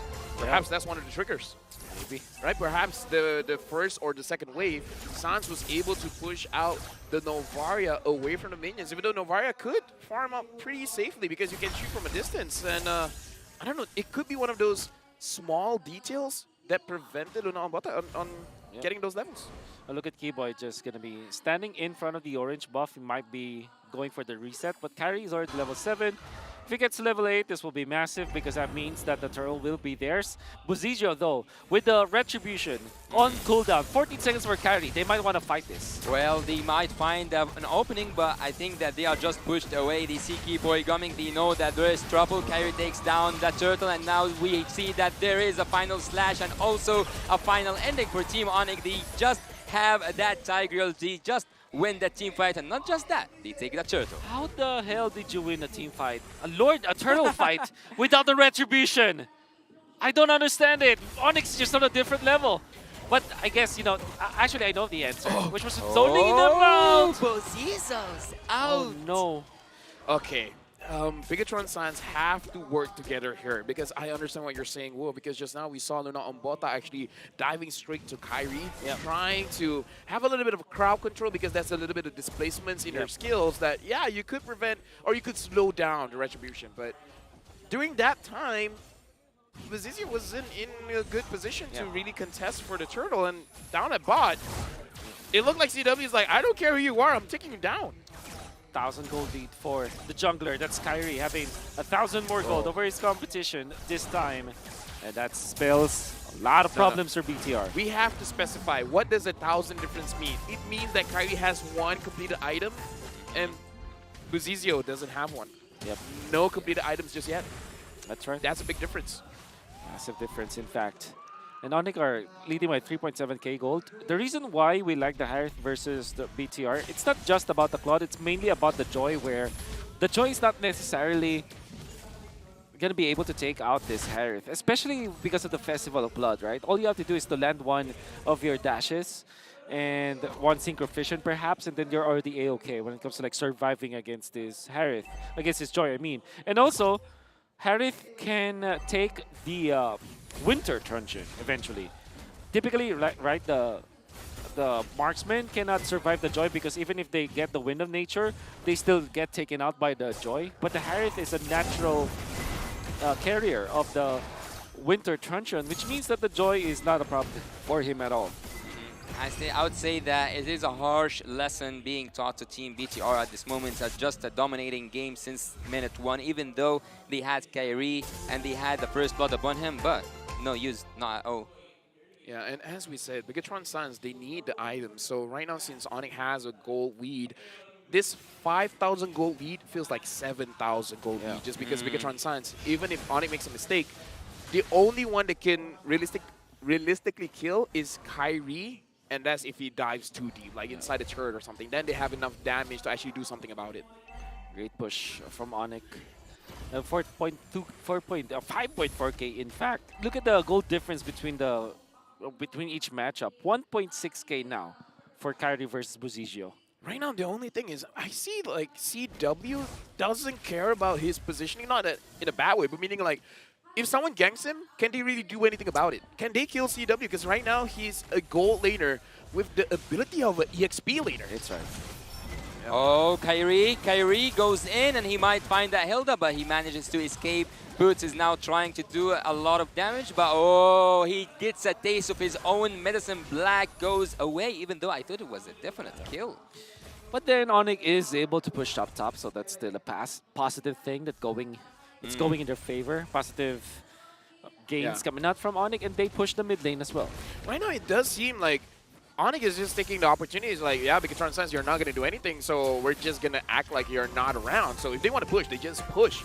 Bigatron Suns, they need to figure out a way to engage or to catch a mistake, but Kyrie goes in, and Luna, Bota, you're a tank and you're taking that much damage. That's the cost of leaving Kyrie farm. He just saw that I would say that this is a message saying that there is no use of the ultimate at this moment, just let's use it here. Yep. He says, Zorn, that's a statement. Yeah. He says, Zorn, okay, you go for recore TPs. I use my ultimate. Yeah, let's up-level the game. Yeah, it's like a... Now that's a flex. Now that's a flex. Now that's a flex. Recalling, you're not really losing anything. Yep. Yeah. Using your ult and showing your opponents like, hey, I don't have an ult. If there's any time for you to go in, guess what? Now's the time. He was one flicker away from like having the ultimate level up in this competition. That's true. That's very true, actually. Let's see what will happen. Obviously, the dominant size is such a good pickup for a Tigreal because you open the map anyways, so you are in front. And with the Starlim Scythe and the Feather of Heaven with the Holy Crystal, oh my God, Chewik can one-shot or two-shot people now. Not gonna lie, just the Starlim Scythe, I feel like it's enough. Yeah. Anything more than that at this point kind of feels like overkill. And let's look at this. Keyboy has his implosion again.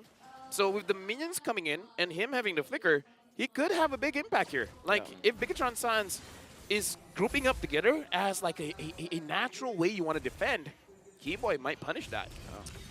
I think that everyone's now settled down to see if Onyx will make it one of the shortest games so far in the M5.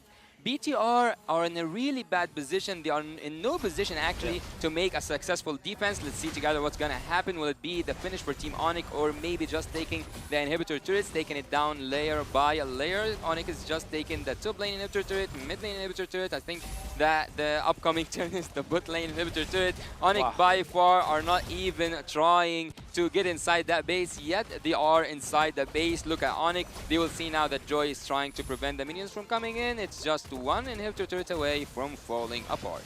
Well, Keyboy is just one flicker away from doing something amazing. Super Opa is trying to deal so much damage, but look at the back line. Look at here. Oh my look God. at Keyboy. Look at Team Onyx. They are punishing Team BTR to the limit. No one can do anything at this moment. CW with the Triple King looking for that Maniac that can be offered, but Boots say no. Boots just says no. Onyx team with a dominant game. Team BTR are looking for a miracle, but their voices cannot grow through the sky, where the Sky Kings themselves are sitting there. Let me just say congratulations to Onyx for winning the first match of this best of 3. And it went quicker than I thought. Like, what was that, sub 11 minutes? Yep. Onyx just did whatever they want, and there's nothing that Bigatron Sans can really do against them. Wow. Wow. I would say there's layers that Onyx won. One of them was the draft. The draft, yeah. Especially because of the trap that they set up. There was a time where we said that the Hilda will be deadly, right? I remember, like, even just the second set of bans, we already brought up that hero. I remember. And, yep. And I said that it will be great for both of them. Yeah. Because they're playing, I mean, Joy is there, then Nolan is on the other side, so it kind of makes sense. And then Hilda was in the hands of BTR all of a sudden. And then it kind of felt like, at the end, okay, it was Coach Yeb and the gang just setting up a trap. They know that it will be picked up, Hilda will be picked up eventually. They have the answer. That is the Tigreal. Well, I think that at some point, playing against Onyx themselves was one of these, let's say it had its own effect on the game itself, because BTR were so passive in the early game. I wouldn't say like their draft can make them go aggressive. You can like tell us about it more, but they felt like, oh, we're up against Onyx, it's hard. Before you talk, let me just say, it looks like Onyx, they're not hiding anything. Like, this Tigreal pick and everything, it looks like they've already planned it. Yeah. Even against Bigatron Sans, like, yeah, it's a good hero. We're going to pick it up. When you have 5 Super Saiyans, you can actually play anything. So I think that's... But kidding aside, why I agree with you is because there was a weird interaction where why was the Hilda not level 4 when the Tigreal is already level 4? It was like way past the 2-minute mark. So it's like, what, almost 3 minutes. And for some reason, the Hilda didn't have his ultimate, and it was Keyboy already, like, what, halfway through the level 5. Our MVP eventually was Keyboy 2, 0, and 4. And I think that they played the mind game so well, the fact that BTR, there were bad decisions in many parts of this game, especially also with the draft that they prepared. So that meant that Keyboy can even like spend his ultimate without even being scared about his opponents. Let's look at the highlights brought to us by Grab Unlimited. So this was Kyrie getting the kill again, and it will happen many times in this game. Look at Keyboy just zoning out on Botak. They just take him out so easily because of the draft, and for some reason they don't have the retribution, but they lost the turtle fight. This is specifically the part that I want to say where I felt that yes, just going up against Onyx alone already kind of neutralized what BTR wanted to do in this game, nullified what they wanted to do in this game. Suns shouldn't have survived here. Yeah, so, let me just say that. I agree. Oh, look at that beautiful implosion, and the BMI unfortunately wasn't enough. Yeah, it's a missed timing, but again, this also shows the composure that Onyx has. It's like, oh yeah, Suns is getting attacked, but does it really matter? Not so much. Yeah. But I think at this moment, one of those things you said before the game even starts is that Kyrie, if he wants to compete against others, he has to compete with his own team first. So I think at this moment, the MVP just loves Keyboy. We were talking about the Festival of Blood to pick up earlier by CW, and we saw how good it was, especially the duel that they did. No. I would say we didn't really see it because by the time we see the fight, it's already over. That's true. We don't really see it in action. That's true. But in the last duel between CW as well as Super Upa, you saw that CW was very low, we can say 1 HP.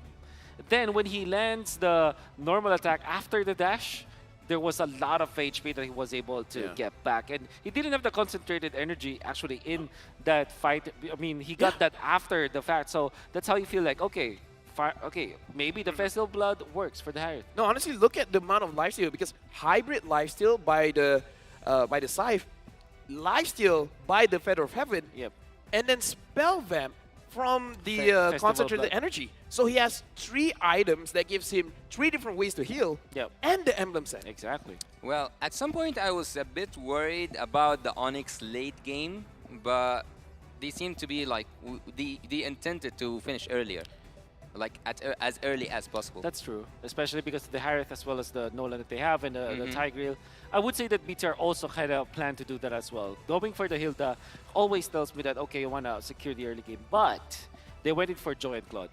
I myself find it greedy, right? If we go for Joy, typically your marksman should not be a scaling hero because you don't want to have 2 scaling heroes in the game, especially if you already have the jungle from the Joy. The Claude is going to be difficult. Yeah, that's actually very true. So only the Hilda wanted to win the early game. And because they didn't have any other hero to supplement that early game, that meant that Hilda will always be taken out. And true enough, Luna just got destroyed by the entirety of Onyx because he doesn't have anyone to help him punish the aggression.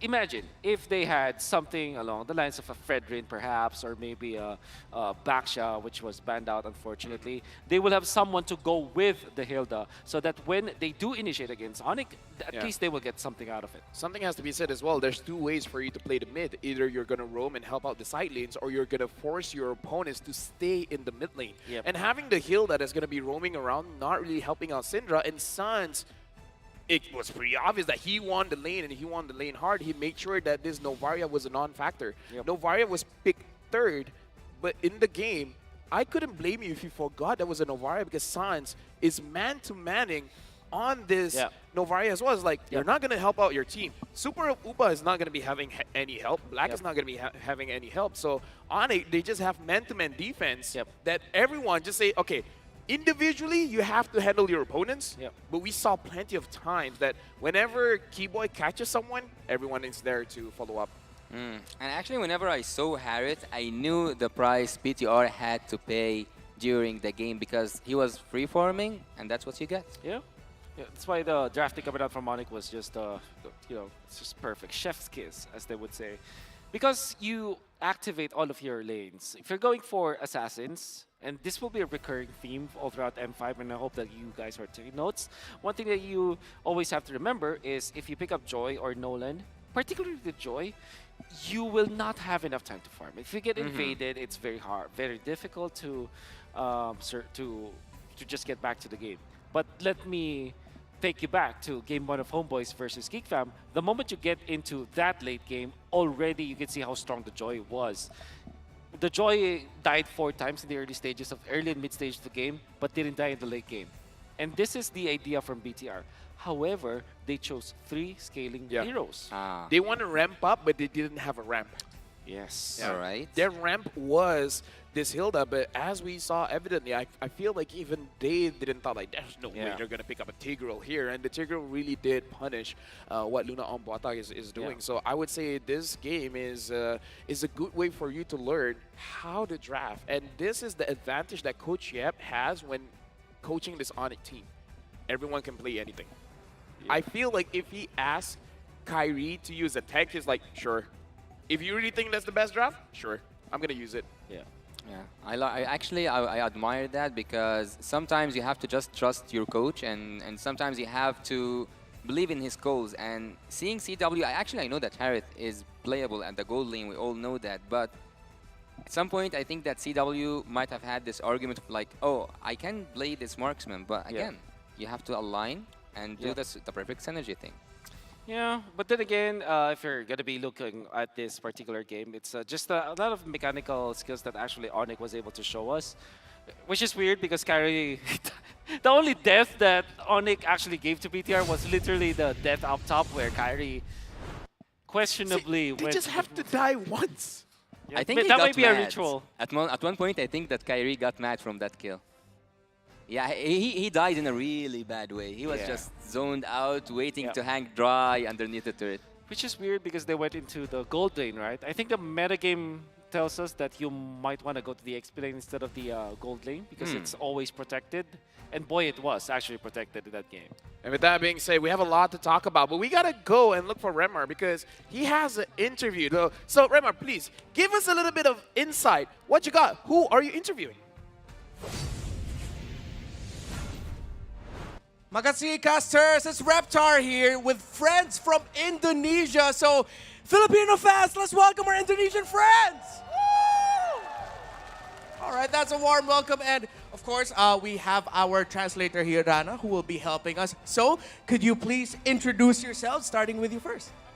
Hello, I'm Luan Luan from Indonesia. All right, so Luan Luan. Luan Luan. Yeah, because when we were talking beforehand, I thought her name was Wan Wan. So it's a Luan Luan. Yes. And you are? My name is Marco Chop from Indonesia. And Marco. Okay, so both of you are from Indonesia. So I feel like we just have to ask first, why are you guys here? Why did you fly all the way to the Philippines?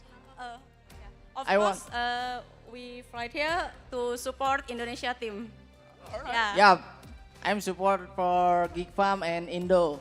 Onyx Indo. Into Pride. Yeah, Indo Pride. It kind of hurt to say that, but I'm a host, so I have to be neutral here. All right. So you are wearing jerseys that look quite familiar, but maybe not to a lot. So could you show off your jerseys to the people watching at home? All right. Oh, okay. So you can really see the Indonesian pride in their jerseys. Can you explain the jerseys? Where did you get it from? Did you have it custom made? What's the story behind the jersey?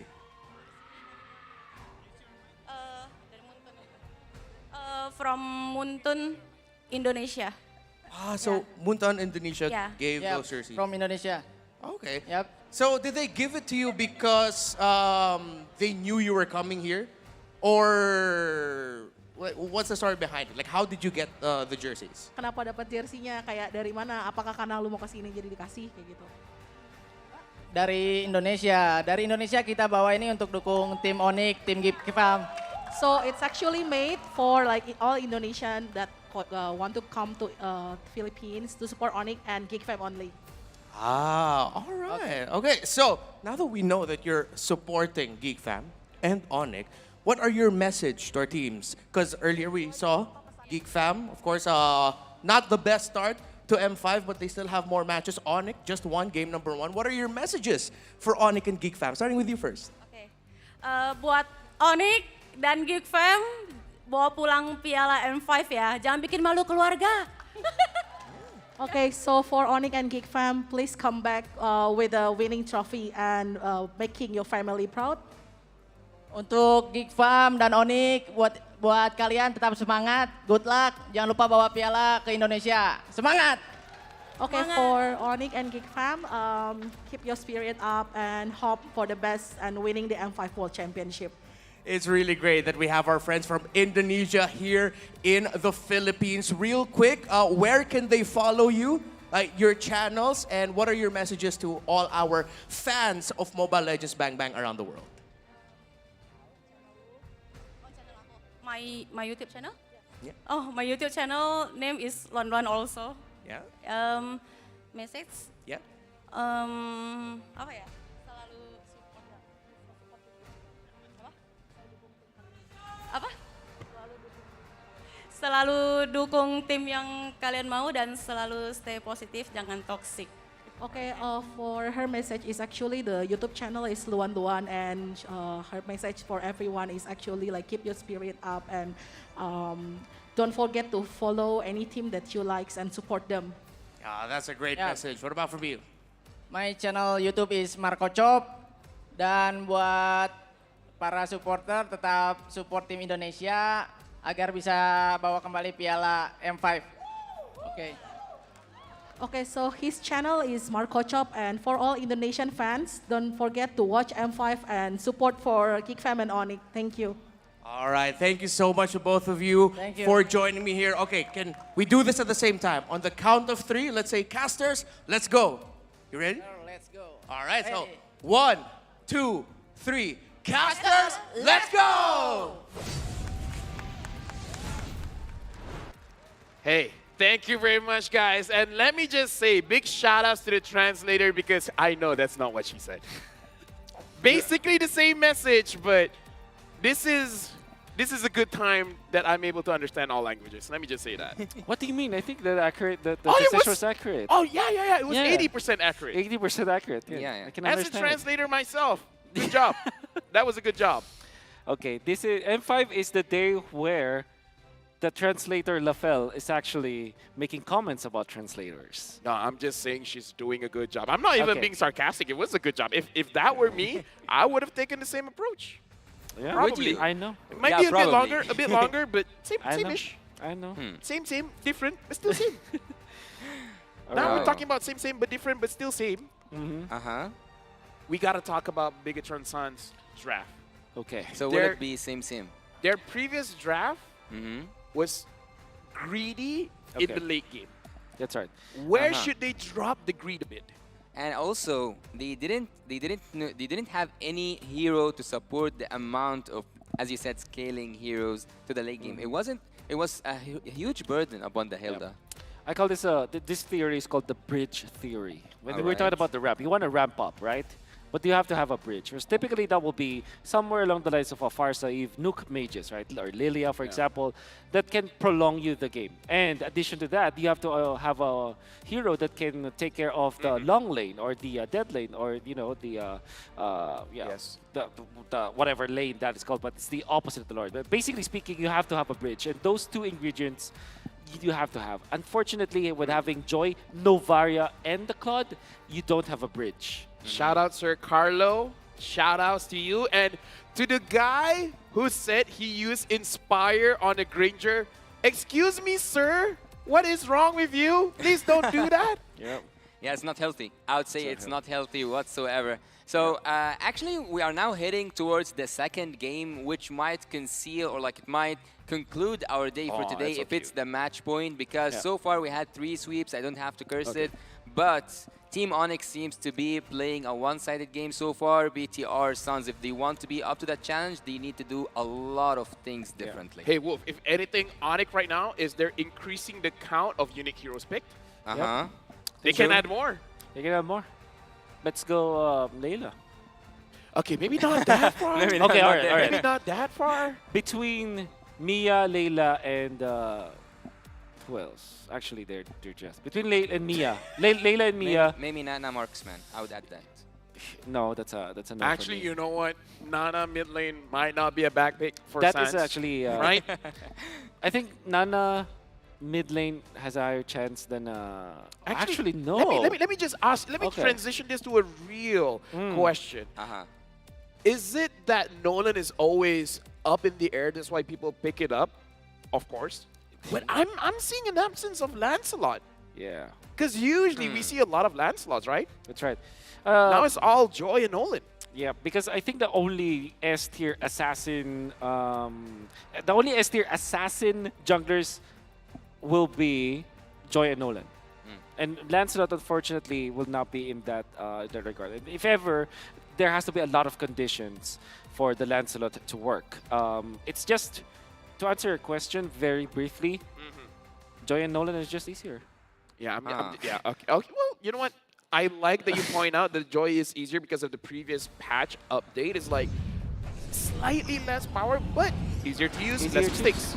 Well, speaking of Lancelot, actually, M5 is missing one of its best players ever using that Lancelot, which is Carl Teasy, of course, from Team Echo. But and actually, this is one of the things that made M5 spice up even before it starts. The previous champion is not here to defend his title in the Philippines.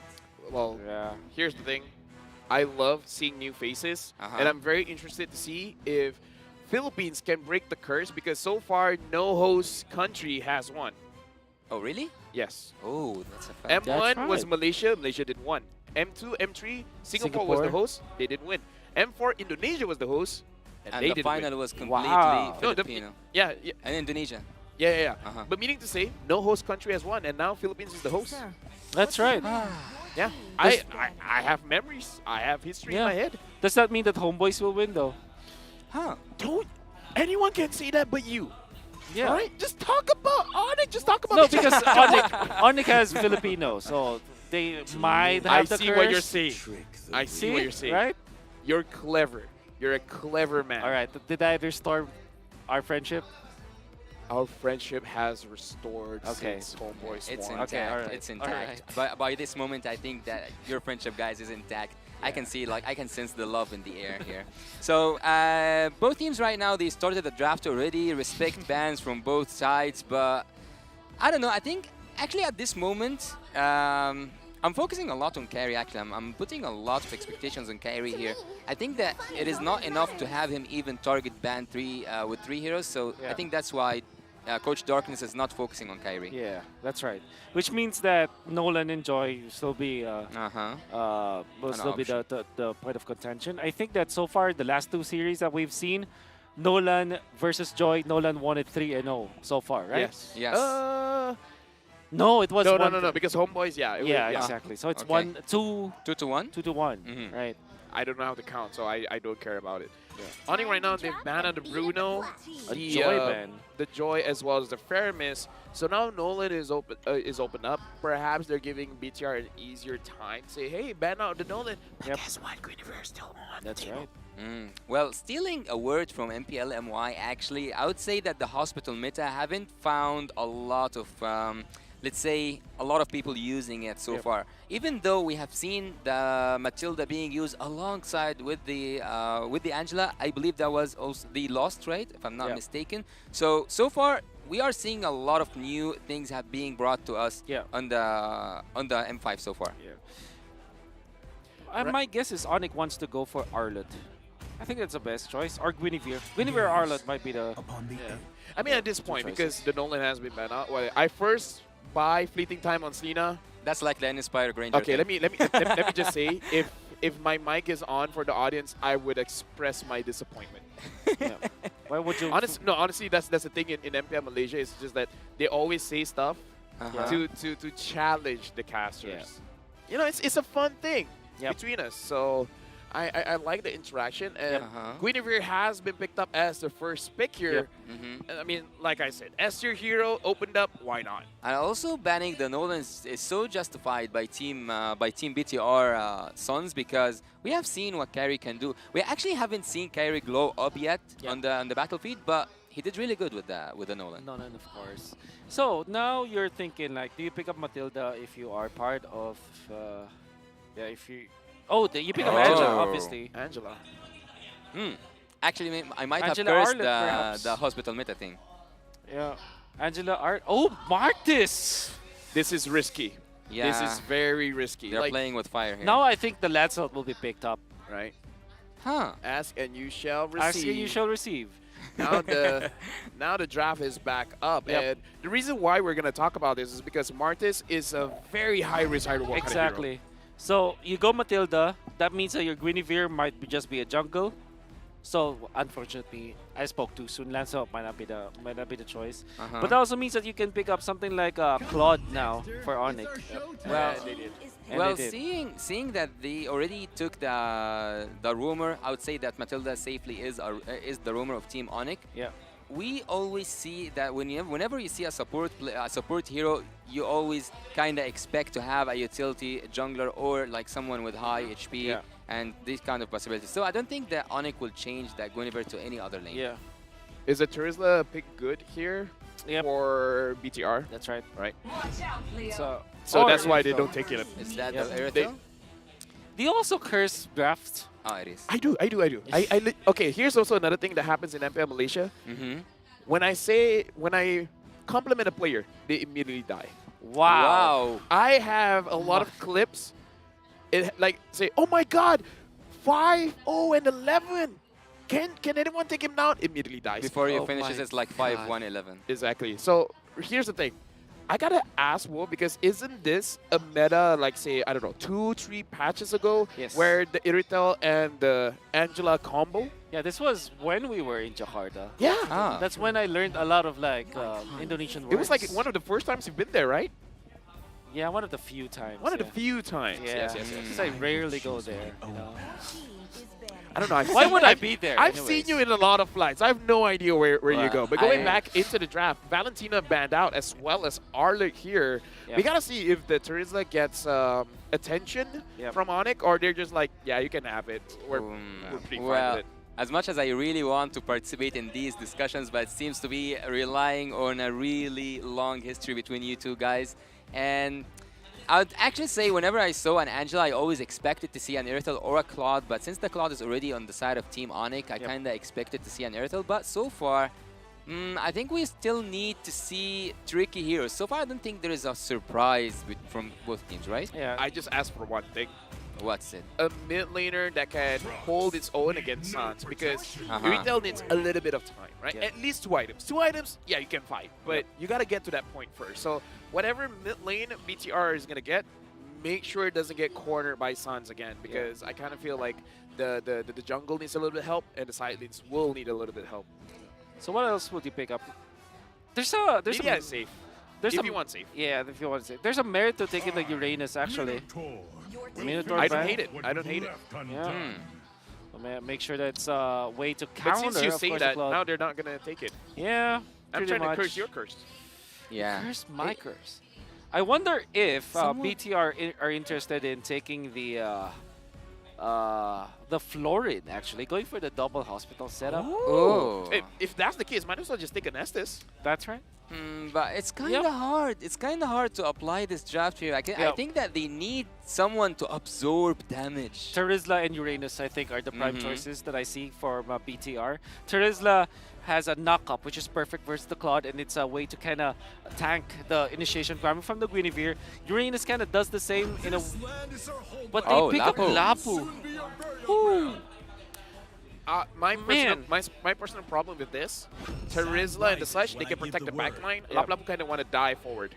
I'm happy that Khalid is going to be Go picked up. for it. All Look, right. actually, we have something in Egypt. Whenever we don't know someone's name or something, we say Yasta. Yasta means my friend. Yeah, so if I say like, hey, Yasta, you have to know that either I forgot your name or I'm greeting you.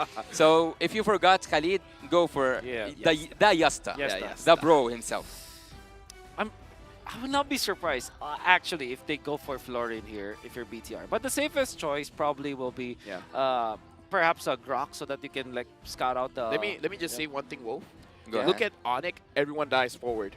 This Lapu won't have that big of a target. The moment he jumps forward, everyone from Onyx can be like, whoop, we're out of here, we're going straight for the Irithel. That's why I felt like Uranus or Terizla might be the better choice. Because they can go back. Can go back and actually peel for his teammates. And yeah, okay, so that is... What is that? Order? I couldn't hear it. I couldn't Akai. hear it. Akai. Hey, but one of Luna's favorite hero. That's right. But I think that this is the point of having Matilda, though. I think the Matilda here is mainly to disengage, not to just engage. Yeah. If anyone makes a mistake, Matilda's be like, I got you, I got Keluarga. you.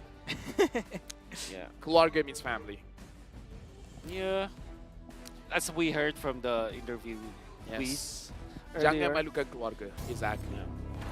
Yeah. That's what? Jangan means Guys, don't. I can't understand.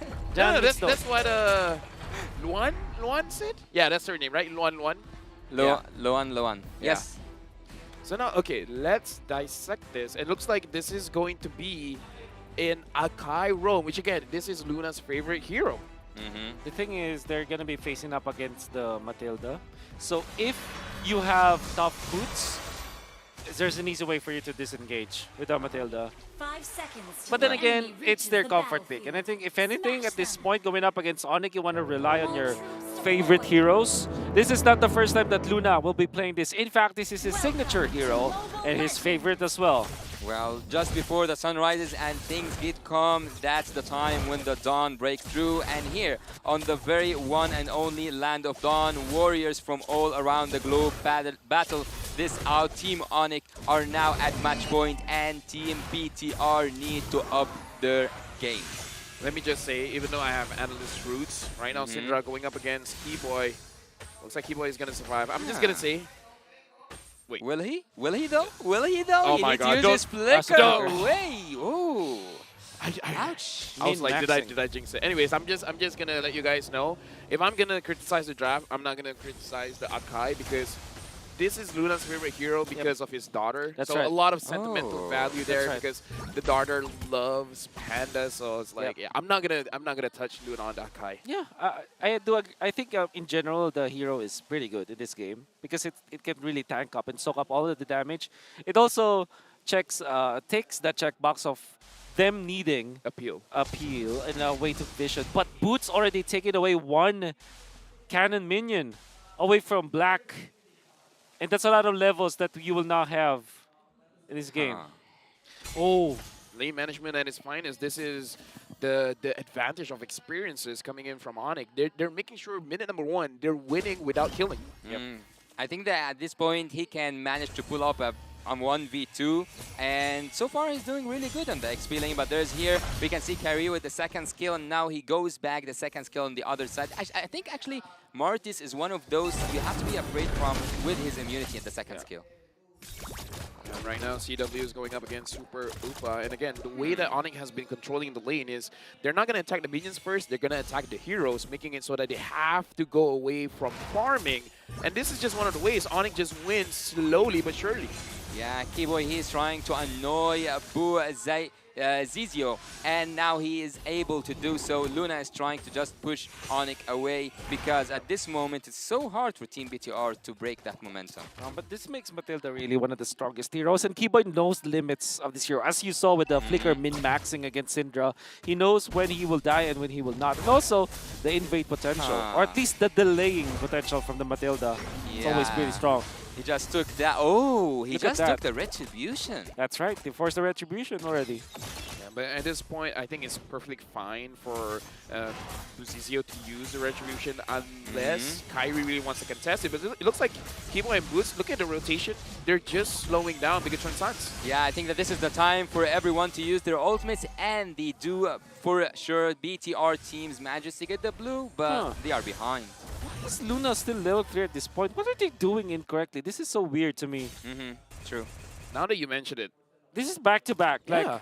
I mean, one time perhaps we could say that, oh, Syndra didn't get a level, but I'm going to hold on to my theory because looking at how the gold lane as well as the EXP lane, they've been manipulating the minions. Perhaps Sans is doing something that we're not seeing, that he's manipulating the minions to delay the level from Syndra.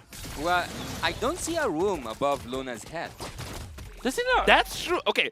Is that the thing? Is that? Let's look. It does have it. Yeah, he does have it. Okay. Yeah, so it's just a visual thing, but he does have it. I wonder. Okay. What? And the thing is, there's a goal advantage on Syndra here. So perhaps he didn't really lose any minions. That is so weird. Oh, Kyrie, look at the hard guard, but it's not gonna be enough to save Black. He needed to use that flicker away. I don't think that Lapu was the best choice. Yeah, it's gonna be difficult. Especially against this XP lane. And I think that the nature of Onyx, the way that they're drafting, is that they counter their lane matchups. And the first 3 picks that they have heroes that don't necessarily have the counter. Like Matilda, how do you even counter the Matilda? That hurts. Oh no! That hurts. Yeah, that does hurt. Keyboy is so annoying at this point. Look at the jumps. Look at everyone jumping around. And Heavy's been coming here from the side of Akai. He's trying to push Team Onyx away, but it's just Kyrie on a normal day. He takes that turtle away. And now we will see a lot of bodies falling down from the side of Team BTR. Onyx CW. Kyrie goes in. And now we can see what the Flicker ultimate coming from the Khalid. They managed to take kills, but they also lose one of their members, taking a turtle and taking kills. I would give that for 1 kill for sure. Super Upa eventually, with the switch, gets a push. He's not in the gold lane, so it's not the best, but he still will be able to take out a turret. So that's still a positive net for Super Upa, but the rest of his teammates didn't have... cannot say the same, I would say. Onyx just manhandled BTR. Look what they did. When Luna on Botak popped the ultimate, the heavy spin, what they did was to get out and reset the turtle. That's actually why they won the succeeding fight, because now you have the level advantage on Kyrie, you have the retribution advantage as well, and you also have the fact that the BTR team didn't have a heavy spin. Boots looks like he's in a really bad position. He doesn't have flicker. He needs now to go away, but the heavy spin just catch him by the wall, pin him to that wall. The second skill is being triggered, but no one can save you from that. Double kill from Kyrie on the other side. The mid lane looks like a mess for Team Bigatron Suns. Well, I gotta say, Onyx won that trade. They got 2, while Bigatron Suns, they only got 1. And here's the thing. I'm going over the side of Bigatron Suns here for a little bit because Super Upa with the Haskelaw as well as the Berserker Fury, you have a chance to win back your fights. So we gotta wait for Bigatron Suns to have that power spike and then see what they're gonna do with it. Oh, Kyrie jumps in, and also Keyboy as well. They are now making Team BTR have the worst time of their life. Yeah. So now, looking into the situation, Onyx, I like that going into this game, it looks like, okay, here's one of the things that I've talked about, well, haven't talked with all of the teams yet, but there's this thing called making decisions in game could be a difficult thing. Unless you pre-prepared your decisions. Like, oh, if situation AB happened, you do this thing. And it looks like for Bigatron Suns, well, only going up against Bigatron Suns, when you see them committing, everyone disengage. They've been doing that quite a while. if Bigatron Suns can see this thing happening, they could kind of like scare off Onyx from a full engage. Oh. And that could buy them time. Yeah, it could buy them time, but Kyrie was going for that risky gameplay. CW have a lot of damage already. They can do engage, and they do engage. Look at CW with the blazing. The web is just canceled the second skill from that. Kyrie, he takes them down one by one. Preciso is now trying to take CW down, but Super Upa finishes the job for him. Team Onyx, for the first time, are the losing side. Exactly. It's a great counter engage coming out from BTR. You're feeling the strength of this Angela plus the Akai. And with the Athena shield as the first item for Luna on Botak, that means that he can tank at least the Guinevere initiations as well as the Kadita initiations. Yeah, and like I said, the power spike coming in from Super Upa, now he has it. He has the Hospital, he has the Berserker Fury, so he has damage. Now it's all about how Bigatron Suns is going to play around it. And the way that I saw they play around it just now is they're going to invest 2 other people to make sure that this Iritel has the confidence to move in front. So I feel like they have a pretty clear way of how they're going to approach the fights. But again, going up against Onyx is still going to be a challenge. I like that they have an idea of what to do. Doing it is the other part of the equation. Getting a very early Oh, Kyrie's now pinned to the wall. He's now pinned to the wall. Will he die? Will he die? Will he die? No way! No way! No way! No way! No way! Black cannot find him because Keyboy knows the keys to every moment. What an escape from Kyrie. What a very, really well played out escape. Oh my. Kyrie doing... Okay, how many international tournaments has Kyrie done this? He's done it on the Assassins. Wow. He's done it on tanks. Now he has to do it with fighters. Dude, Kyrie, oh wait, in the Philippines we have this agimat, which is a charm. And when you say you have agimat, it means that you just can't die. You're just either lucky or you're just very resilient. God loves you. Kyrie has agimat. Yeah. That's crazy. I gotta credit Keyboy though. And remember, there was a part of the draft where I said like, okay, when there's Akai, you don't wanna pick up the Akai when there's Matilda in the opposite end because the guiding wind with the tough boots of the recipient of the heavy spin is just not the best. And we can see it's an instant replay. Kyrie survived through all of that. Tough boots intact, the defensive items in there, pops the guiding wind, then gets out. Insane. That's insane. Like literally, they were bursting him down. Everybody. The Lapu even caught him. Exactly. Like that's one of the situations. If Lapu for some reason has the orange buff, Kyrie would have died. Yep. Like doing it once, doing it twice. Doing it even 3 times, I can't understand. He's doing it every single time. Yep. Well, you cannot... At one point, it's unfair. It's plot armor, actually. Yeah, it's for the Super Saiyans right now. Well, you cannot call it luck, at least. Well, let's see together if Onyx will try to get inside that base. I don't think they are trying enough. Oh, he's now going in, Keyboy, but there's nothing to do to that inhibitor turret. They are still waiting for one single moment for everything to align together. Kyrie now finds his place. He now finds his place. Will he be able to escape? He does escape. Now he goes to Keyboy using that second skill, managing his way out to the mid lane and even to the bot lane. Kyrie takes, and also CW, they both take the first inhibitor turret of the game. 10 minutes game, one inhibitor turret down. I gotta say, nice defense coming from BTR. But then again, that's just Onyx. Luna, they went double run. Oh, Kyrie! Kyrie and CW Wind of Nature is being played here, and Black might just go out. Let's see what's gonna happen. Top lane is in danger, but after taking the mid lane turret, we will see that Team Onyx easily take that last inhibitor turret. I think I cracked the code. I know what Kyrie is. What? Kyrie is a cat. What? He has 9 lives, Oh. good looking, good at escapes, and everyone loves him. Yeah. He's a cat. Okay. Kyrie the cat. And everyone knows cats are good at Mobile Legends. Everyone knows that? Everyone I didn't know knows that. Yeah. Well, apparently we will see if Team Onyx will try to go for that finish, but I don't think so. They can go back, they can go for that safer route, but oh, what is that damage from my Boots? goodness. What is that That is damage? C It comes from Halberd. an XP laner?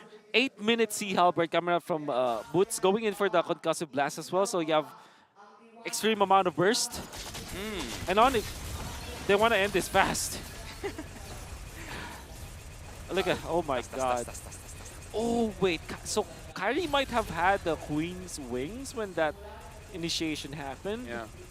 And the Thunder Belt as well. Great itemization. And obviously the Blade Armor is perfect against the Irithel. Yeah, as a Malaysian right now, I'm worried about the amount of recalls that Zorn has, because I think Sans and Keyboy is ramping it up in this game. And they might have more than Zorn at this point. Yeah, especially because Chewe went for the Implosion recall as well. I don't think anybody can top that. Yeah. Unless what can Zorn do? Maybe a Minnow and Fury, perhaps? Game number 1, Onyx was able to end the game with 11,000 gold lead. Yeah. That's not 44,000. It's 10,000. 10,000. 10 point. Now it's 11. Is this the win condition? Is this where they end the game?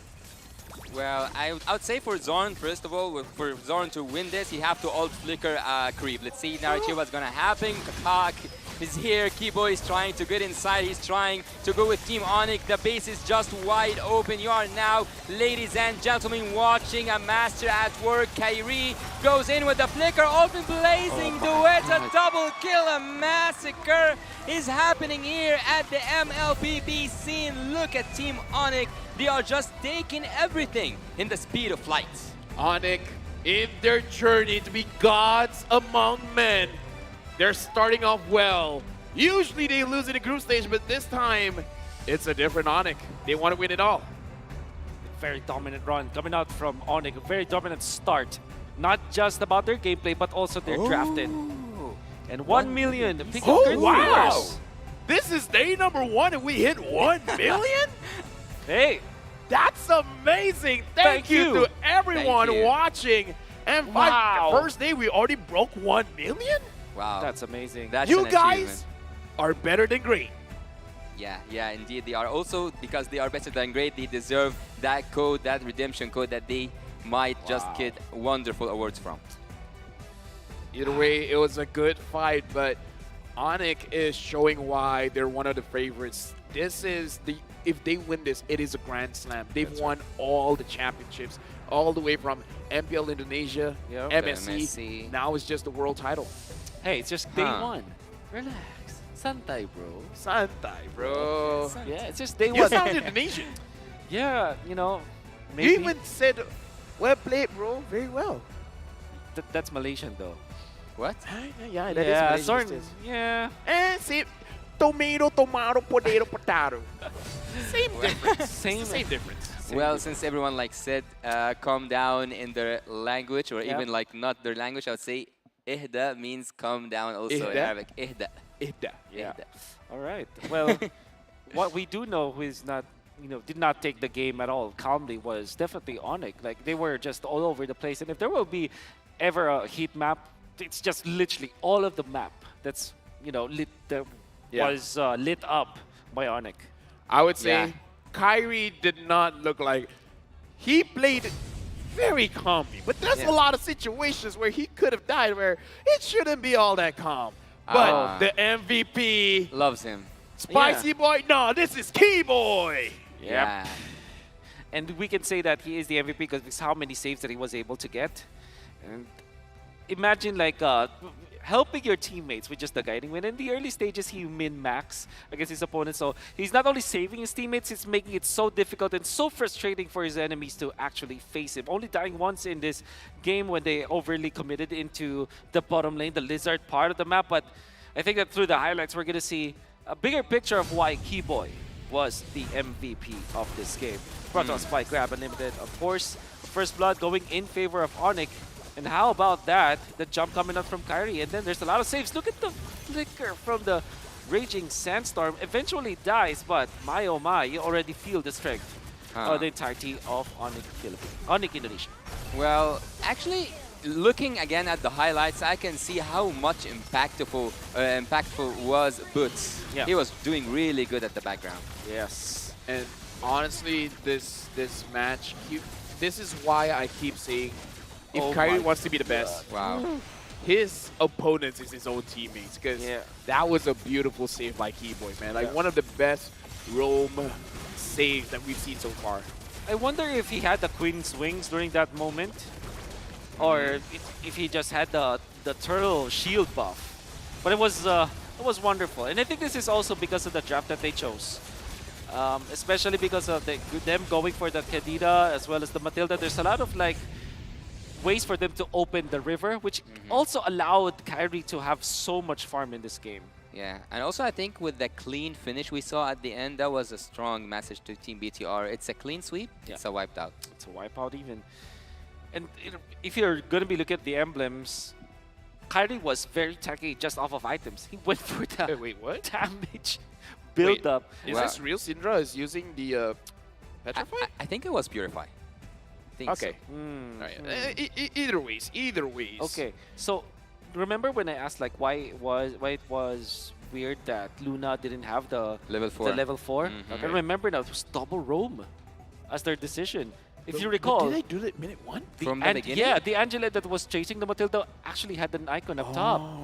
Oh, that's why. That is probably why they weren't able to get to level 4. I don't know if they also did that in the previous game, but my point here is not going for this extra gamble of having double roam setup might have been very detrimental to what BTR wanted to do. I would say the double roam has evolved quite a bit, where before there was a matter where you can even use 4 roam boots. Exactly. But now it's the point where if you want to use roam boots, it's at like, what, 7 minutes, 8 minutes into the game, then it's safe for you to use that. But we have to review the game. If they really did it level 1, then that might have been a big mistake, because that's one of the things that has been done a few patches ago. It's not really that meta right now. Basically, it's outdated, right? Outdated, and it's not work. It's not in the meta because it doesn't work, and it punishes you. Yeah, imagine if this was maybe if they went in Florida, Rafael, I would have understood better. But going in for the Akai, I think that they wanted to have both conceal as well as favor. Which is very greedy, but it kind of makes sense if on the grand scheme of things. But maybe Akai is not the best hero for it at all because it's ultimate dependent. I think you're gonna have to go for double roam only if your roamer doesn't depend on an ultimate. But speaking of greed, actually, this is the second time for Team BTR to be greedy about something. In the first game, they were greedy that they will have the scaling heroes to scale enough until they reach the game. Now, they are greedy enough to have 2 rooms. But the thing is, I could be wrong, but if I'm not mistaken, you can't have 2 roam items. At the like beginning? one will cancel out the other, so whichever activates first. I have to read back on the patches, because if I'm not mistaken, that was one of the cases. But again, could be wrong, because patches happen every 2 weeks and such, so a lot of things happen. But let's talk about today. Let's talk about 2-0 day. A 2-0 day? 1 million PCU. But a great start. Yes. Right? And with that, we got to look at the standings to really recap what happened today. Let's go ahead. One thing I can say is that even when there's a lot of 2-0s, do not like. It didn't feel like 2-0s. It didn't feel like a 2-0s. It's mainly because of the fact that there were so many close matches. Like in the first series, that was a 2-0, but both games went. And also at the SMG Fireflux, it was so close. There was a lot of comebacks actually in this game. In this day, I mean. So that means AP Bren going up against Burmese Ghouls, winning the 2-0. Now they're at the top of the group, and that is same can be said with Onyx. One thing that really surprised everyone was Fireflux Impunity, but Homeboys obviously, well, kind of predicted it will be the case anyways. Oh man, I really thought Geek Fam would take it, but this is the standings: 2-0 day, 0-2 day. Depends on where you want to look at. Now we got to look at for tomorrow's schedule. What's really happening for tomorrow? Where we will be starting 2 o'clock. Okay, I just saw the Ohio Brothers against this Volt, and I feel like that's one of the matches that I hope I'm casting. I think I am. And then after that, it is going to be Burmese Ghouls going up against Flash. See You Soon going up against BTR Suns. Blacklist International going up against RRQ Akira. So, wow. Is it weird that I'm happy not a Malaysian team is playing tomorrow? So I'm like, okay, I can like relax mentally and expect whatever you want to expect. Just like relieved. I'm quite sad that I'm not seeing a Malaysian team tomorrow. I haven't seen a MENA team so far. Oh, well, I'm just interested to see the evolution of this Volt as well as the Ohio Bride. So in case you guys are wondering which match I'm really interested to see, that's my personal one. Yeah.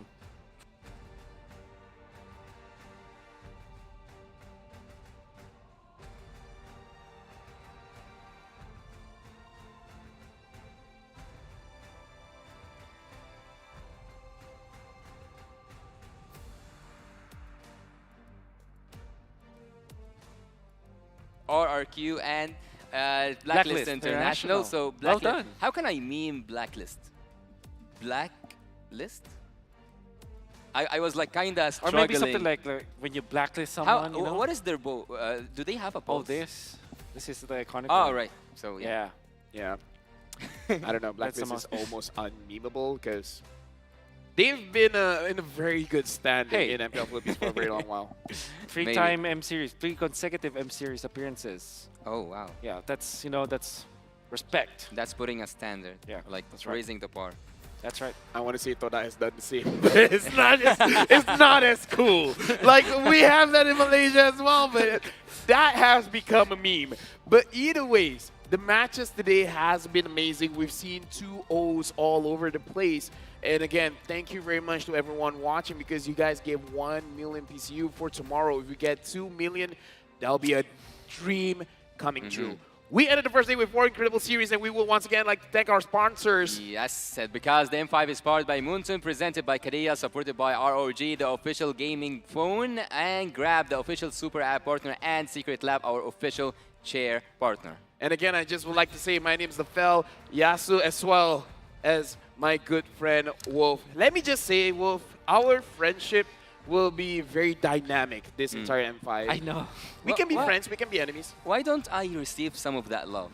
Because I think like everyone is loving each other. Be careful what you wish for. Okay, I'm sorry. I just want to close the show, so that's going to be the end of our segment here. We'll see each other tomorrow for more M5 action. Be better than great.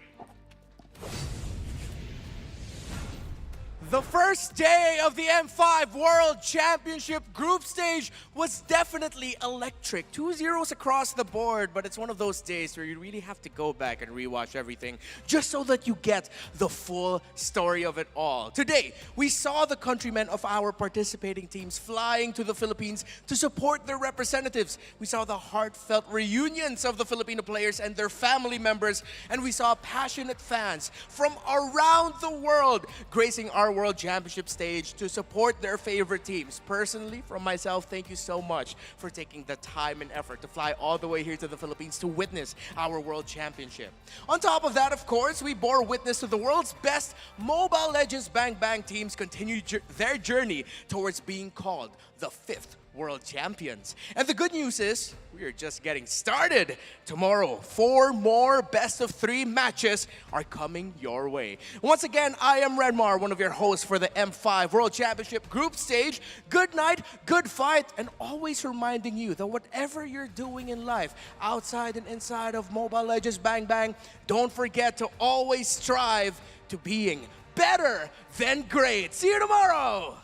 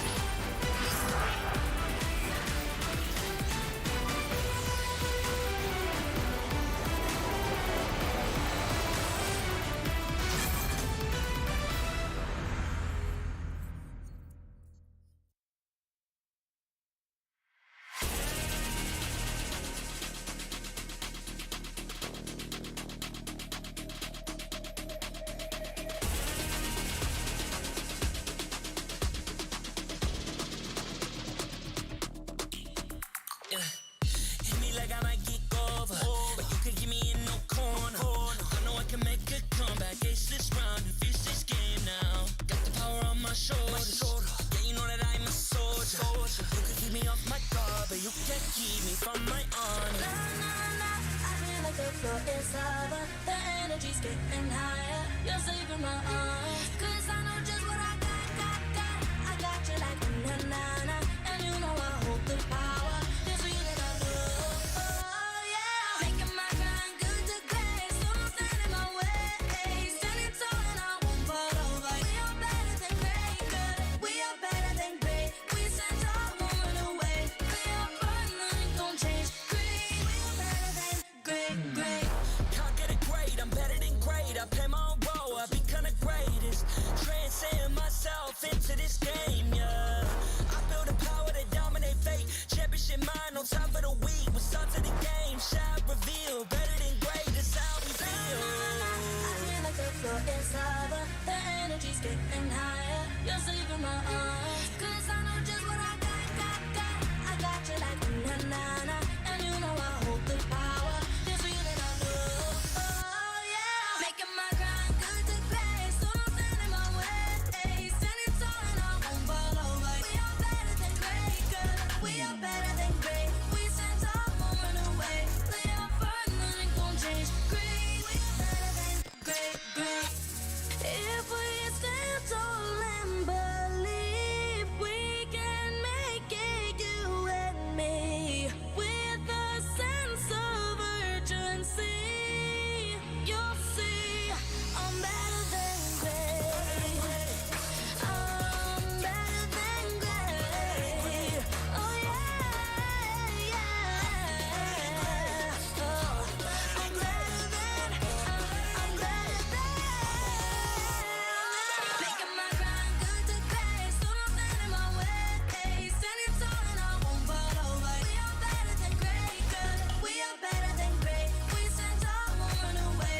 Play our part, nothing gon' change. Great. We are better than great.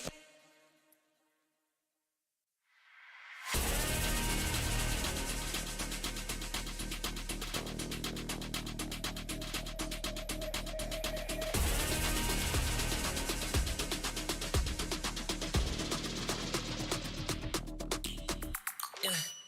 Hit me like I might get over, but you can get me in no corner. I know I can make a comeback. Ace this round and finish this game now. Got the power on my shoulders. Yeah, you know that I'm a soldier. You can keep me off my guard, but you can't keep me from my honor. I feel like the floor is lava. The energy's getting higher. You're saving my arms. 'Cause I know just what I got. I got you like na-na-na. And you know I hold the power. This feeling I love. Oh yeah. Making my grind good to great. So don't stand in my way. Standing tall and I won't fall over. We are better than great. Good. We are better than great. We stand tall, won't run away. Play our part, nothing gon' change. Great. We are better than great. Can't get it great, I'm better than great. I play my own role, I become the greatest. Transcend myself into this game, yeah. I build a power to dominate fate. Championship mind on top of the week. We start to the game, shot reveal. Better than great, that's how we feel. I feel like the floor is lava. The energy's getting higher. You're saving my arms. 'Cause I know just what I got. I got you like na-na-na. And you know I hold the power. This feeling I love. Oh yeah. Making my grind good to great. So don't stand in my way. Standing tall and I won't fall over. We are better than great. Good. We are better than great. We stand tall, won't run away. Play our part, nothing gon' change. Great. We are better than great. If we stand tall and believe we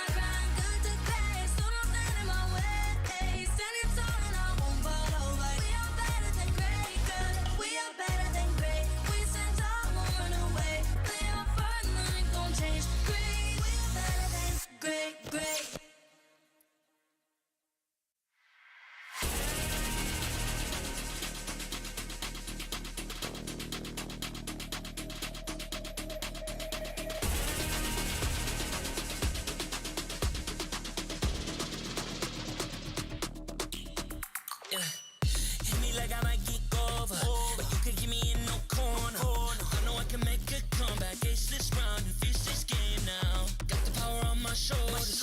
Yeah, you know that I'm a soldier. You can keep me off my guard, but you can't keep me from my honor. Nah, nah, nah, I feel like the floor is lava. The energy's getting higher. You're saving my arms. 'Cause I know just what I got. I got you like na na na, and you know I hold the power. This feeling I love. Oh yeah, making my grind good to great. So don't stand in my way. Standing tall and I won't fall over. We are better than great, good. We are better than great. We stand tall, won't run away. We are burning, don't change. Great, we are better than great. Can't get it great, I'm better than great. I play my own role, I become the greatest. Transcend myself into this game, yeah. I build a power to dominate fate. Championship mind, no time for the weak. We start to the game, shine, reveal. Better than great, that's how we feel.